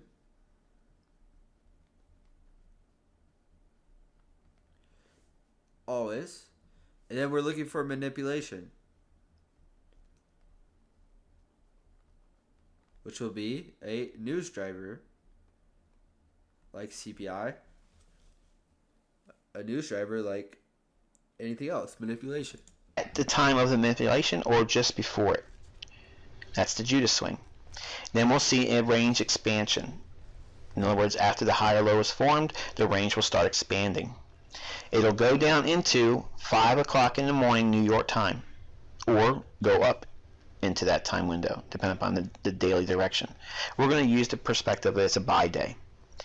That means that Asia, the Asian range, had a small consolidation, and then right after midnight in New York time, there's a drop down in price. That's the manipulation, making the false move for the low. There's a range expansion, then it goes into the reversal. That's classic London open scenario, where it shoots down, runs the stops, and then what happens? It expands again. There's another range expansion into what? 5. That is, go down into 5 o'clock in the morning New York time, or go up into that time window, depending upon the daily direction. We're going to use the perspective that it's a buy day. That means that Asia, the Asian range, had a small consolidation, and then right after midnight in New York time, there's a drop down in price. That's the manipulation, making the false move for the low. There's a range expansion, then it goes into the reversal. That's classic London open scenario, where it shoots down, runs the stops, and then what happens? It expands again. There's another range expansion into what? 5 o'clock in the morning New York time. Between 5 o'clock in the morning to 8 o'clock in the morning, in that time window, the market will go back into consolidation. Then it'll have a retracement between 8 o'clock and 8:30 in the morning New York time. Then it'll have either a reversal in New York session or another expansion move. The range will expand and make the rest of the day, going up into 10 o'clock or 11 o'clock in the morning New York time, where it will have a reversal again. That's London close. Then the market will go into consolidation, ending true day at 1900 on Forex Ltd's platform. If you follow along with the videos we've been doing so far this month, you'll know exactly what I'm talking about. So we can see the interbank price delivery algorithm on a daily basis by studying these events, and then seeing it over a period of time. You'll know what is most likely to happen. Now let's look at it a little bit further. If we're looking at price delivery, and this is the model that comes by way of my understanding of how the interbank feeds price to everyone. If we're focusing on delivery of price, we have to understand that it all starts with a consolidation. Nothing can happen until consolidation. Consolidation is when the market's quiet. Why? Why is that important? Because that's when the orders are building up in the marketplace. The market makers will allow orders to build up above and below the range. The next stage is always expansion. It's not consolidation to retracement. It can't retrace. It hasn't moved anywhere. It can't go consolidation reversal because it has to come out of the consolidation. So when you see a consolidation or holding pattern, you got to think the next leg is going to be in price. It's going to be an explosive move or an impulse leg. Impulse price swing. Movement. You need to see movement. By determining what that movement is and what direction it is relative to the conditions you're trading in, once we're in the expansion stage, okay, then you have a choice. It can retrace, come back to the order block it just left behind, and then recapitalize that and then make another leg up or down relative to the direction it's moved. Or once it's moved into expansion, it can reverse. Once it reverses, okay, there'll be another expansion, and then it goes back to a consolidation. The main thing is I want you to understand is it never goes consolidation retracement. It never does consolidation reversal. It's always consolidation, expansion, and then from expansion it goes either retracement or reversal. It does not do consolidation, expansion, consolidation. That does not happen. It does a consolidation, expansion, either retraces for another move into an order block and then recapitalize it and do the same direction it moved when it made it expansion, or it goes from expansion to reversal. When you understand this algorithm, the way it moves, and you move it does not do consolidation, expansion, consolidation. That does not happen. It does a consolidation, expansion, either retraces for another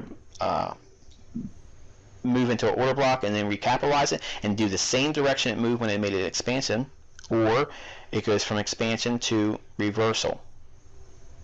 When you understand this algorithm, the way it moves and the way it operates, it's very generic, it's very systematic. It has only a few options to go to, and they're time sensitive, they're day sensitive, okay? They're intermarket related. So when one market is moving real fast, if you understand the relationships like I'm going to teach over a couple months, you'll know where the trade's setting up, because one's being held and the other one's letting it run, which is the importance of knowing what the euro pound's doing if we're trading fiber or cable. All these things are going to blend together, and you'll know exactly how I'm doing these things internally. And I'm doing it on the fly. I'm not measuring things and writing this down, writing that down, making notes over here. I just know by looking at price what I should be seeing. And you see it. I'm thinking out loud in the videos when I'm doing the live sessions with you. All aiming at your better understanding of price delivery. And when you understand these things, when you get to the level of month 8 and month 9 in the mentorship, you're going to be so strong at knowing what the next thing's going to happen in your price that you're studying. You'll know all these 4 things, okay? There's only certain processes that have to take place in a certain order. Like I said, it never goes consolidation reversal. It never does consolidation and retracement. It goes consolidation to an expansion move. There's an impulse leg, up or down. It's either going to retrace back down into where it just rallied up from. So, original consolidation, expansion, reversal. Retracement. Oh, this is retracement. Oh, I had this all messed up. Retracement, expansion, reversal, or retracement expansion.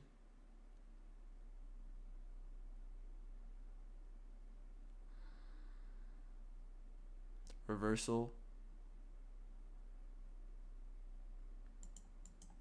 Technically, this would be a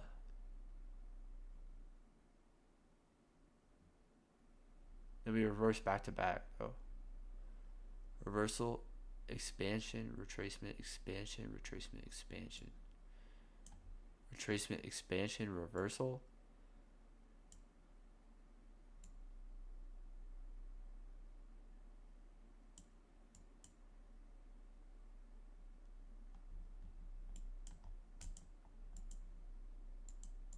I want to watch. Or it's going to rally back up into where it just dropped down from. The consolidation starts it all. They're going to run an expansion, and then once it expands, it's either going to come back and retrace and give another leg up or down, or it's going to reverse. And then from the reversal, start applying time.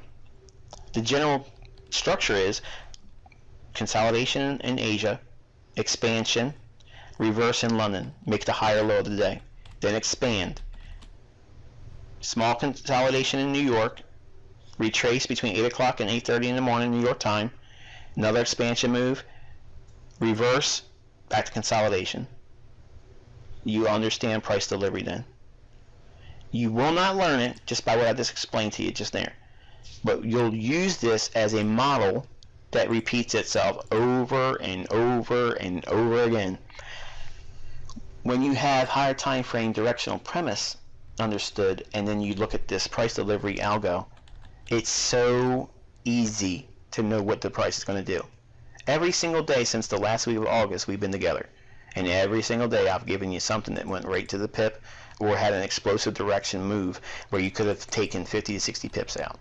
And I don't trade that much every day. But I'm showing you, by desensitizing you to fear and greed, there's no need for those things. What we're teaching is consistency, the ability to see these things happening all the time, and also exercising willpower on not wanting to make money. So you're suppressing the desire to make money, you're developing your patience, and you're learning a great deal. You have no understanding of how much you're learning just in these first 2 videos, but I'm telling you, you'll be able to look back on this months from now and say, man, that was a huge step I didn't appreciate until now. There's a certain process, the way the price is delivered, and it can't be changed. It won't be changed. And don't be afraid because you're learning it. 700 people is not going to turn the whole world around, okay, and they stop doing this. It's not. So, again, in closing, take the information I'm giving you, stuff it under your mattress, stick it in a love letter to your grandkids. Or, right, breaker. I fierce. I was in. Yeah, let me know. Keep letting me know what you guys want to see, and what I can provide for you guys on this channel. So in today's video, we're going to go through a couple of things. Most notably, this is going to kind of weigh into my second trade that I took and give a bit of a background as to why. So it only goes expansion, retracement, expansion.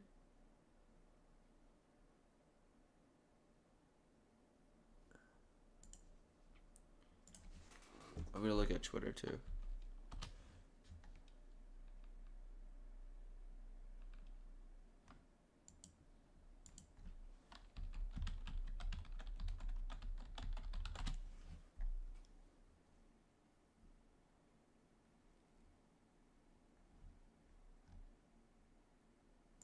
Any accumulation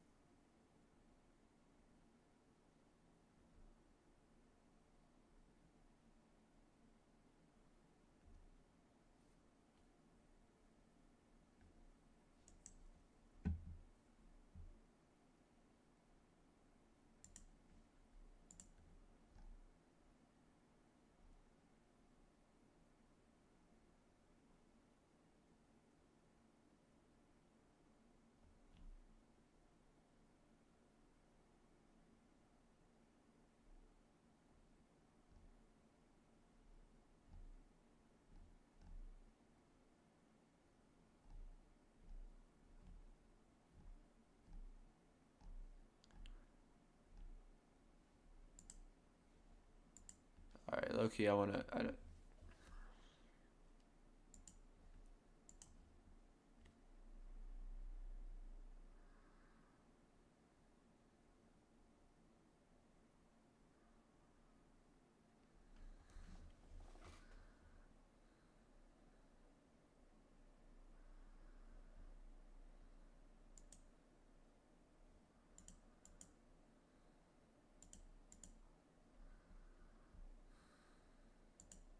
Optimal trade-in.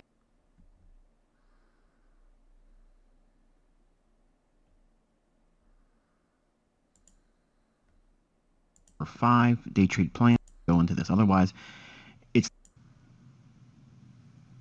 now this is we have to do above a pre. I want you to focus for a week daily range, media array, and then -3 standard due side premium array at the same way low entry orders. Now that's a 50. You're gonna short any more room to run. When we are entering along, we will note the discount array and standard. All right, folks, this is going to be our algorithmic discussion in lecture 4, model number 6, universal trading, specifically dealing with the buy side low resistance liquidity runs and fractals. All right, so obviously, without going through all of the details as I've already done in previous videos for this model, in the time that you've been spending with me, obviously you can see that there are lots of market maker sell models, market maker buy models, and because they're fractal, that means they can appear and form on any time frame, but without the logic of the narrative. Why should it go up to a specific level? Okay, we're looking at a market maker sell model here, and there are 2 stages of accumulation. When I'm looking for a price run from whatever the market price would be, and say I'm bullish, the first thing I'm doing is I'm going through the time frames highest to lowest, and I'm looking for some kind of narrative that would be utilized for the price to be drawn up to a specific key level as a form of a premium array. Now, if I go into the marketplace and I'm looking for shorts, and I have room before where the market price is at the time of me sitting in front of the chart and where I think the market's going to create that short entry, if there's enough range there, I'll always consider using the buy side of the curve of a market maker sell model. That's basically like the blue shaded area here. And I may not get the first accumulation. So what I'll look for many times is the second stage of reaccumulation. that sets me up a run up into that premium array. There's examples of me on my YouTube channel where I used to do it on YouTube, and I have since deleted some videos, obviously, because they have music in them. Back in the old days, when on Twitter, I would show examples of me buying and selling the same instrument. And it was me using what I'm showing you here, okay?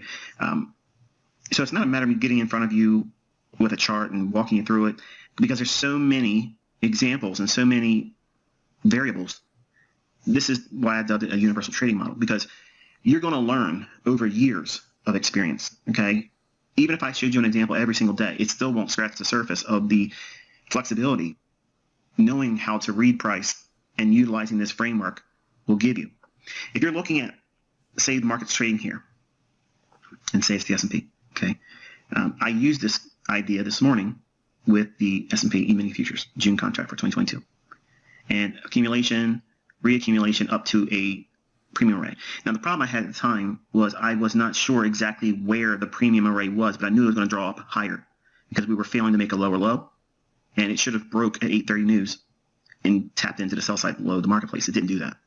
So I seen the shift in market structure, something to this effect, came back down into a fair value gap. It even overshot the fair value gap, but I was still confident that the trade would likely pan out because there was a reason for it to go to a premium. We were already at a discount ahead of the 9:30 opening for S&P.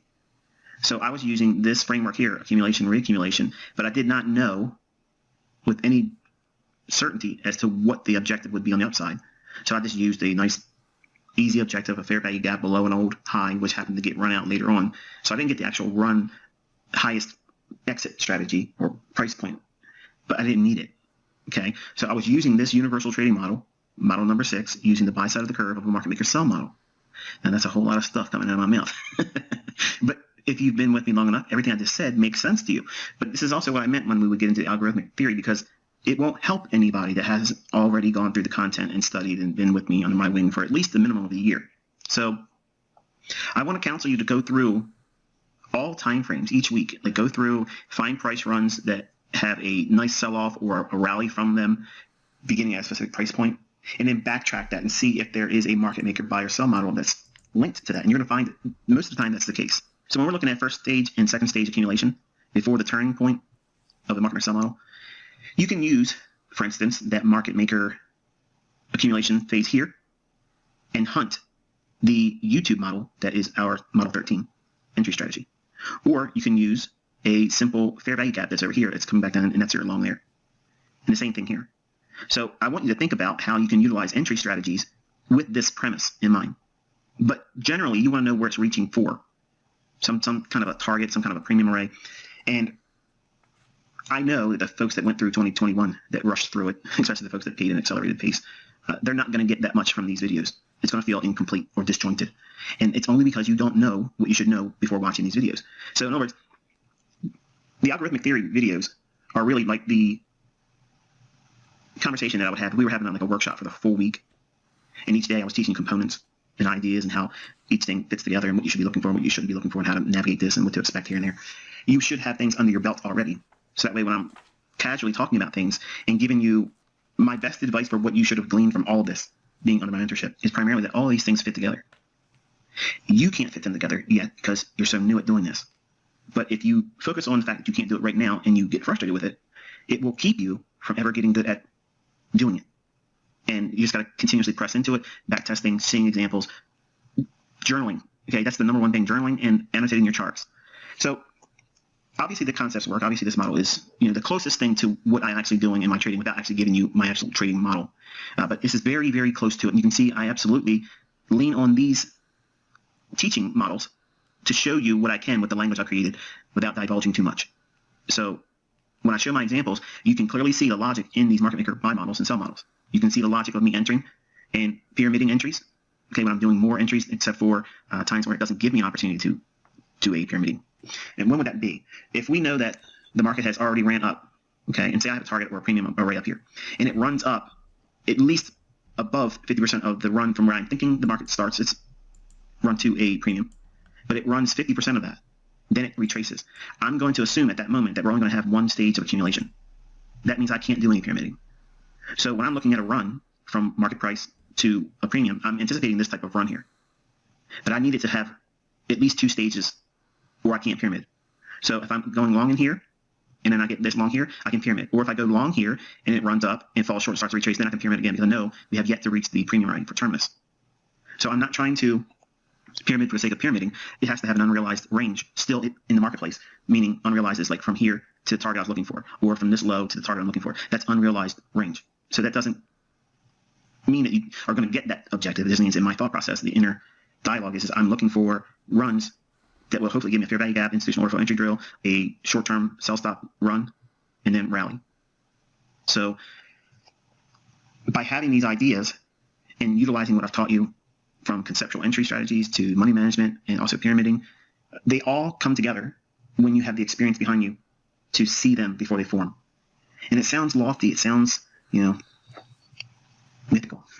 But you've seen many examples, and just, in the small little vignettes I do on my now Twitter account, again, you can see it. You can see the examples that I show on the YouTube channel because I make those examples always public. There's never been any secret, private interpretations or examples shown just in the mentorship. Okay, I might amplify things that I've shown publicly, but I'm not really doing anything in here that's private because I want every bit of the evidence I'm ever going to submit, it's going to be in public record. So when we have these moments where it gives you at least 2 stages of accumulation and we're bullish, you may elect to only trade on this side and may not want to trade short up here. That's fine. For the aggressive dynamo, okay, and I'm sure all of you, especially the young guys, are wanting to do that because you've seen what I've done, and it seems like elite status where you're buying, selling it near the high, and then shorting it, riding it down to a low, covering and buying again, riding up to a short-term high. That's phenomenal trading, okay? I'm not going to pull any punches. To be able to do that, you're really dialed in. You aren't going to be able to do that right away, but utilizing what I've taught you, you can go and grow into that, measure of aptitude. But trying to rush to do it right away for the sake of being able to say, I can do it like ICT, or I can do it because, I'm better than everybody else, that shouldn't be the motivation. The motivation should be, can I find a setup that's repeating all the time from here or here to a level that repeats with my consistency? Am I able to find that type of framework?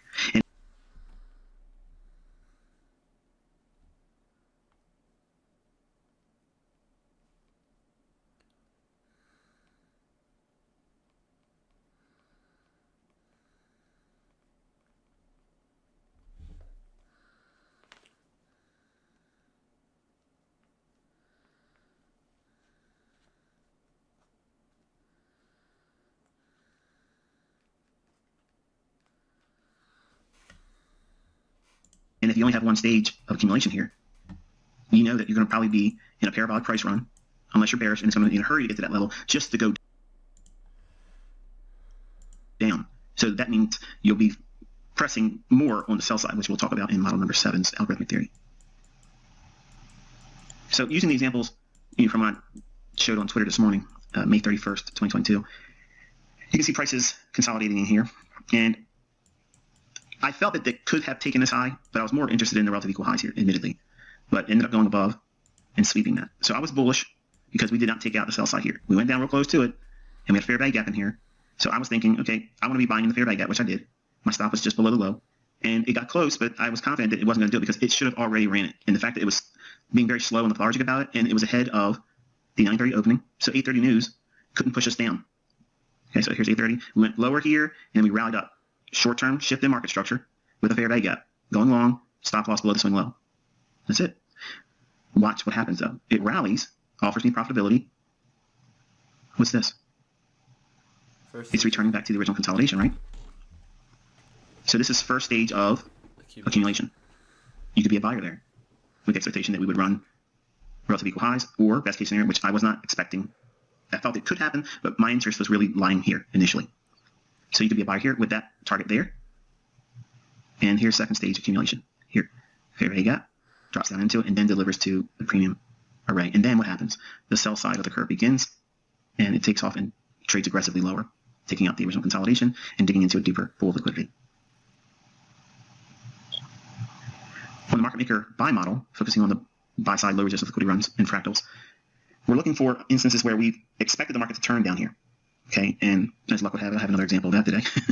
So the market trades down into a level that I think, or you'll interpret it as a discount, and then you wait for some measure of reversal. Okay, a shift in market structure, a low risk buy, and then accumulation, and then reaccumulation, second stage, and it runs to clear the original consolidation for that liquidity. This pattern, if you haven't already noticed, and I should have mentioned this on the previous slide, talking about the market maker sell model, but it's interchangeable. Everything is reversed in terms of the logic. But this could be a weekly profile. This could be an intraday profile. This could be a monthly profile. So in other words, all these price swings are fractal. But the expectation of what is it doing? It's consolidating here to go down. Why is it going to go down? It's going to go down to go higher. That's narrative. Going in a consolidation, breaking, retracing back here. Is it retracing here to go higher than this? Or is it retracing just to go short? It's retracing just to go short. So that's distribution. First stage distribution. Second stage distribution. So when we get down to this level here, we're looking for a point at which price basically proves to us that it wants to go higher. And that'll take place in the form of a short-term market structure shift. And you can utilize what I've taught on the YouTube channel model for that to make it very simple and simplistic. Then we wait for evidence that shows us that it wants to go higher. So every time there's a point of up candles on the sell side of the curve, that means the lowest point to the left. Here is a point at which there's up close candles, or what would be expected as up close candles prior to that move lower. Same thing here. Up close candle somewhere in this price swing. We carry them across the curve. That means this turning point here. This level here, we carry that through the curve as well. So we're looking for a retracement back down into an old area distribution becomes a new level of accumulation. So first stage accumulation is here. You can be a buyer. And the second stage reaccumulation, that's where the most dynamic price move is going to occur. And then it rallies. So I'm looking for this phenomenon to occur in every time frame I'm looking at. If I can find it, and it fits the narrative of why I think price should be doing what it's doing, and if it's a bias that I feel comfortable with trading with a higher time frame bias behind me, and it's time of day and day of week, and it's maybe even a seasonal tendency, not that you have to have that, but that even helps a lot more, then it gives me the confidence to be able to take the trades. And like I get a lot of questions still by members from the 2016 group. How do I know to trust the fair value gap? Well, it has to fit this kind of logic here. And if I get a fair value gap in here that overlaps with a old area of distribution, I'm going to trust that fair value gap isn't going to be broken to the downside and just break lower. If it does, that's okay. I'm paying a stop loss to do its job. Same thing over here. If I see an old area of distribution now becoming an old area of distribution, now reaccumulation, that is an area I'm going to trust because I have the narrative that we're likely to go above these highs. We went down to go up.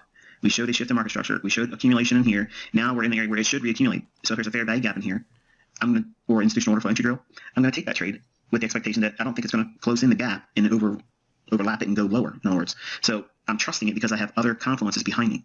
So I'm not going into the marketplace with just one of these ideas that I'm teaching you, and that's all there is to it. That's not what I want you to view in my interpretation of price action. I don't want you to make a model out of one thing. Just the fair value gap alone is useless in the hands of a neophyte. So you have to have all these things behind you.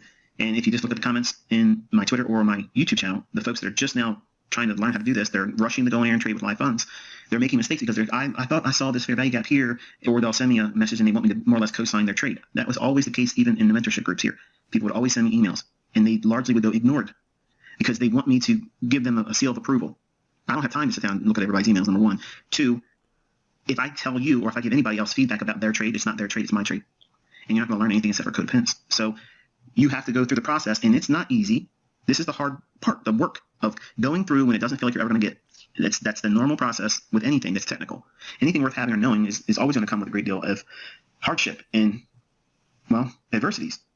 But it's worth it, folks. It really is worth it. And times are about to get really, really difficult. And if you can find yourself in a position where you can at least make half of what you normally make at your job, if not replace the entire income, that is going to be a blessing. But you don't want to put all of your expectations on one individual thing that I taught you, like a fair value gap or an order block or an optimal trade entry or institutional order flow entry drill. You're hopefully doing the work behind the scenes and looking for this overall price structure here, but focusing on the buy side of the curve when it's a market maker sell model, and it should have gone down to these levels here to go higher anyway. That's narrative. In other words, it's going down, digging in deeper. It creates a short-term low, starts to rally, so that way what? Retail want to buy it. It goes down a little bit lower, stops those individuals out, and then starts to do it one more time. And they think, okay, I was wrong. I was a little bit premature. Let me go and buy it again. And they put their stop loss right below here, and they run it out again. Then it goes into the level that we would be expecting. This could be a larger, higher time frame fair value gap. It could be an order block. It could be a breaker, okay? Or it could be just simply an old high being returned back into. And those ideas are going to be linked to your unique model. There's, like I said, there's tons and tons of trade ideas and opportunities each month and each week, and several of them intraday. And even though you're all learning these concepts collectively as a community, you're going to be hard-pressed to find, a dozen traders doing the same thing at the same entry price, same stop level, same target, because they're bringing in their individual personality. But these things I'm showing you, these are the blueprints. These are the framework in which you look for the setups and justify why you're doing and anticipating the price doing a specific thing. And if it doesn't fit this criteria here, then chances are you probably are doing something that's forced, or it's simply not in the market. And if the market starts to move from the level we expect down here, and we expect it to run up here as a target, above the original consolidation. If that's the case, and we have one price run up above 50% of that range between the high and the low here, and it starts to retrace, then I'm thinking we're going to have one stage of accumulation. So I can't do any pyramiding here. But if I have one here and it goes about halfway or a little bit less and pulls back down in, then I know I have a chance to pyramid. So I can do a long here, say maybe 10 contracts of the S&P. Then I can do 5 here. And if it gives me some kind of little institutional order flow entry growth here, right before it runs up the highs, and I think it's going to be moving higher, not just here, then I could add another 2 contracts. So it'd be 10, 5, and 2, or 10, 5, and 3. Something to that effect, okay? And that's pretty much what I'm doing. Like, I'm going through the process of looking for this structure in price that meets and agrees with the narrative I'm expecting for price for that particular session or that particular day or that particular week, okay? Because these profiles, these market maker buy models and sell models, they're not limited to any one particular time frame. But the logic behind them, and when you're looking for specific things of accumulation or distribution, they have to meet what I explained, and it's not Wyckoff, okay? It is very specific elements that have to balance themselves out based on what side of the curve price is on. All right, in the S&P, again, same thing this morning. This is a chart I shared on my Twitter feed beforehand.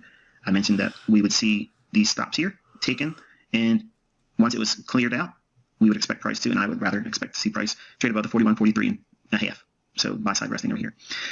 If you looked at the first example I showed in this algorithmic discussion, this was the first stage accumulation, second stage accumulation, and then it hits the premium array, okay, which is the old high back here, just above the gray line here. That's what it's doing. Now this becomes an area of buy side liquidity after the market breaks down. Notice there is no real retracements for first stage or second stage distribution. So because of that, this decline down here was just them running out sell side, and then they gave one more instance where they created a low. Anybody was long, they knocked those individuals out because they engineered liquidity. Then it started to rally. We had a fair value gap in here, rallied, fair value gap here, rallied, went back into the last fair value gap here, and then dropped to an area of sell side. What is this? What's this over here? That's an original consolidation that's below the buy side here. So when I was watching price, I'm looking at this as, okay, this is a market maker buy model. So I want to be buying on the buy side of the curve. That means it's got to turn around. So I'm waiting. Immediately I bought early over here, and I had to weather this.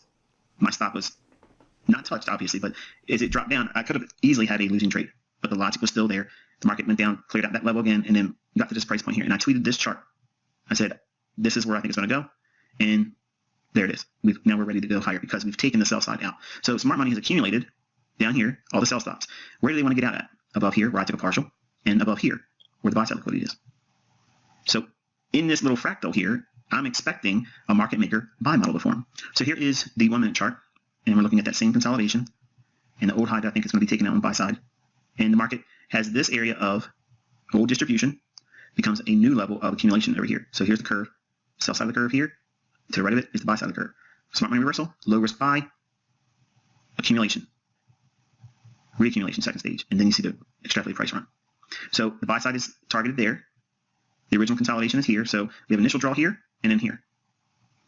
First stage accumulation, second stage reaccumulation.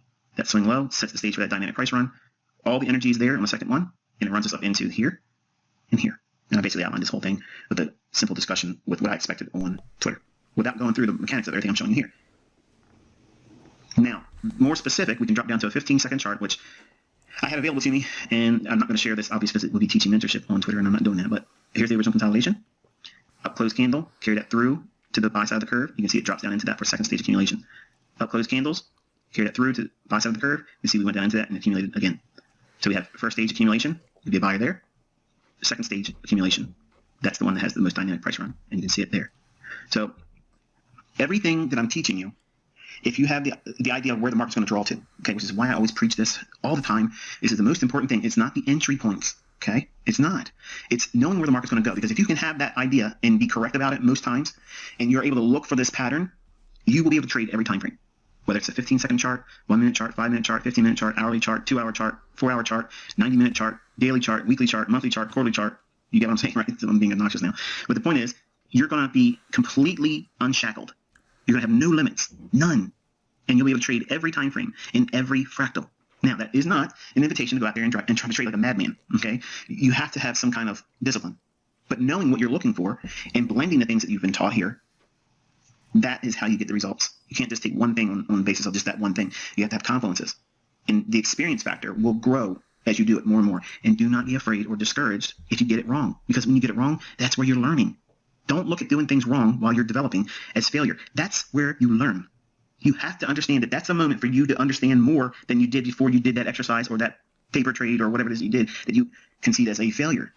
When it's not failure, that's a growth pain. And growing pains is part of all this stuff. Okay? So if you found this one insightful, until I talk to you next time, be safe. Gotcha, Michael. Gotcha. Market maker models are a way to see price action. You need a narrative. You need a narrative.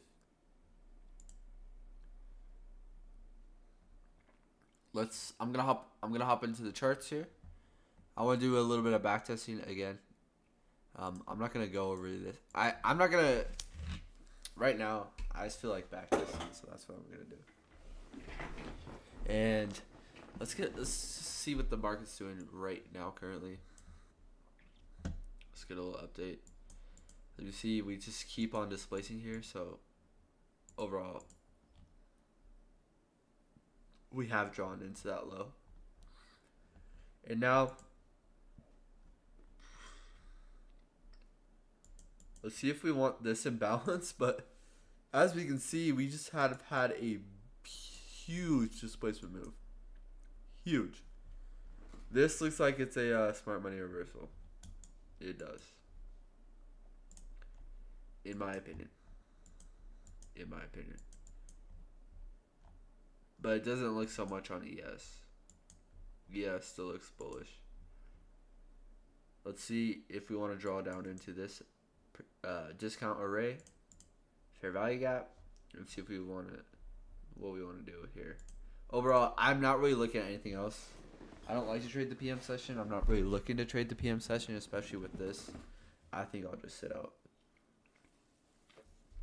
And then we'll see what happens after the fact.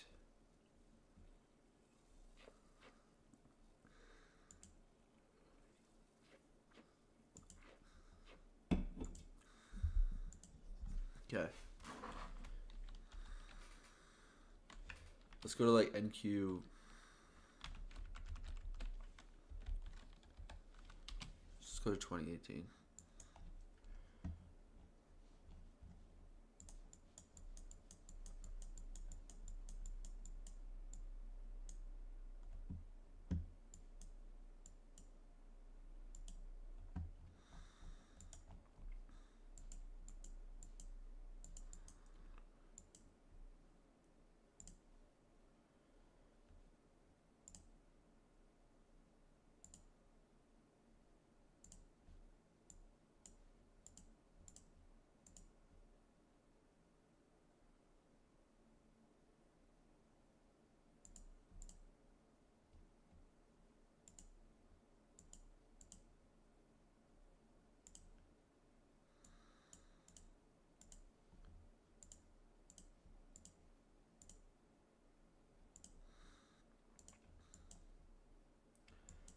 So here at 9, oh, beautiful. Right into this fair value gap. Acts as resistance. We get a classic Judas.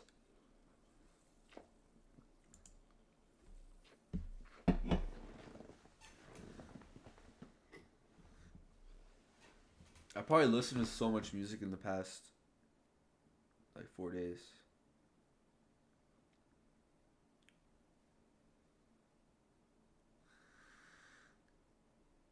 Keep on grinding.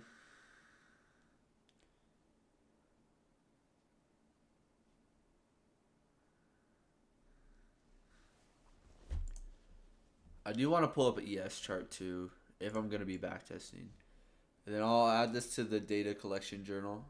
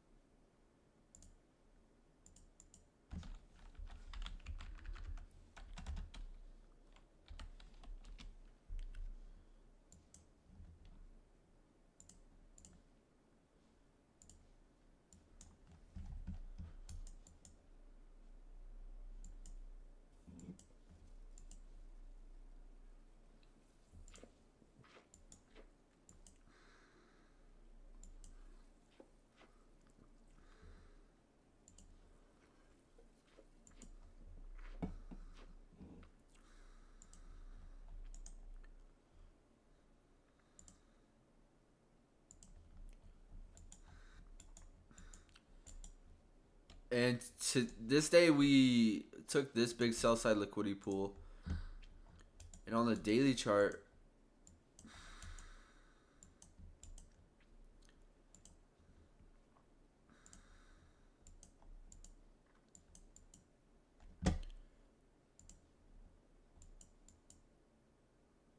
monthly fair value gap.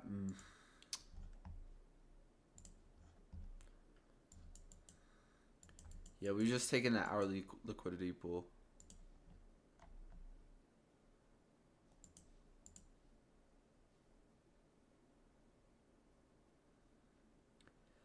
You're struggling finding daily bias? I mean, I'm not. I wouldn't say I'm in a position to give anyone advice, but I would say what I like to do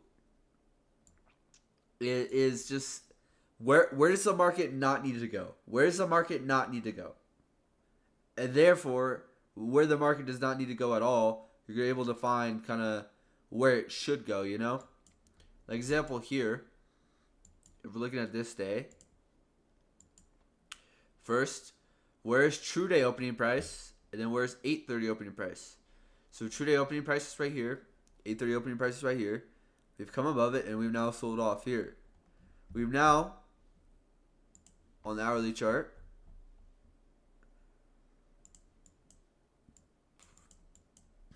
we've now taken sell side liquidity here. We have a big SMT between ES and NQ. Wednesday, the 25th, right there. That's that low right there on ES. This is this low on NQ. Sorry, I know the new day opening gap's in the way. But here we have a big SMT here.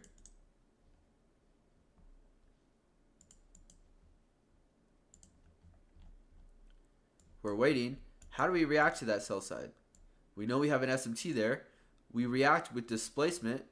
Okay, we've taken a large pool of liquidity and we have an SMT. The market has done its job and we do not need to go lower. So therefore, we can go higher. And that's how I like to internalize it.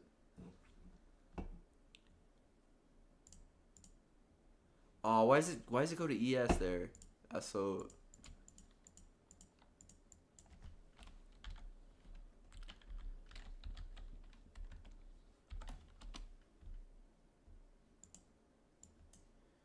Alright, it was the 5th. It was the 5th. Or it was the 3rd, I believe.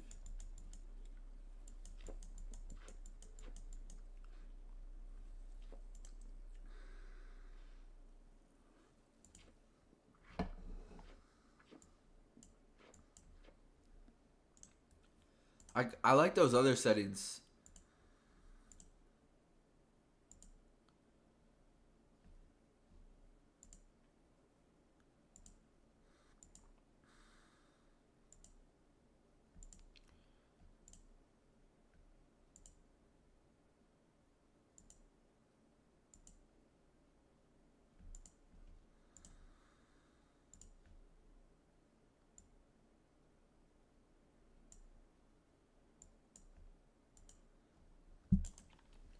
Alright, yeah, I like these settings a lot. So we have this current new day opening gap that we draw into. Access resistance. Probably have SMT there too. Yep, we have SMT. We're at 955. We have 930 high. Yeah, we have SMT. So we come down, we generate liquidity here. We come back up, and then we reprice lower here, creating a balanced price range.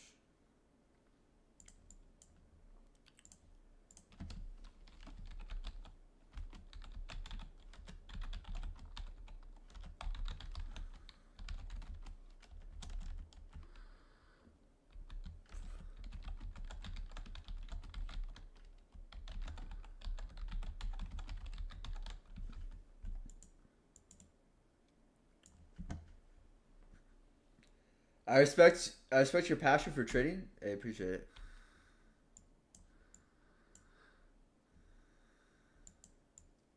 I mean, I would say I have more of a passion for like streaming than I do for trading. And the reason for that being is we won't get into that too much.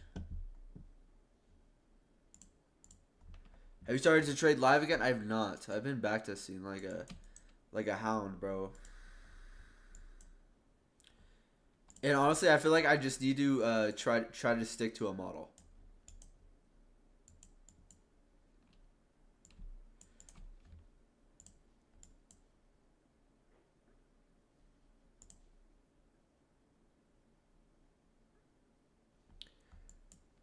So we've taken a larger sell side liquidity pool, and then we've taken this sell side liquidity pool with a large SMT. High resistance is created.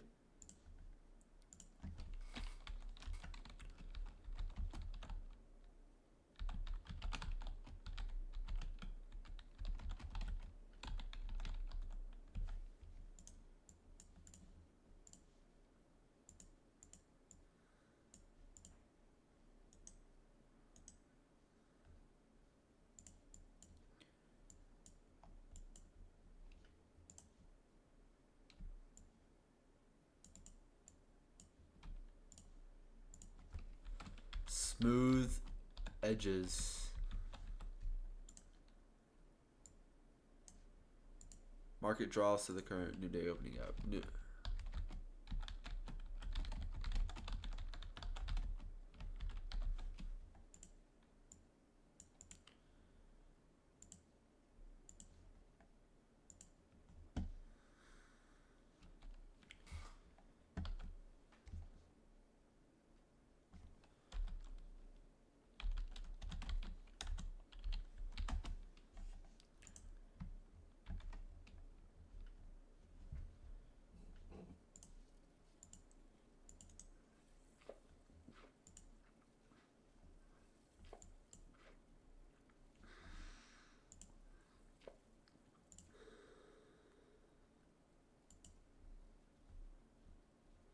This is exactly what ICT was talking about in the silver bullet in that last lecture.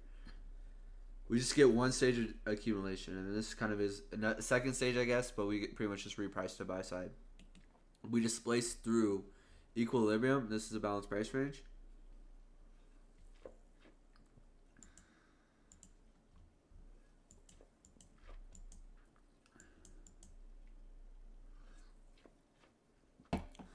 Market opens. We draw it lower. Sell side.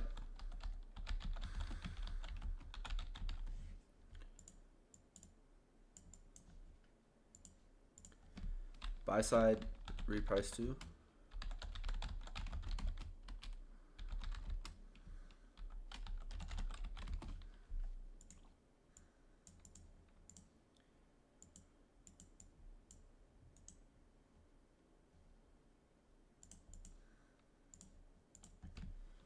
Imbalance. And the yellow one is the current new day opening gap.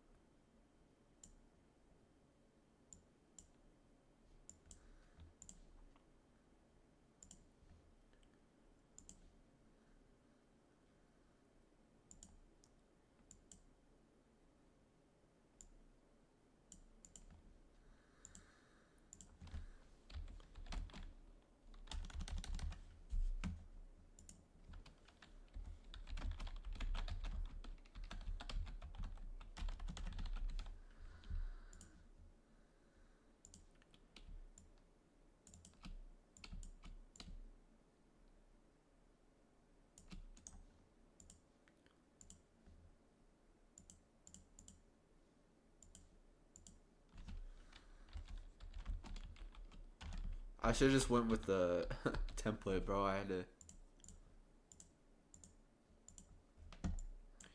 950 macro creates a reversal.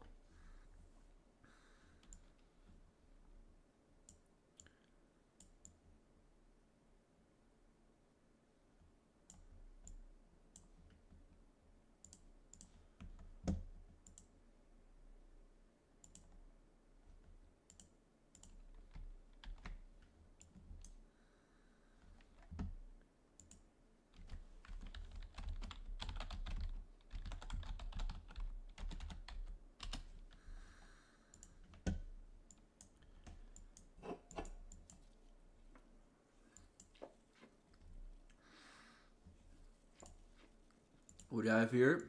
Consolidation, expansion, reversal. Wait.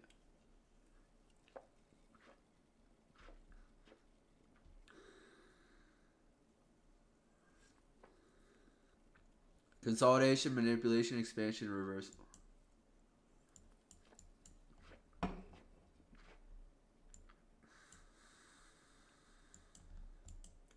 AMD. We'll say AM.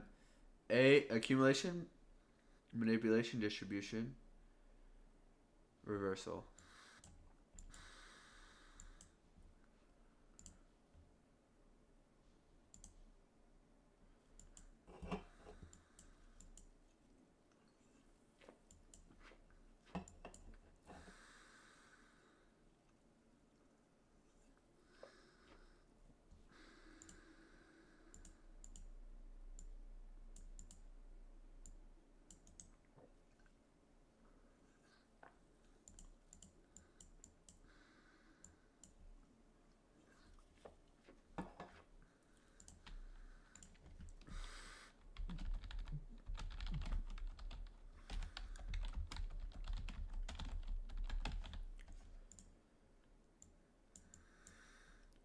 High resistance signature at 1050 macro.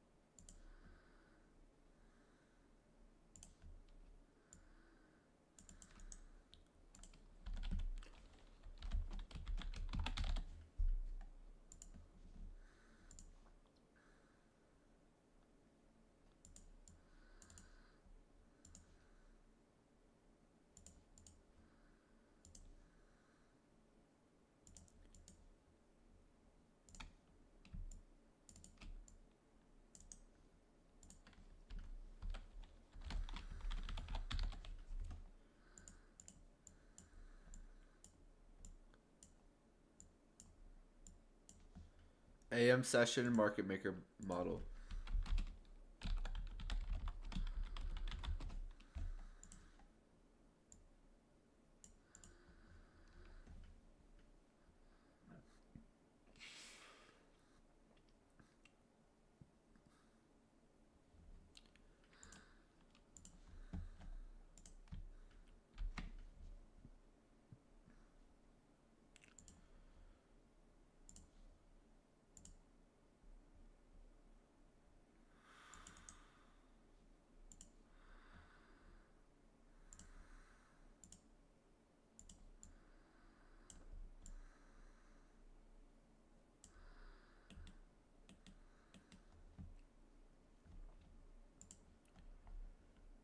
Okay, let's move on. Next day, next day, next day.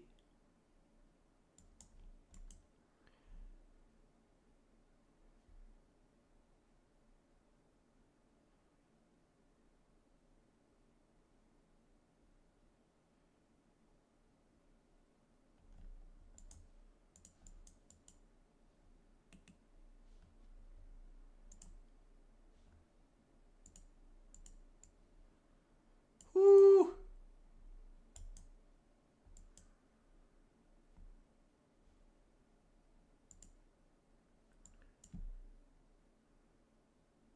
NFP too.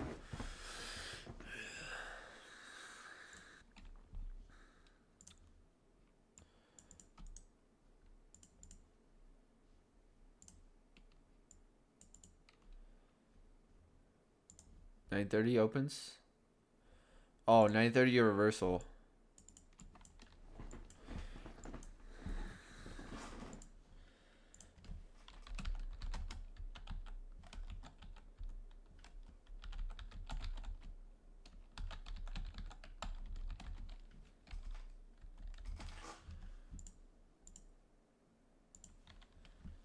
$3.19.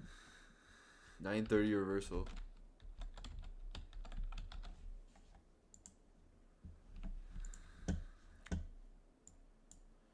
into this PD right here, and we see expansion, breakaway gap, inversion. It gets inversed here. We pull back. We don't want to come back here. We want to come back to breaker. A nice breaker that we reaccumulate within. All happening below true day open and 8:30 opening. And we probably close within one of these new day opening gaps. Yep. I would say new day opening gaps are like such a. If you are a day trader that trades for the daily range, ooh, that's such a powerful tool. It's just like where the market goes. It goes to these volume imbalances. New day opening gap, boom, gets repriced too. Then we expand above the current new week opening gap.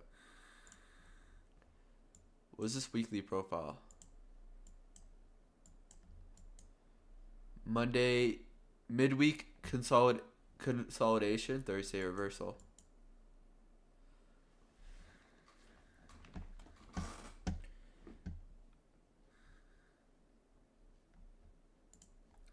And then we manipulate lower into this order block, into this fair value gap here. Accumulation, manipulation, distribution.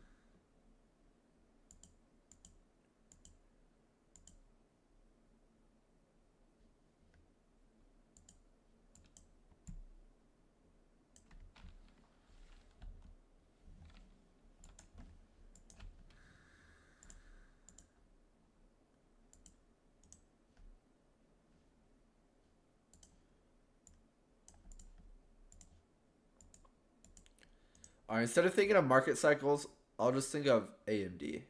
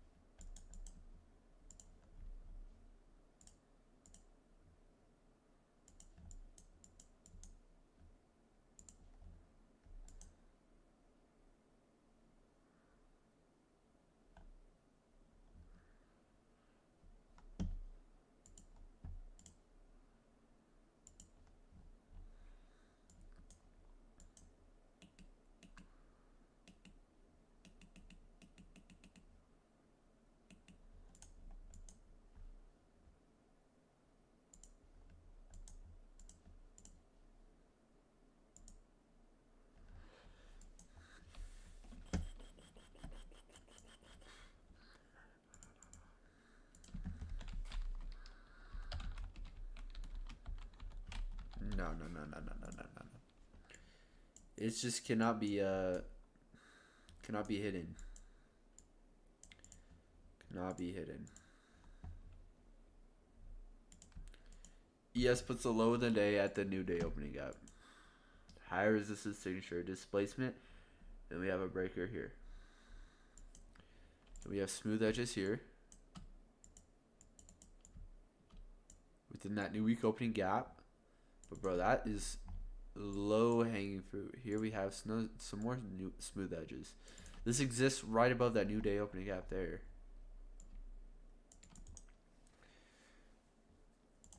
Buy side objective. Low hanging fruit, buy side objective.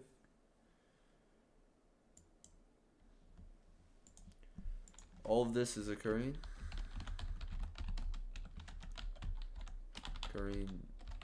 below true day open.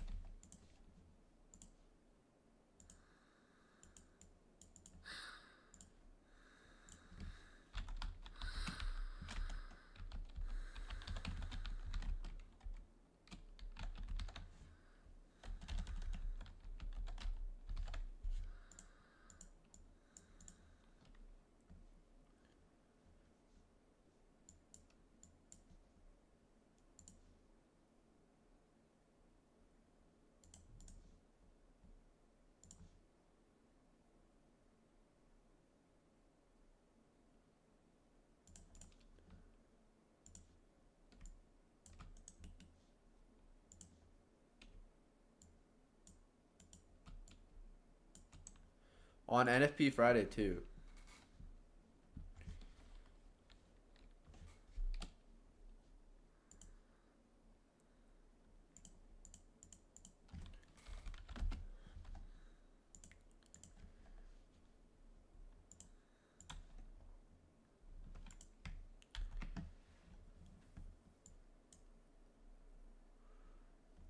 No other stage of accumulation. Just straight run.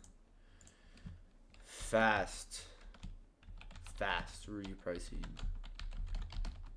to buy side.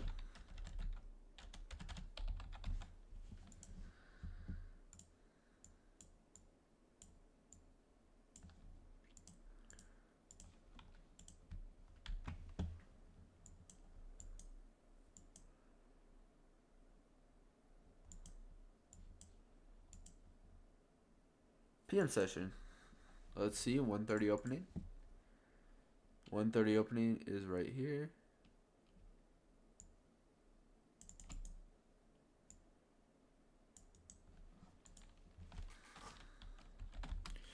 I'm gonna just add that to my indicator. Or is that kind of too much?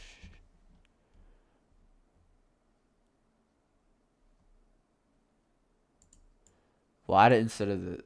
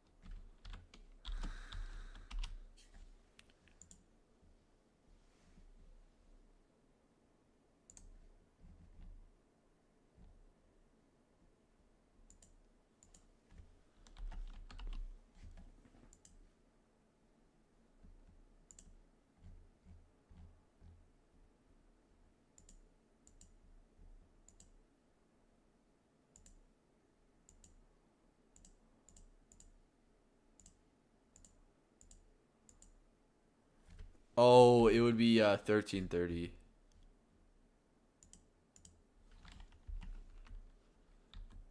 Probably.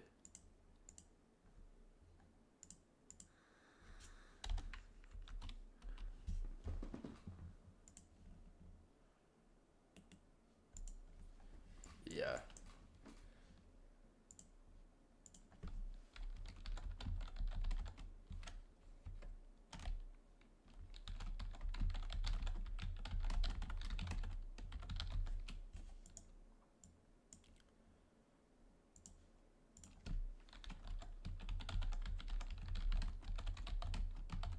Do we have SMT here? I already feel... I have a feeling we have SMT here.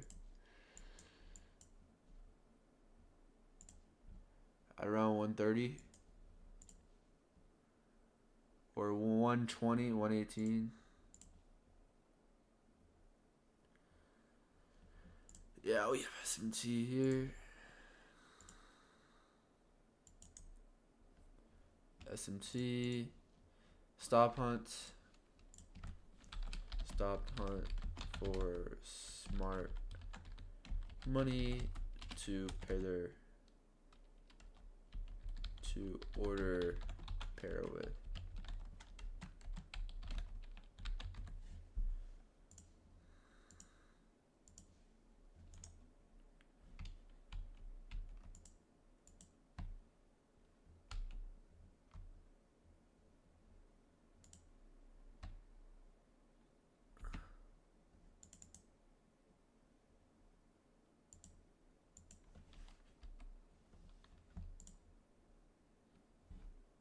I think it just deleted my...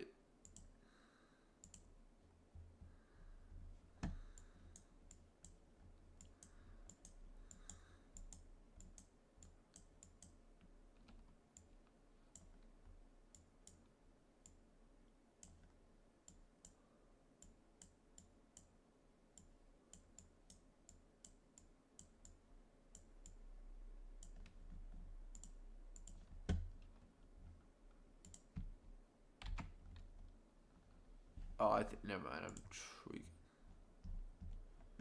Dang, I'm gonna have so many case studies. What's good, Jay? How you doing? I'm chilling. How about you? How you doing?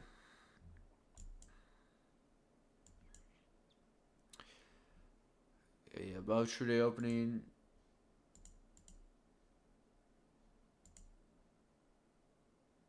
We're not manipulating Asia range.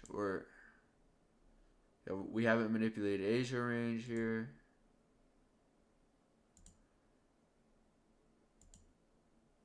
I think we could have a reversal here, maybe.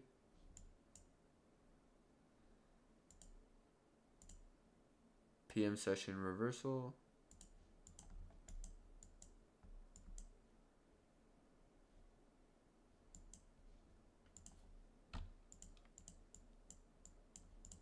$5-minute 2022. 5-minute AM 2022.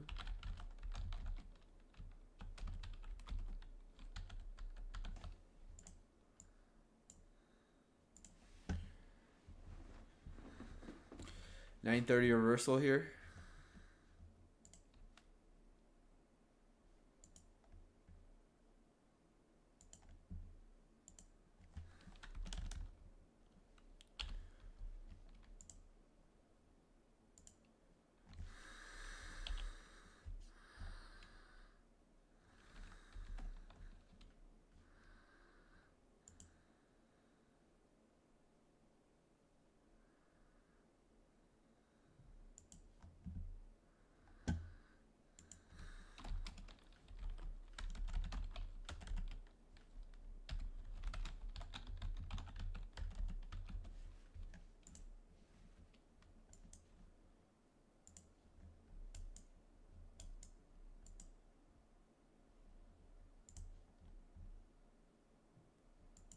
We're not really dropping into a higher time frame PD array.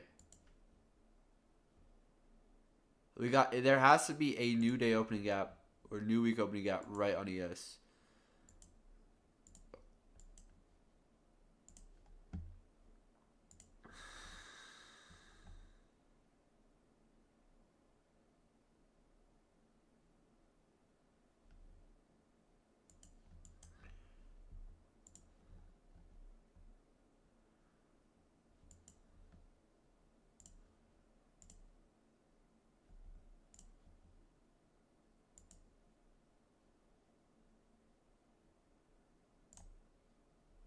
Green.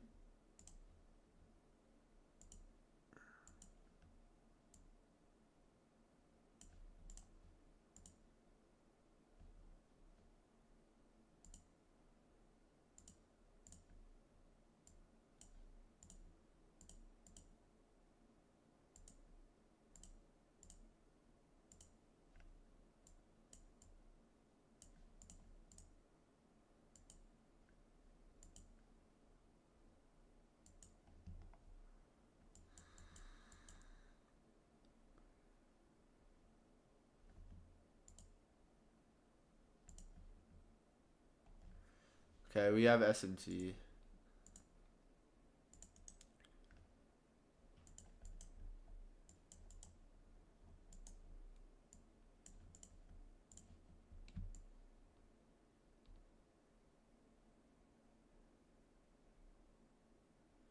I want to start journaling my journey. Any advices? I mean, just start and stay consistent, I would say. Like on YouTube?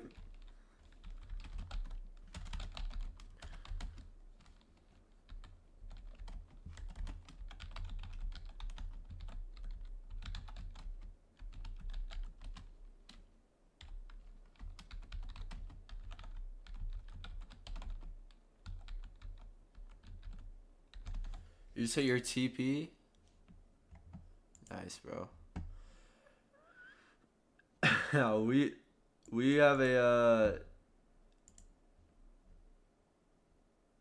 quite the sell-off here. 400 points. I recommend just start, honestly. Like anything. always say just start. And if you feel like you want to, like, just one bit, and you feel like, hey, maybe I should try it. I mean, you don't want to start it and then just like not, and then give up. Like, no, you don't want to start something and then give up.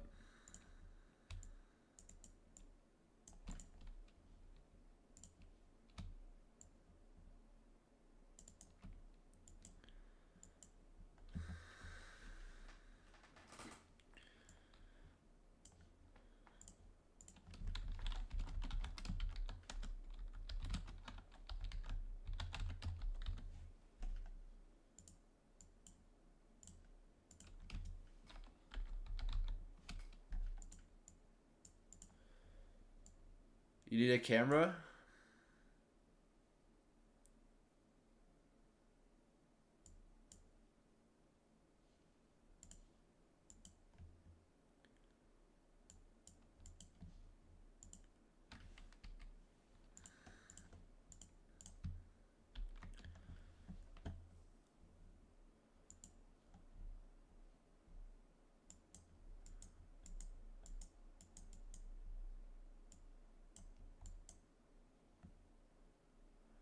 Oh, that's gorgeous.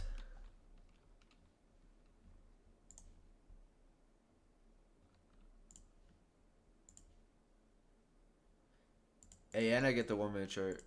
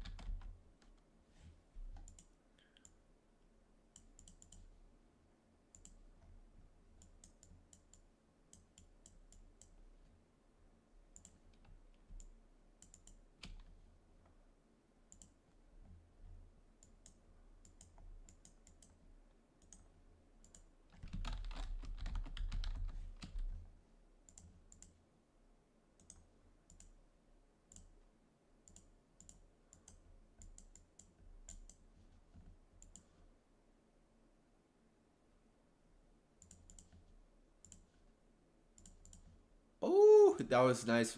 I was nice with that one.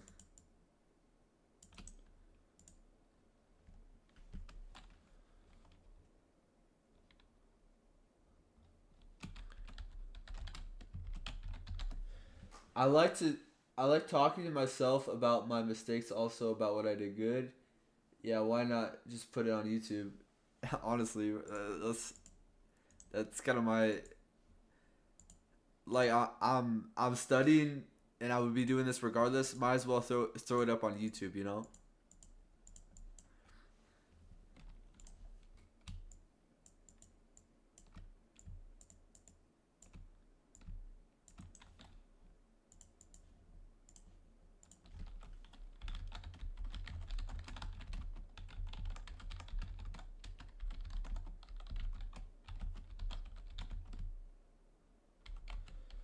Wait, so this is Nasdaq right now. It's at 6,800 in 2018, and today it's at 20,000. That's crazy.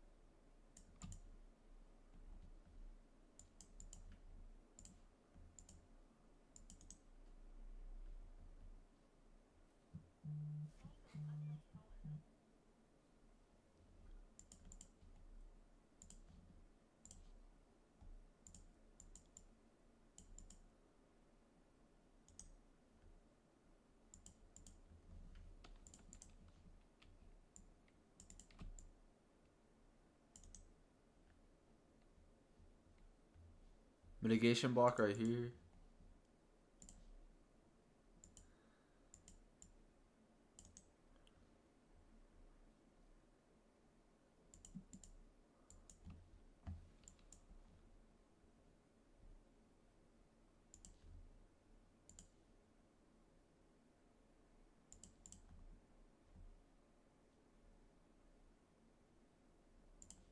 I haven't done this in a while. I haven't used the curves in forever. I used to use them a lot.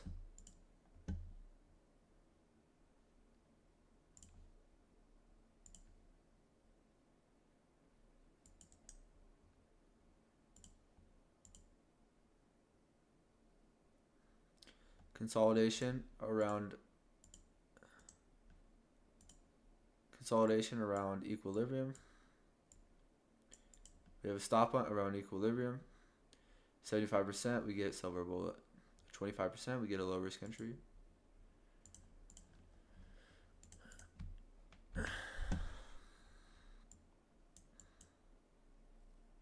Then we just get a fast repricing lower.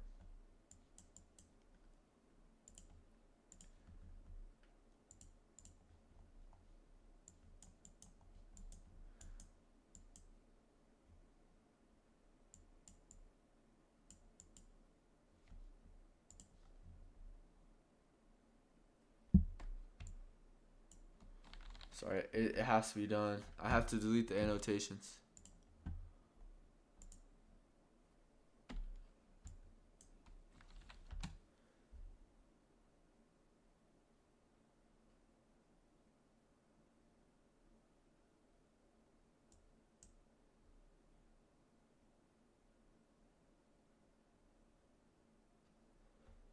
Was there actually 3 good trades, or do you think it was 3 good trades because you won?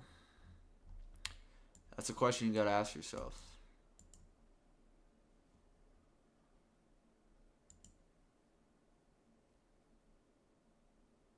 Cause like if you actually had good trades, but if you didn't follow your model, then are they good trades?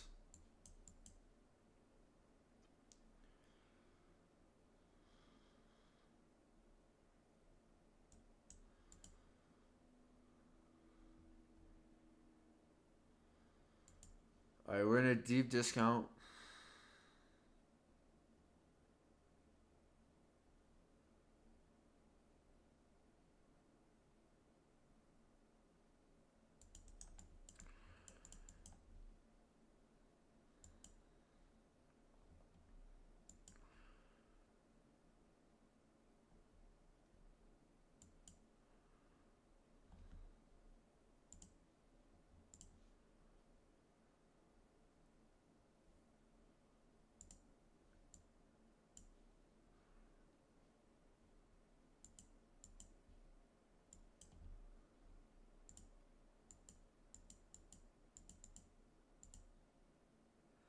Why is Powell speaking at 3:15 a.m.?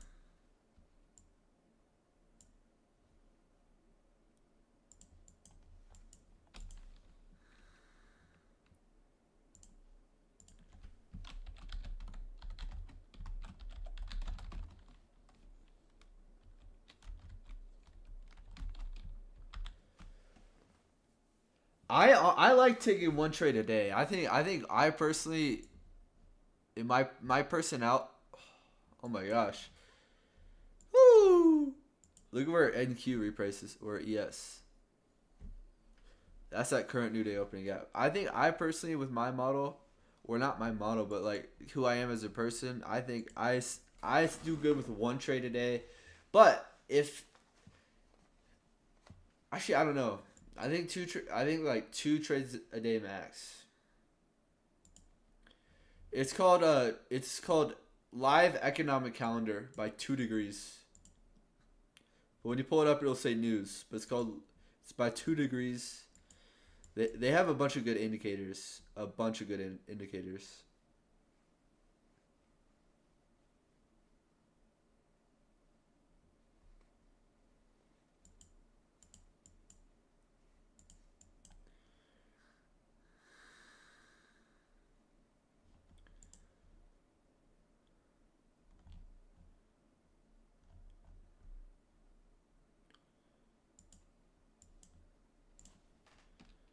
So originally come up to take two types of liquidity. Buy side once, buy side again, in that current new day opening gap, in a previous new day opening gap. And then we reprice the sell side.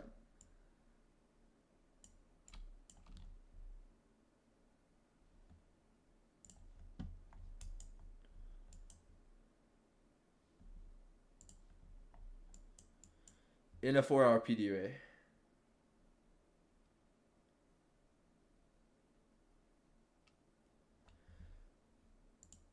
I'm gonna be straight up to you.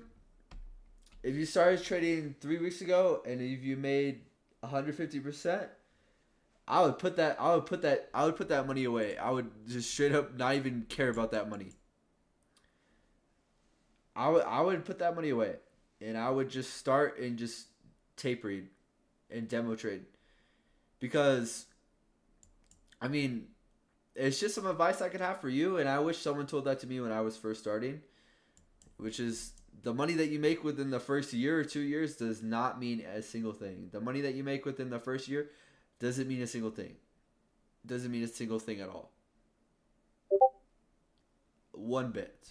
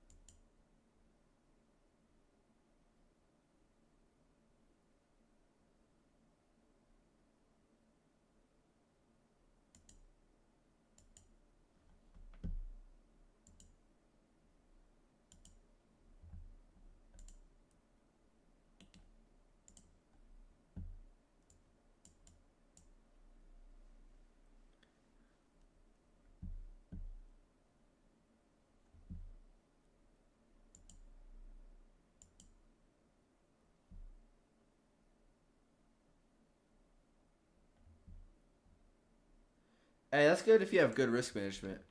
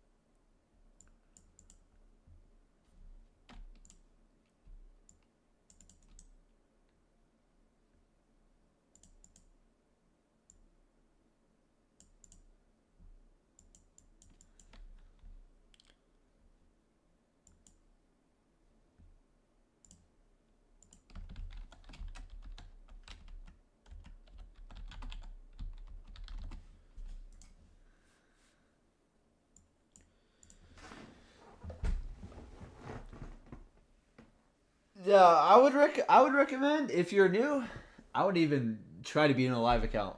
I wouldn't even try to be in a live account. I would not. And like the bad thing about that is, like, you're going to try to resist that because you think that being in a live account is probably the best thing for you, when it in reality is not the best thing at all for you.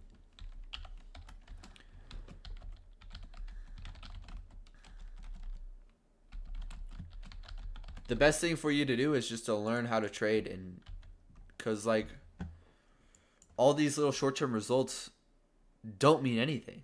They don't mean anything in a discount.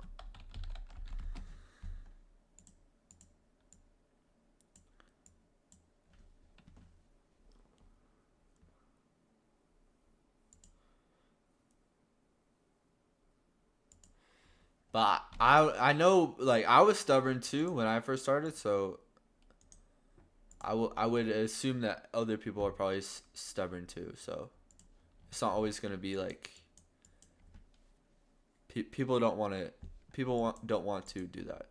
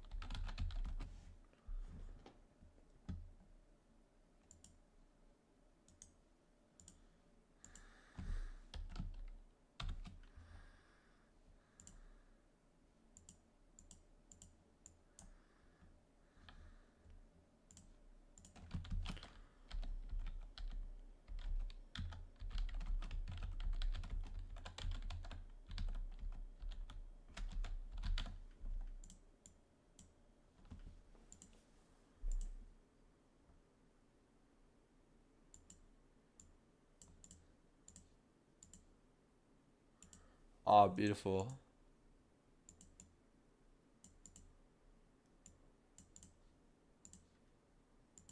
Hey, appreciate the sub. Appreciate the sub.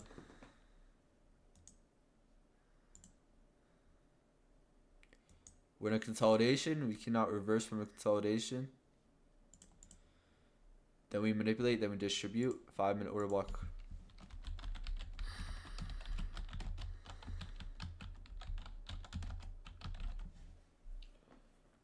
I mean, I was trading with demo for 2 months. I started with real money 3 weeks. Oh, okay. That makes a little bit more sense. I would personally say still give it some more time, but you know, it's up to you.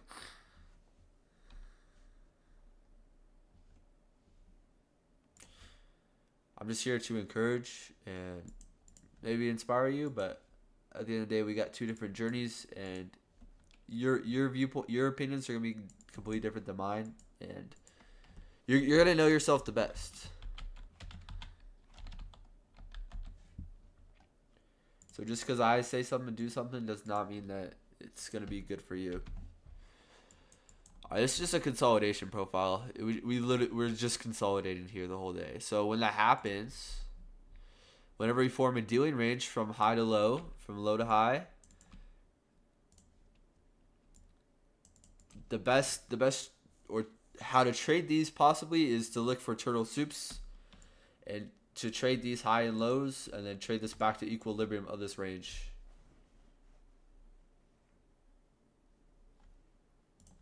Of the initial dealing range here. Look at equilibrium. Look how many times this has been offered as fair value.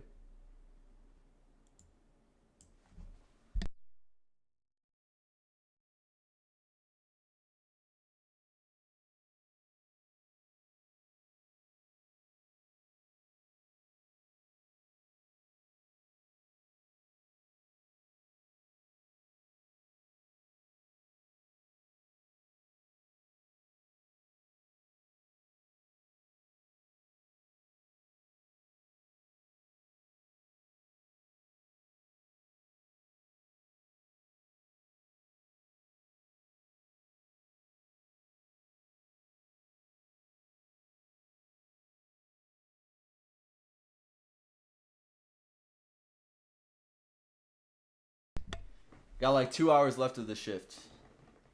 Got two hours left in the shift.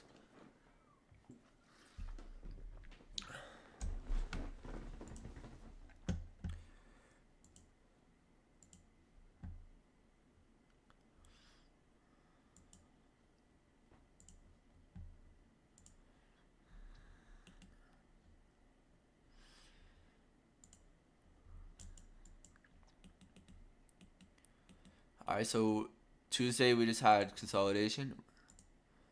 Wednesday,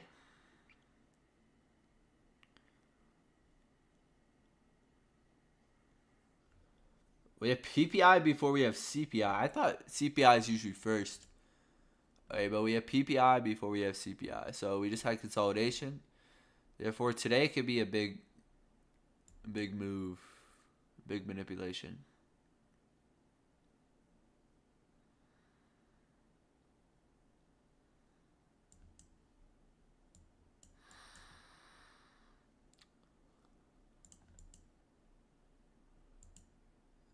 $8.30 really didn't do anything.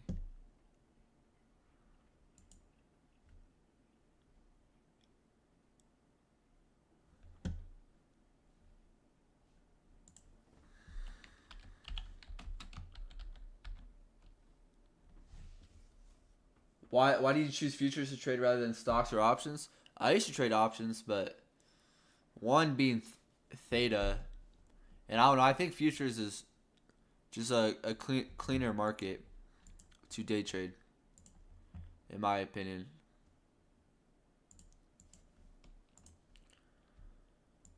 All right, we come back down to here. I used to trade options, but I was pretty much just gambling. So I used to gamble, and yeah.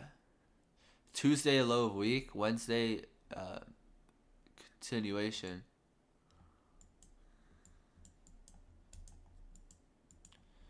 We have an order block right here.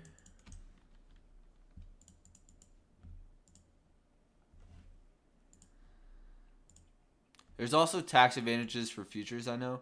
But like, I ain't worried about tax advantages right now. If you know, you know. Alright, so SMT at the lows too.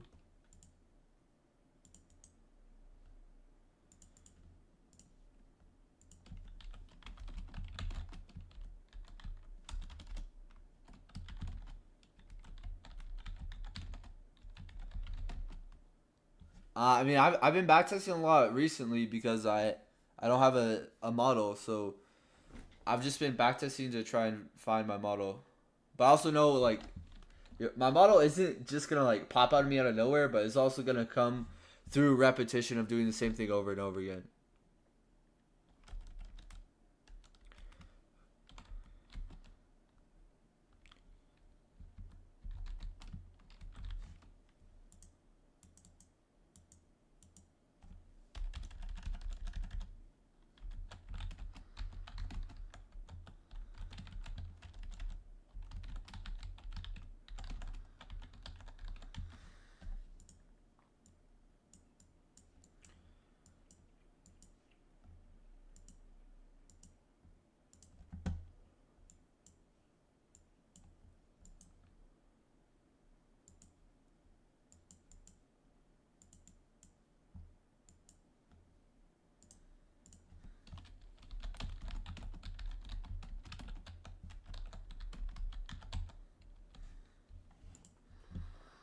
So market opens and we're within a sell model.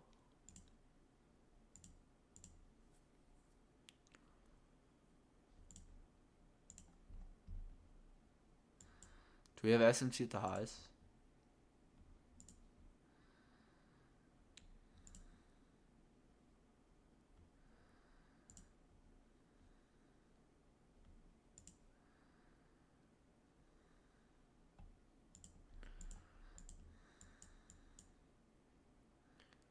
Accumulation all AM. Manipulation. Now we see distribution.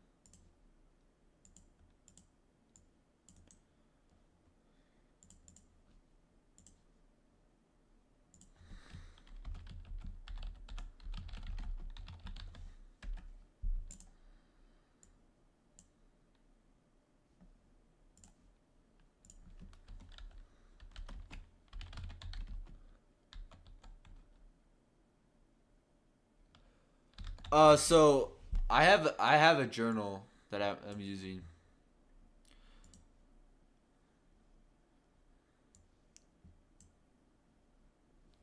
Pretty much just been backtesting profiles.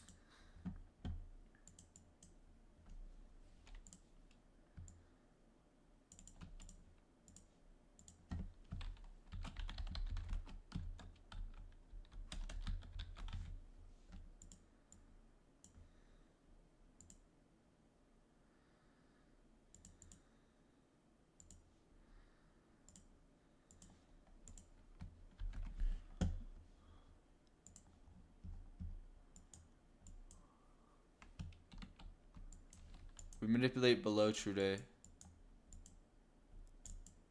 Consolidation. Consolidation.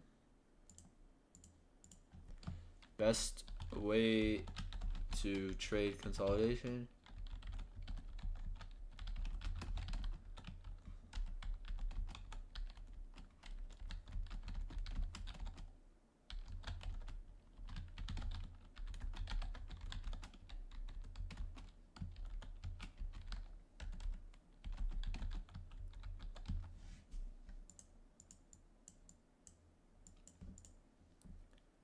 Higher time repeated rate engaged. Here we have displacement.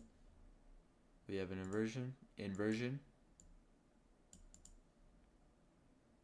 This is left as a breakaway.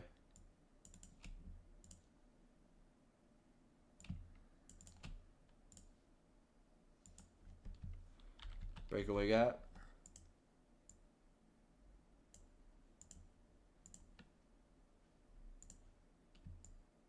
Mitigation.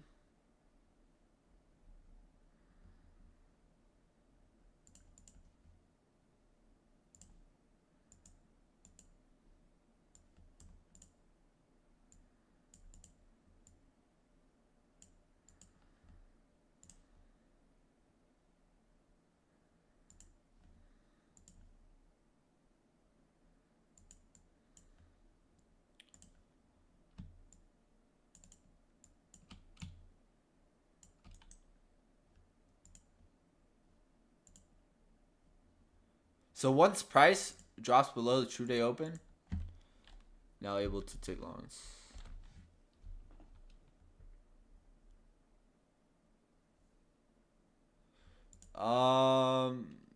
Do you trade NQ and ES? Oh, so you don't have I honestly don't know.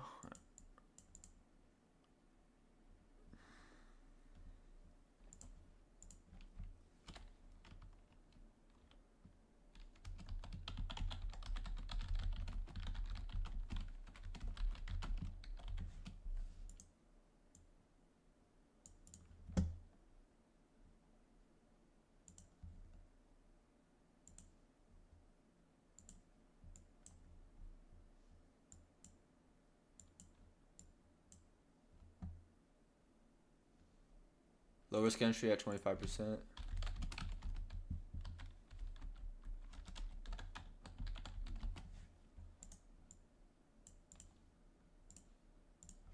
Fif 50% access support equilibrium level.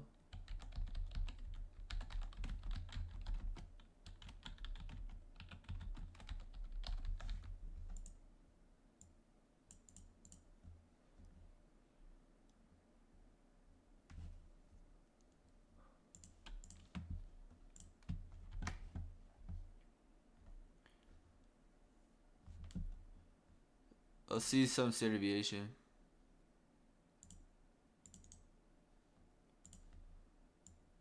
They 2.5 maps right to buy side. I would like that.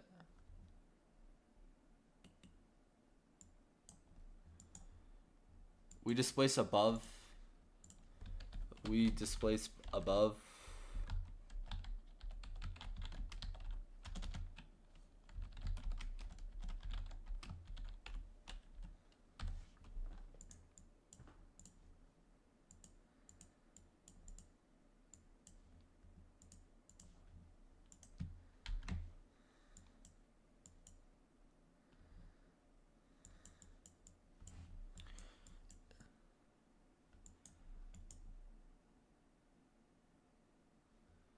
Okay, the 1050 macro, honestly,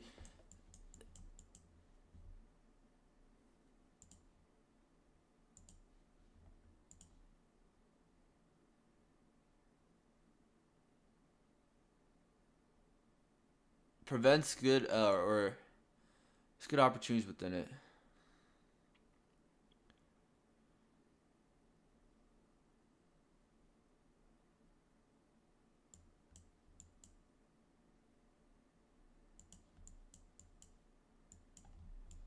All right, so we've had Tuesday low of week. So we expect to see continuation. Oh, this is CPI. CPI used to be dead.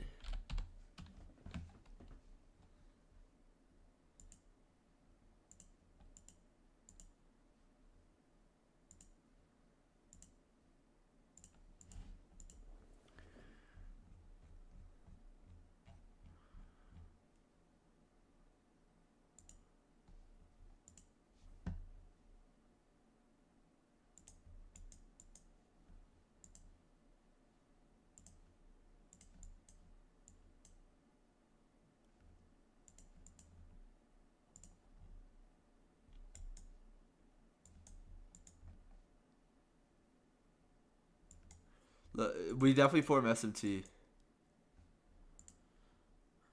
SMT forms.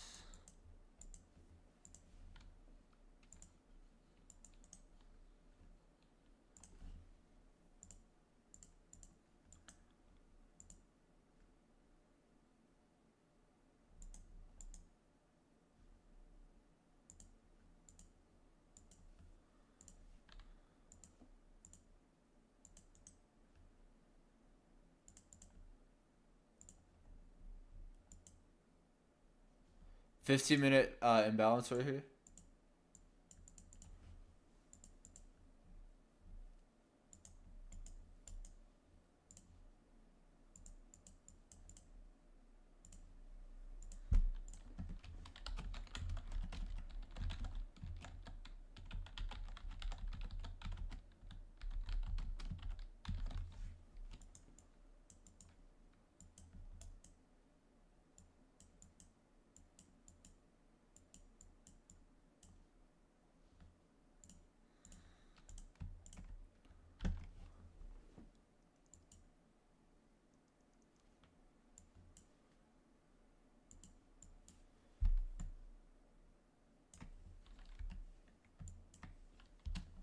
Let's look at the daily chart. Daily has drawn into this imbalance.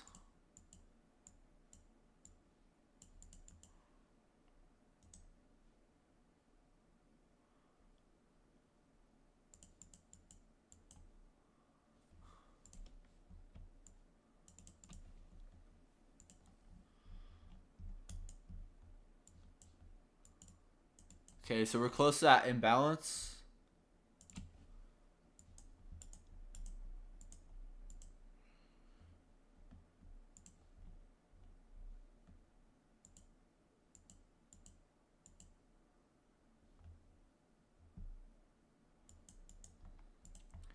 Brothers present.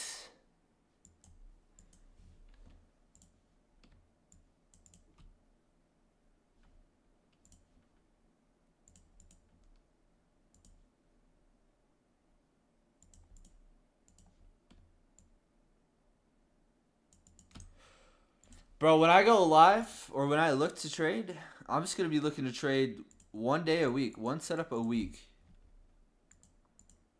And if it's not there, then I'm not going to trade.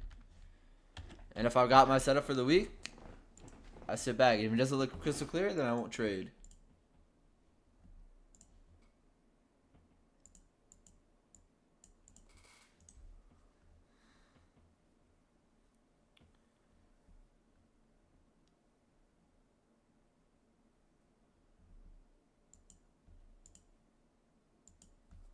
That's what ICT recommends. I mean, I think the biggest pitfall is putting too much pressure on yourself. And if I go in there, I'm saying, hey, bro, just get one setup a week, minimum pressure, then I'm going to do that. And once I've gotten that, then I have zero expectations for myself to do anything. And I just sit on my hands. And sure, there probably will be more setups. Yes, there likely might be more setups than that. 100%. But I don't care about any of those. Just care about bread and butter. Manipulation below 130.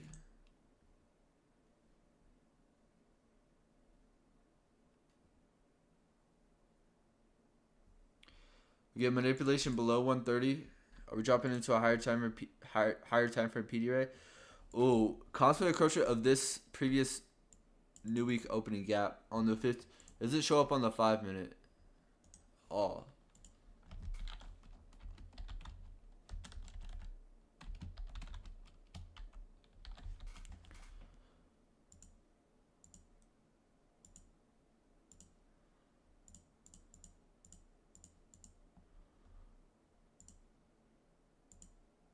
And then we have an inversion here.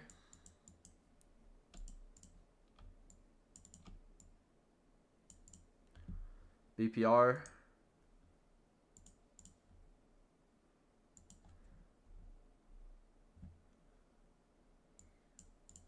That's all I'm gonna really annotate for that.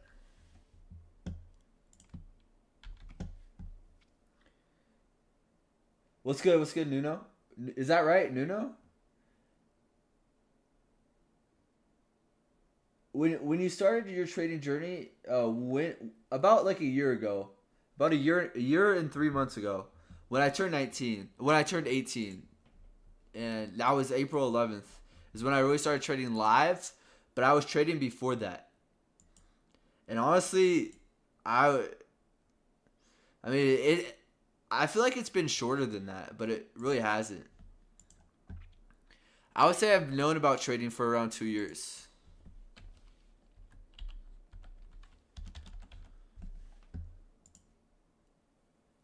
Hey, got you. Portuguese name? Nice. I feel like no one watches me from the United States. Everyone's here like is out of the country, and that's cool.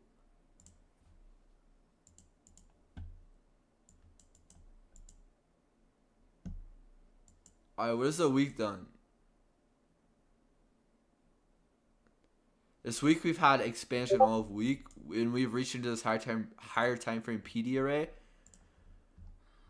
Being this daily imbalance, so let's not really expect much.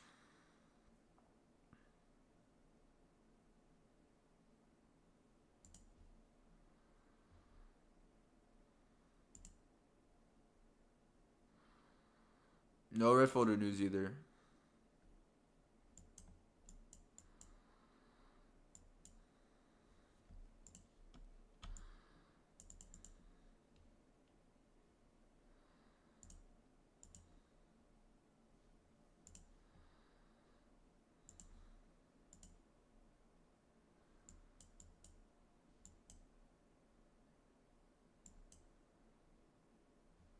Oh, that was Friday.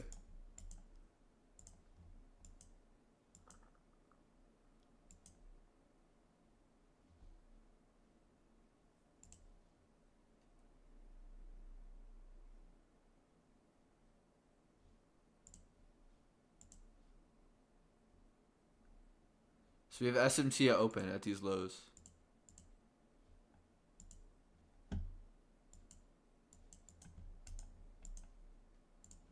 SMT below true day open.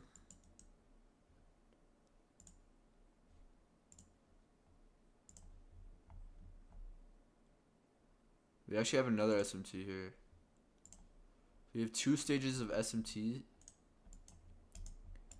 at these lows.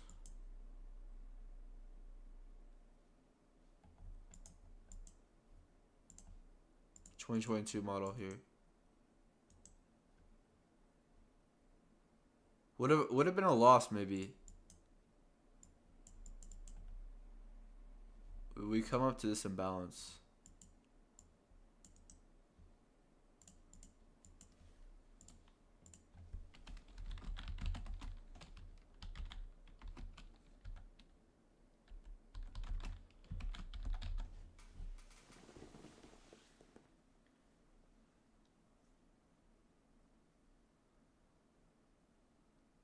Your chat hasn't been working for the past 2 hours? I don't think anyone's been typing. No, I'm playing. So you started trading like after 9 months or something like that? Oh no, I started trading live straight away. Like as soon as I turned 18, I threw money into my brokerage account and thought I was gonna make money, and then I ended up losing money. And I ended up losing like $13,000. And yeah, that's like my all-time P&L. But like my investments have recuperated a portion of that, because as soon as I turned 18, I just started throwing my money into S&P and then companies, and like the stock market's pretty much just been straight up since then. What plan in TradingView did you buy? I bought I just have the one up from Basic, or I think it's Basic. I think it's called the Essential plan actually. But I have like the $15 a month version, and what I just did is I just bought it for the whole year. So it was like a 6 months off version. It was like buy 6 months, get 6 months free or something like that. And that's what I just bought. So I have it for a whole year now. And TradingView always does sales for every single holiday. They'll have like a Black Friday sale. They'll have like an Easter sale. They'll have like they're definitely gonna have a Black Friday sale, and I'm probably gonna buy something, and then I'll just add on to my plan.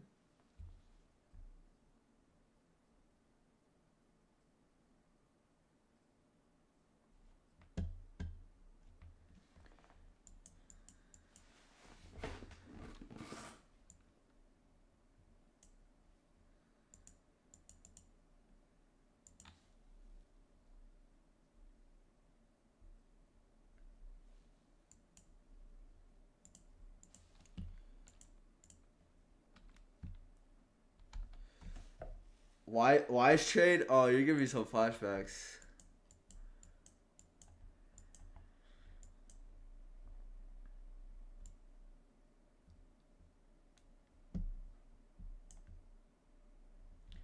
Weekly objectives have been met.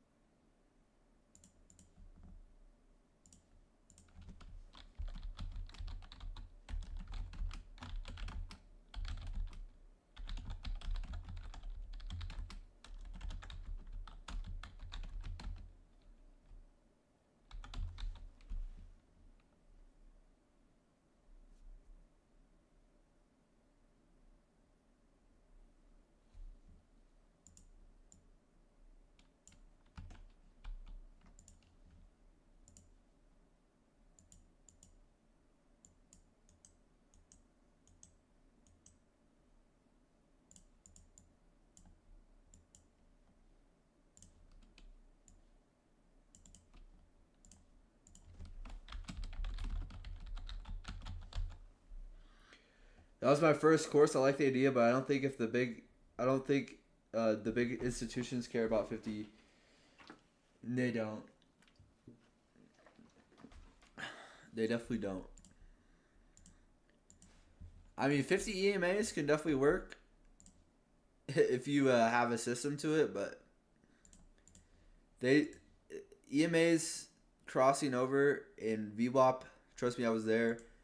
That is not how price moves, and although it can be a system and you can trade it, it's not how price actually moves.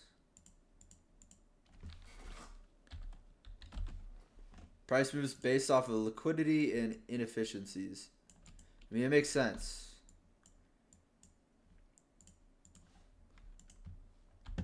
Like, the market's rather going to move based off of sell stops and buy stops rather than some random EMA, you know?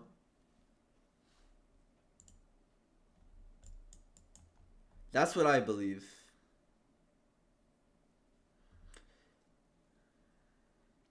Yo, what's good, Laturo? How are you doing?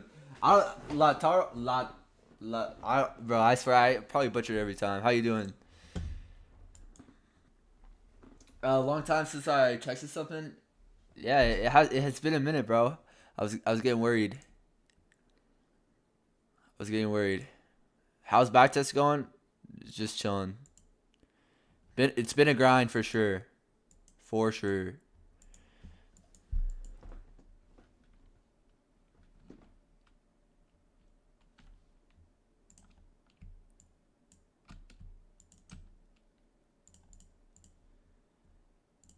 Nice. I would say find something that works for you. Something that makes sense to you, and then build your model based off of that. And then you don't care about what anyone else thinks, because the only thing that matters is your own model. I'm not going to discourage anyone from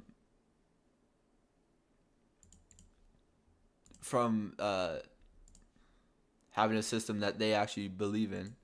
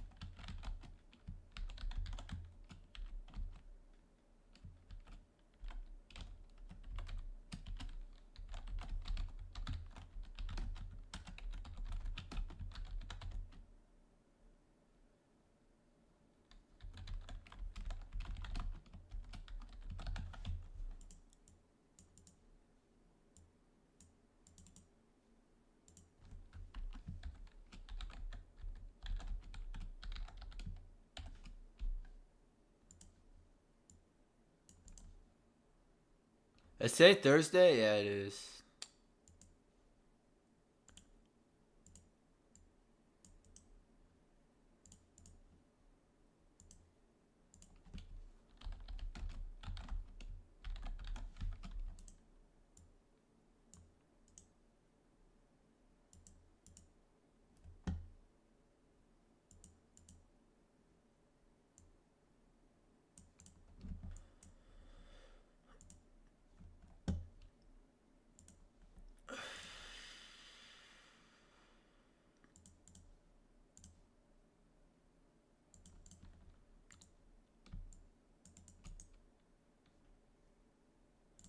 Oh, nice 1150 macro.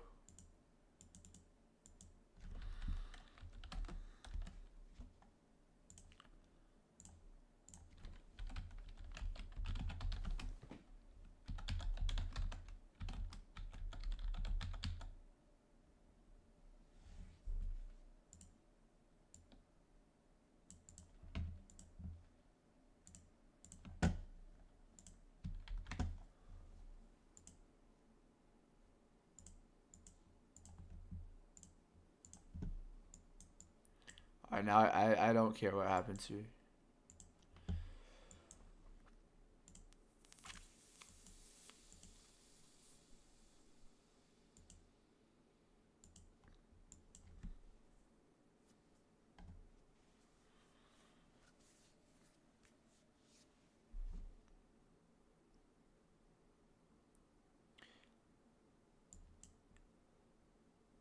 I think True Day Open is all you really need. Honestly. Like, if you just use a 5-minute chart and then this indicator here, new week opening gap, that's all you need. And then just liquidity within here. So you stop trading, you're focused on studying the charts. When are you planning to come back to the battlefield? Honestly, I have no clue. I would say maybe end of year. I have no clue. I have no clue. I would say maybe end of the year is probably when I might come back. But maybe demo trade in like October. And then next year in like February or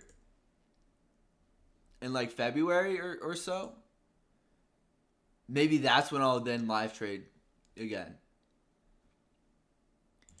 Because I'm just trying to really desensitize myself from literally any impulse of trying to make money or trying to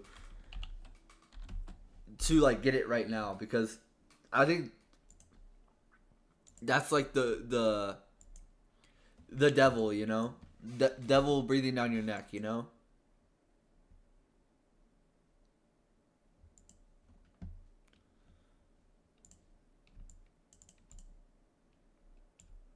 It's just wanting to make money, and the bad thing about that is that's what I fell into. I'll put it equal lows.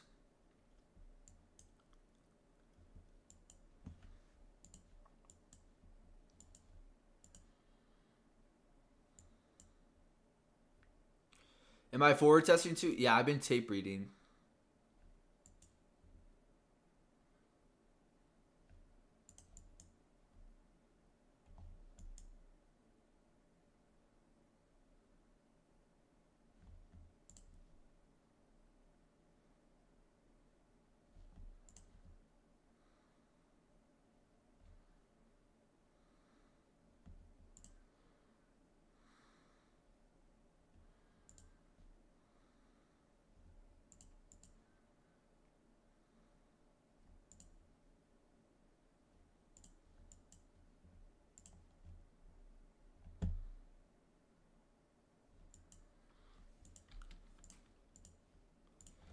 Buy side.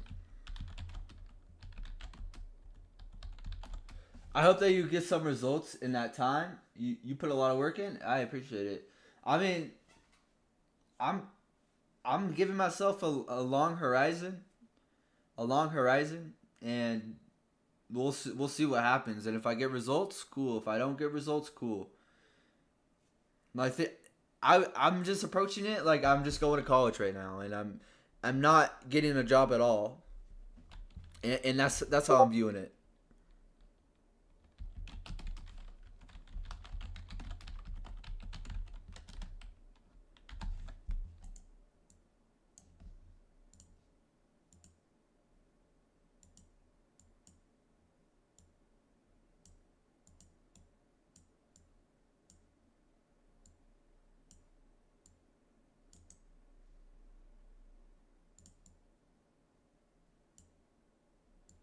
We're still within that daily imbalance here.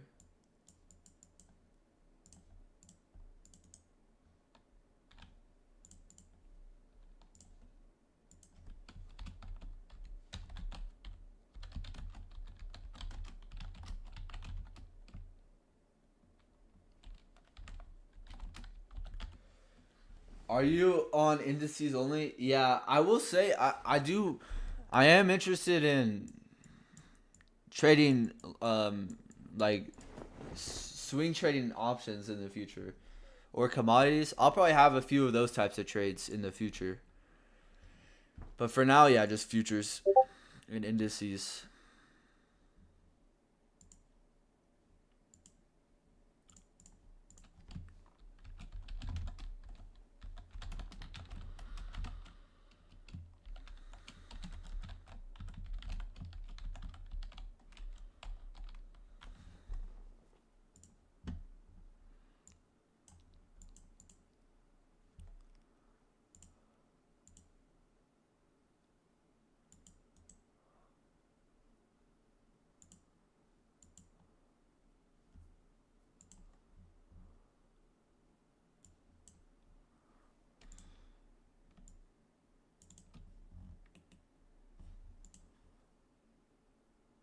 Oh, as ES filled newbie company gap.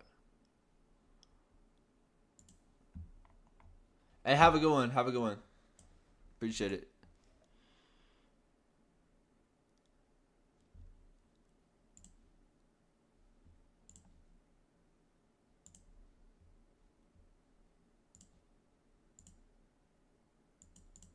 Constant encroachment of that imbalance right there.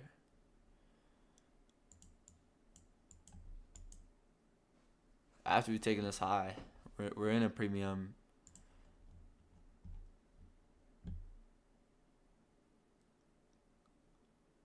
Hey, have a good one, Nuno.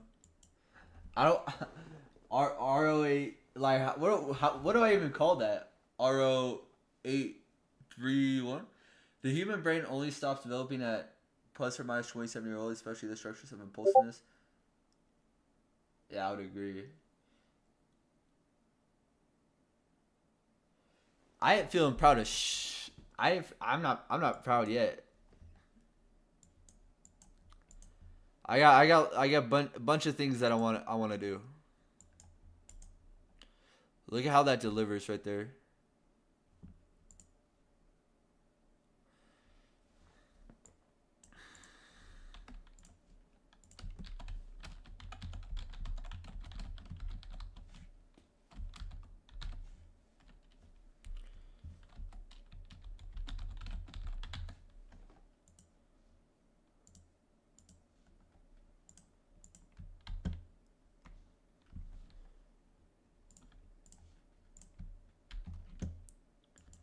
And then see what happens here. We're in a deep premium of that range. We have a fair value gap in, fair value gap out signature after it changes. Oh my god. Look at the bodies of that. Look at the bodies of that.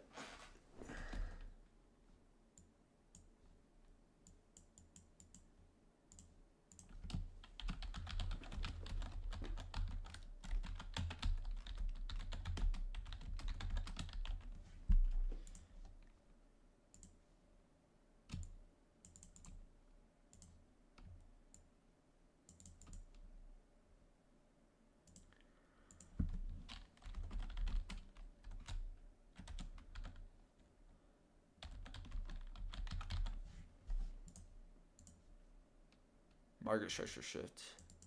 Notice how this price is the same price as that imbalance. That's a mitigation. We retrace back into there after filling this imbalance, and then boom, we sell off right at 1250.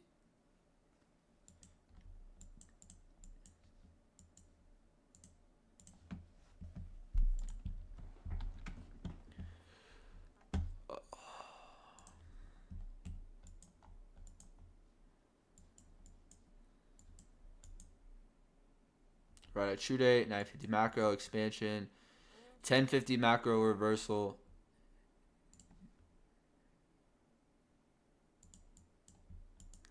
Well, not exactly, but around a 1050 macro.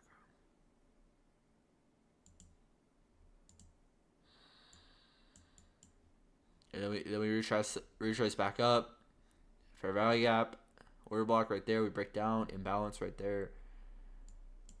Then we seek sell side here. We generate a low right above that new week opening gap here. Above to price in a premium here. Above 130 opening. And we end up coming back down lower.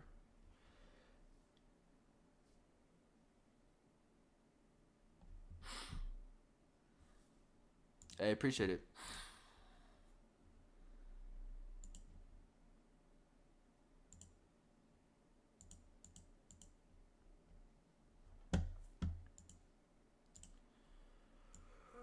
Whoo!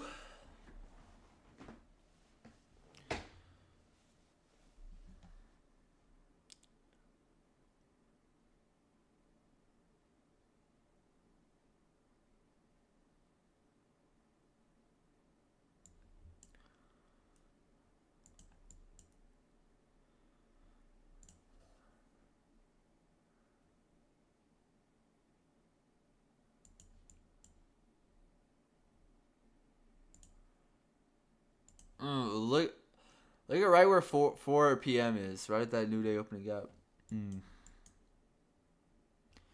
type of news do we have?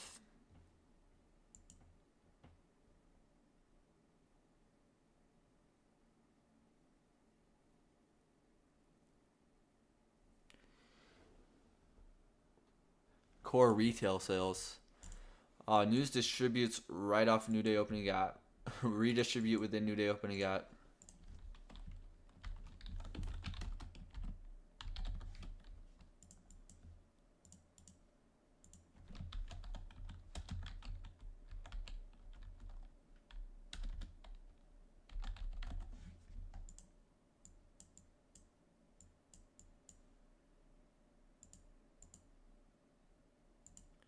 And we kind of just accumulate here. We have imbalance, we revisit.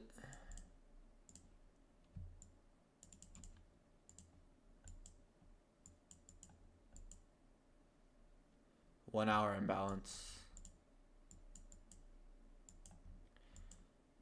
We manipulate on Monday, and we distribute on Tuesday.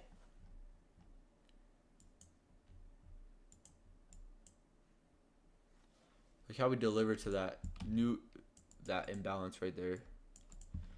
And we come back down to sell side.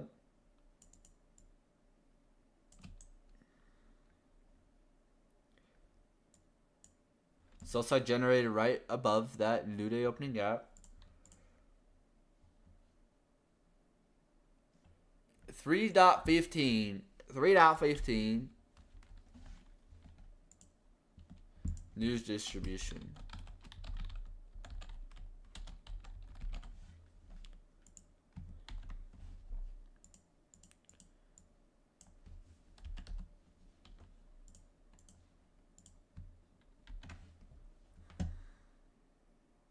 $9.30 opens, displacement.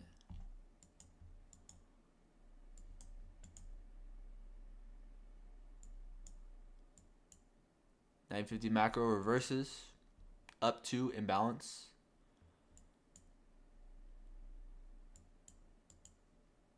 Generate sell side, generate sell side. Then we finally take it at 150.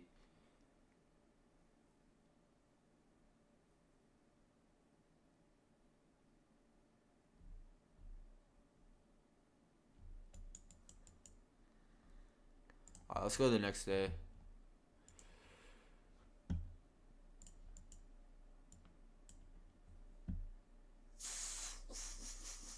Alright, so Tuesday's put in what we think is the high of the week. So right now it's 10 a.m. What are we doing? We're repricing to an imbalance here.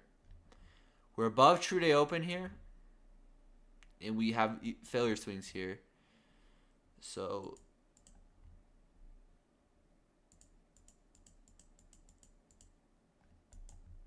we have fair value gap in, fair value gap out.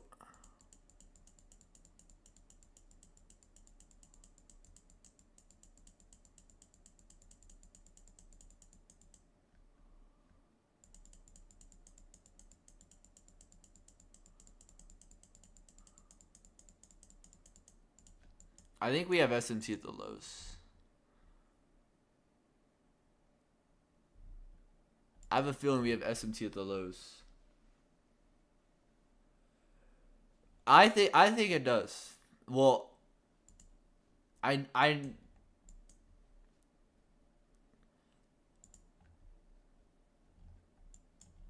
definitely does, in my opinion. I use the last 60 days New Day opening gaps.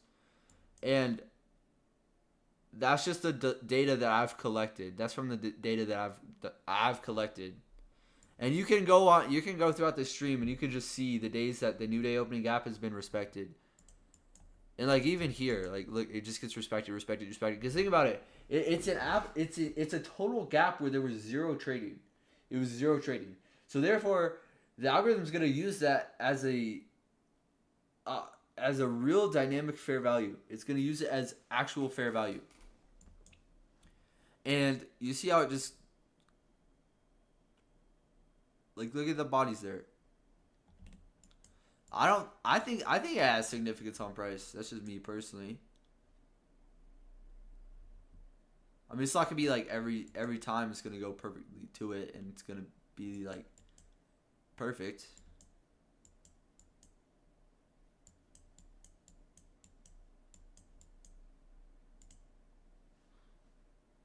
Bro, I thought someone was just in my room.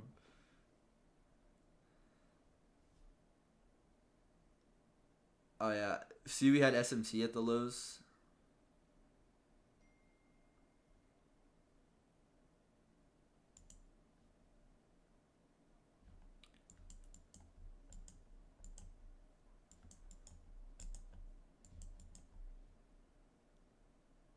Do you think that's random? What new day opening gap is this? This is the 4th. 4-17. ICT says to only use the last 5 days. This is like a month ago. Oh my gosh. With SMT there. 850 low here. And look at it here as well. Has taken the 230. Yeah, so we have SMT there.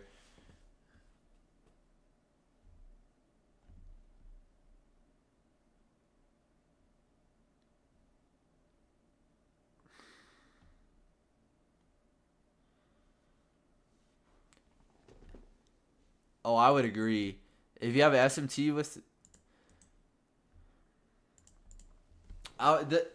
see, the bad thing is I feel like it's using new day opening gap in new week opening gap is not something that you can really like incorporate a model into, you know, or like a strict model with like I'm talking like a mechanical model that says when this happens do this. Like the 2022 model is shift to market structure or liquidity sweep, shift to market structure, fair value gap. Like it's simple. But like new day opening gap, it's dynamic. You can't really say, oh, new day opening gap. I mean, I guess you could say new day opening gap SMT, but I mean, there's more to it.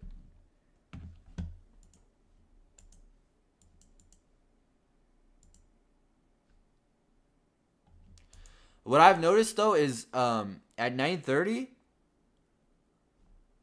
whenever we don't have a Judah swing, or times when we don't have a Judah swing, it's because of this new day opening gap.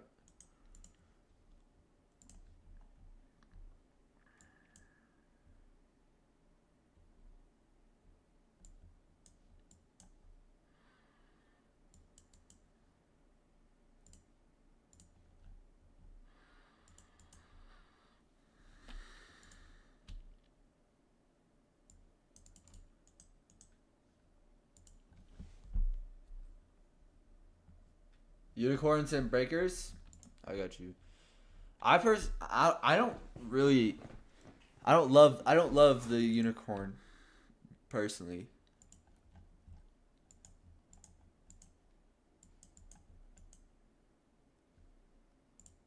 I do think it's a great entry model though. Perfect respect.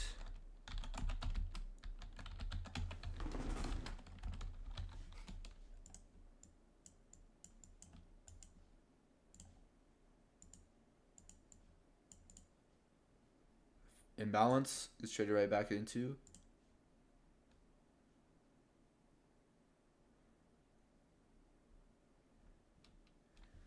I was 1K away from passing 150K challenge, now back at break even. Any advice?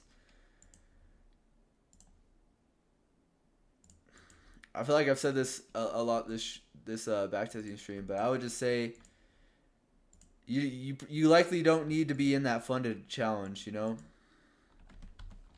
And I personally do not like funded accounts because they entice traders to try and rush their development or try to take their development too fast. And I would say just take it slow. Just take it slow. Like,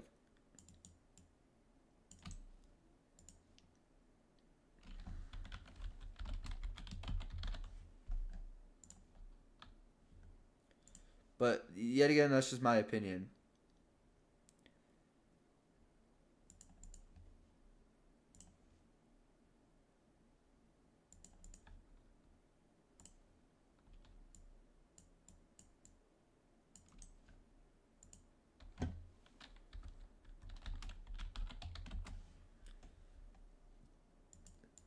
2 nights ago was my biggest light bulb trading. Dude, that has have y'all? This is me. I've done it to where like I get up and like I like completely like I can't believe it. I have to like rub my eyes and then I get up and I've run around my room before. It was after seeing the New Day opening gap, and there was some other light bulb moments that I've had. Oh, those are definitely like crazy experiences.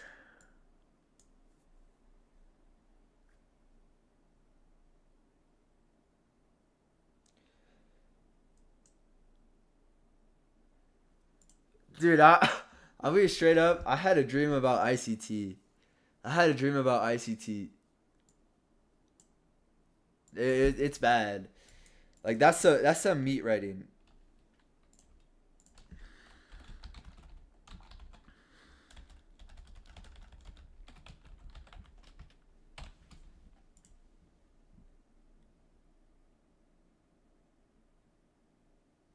Why do you trade the one?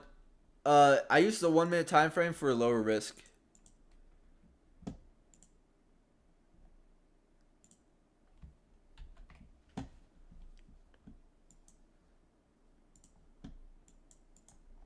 But I will say it does. It's not necessary. It's not needed.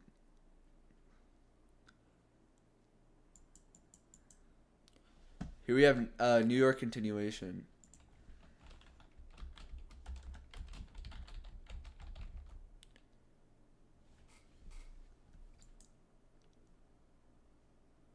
We actually had the low day in Asia here. I believe SMT.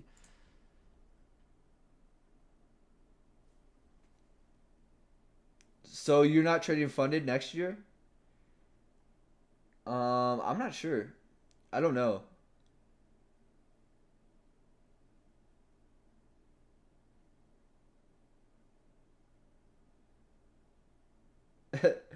Good evening, folks.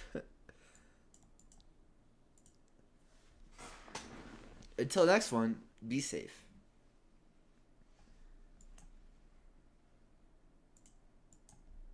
Oh, the day wasn't over yet? Oh no, that's ES. But even look at ES. What is up with these?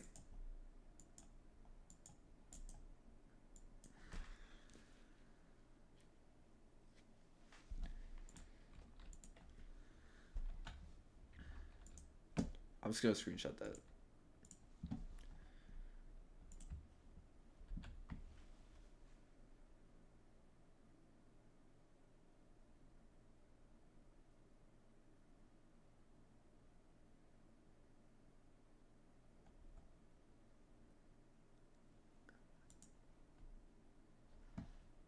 Should I call you AB trades or AOD Supreme? It feels weird not seeing you AOD Supreme, but I feel like I gotta respect the new name. Yeah, so my theory is I'm just going to say that I'm a worse trader than I am. And be humble with everything. Do you have an entry model yet? I do not, and that's kind of what I'm figuring out.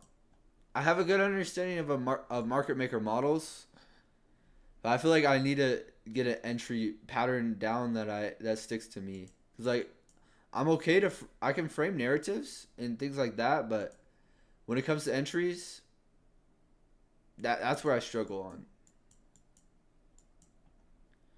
Oh my god, what was there news today? It has to have been.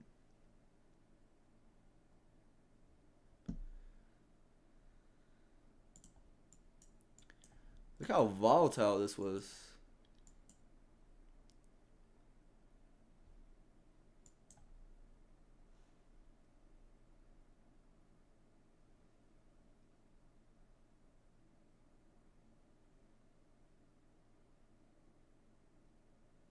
One of the biggest light bulbs that I had was watching the wick form of every hourly candle.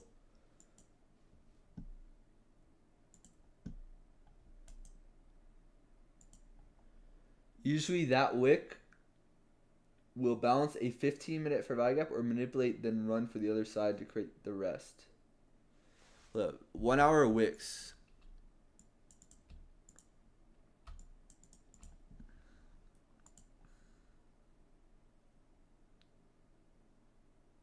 Oh no.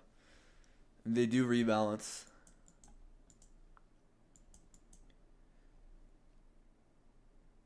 That doesn't trade into it. Is there a 5-minute fair value gap?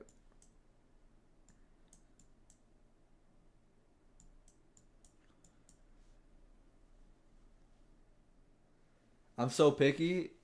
Yeah, I would say I'd rather be picky than not picky. But then I hesitate, and then I'm not picky some days. That's how I used to trade, and that's why I just stopped.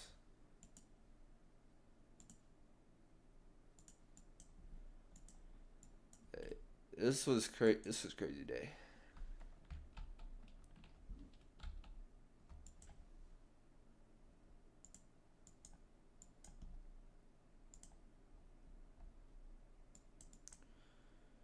We take previous day high on NQ. We refer back to this imbalance. Is this 25% of this daily? Not exactly.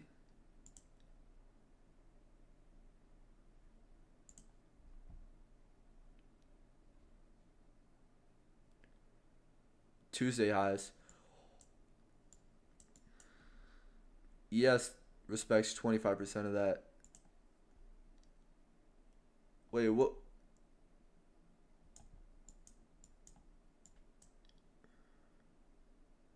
What did I have marked out?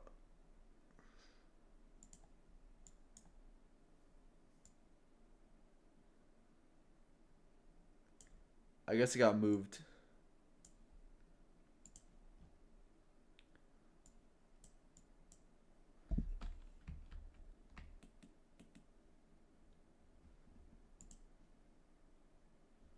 So we have SMT here.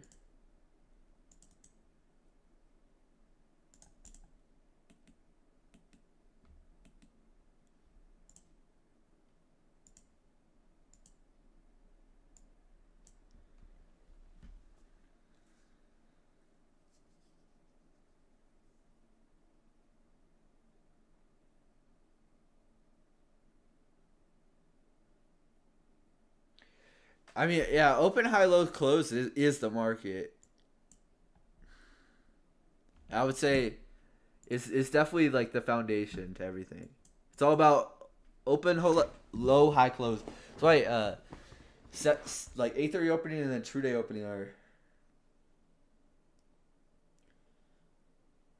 are gems because they help you filter out like power 3. Like here, we could be a buyer below 8:30 because we know that we're manipulating below that. Why is 8:30 the? It's because that's when the AM session starts. So I guess power 3 within the AM session. So if AM session starts at 8:30, you want to see a drop below, and then buy below that, and then ride to buy side or ride to targets. And then true day, we're very well below true day, so we're also in a discount between 8:30 opening and then also true day opening, and then we come back up to a premium, and then we hit premium arrays here above true day open, very far above 8:30. So we know that we might likely be in a premium here, and we're just waiting for other things to align with that.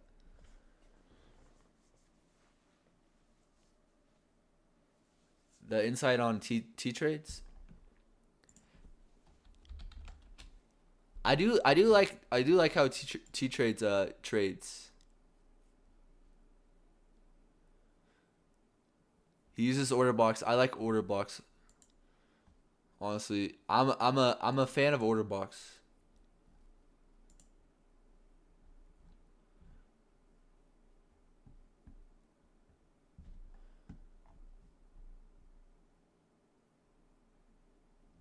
Dude, I'm sorry. I do not really use Discord too much.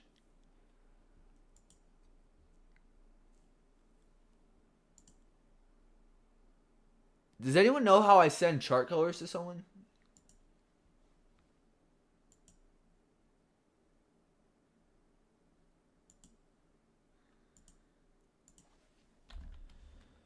So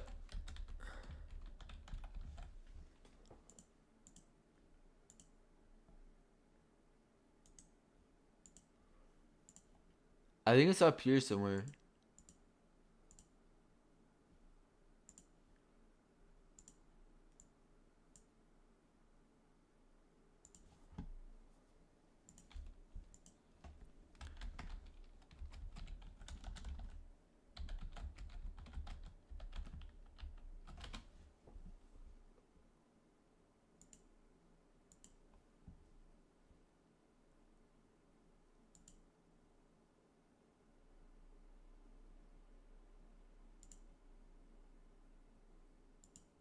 No, I think that just takes you to the chart.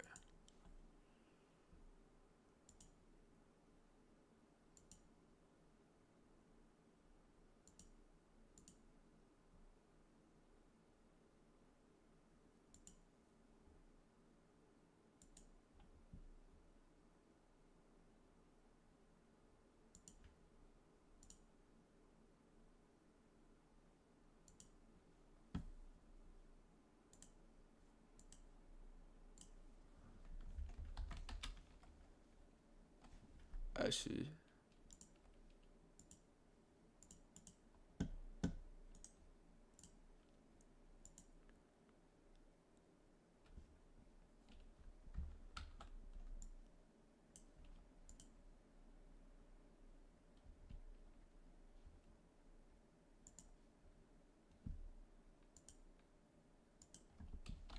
My chart colors. Hold up. Sorry, I'm sending the man some chart colors.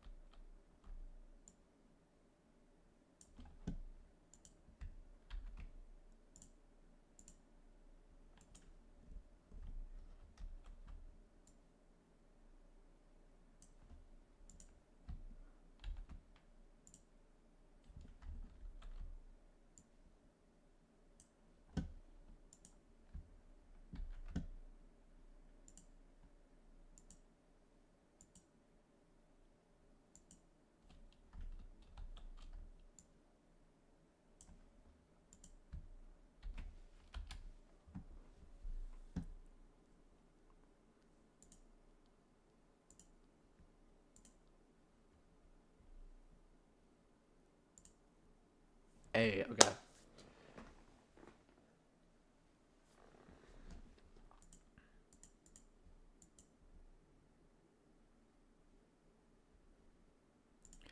I have a theory that ES is within a new day opening gap here when we expand.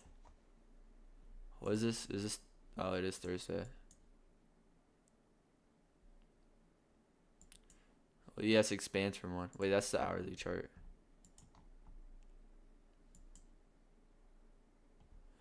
Yeah. New day opening gap. ES is within one, and then we end up expanding up to buy side. Oh, look at the bodies there. Expecting. That's the current new week opening gap, and then we break down.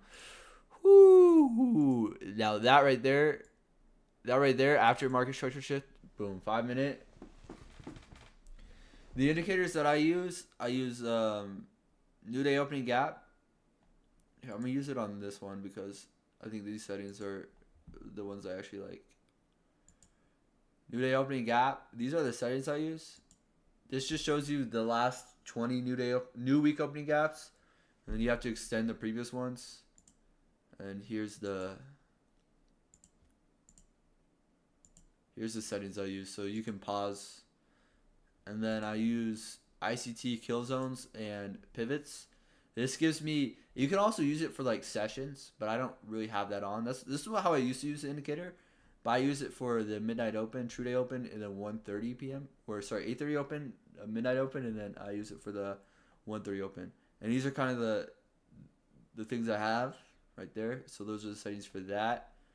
And then day of the week, make sure that's on top, midday, if you want them, and then do unlimited to get the day of the week on the top. And then I use news by 2 degrees, which to actually find it, it's called live economic calendar by 2 degrees. That's that indicator.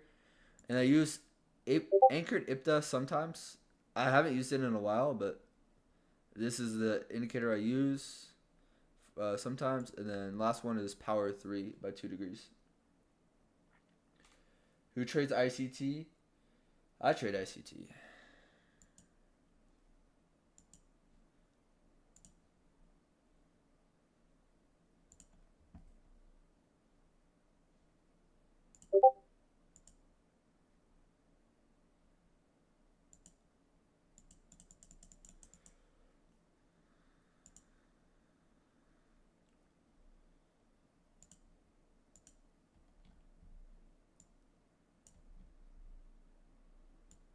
Oh, I need to be in May. Wait, was this all in May?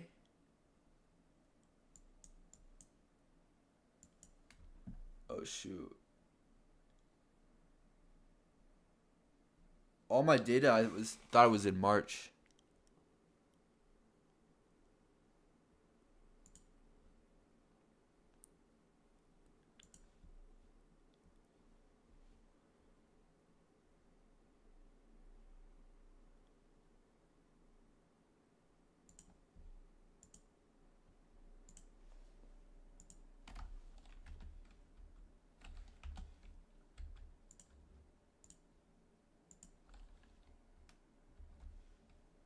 Yeah, of course. I got you. Should I make a video on it? I don't know. I feel like it's kind of corny.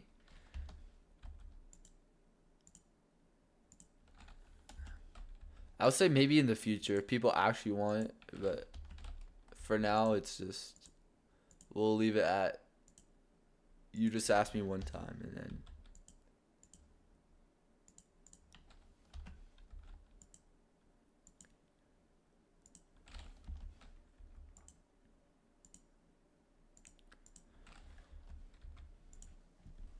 how did backtesting go today?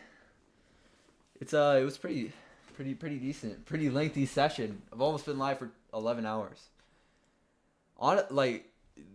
These they don't feel like 11 hours, especially today. Did not at all.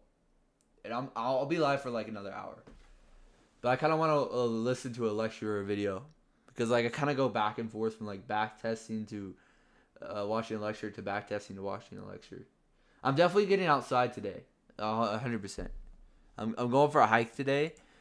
Going to see the mountains and yeah, gonna get away from these charts for a minute.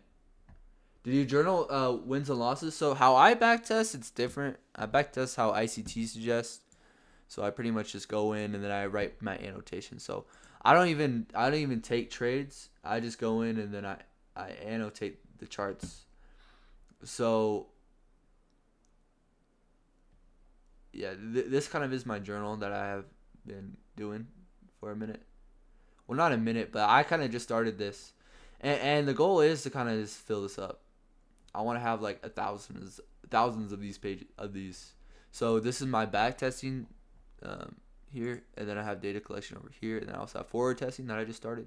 So it started 7-8, and then I'm gonna keep on going with this. And I used to do this a little bit, but I kind of stopped for a minute, and I was like, bro, if you actually want to take trading seriously, you have to journal no matter what. Like journaling should be the first thing, the first thought about like has to be done. And the reason why like there's times when I stopped journaling was because I was like watching videos and watching video and then watching video. But I think the best way to learn is from the real time data. You know, that's when it means something. And here we just had we had sell day, we had manipulation at CPI, accumulation, manipulation, and therefore then we saw distribution. I was kind of maybe seeing that we could flee up to buy side because we had these highs here that looked nice, but we just saw sell side, and that was the rest of it there. And I think I try to be like perfect with like how I interpret price. 950 macro, we have a manipulation and then distribution, and then pretty much just all sell side.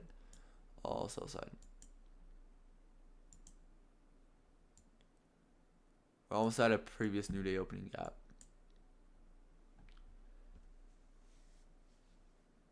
Yeah, I would agree. I'm currently trying to find an entry model. Like I have a good grasp, or I wouldn't say a good grasp, but I have a grasp on MMXM's first stage, second stage, stuff like that. But I'm currently just trying to find an entry model that is kind of mechanical in a sense, and then continue to backtest that. What I really do like to see is look for 830 and in 930.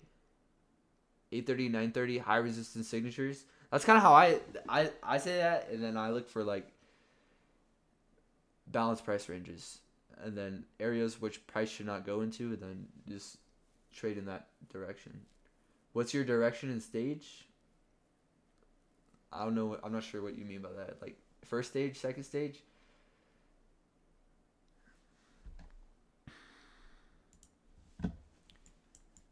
Like here we had CPI, manipulating higher, and then we form a balanced price range. Fair value gap in, fair value gap out. Price doesn't want to be up here. Price doesn't want to stay up here, and then we end up coming in here, and then we end up selling off. I think ES was just stalling here, and then ES gave up the ghost.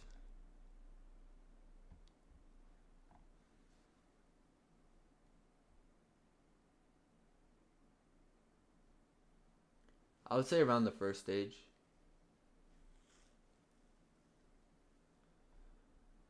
Look at where ES is right now.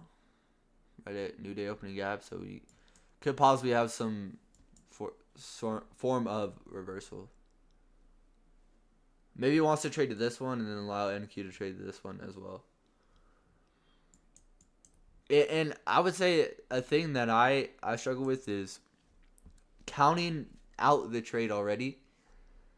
And that's something that I got to get over with, because there's trades like this to where, like, I'll see it here, and then I'll see this breakdown in here, and I'll see like the first potential profit taken here, and I'll be like, okay, I'm just gonna abandon this, which is a good thing, because then it kind of instills like just take partials, look for low hanging fruit, but then it also is like, hey, in reality we just had a big sell day here, a large range day, and we still had this much more opportunity to get involved with that.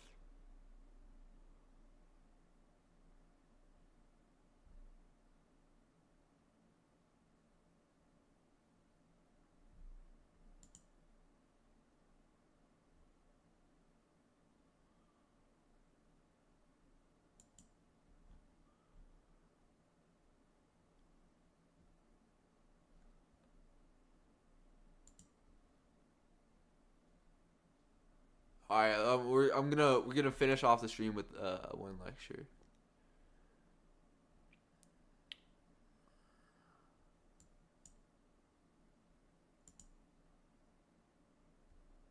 Preferably, I know what to watch.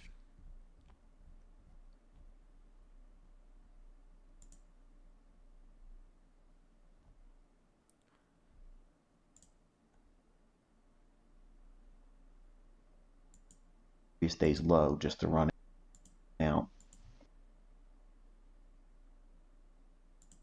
Man here, right inside of this imbalance,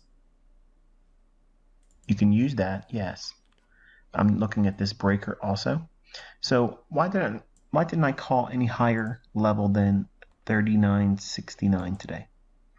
This is the very reason why. Now, I feel like I just watched this as well. could it have I gone don't higher? remember. Absolutely. Did I hold to 39.69? No, I got stopped out prematurely, and I had to get away from the computers, and my attention had to be elsewhere. So, long story short, it gets stopped out. It is what it is. But I managed something for you today. Walk you through it minute by minute on Twitter, and you're welcome to go through the tweets on January 9th, 2023. They're all there. Nothing edited, nothing deleted. Okay. So contrast this breaker, where the market goes up into that, which is mean threshold. Because if you spend time with me, you're going to learn how to do this. But some of you will get caught up in this trap of constantly learning because you're afraid to sit down with one model, follow the rules, stick to that process. I really want to know how you backtest. Can you do a small video about it, or maybe talk about the process you go through? Yeah, of course. So I backtest how ICT suggests. Pretty much what I do is I'm not even looking to try and trade. I'm not even looking to try and trade it at all. I don't think that's really beneficial to backtest. I feel like ICT says, there's times for backtesting and there's also times for mock trading. And how a lot of people do it is they like try to mock trade, and I don't think that's the right way to do it, at least for me personally. So what I do is I go in there after the day's already been passed, after we've already seen the data that's been on that, and then I go in there and then I annotate everything that I see and everything that sticks out to me. So say it's a 930 reversal, say it's a 1050 macro reversal, say it's a 950 macro reversal, say something like that. I'll annotate that and then I'll put that in a journal. So if you want,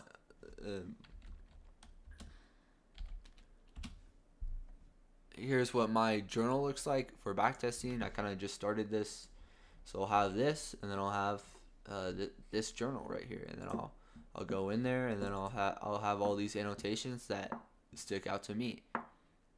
SMT forms. Then we reprice the sell side, and then we have a sharp reversal after a sharp sell-off, 950 macro. We create buying interest, then we seek buy side right there, and that's pretty much the gist of it.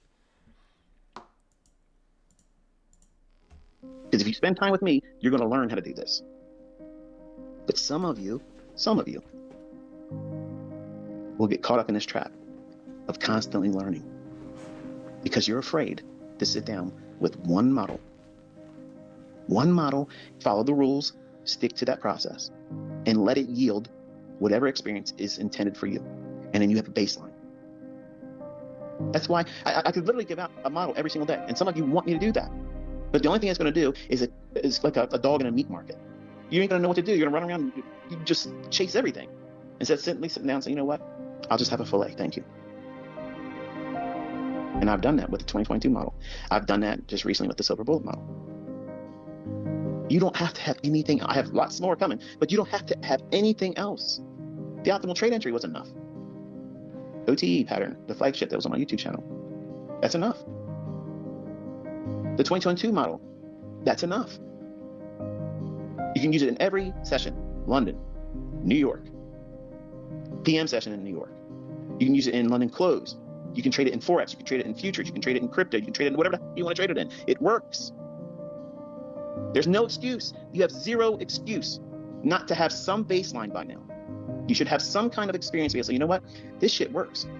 And I have to work on refining it, but I know it works because I've seen it in backtesting, looking at where it has done this in the past. I tell you what time to look for these things to form. That way you're not just going around and looking at charts blindly. Go right to these specific times of the day. That's where it's going to form.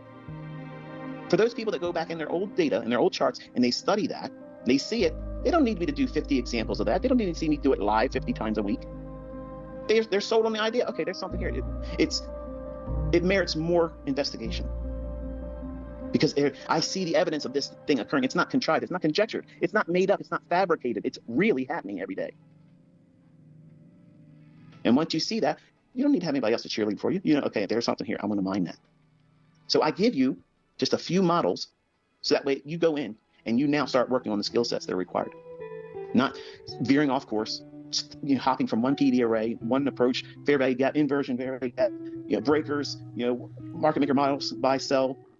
There's 1,000 things out there that I teach. Every individual one of them is a model. Every single one of them is an individual model. But I give you, this is the best way to learn. I'm allowing you to pick your weapon. I've opened my arsenal doors. So here it is. Look what I have here. Pick your weapon. But nothing changes when it comes to time. Time of day, these things occur at specific times, certain days of the week, certain weeks of the month, certain month of the year. I'm allowing you to bring your personality, your personal influence, because you're the problem, and you're the last puzzle piece. See, some of you are sitting around here, you're writing diligent notes, you're doing this, you're doing that, and that's wonderful. But you're all waiting for that last penny to drop. You're doing this at specific times, certain days of the week, certain weeks of the month, certain month of the year. I'm allowing you to bring your personality, your personal influence, because you're the problem, and you're the last puzzle piece. See, some of you are sitting around here, you're writing diligent notes, you're doing this, you're doing that, and that's wonderful. But you're all waiting for that last penny to drop, the last ICT puzzle piece, and then it's all going to come together. It's all going to be crystal clear once he tells me this one PD, the 81 PD arrays, that the 81 final last one. That's it. That's it. That's the Holy Grail. No, it's not. If you walked over to your mirror right now, if you're driving, look in your rearview mirror, adjust it, look at yourself real quick. Not too long you're driving. That's the final puzzle piece. And it's always been you. You're the reason why you succeed, and you're the reason why you haven't succeeded yet. And ultimately, you and you alone are the only reason why you're going to fail. That's not me talking down to you. That's me telling you the way it is. That's just the way it is. If you don't have a baseline, which is what the 2022 model will give you, that silver bullet, and the optimal trade entry. If you don't have a baseline experience going through the motions of, okay, this is the time of day that markets should do these specific things. Well, what's that mean? London creates usually the high or low of the day. New York is usually a continuation, unless London was a consolidation, didn't do much. Then the reversal or higher low of the day will form in New York. Oh, there you go. There's one of those little things I always tucked in when people are usually getting tired and bored. Markets should do these specific things. Well, what's that mean? London creates usually the high or low of the day. New York is usually a continuation, unless High or low?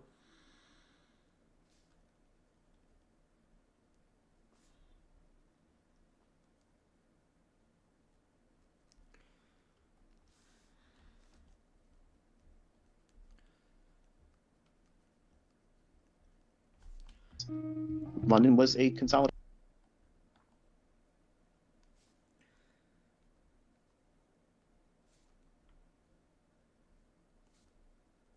Didn't do much. Then the reversal or higher low of the day will form in New York. Oh, there you go. There's one of those little things I always tucked in when people are usually getting tired and bored. They turn the video off or turn the presentation off. They don't get that. But that's just the way it works. There you go. There's one of those little things I always tucked in. It's usually the high or low of the day. New York is usually a continuation, unless London was a consolidation, didn't do much. Then the reversal or higher low of the day will form in New York. Oh, there you go. There's one of those little things I always tucked in when people are usually getting tired and bored. They turn the video off or turn the presentation off. They don't get that. But that's just the way it works. Line close or the end of the AM session is usually for Forex the higher low of the day, the opposing higher low of the day. That's why I'm not a fan of trading Forex past 1 o'clock in New York local time. Does that mean no trading after that? No, it just means focus on index futures.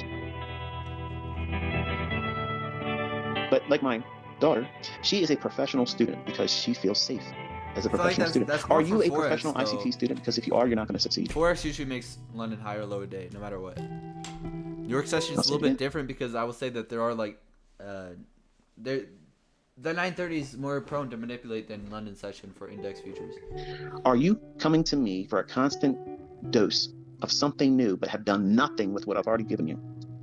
Then you're a professional student, and they don't pay professional students. You always had to pay out of pocket. Are you a professional procrastinator? Because that's the equivalent. You keep procrastinating. You have to put the sleeves up. You have to sit down, turn off all the distractions, social media, sports, weekend living, all that stuff. There's plenty of time to do that later.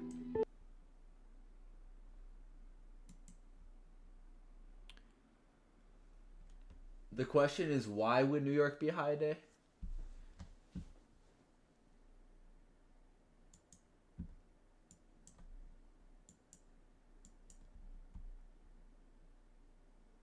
I would agree. In what video he suggested the backtesting? There's videos on it. It's called the importance of journaling. It's in the 2023 mentorship. It's called the importance of journaling. He goes over it there, and then he has it in like some Twitter Spaces. He talks about it, but pretty much, just go in there and then annotate. Just like write down what you see in your own charts. That's how to summarize it without watching those videos.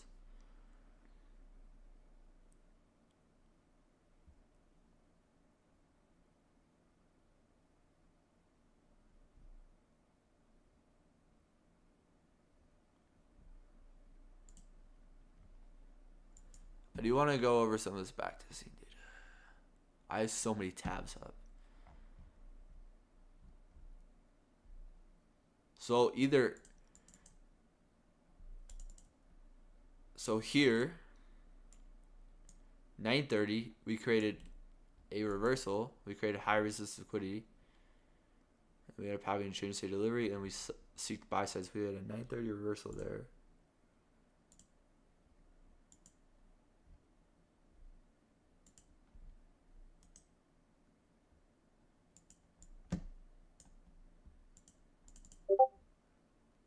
Here at 9:30, we have reversal. We had expansion.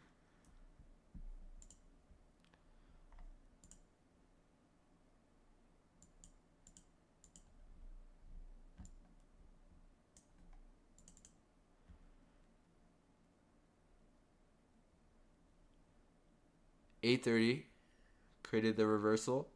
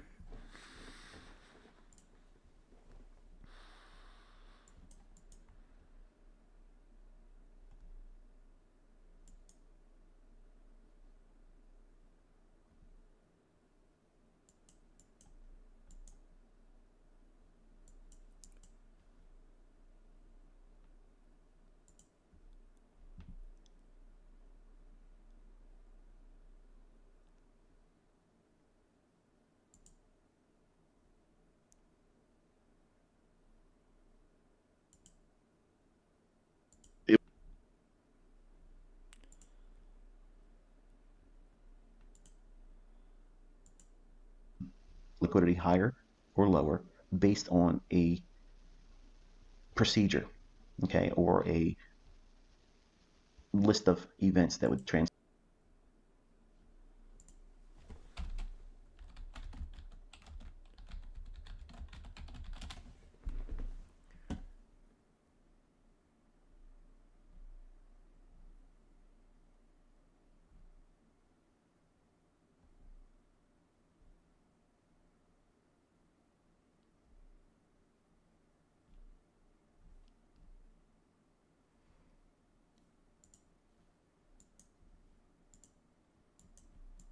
I do want to go over this.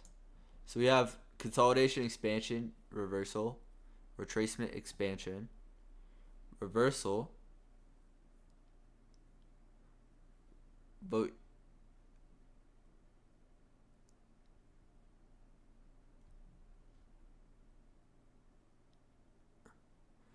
this really is just consolidation,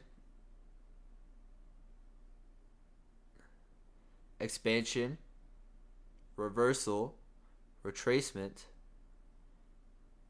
This all is a reversal, and this is a retracement. Then this all is expansion. Here.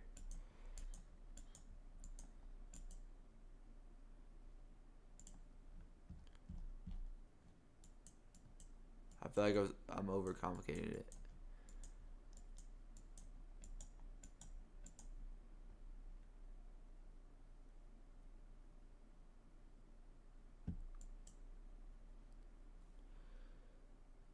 You gonna tape read today's PM session? Likely not. Let's look at the charts.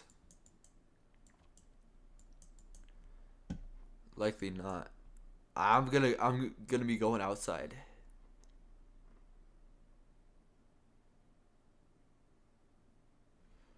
We just had a big range here.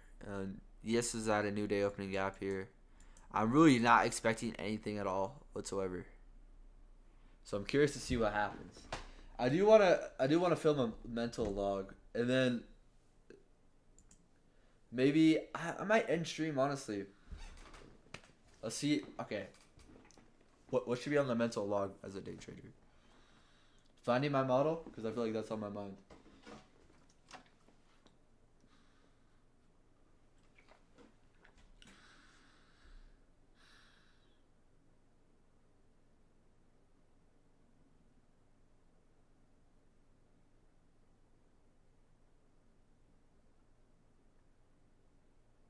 Yeah, discovering my model.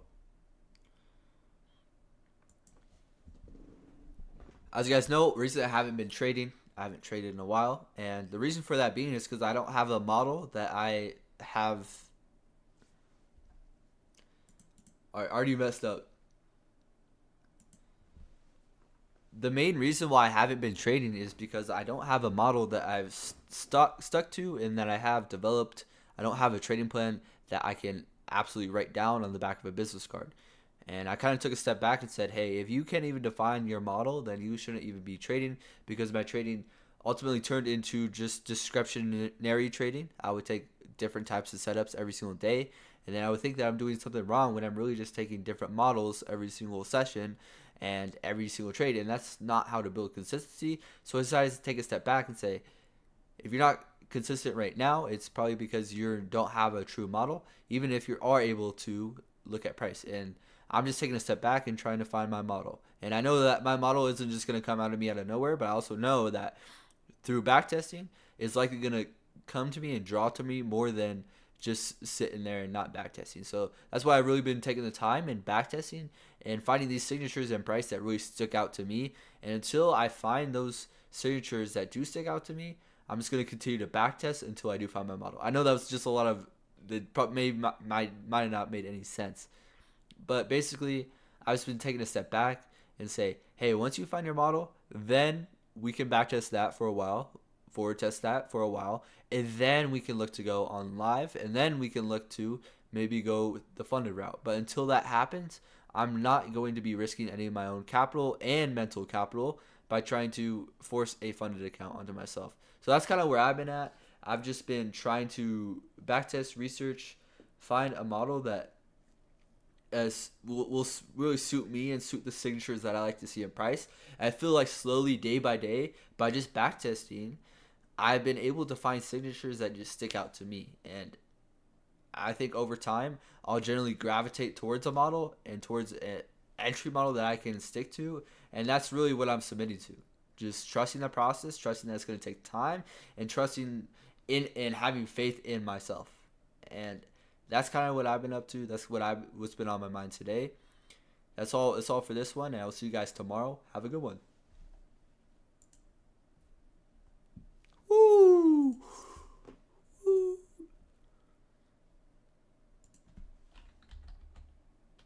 It always goes to Inner Circle Trader. We upload this. Hold up. Oh, okay, good. I'm not on my actual account.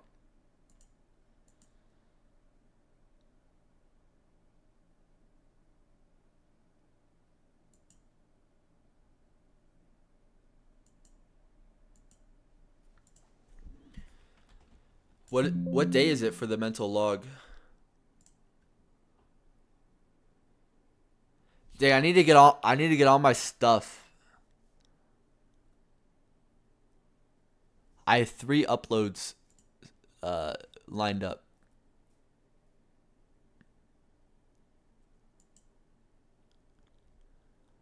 It's already day 4 of these mental logs.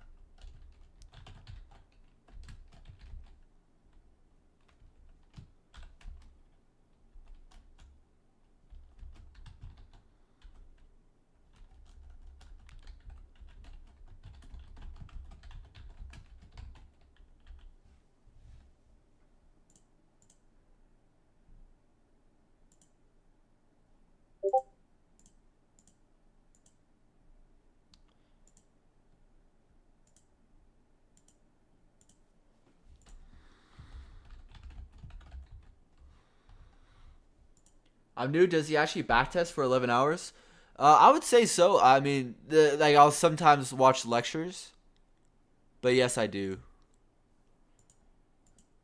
Like, I would say watching YouTube videos and stuff like that, I would count that as backtesting. I mean, you're looking at old data.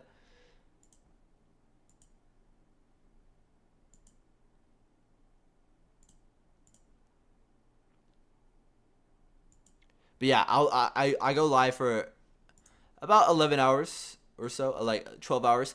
I would go live. I might go. I part of me would probably maybe go live a little bit longer, but I found out the hard way that YouTube can only let you go. They can only let a stream be uploaded that's under 12 hours, so I have to cut it before that.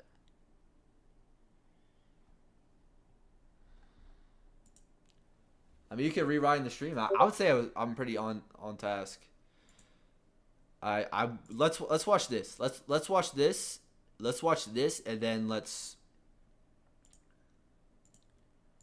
I went long against, some bearish displacement I saw in the market, and ultimately how I frame, trading the entire day from a top-down standpoint.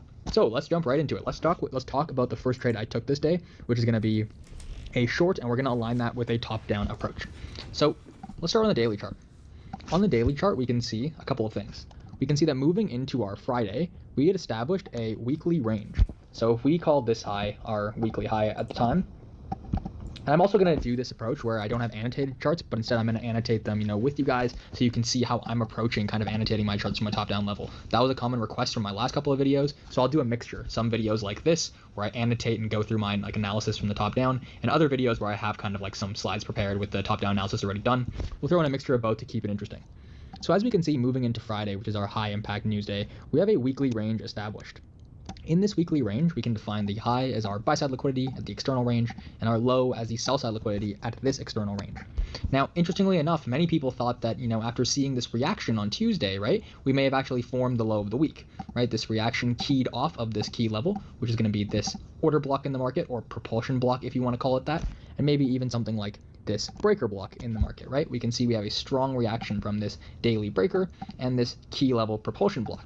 However, the reason why I wasn't necessarily sold on a bullish thesis for Friday delivery was twofold. First of all, I saw the dollar's delivery, and I saw that we had created a large displacement on the daily chart, right, which needed to be retraced. Now, lower prices for dollar does mean higher prices for indices usually. However, right, after retracing and fulfilling this daily fair value gap, there was no reason for me to expect any short thesis lower, right, without necessary structure in the market. So I thought that Friday would offer a fulfill and then, a bullish move for the dollar higher because there hadn't been any structural confirmation for me to look lower yet. That was my first confluence. As you can see, the entire day we traded within the range of this daily fair value gap that you see on the higher time frame, which is this gap right in here. It might be a bit hard to see. There's also some lower time frame analysis I did during the day, which kind of helped me trade the NASDAQ. But even if we weren't basing our analysis off the dollar, there's an interesting thesis here about why we may not trade into buy-side liquidity or sell-side liquidity, but instead form an inside bar on the week, like you can see. Right? As you can see, we don't close above this high or this low for the previous week, and that might be because we established a void profile for a weekly profile. Now, AM Trades has a fantastic weekly profiling guide that kind of discusses every single potential weekly profile, and he made a tweet last week, which I retweeted, which specifically talks about the dynamics of a weekly candle forming in a classic buy or sell week. So if we have a weekly candle that looks something like this in a classic buy week, right, what we can notice is that the manipulation lower, right, to form that weekly sell wick in a classic buy week is actually not very drastic, meaning we have a small wick to the sell side in a classic buy week and a small wick to the buy side in a classic sell week.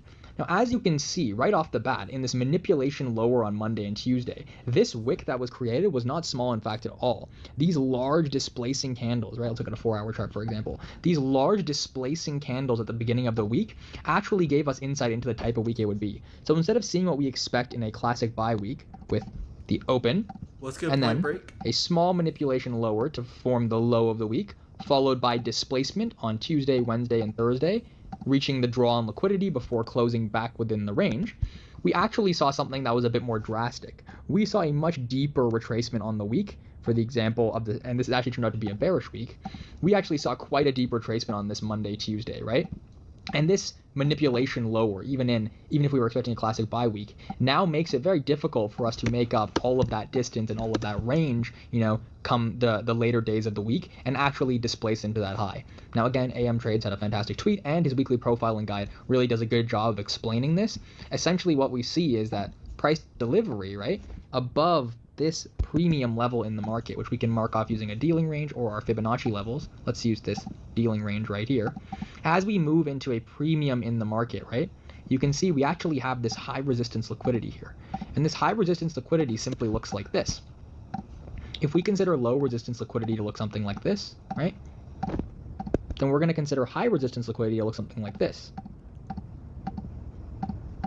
Right, we have this higher high created in the market, which now becomes high resistance since there's already been a liquidity sweep, right, or engagement of this liquidity pool above this high, as opposed to here where you can see we have large imbalances, right? On our 4-hour chart, we can take a look. We have large imbalances in here, which are relatively low liquidity, or low resistance liquidity, meaning price wants to naturally draw back into this liquidity level, right? Once the buy side of the curve of a market maker model has been initiated, which we're going to talk about in our top-down analysis. So these large imbalances act as a sort of magnet for price, allowing price to draw into them and rebalance them. However, once we actually move into an area of, first of all, premium, right? Anything above this 50% of the dealing range up here, we also move into specifically this high resistance area of liquidity where we have this intermediate term high. So it has a short-term high to the left and a short-term high to the right, right? These are two short-term highs, and then this is an intermediate term high. And we have this high resistance liquidity signature, meaning we have this area where liquidity has already been swept and we have displaced lower. So what can we see on the chart here? We can see as we move into Friday, we now have to engage these premium arrays. We have, if we look at our hourly chart, for example, you can see we have this very highly discounted SIBI, sell side imbalance, buy side inefficiency, which price just barely keys off of before we sell lower. And then we also have this entire set of down close candles. This set of down close candles now becomes our bearish breaker block. So we have an overlapping set of bearish PD arrays, and above that, right, higher than that, we have a high resistance liquidity pool because it has already engaged this short-term high, swept the liquidity, and therefore above this high we can assume order pairing occurred before a sell-off. So this move higher was low resistance, inside these inefficiencies, right, and these simple short-term highs, and then encounter an area of high resistance where we can see price did not negotiate higher prices, but instead keyed off and sold off. So that was my anticipated bias for the week, an inside bar which was going to leave us somewhere in the range of this high put in on Monday and this low put in on Tuesday. And now those are kind of the reasons why I thought we wouldn't actually reach into the buy side liquidity level this week. Again, highly recommend checking out AM Trade's posts and his weekly profiling guide. It's exceptionally helpful. Okay, so now let's get into how I approached the day on Friday and some of the top-down analysis I did. So moving into Friday, I had this bias that I wanted to see lower prices. Specifically, I wanted to close the week somewhere inside of this range, somewhere in equilibrium or maybe slightly in discount, because I had a bearish bias, earlier in the week after seeing us reject this liquidity pool, form an SMT at these highs, and then sell off with large displacement. As you can see on the hourly and the 4-hour, we're creating large displacement, right, to the sell side. Again, what's the draw on liquidity? I see we have this low resistance, we have these failure swings, right, now on the daily charts, which we engaged. And then we also have, higher time frame lookbacks, which I talked about in our last video. Things like our IPTA 20-day lookback, our swing low at the 40-day, and even our 60-day lookback. Again, if we recognize kind of what higher time frame model we're in, we could even frame soon to be a monthly market maker sell model, right? So we have this. We could even frame soon to, again, if we recognize as kind of what higher time frame model we're in, we could even frame soon to be a monthly market maker sell model, right? So we have this key level as a monthly high. Make this a bit darker, right? And then from there, we can see a daily market maker model potentially starting to emerge once we get some structural confirmation to the downside, right? We have a really nice internal range, right? The market moves from external to internal. So we have a very nice internal range of liquidity right down here, which is going to be a monthly BISI. And then you can see we have some nice consolidations we can target on our daily chart right here, for example, an original consolidation, right? And then a few levels of accumulation. accumulating here, lining up with our, standard deviation projection levels for where we want to see the market rebalance, even if it was to be bullish. Again, this can be also seen with our lookbacks. These are time-based liquidity pools. This is the IPTA 60-day, 40-day, and 20-day liquidity pools. So that's why I have a longer time frame bearish bias, and I'm waiting to see some institutional displacement lower. So on Friday, I came into the day expecting to look for shorts. And that's exactly what I was offered in terms of a model entry in the kill zone right before our news driver dropped. So as you can see, we have this late London protraction. And if that's a foreign idea to you, go look at my Twitter. I have a PDF on protraction profiles. But you can see before our news driver drops at 8:30 a.m., we engage this premium SIBI in the market. Now this premium SIBI also forms an SMT right here with the ES. Now it's small, and in order to see that, it might be better to maybe go down to a lower time frame, like a 5-minute chart, right? And then we can actually compare what we're seeing on our NASDAQ chart with our ES chart. So let's take a look at that ES chart now. Let's put it right here. And as you can see, although it might be hard to see, ES makes a higher high while NASDAQ makes a lower high.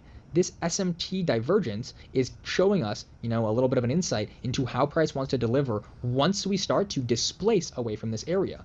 This is showing us the potential for this area acting as a smart money reversal. If you guys have seen my previous lectures, you know that SMTs are indicative of SMRs in the market, right? So I can write that out.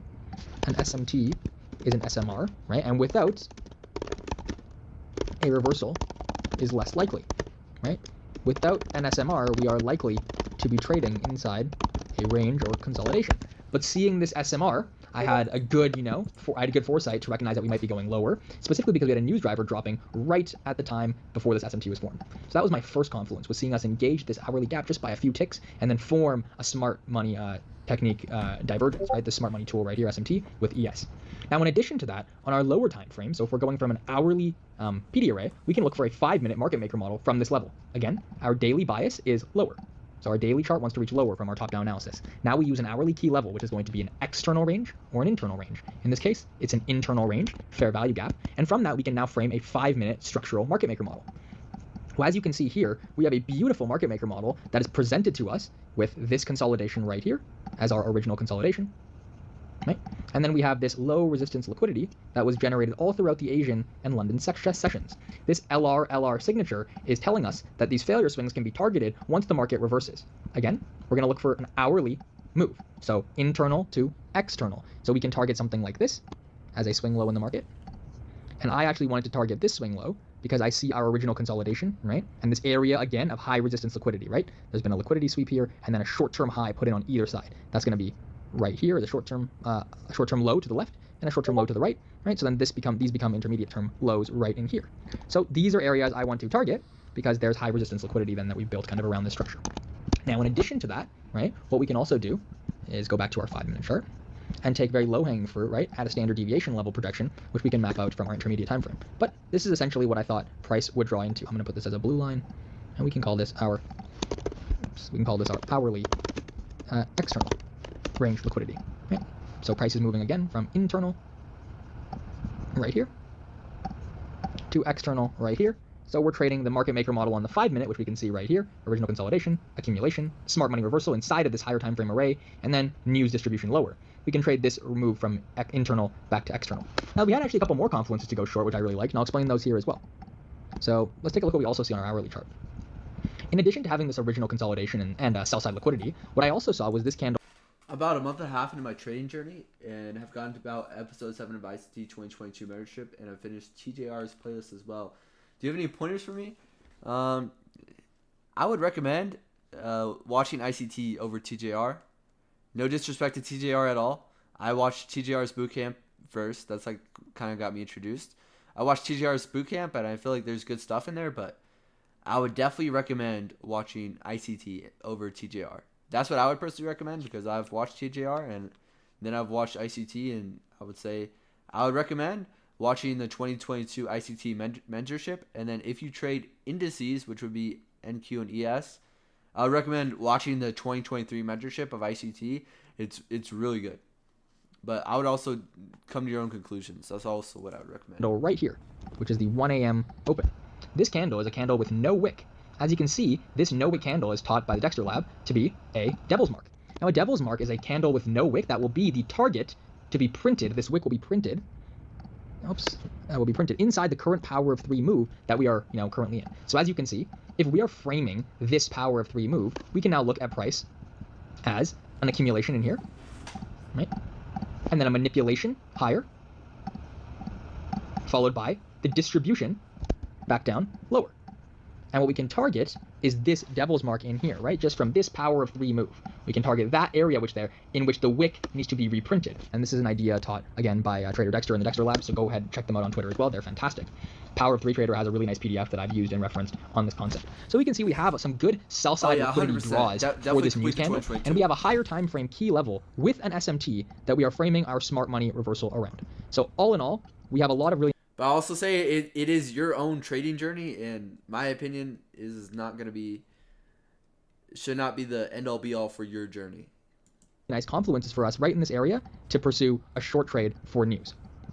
Okay, so now let's go back down, back up a time frame and look at some projection targets as well, since I use those. So because we're using a 5-minute market maker model in this case, off an hourly key level, our look back can be defined as the 3 previous 4-hour candles. I appreciate it. So essentially what we want to look at is I want to inspire others. 12 hours worth of candles, right? And we want to see where we can anchor our standard deviation projections around to capture this sell move. As you can see here, we have a clear manipulation of the range right here higher. So these are the deviation projections I am going to use on my 4-hour chart. On the hourly chart, the range maker is taught a free move. We can target that area which there. So if we have a devil's mark, it's going to be the target for a power of 3. We have accumulation, manipulation, distribution right here, in which the wick needs to be reprinted. And this is an idea taught, again, by Trader Dexter in the Dexter lab, so go ahead and check them out on Twitter as well. They're fantastic. Power of 3 Trader has a really nice PDF that I've used and referenced on this concept. So we can see we have some good sell-side liquidity draws for this news candle. I've and we have also a higher watched this time video frame like 2 key times level before, with so. an SMT that we are framing our smart money reversal around. So all in all, we have a lot of really nice confluences for us right in this area to pursue a short I don't know, trade that's a for suspect SMT. news. I would So now not let's go use back that down, as an SMT. back up a time frame and look at some projection targets For as me well, since I personally, use those. That's too small. So because we're using a 5-minute market maker model in this case, off an hourly key level, our look back can be defined as the 3 previous 4-hour candles. So essentially what we want to look at is because we're using a 5-minute market maker model in this case, off an hourly key level, our look back can be defined as the 3 previous 4-hour candles. So essentially what we want to look at is 12 hours worth of candles, right? And we want to see where we can anchor our standard deviation projections around to capture this sell move. As you can see here, we have a clear manipulation of the range right here higher. So these are the deviation projections I am going to use on my 4-hour chart. On the hourly chart, it looks something like this low right here to this high right here, which forms our SMT. Now, if this is confusing as to why I use these levels, go check out my YouTube video on standard deviation projections and how I utilize them. Manipulation of the range right here higher. So these are the deviation projections I am going to use on my. So use the previous 4-hour.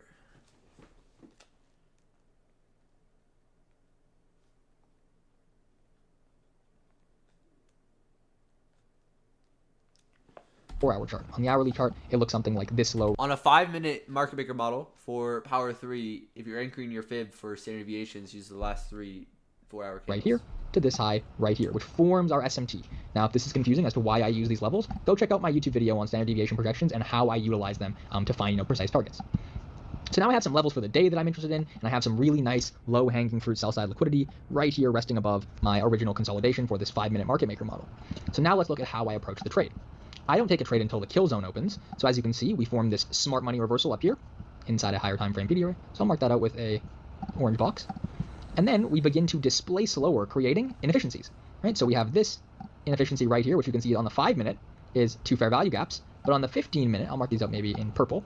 On the 15-minute, you can see we also have this very, very small fair value gap as well, which is forming very, very nice resistance or rejections as we trade into it. As you can see, this long wick, and then that's accompanied by this down close candle, which is, as we know, a breaker block. So the overlapping PD array of this down close candle and this fair value gap becomes what I like to refer to, right, as a unicorn setup. Right? This is taught by ICT as a breaker block and a fair value gap after a smart money reversal and high resistance liquidity has been created above it. On our 5-minute chart then, I take an entry right in this candle here at when the kill zone opens as we manipulate higher. And what I can do is set my stop loss to be above the area where price should not return, right? Above this SMT level, which is this going to be this high, and then this high resistance liquidity by nature of that SMT, right? ES makes a higher high here. I want to target, right, this devil's mark first of all. And then in addition to the devil's mark, I want to target my original consolidation on the 5 minute. As you can see, this is a 6R trade at average from where I took my profits. So I took my profits right around here. I have the full trade recap on my Twitter. And then for the final TP, it's about an 8R trade. So it gives you really fantastic edge when you can execute on these pre-news entries. And that, again, like I'm saying, you only want to enter on a pre-news entry when you have seen a meaningful manipulation of price before the red folder news drops, okay? So the red folder news drops today 30, and we've already seen our high resistance liquidity be printed, in addition to us keying off our area of smart money reversal. So because we've seen that, we don't expect price to come back in and manipulate these highs. We expect this to be an intermediate term high in the market, right? Short-term high, that's protected. This smart money reversal level, it needs to stay untraded into, in our opinion. We don't want to see a liquidity sweep to that area. What we'd like to see is price distribute immediately. Now we also have one more confluence for why we should this reversal level. It needs to stay untraded into, in our opinion. We don't want to see a liquidity sweep to that area. What we'd like to see is price distribute immediately. Now we also have one more confluence for why we should see price distribute immediately. If we again use standard deviation projection theory, which I have a lecture on, we can look at this last manipulation leg and see that price opens, right, in our 1 to 1.5 region in the New York kill zone. Now this region is exactly where we'd want to see some form of reaccumulation. This is called our silver bullet reaccumulation zone. Well, as you can see, this is the area where price keys off of this 15-minute unicorn and then distributes lower. So this is another kind of confluence we're using to anticipate a distribution on the news candle. We then can look at a 15-minute projection framing this last move and get some very, very nice targets lining up with our sell-side liquidity target, right? The fourth deviation is our hourly external range, and the second deviation is our devil's mark. Again, we want to be using this smaller time frame projection, right, in addition to this larger 4-hour projection, which is going to frame our daily accumulation, manipulation, distribution. So this was the first trade I took. I have the full breakdown on my Twitter. So yeah, please take a look at that and let me know if you have any questions in the comments or in my DMs, whatever you guys need. I'm here to answer those. So that's the first trade I took. I hope that makes sense. Now let's take a look at the second trade I took. So the second trade I took was actually in the afternoon. So admittedly, I took profits quite early on this trade. I traded down to these Asian lows. Let me turn on my sessions indicator so you can kind of see what the Asian range also looks like. That's from 1700 till midnight, so 0, 0, 0. Let's make this color maybe this blue. Right, so you can see I traded into this Tokyo low, Asian lows, and then I traded into this consolidation low. However, we actually saw distribution all the way down into the New York lows of the previous day, down here, and the deviation levels of this higher time frame 4-hour move, right? So this is, again, accumulation in here, manipulation outside the range, deviation above the range, rejection of this higher time frame array, hourly gap, and then distribution against all of this, right? Low resistance liquidity, LR signature as defined by the Market Maker X model trader. So once we distributed through there, I actually saw an opportunity to scalp the market long once I saw the 10 a.m. news driver reverse us back into the range. So a couple things to notice. The first thing to notice is that price had broken structure here. Okay, let's mark this up. We'll use a thicker line, and maybe we'll use this color right here, right? This market structure shift on the hourly gives me an indication that price wants to move from external back into internal once I see it rejecting this liquidity pool. And again, as you can see, this high resistance liquidity area or, right, breaker block, order block level. Now, I also can see that we created a large inefficiency on the hourly that needs to be retraced. So this becomes a new hourly SIBI. As ICT teaches, right, a move back in from external range below this low to internal is a full market maker model move we can trade as well, in addition to a low resistance liquidity run. Price is going to be gravitating into this gap to rebalance the inefficiency that exists. So we have a couple of confluences, right? We have this move from X. Price will look to trade to ERL. Price will seek to trade to IRL. To IRL. To rebalance the inefficiency. External back to internal. We have this silver bullet reaccumulation zone from our 4-hour projection, and we also have a likely target. What's the last thing I want to look for, right? If you know me, you know I really like to look for, again, I'm going to keep this blue line as a gray line just to define our weekly low, and this is our weekly high. I like to look for an SMT at a key level because remember what I said earlier, without an SMT, I can't qualify an SMR. I would think we're trading inside an accumulation. So let's look at the ES chart and see if we have an SMT at a key level, which can lead to a reversal thesis in our mind. I'm going to add the ES chart right here like I did before. Let's condense it down a bit and drag it lower to see. As you can see, if we draw from this hourly low and extend this level to the left, we can actually see that we put in an SMT with these Tokyo lows, I believe, with ES. Right here. Or actually, it's right here. It's these lows right here. My apologies. Okay, so the ES chart doesn't trade in, right? Let's put that back. The ES chart does not trade in to this low. I'm going to pull this down. As you can see, this candle right here, this black candle, I'll get rid of this, is the same low on both charts, and the ES actually puts in a failure swing at that liquidity level, right? So this becomes our SMT with NASDAQ, and this here becomes our SMT with the ES. Now we have a key level SMT inside, right, our 1 to 1.5 deviations, in addition to the fact that we're inside this reaccumulation zone. All of these things, right, give me a confluence that I can now look, right, to target internal ranges again. So there's my market structure shift. I'm just going to change it to my symbol. And now I'm looking for an internal range. So let's go down to the 5-minute and see kind of what trade I was looking at there. So as you can see, I didn't get involved in the optimal long trade for the day, which would have been right in this PD array right here. So as you can see, we come into this area, we form our SMT. Remember, I'm going to keep that here just on the side so we remember. There's an SMT here. And then in addition to that SMT, we now get a structural shift. When we close above this high, we get another intermediate term or intermediate time frame break of structure. So that's a market structure shift. And then we have a beautiful unicorn setup again, right? This is the last up close candle before this move lower. So that's an order block that now is becoming inverted. And we're pairing that order block, right? We're keying it off with this fair value gap that exists in the market. This becomes a high confluence area for reversal, known as a unicorn. And we could have taken this trade long from here back into our fair value gap. Just to the open of the fair value gap would be a 40-point trade. And if you want to target, areas of, let's look at maybe an area of premium in the market, right? So I'll grab my Fibonacci. I'll drag it from the dealing range high to the dealing range low, right? Where a dealing range is just areas that have swept liquidity. So this is swept out buy-side liquidity, and this low is swept out sell-side liquidity. If we just want to target a premium of this dealing range, that already is almost a 100-point retracement and a really low resistance liquidity run, right? Again, price, once it reaches terminus, will want to often draw back in to at least 50% of the range, right? Because 50% is going to be defined as equilibrium, and above that is premium. So if we are in a discount market, we're forming an SMT and an internal reversal, right? Then what we want to do is look for this internal gap to be repriced, and specifically the premium level of that gap to be repriced. So that would have been a fantastic trade. Now, I was at the vet with my dog, so admittedly, I did not catch this trade. However, in the afternoon, I saw something quite interesting. As we approached the lunchtime session, right, 11 o'clock noon, I saw us start to accumulate inside this hourly SIBI. Now, this is what I want to talk about on this slide right here, which is essentially IPTA market cycles and an explanation for why I did not think price could reverse from this level. But before I do that, I realized I missed something in our analysis earlier, and that was we had a key level here on the 4-hour that's framing our reversal as well. Of course, I don't look for reversals without a key level. So in addition to our SMT that we noted, we also have this 4-hour fair value gap. I just want to make sure I remember to put that on the chart. So again, there's got to be a new day opening gap market there. Structure shift on the hourly. Right, we want to move from external to internal in the silver bullet reaccumulation zone of our 4-hour manipulation, and an SMT inside a key level with a high probability market structure shift and unicorn setup. Really, really nice long thesis, and now we're creating some bullish structure.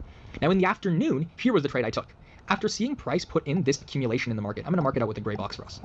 I then saw price essentially displace lower. Now, I knew that this displacement was part of something called an AMDX reversal. If we wanted to go lower, price can never move from a consolidation into a reversal. Now, I'm going to go and switch over to this slide here and show you kind of the same thing that was on my Twitter, which is the justification for this. So as you can see, during this expansion leg lower in the morning, we're in bearish order flow. We have expansion, retracement, expansion, retracement, and then down here we put in this failure swing before getting that market structure shift and reversal. Now, once we retrace and displace higher, we are in bullish order flow. It's important to recognize that in order flow, right, bullish or bearish, accumulation can only ever lead to expansion. So if you ever see this in the market, an accumulation in current order flow, so say we're bullish, expansion, retracement, and then down here we expansion, retracement, expansion, reversal. So your reversal's the failure swing. Put in this failure swing before getting that market structure shift and reversal. Now, once we retrace and displace higher, we are in bullish order flow. It's important to recognize that in order flow, right, bullish or bearish, accumulation can only ever lead to expansion. So if you ever see this in the market, an accumulation in current order flow, so say we're bullish, and then we put in an accumulation, only two things can happen from this point. Either we move higher, expansion, retracement, expansion, whoops. That's one possibility, right? Or what we do, I'll make this the same like that. That's one option. Or what we do is, say again, we're in bullish order flow. Once we put in this accumulation, we can let me drag this out and actually do it down here so it looks clear. Once we put in this accumulation here, what we can do, if we want to reverse, right, is we must manipulate higher than reverse. So eventually, every single expansion in the market in the direction of the current order flow, or every single consolidation, must lead to an expansion. A consolidation cannot lead to a reversal without first an expansion. It's not possible.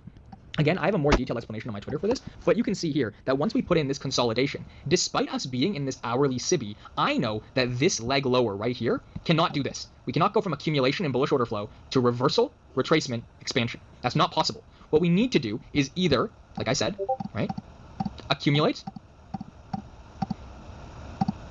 manipulate, right, distribute, so expand, and then reverse, which is exactly what this is called here, A, M, D, and then the X is the reversal. Or if we want to move lower, we do something like this, right? We put in this expansion, or put in this consolidation rather, then we expand and then reverse. So it's either, right, an accumulation, in both cases, that leads to a eventual expansion higher and reversal. The one thing that can happen often is we will have this manipulation right here. So the difference between these two scenarios is this manipulation right in here. So this would be an expansion into a reversal from accumulation, right? So the general rule here would be accumulation, expansion, reversal. You can also have something that looks like this, potentially, which is going to be an accumulation followed by an expansion, then a retracement, an expansion, then a reversal. Both work. Or we have this special case where you manipulate the low of this range, order pairing the liquidity below this low, before expanding in the direction of current order flow, and then reversing. Because expansion, right, expansion can lead to, right, I'll put here, can lead to reversal, retracement, or consolidation. That's what expansion can lead to. However, an accumulation can only lead to expansion in the direction of order flow. I'm going to call that OF. Therefore, any accumulation that looks to reverse, right, is going to be a manipulation followed by an expansion in the direction of order flow. Okay? And as we can see, that's the thesis for why I took this trade. Now, that's not immediately obvious in all cases, right? However, there's a lot of people who might also be saying, well, look, we're inside of this hourly SIBI, perhaps we're reversing in here, correct? Well, as you can see, the minute we put in this accumulation inside this hourly SIBI, I now know that this hourly PD array did not lead to a reversal in order flow, as you can see here. We expanded into it, right? Expanded into it, and then consolidated. Had I seen us expand into this inefficiency and then reverse, then I wouldn't have mind seeing a consolidation lead to another leg lower. That would be absolutely okay, because consolidation, as you see here, in this case, would be bearish consolidation before another expansion leg lower, because we already had the reversal inside the array. However, because I did not see us key off of this 1 hour SIBI, I knew that this manipulation lower, or false expansion, was nothing more than inducing shorts in the market. As you can see, A, M, D, X. Now, we also had the benefit of understanding the time frame this was occurring around. As you notice, this was happening. I'm going to go to a 4 hour chart right here. All right, I'm looking. I'm gonna end it here. Not gonna finish this video. Sorry if you're watching this because I'm watching this somehow. Just go to Fees. Just go to his.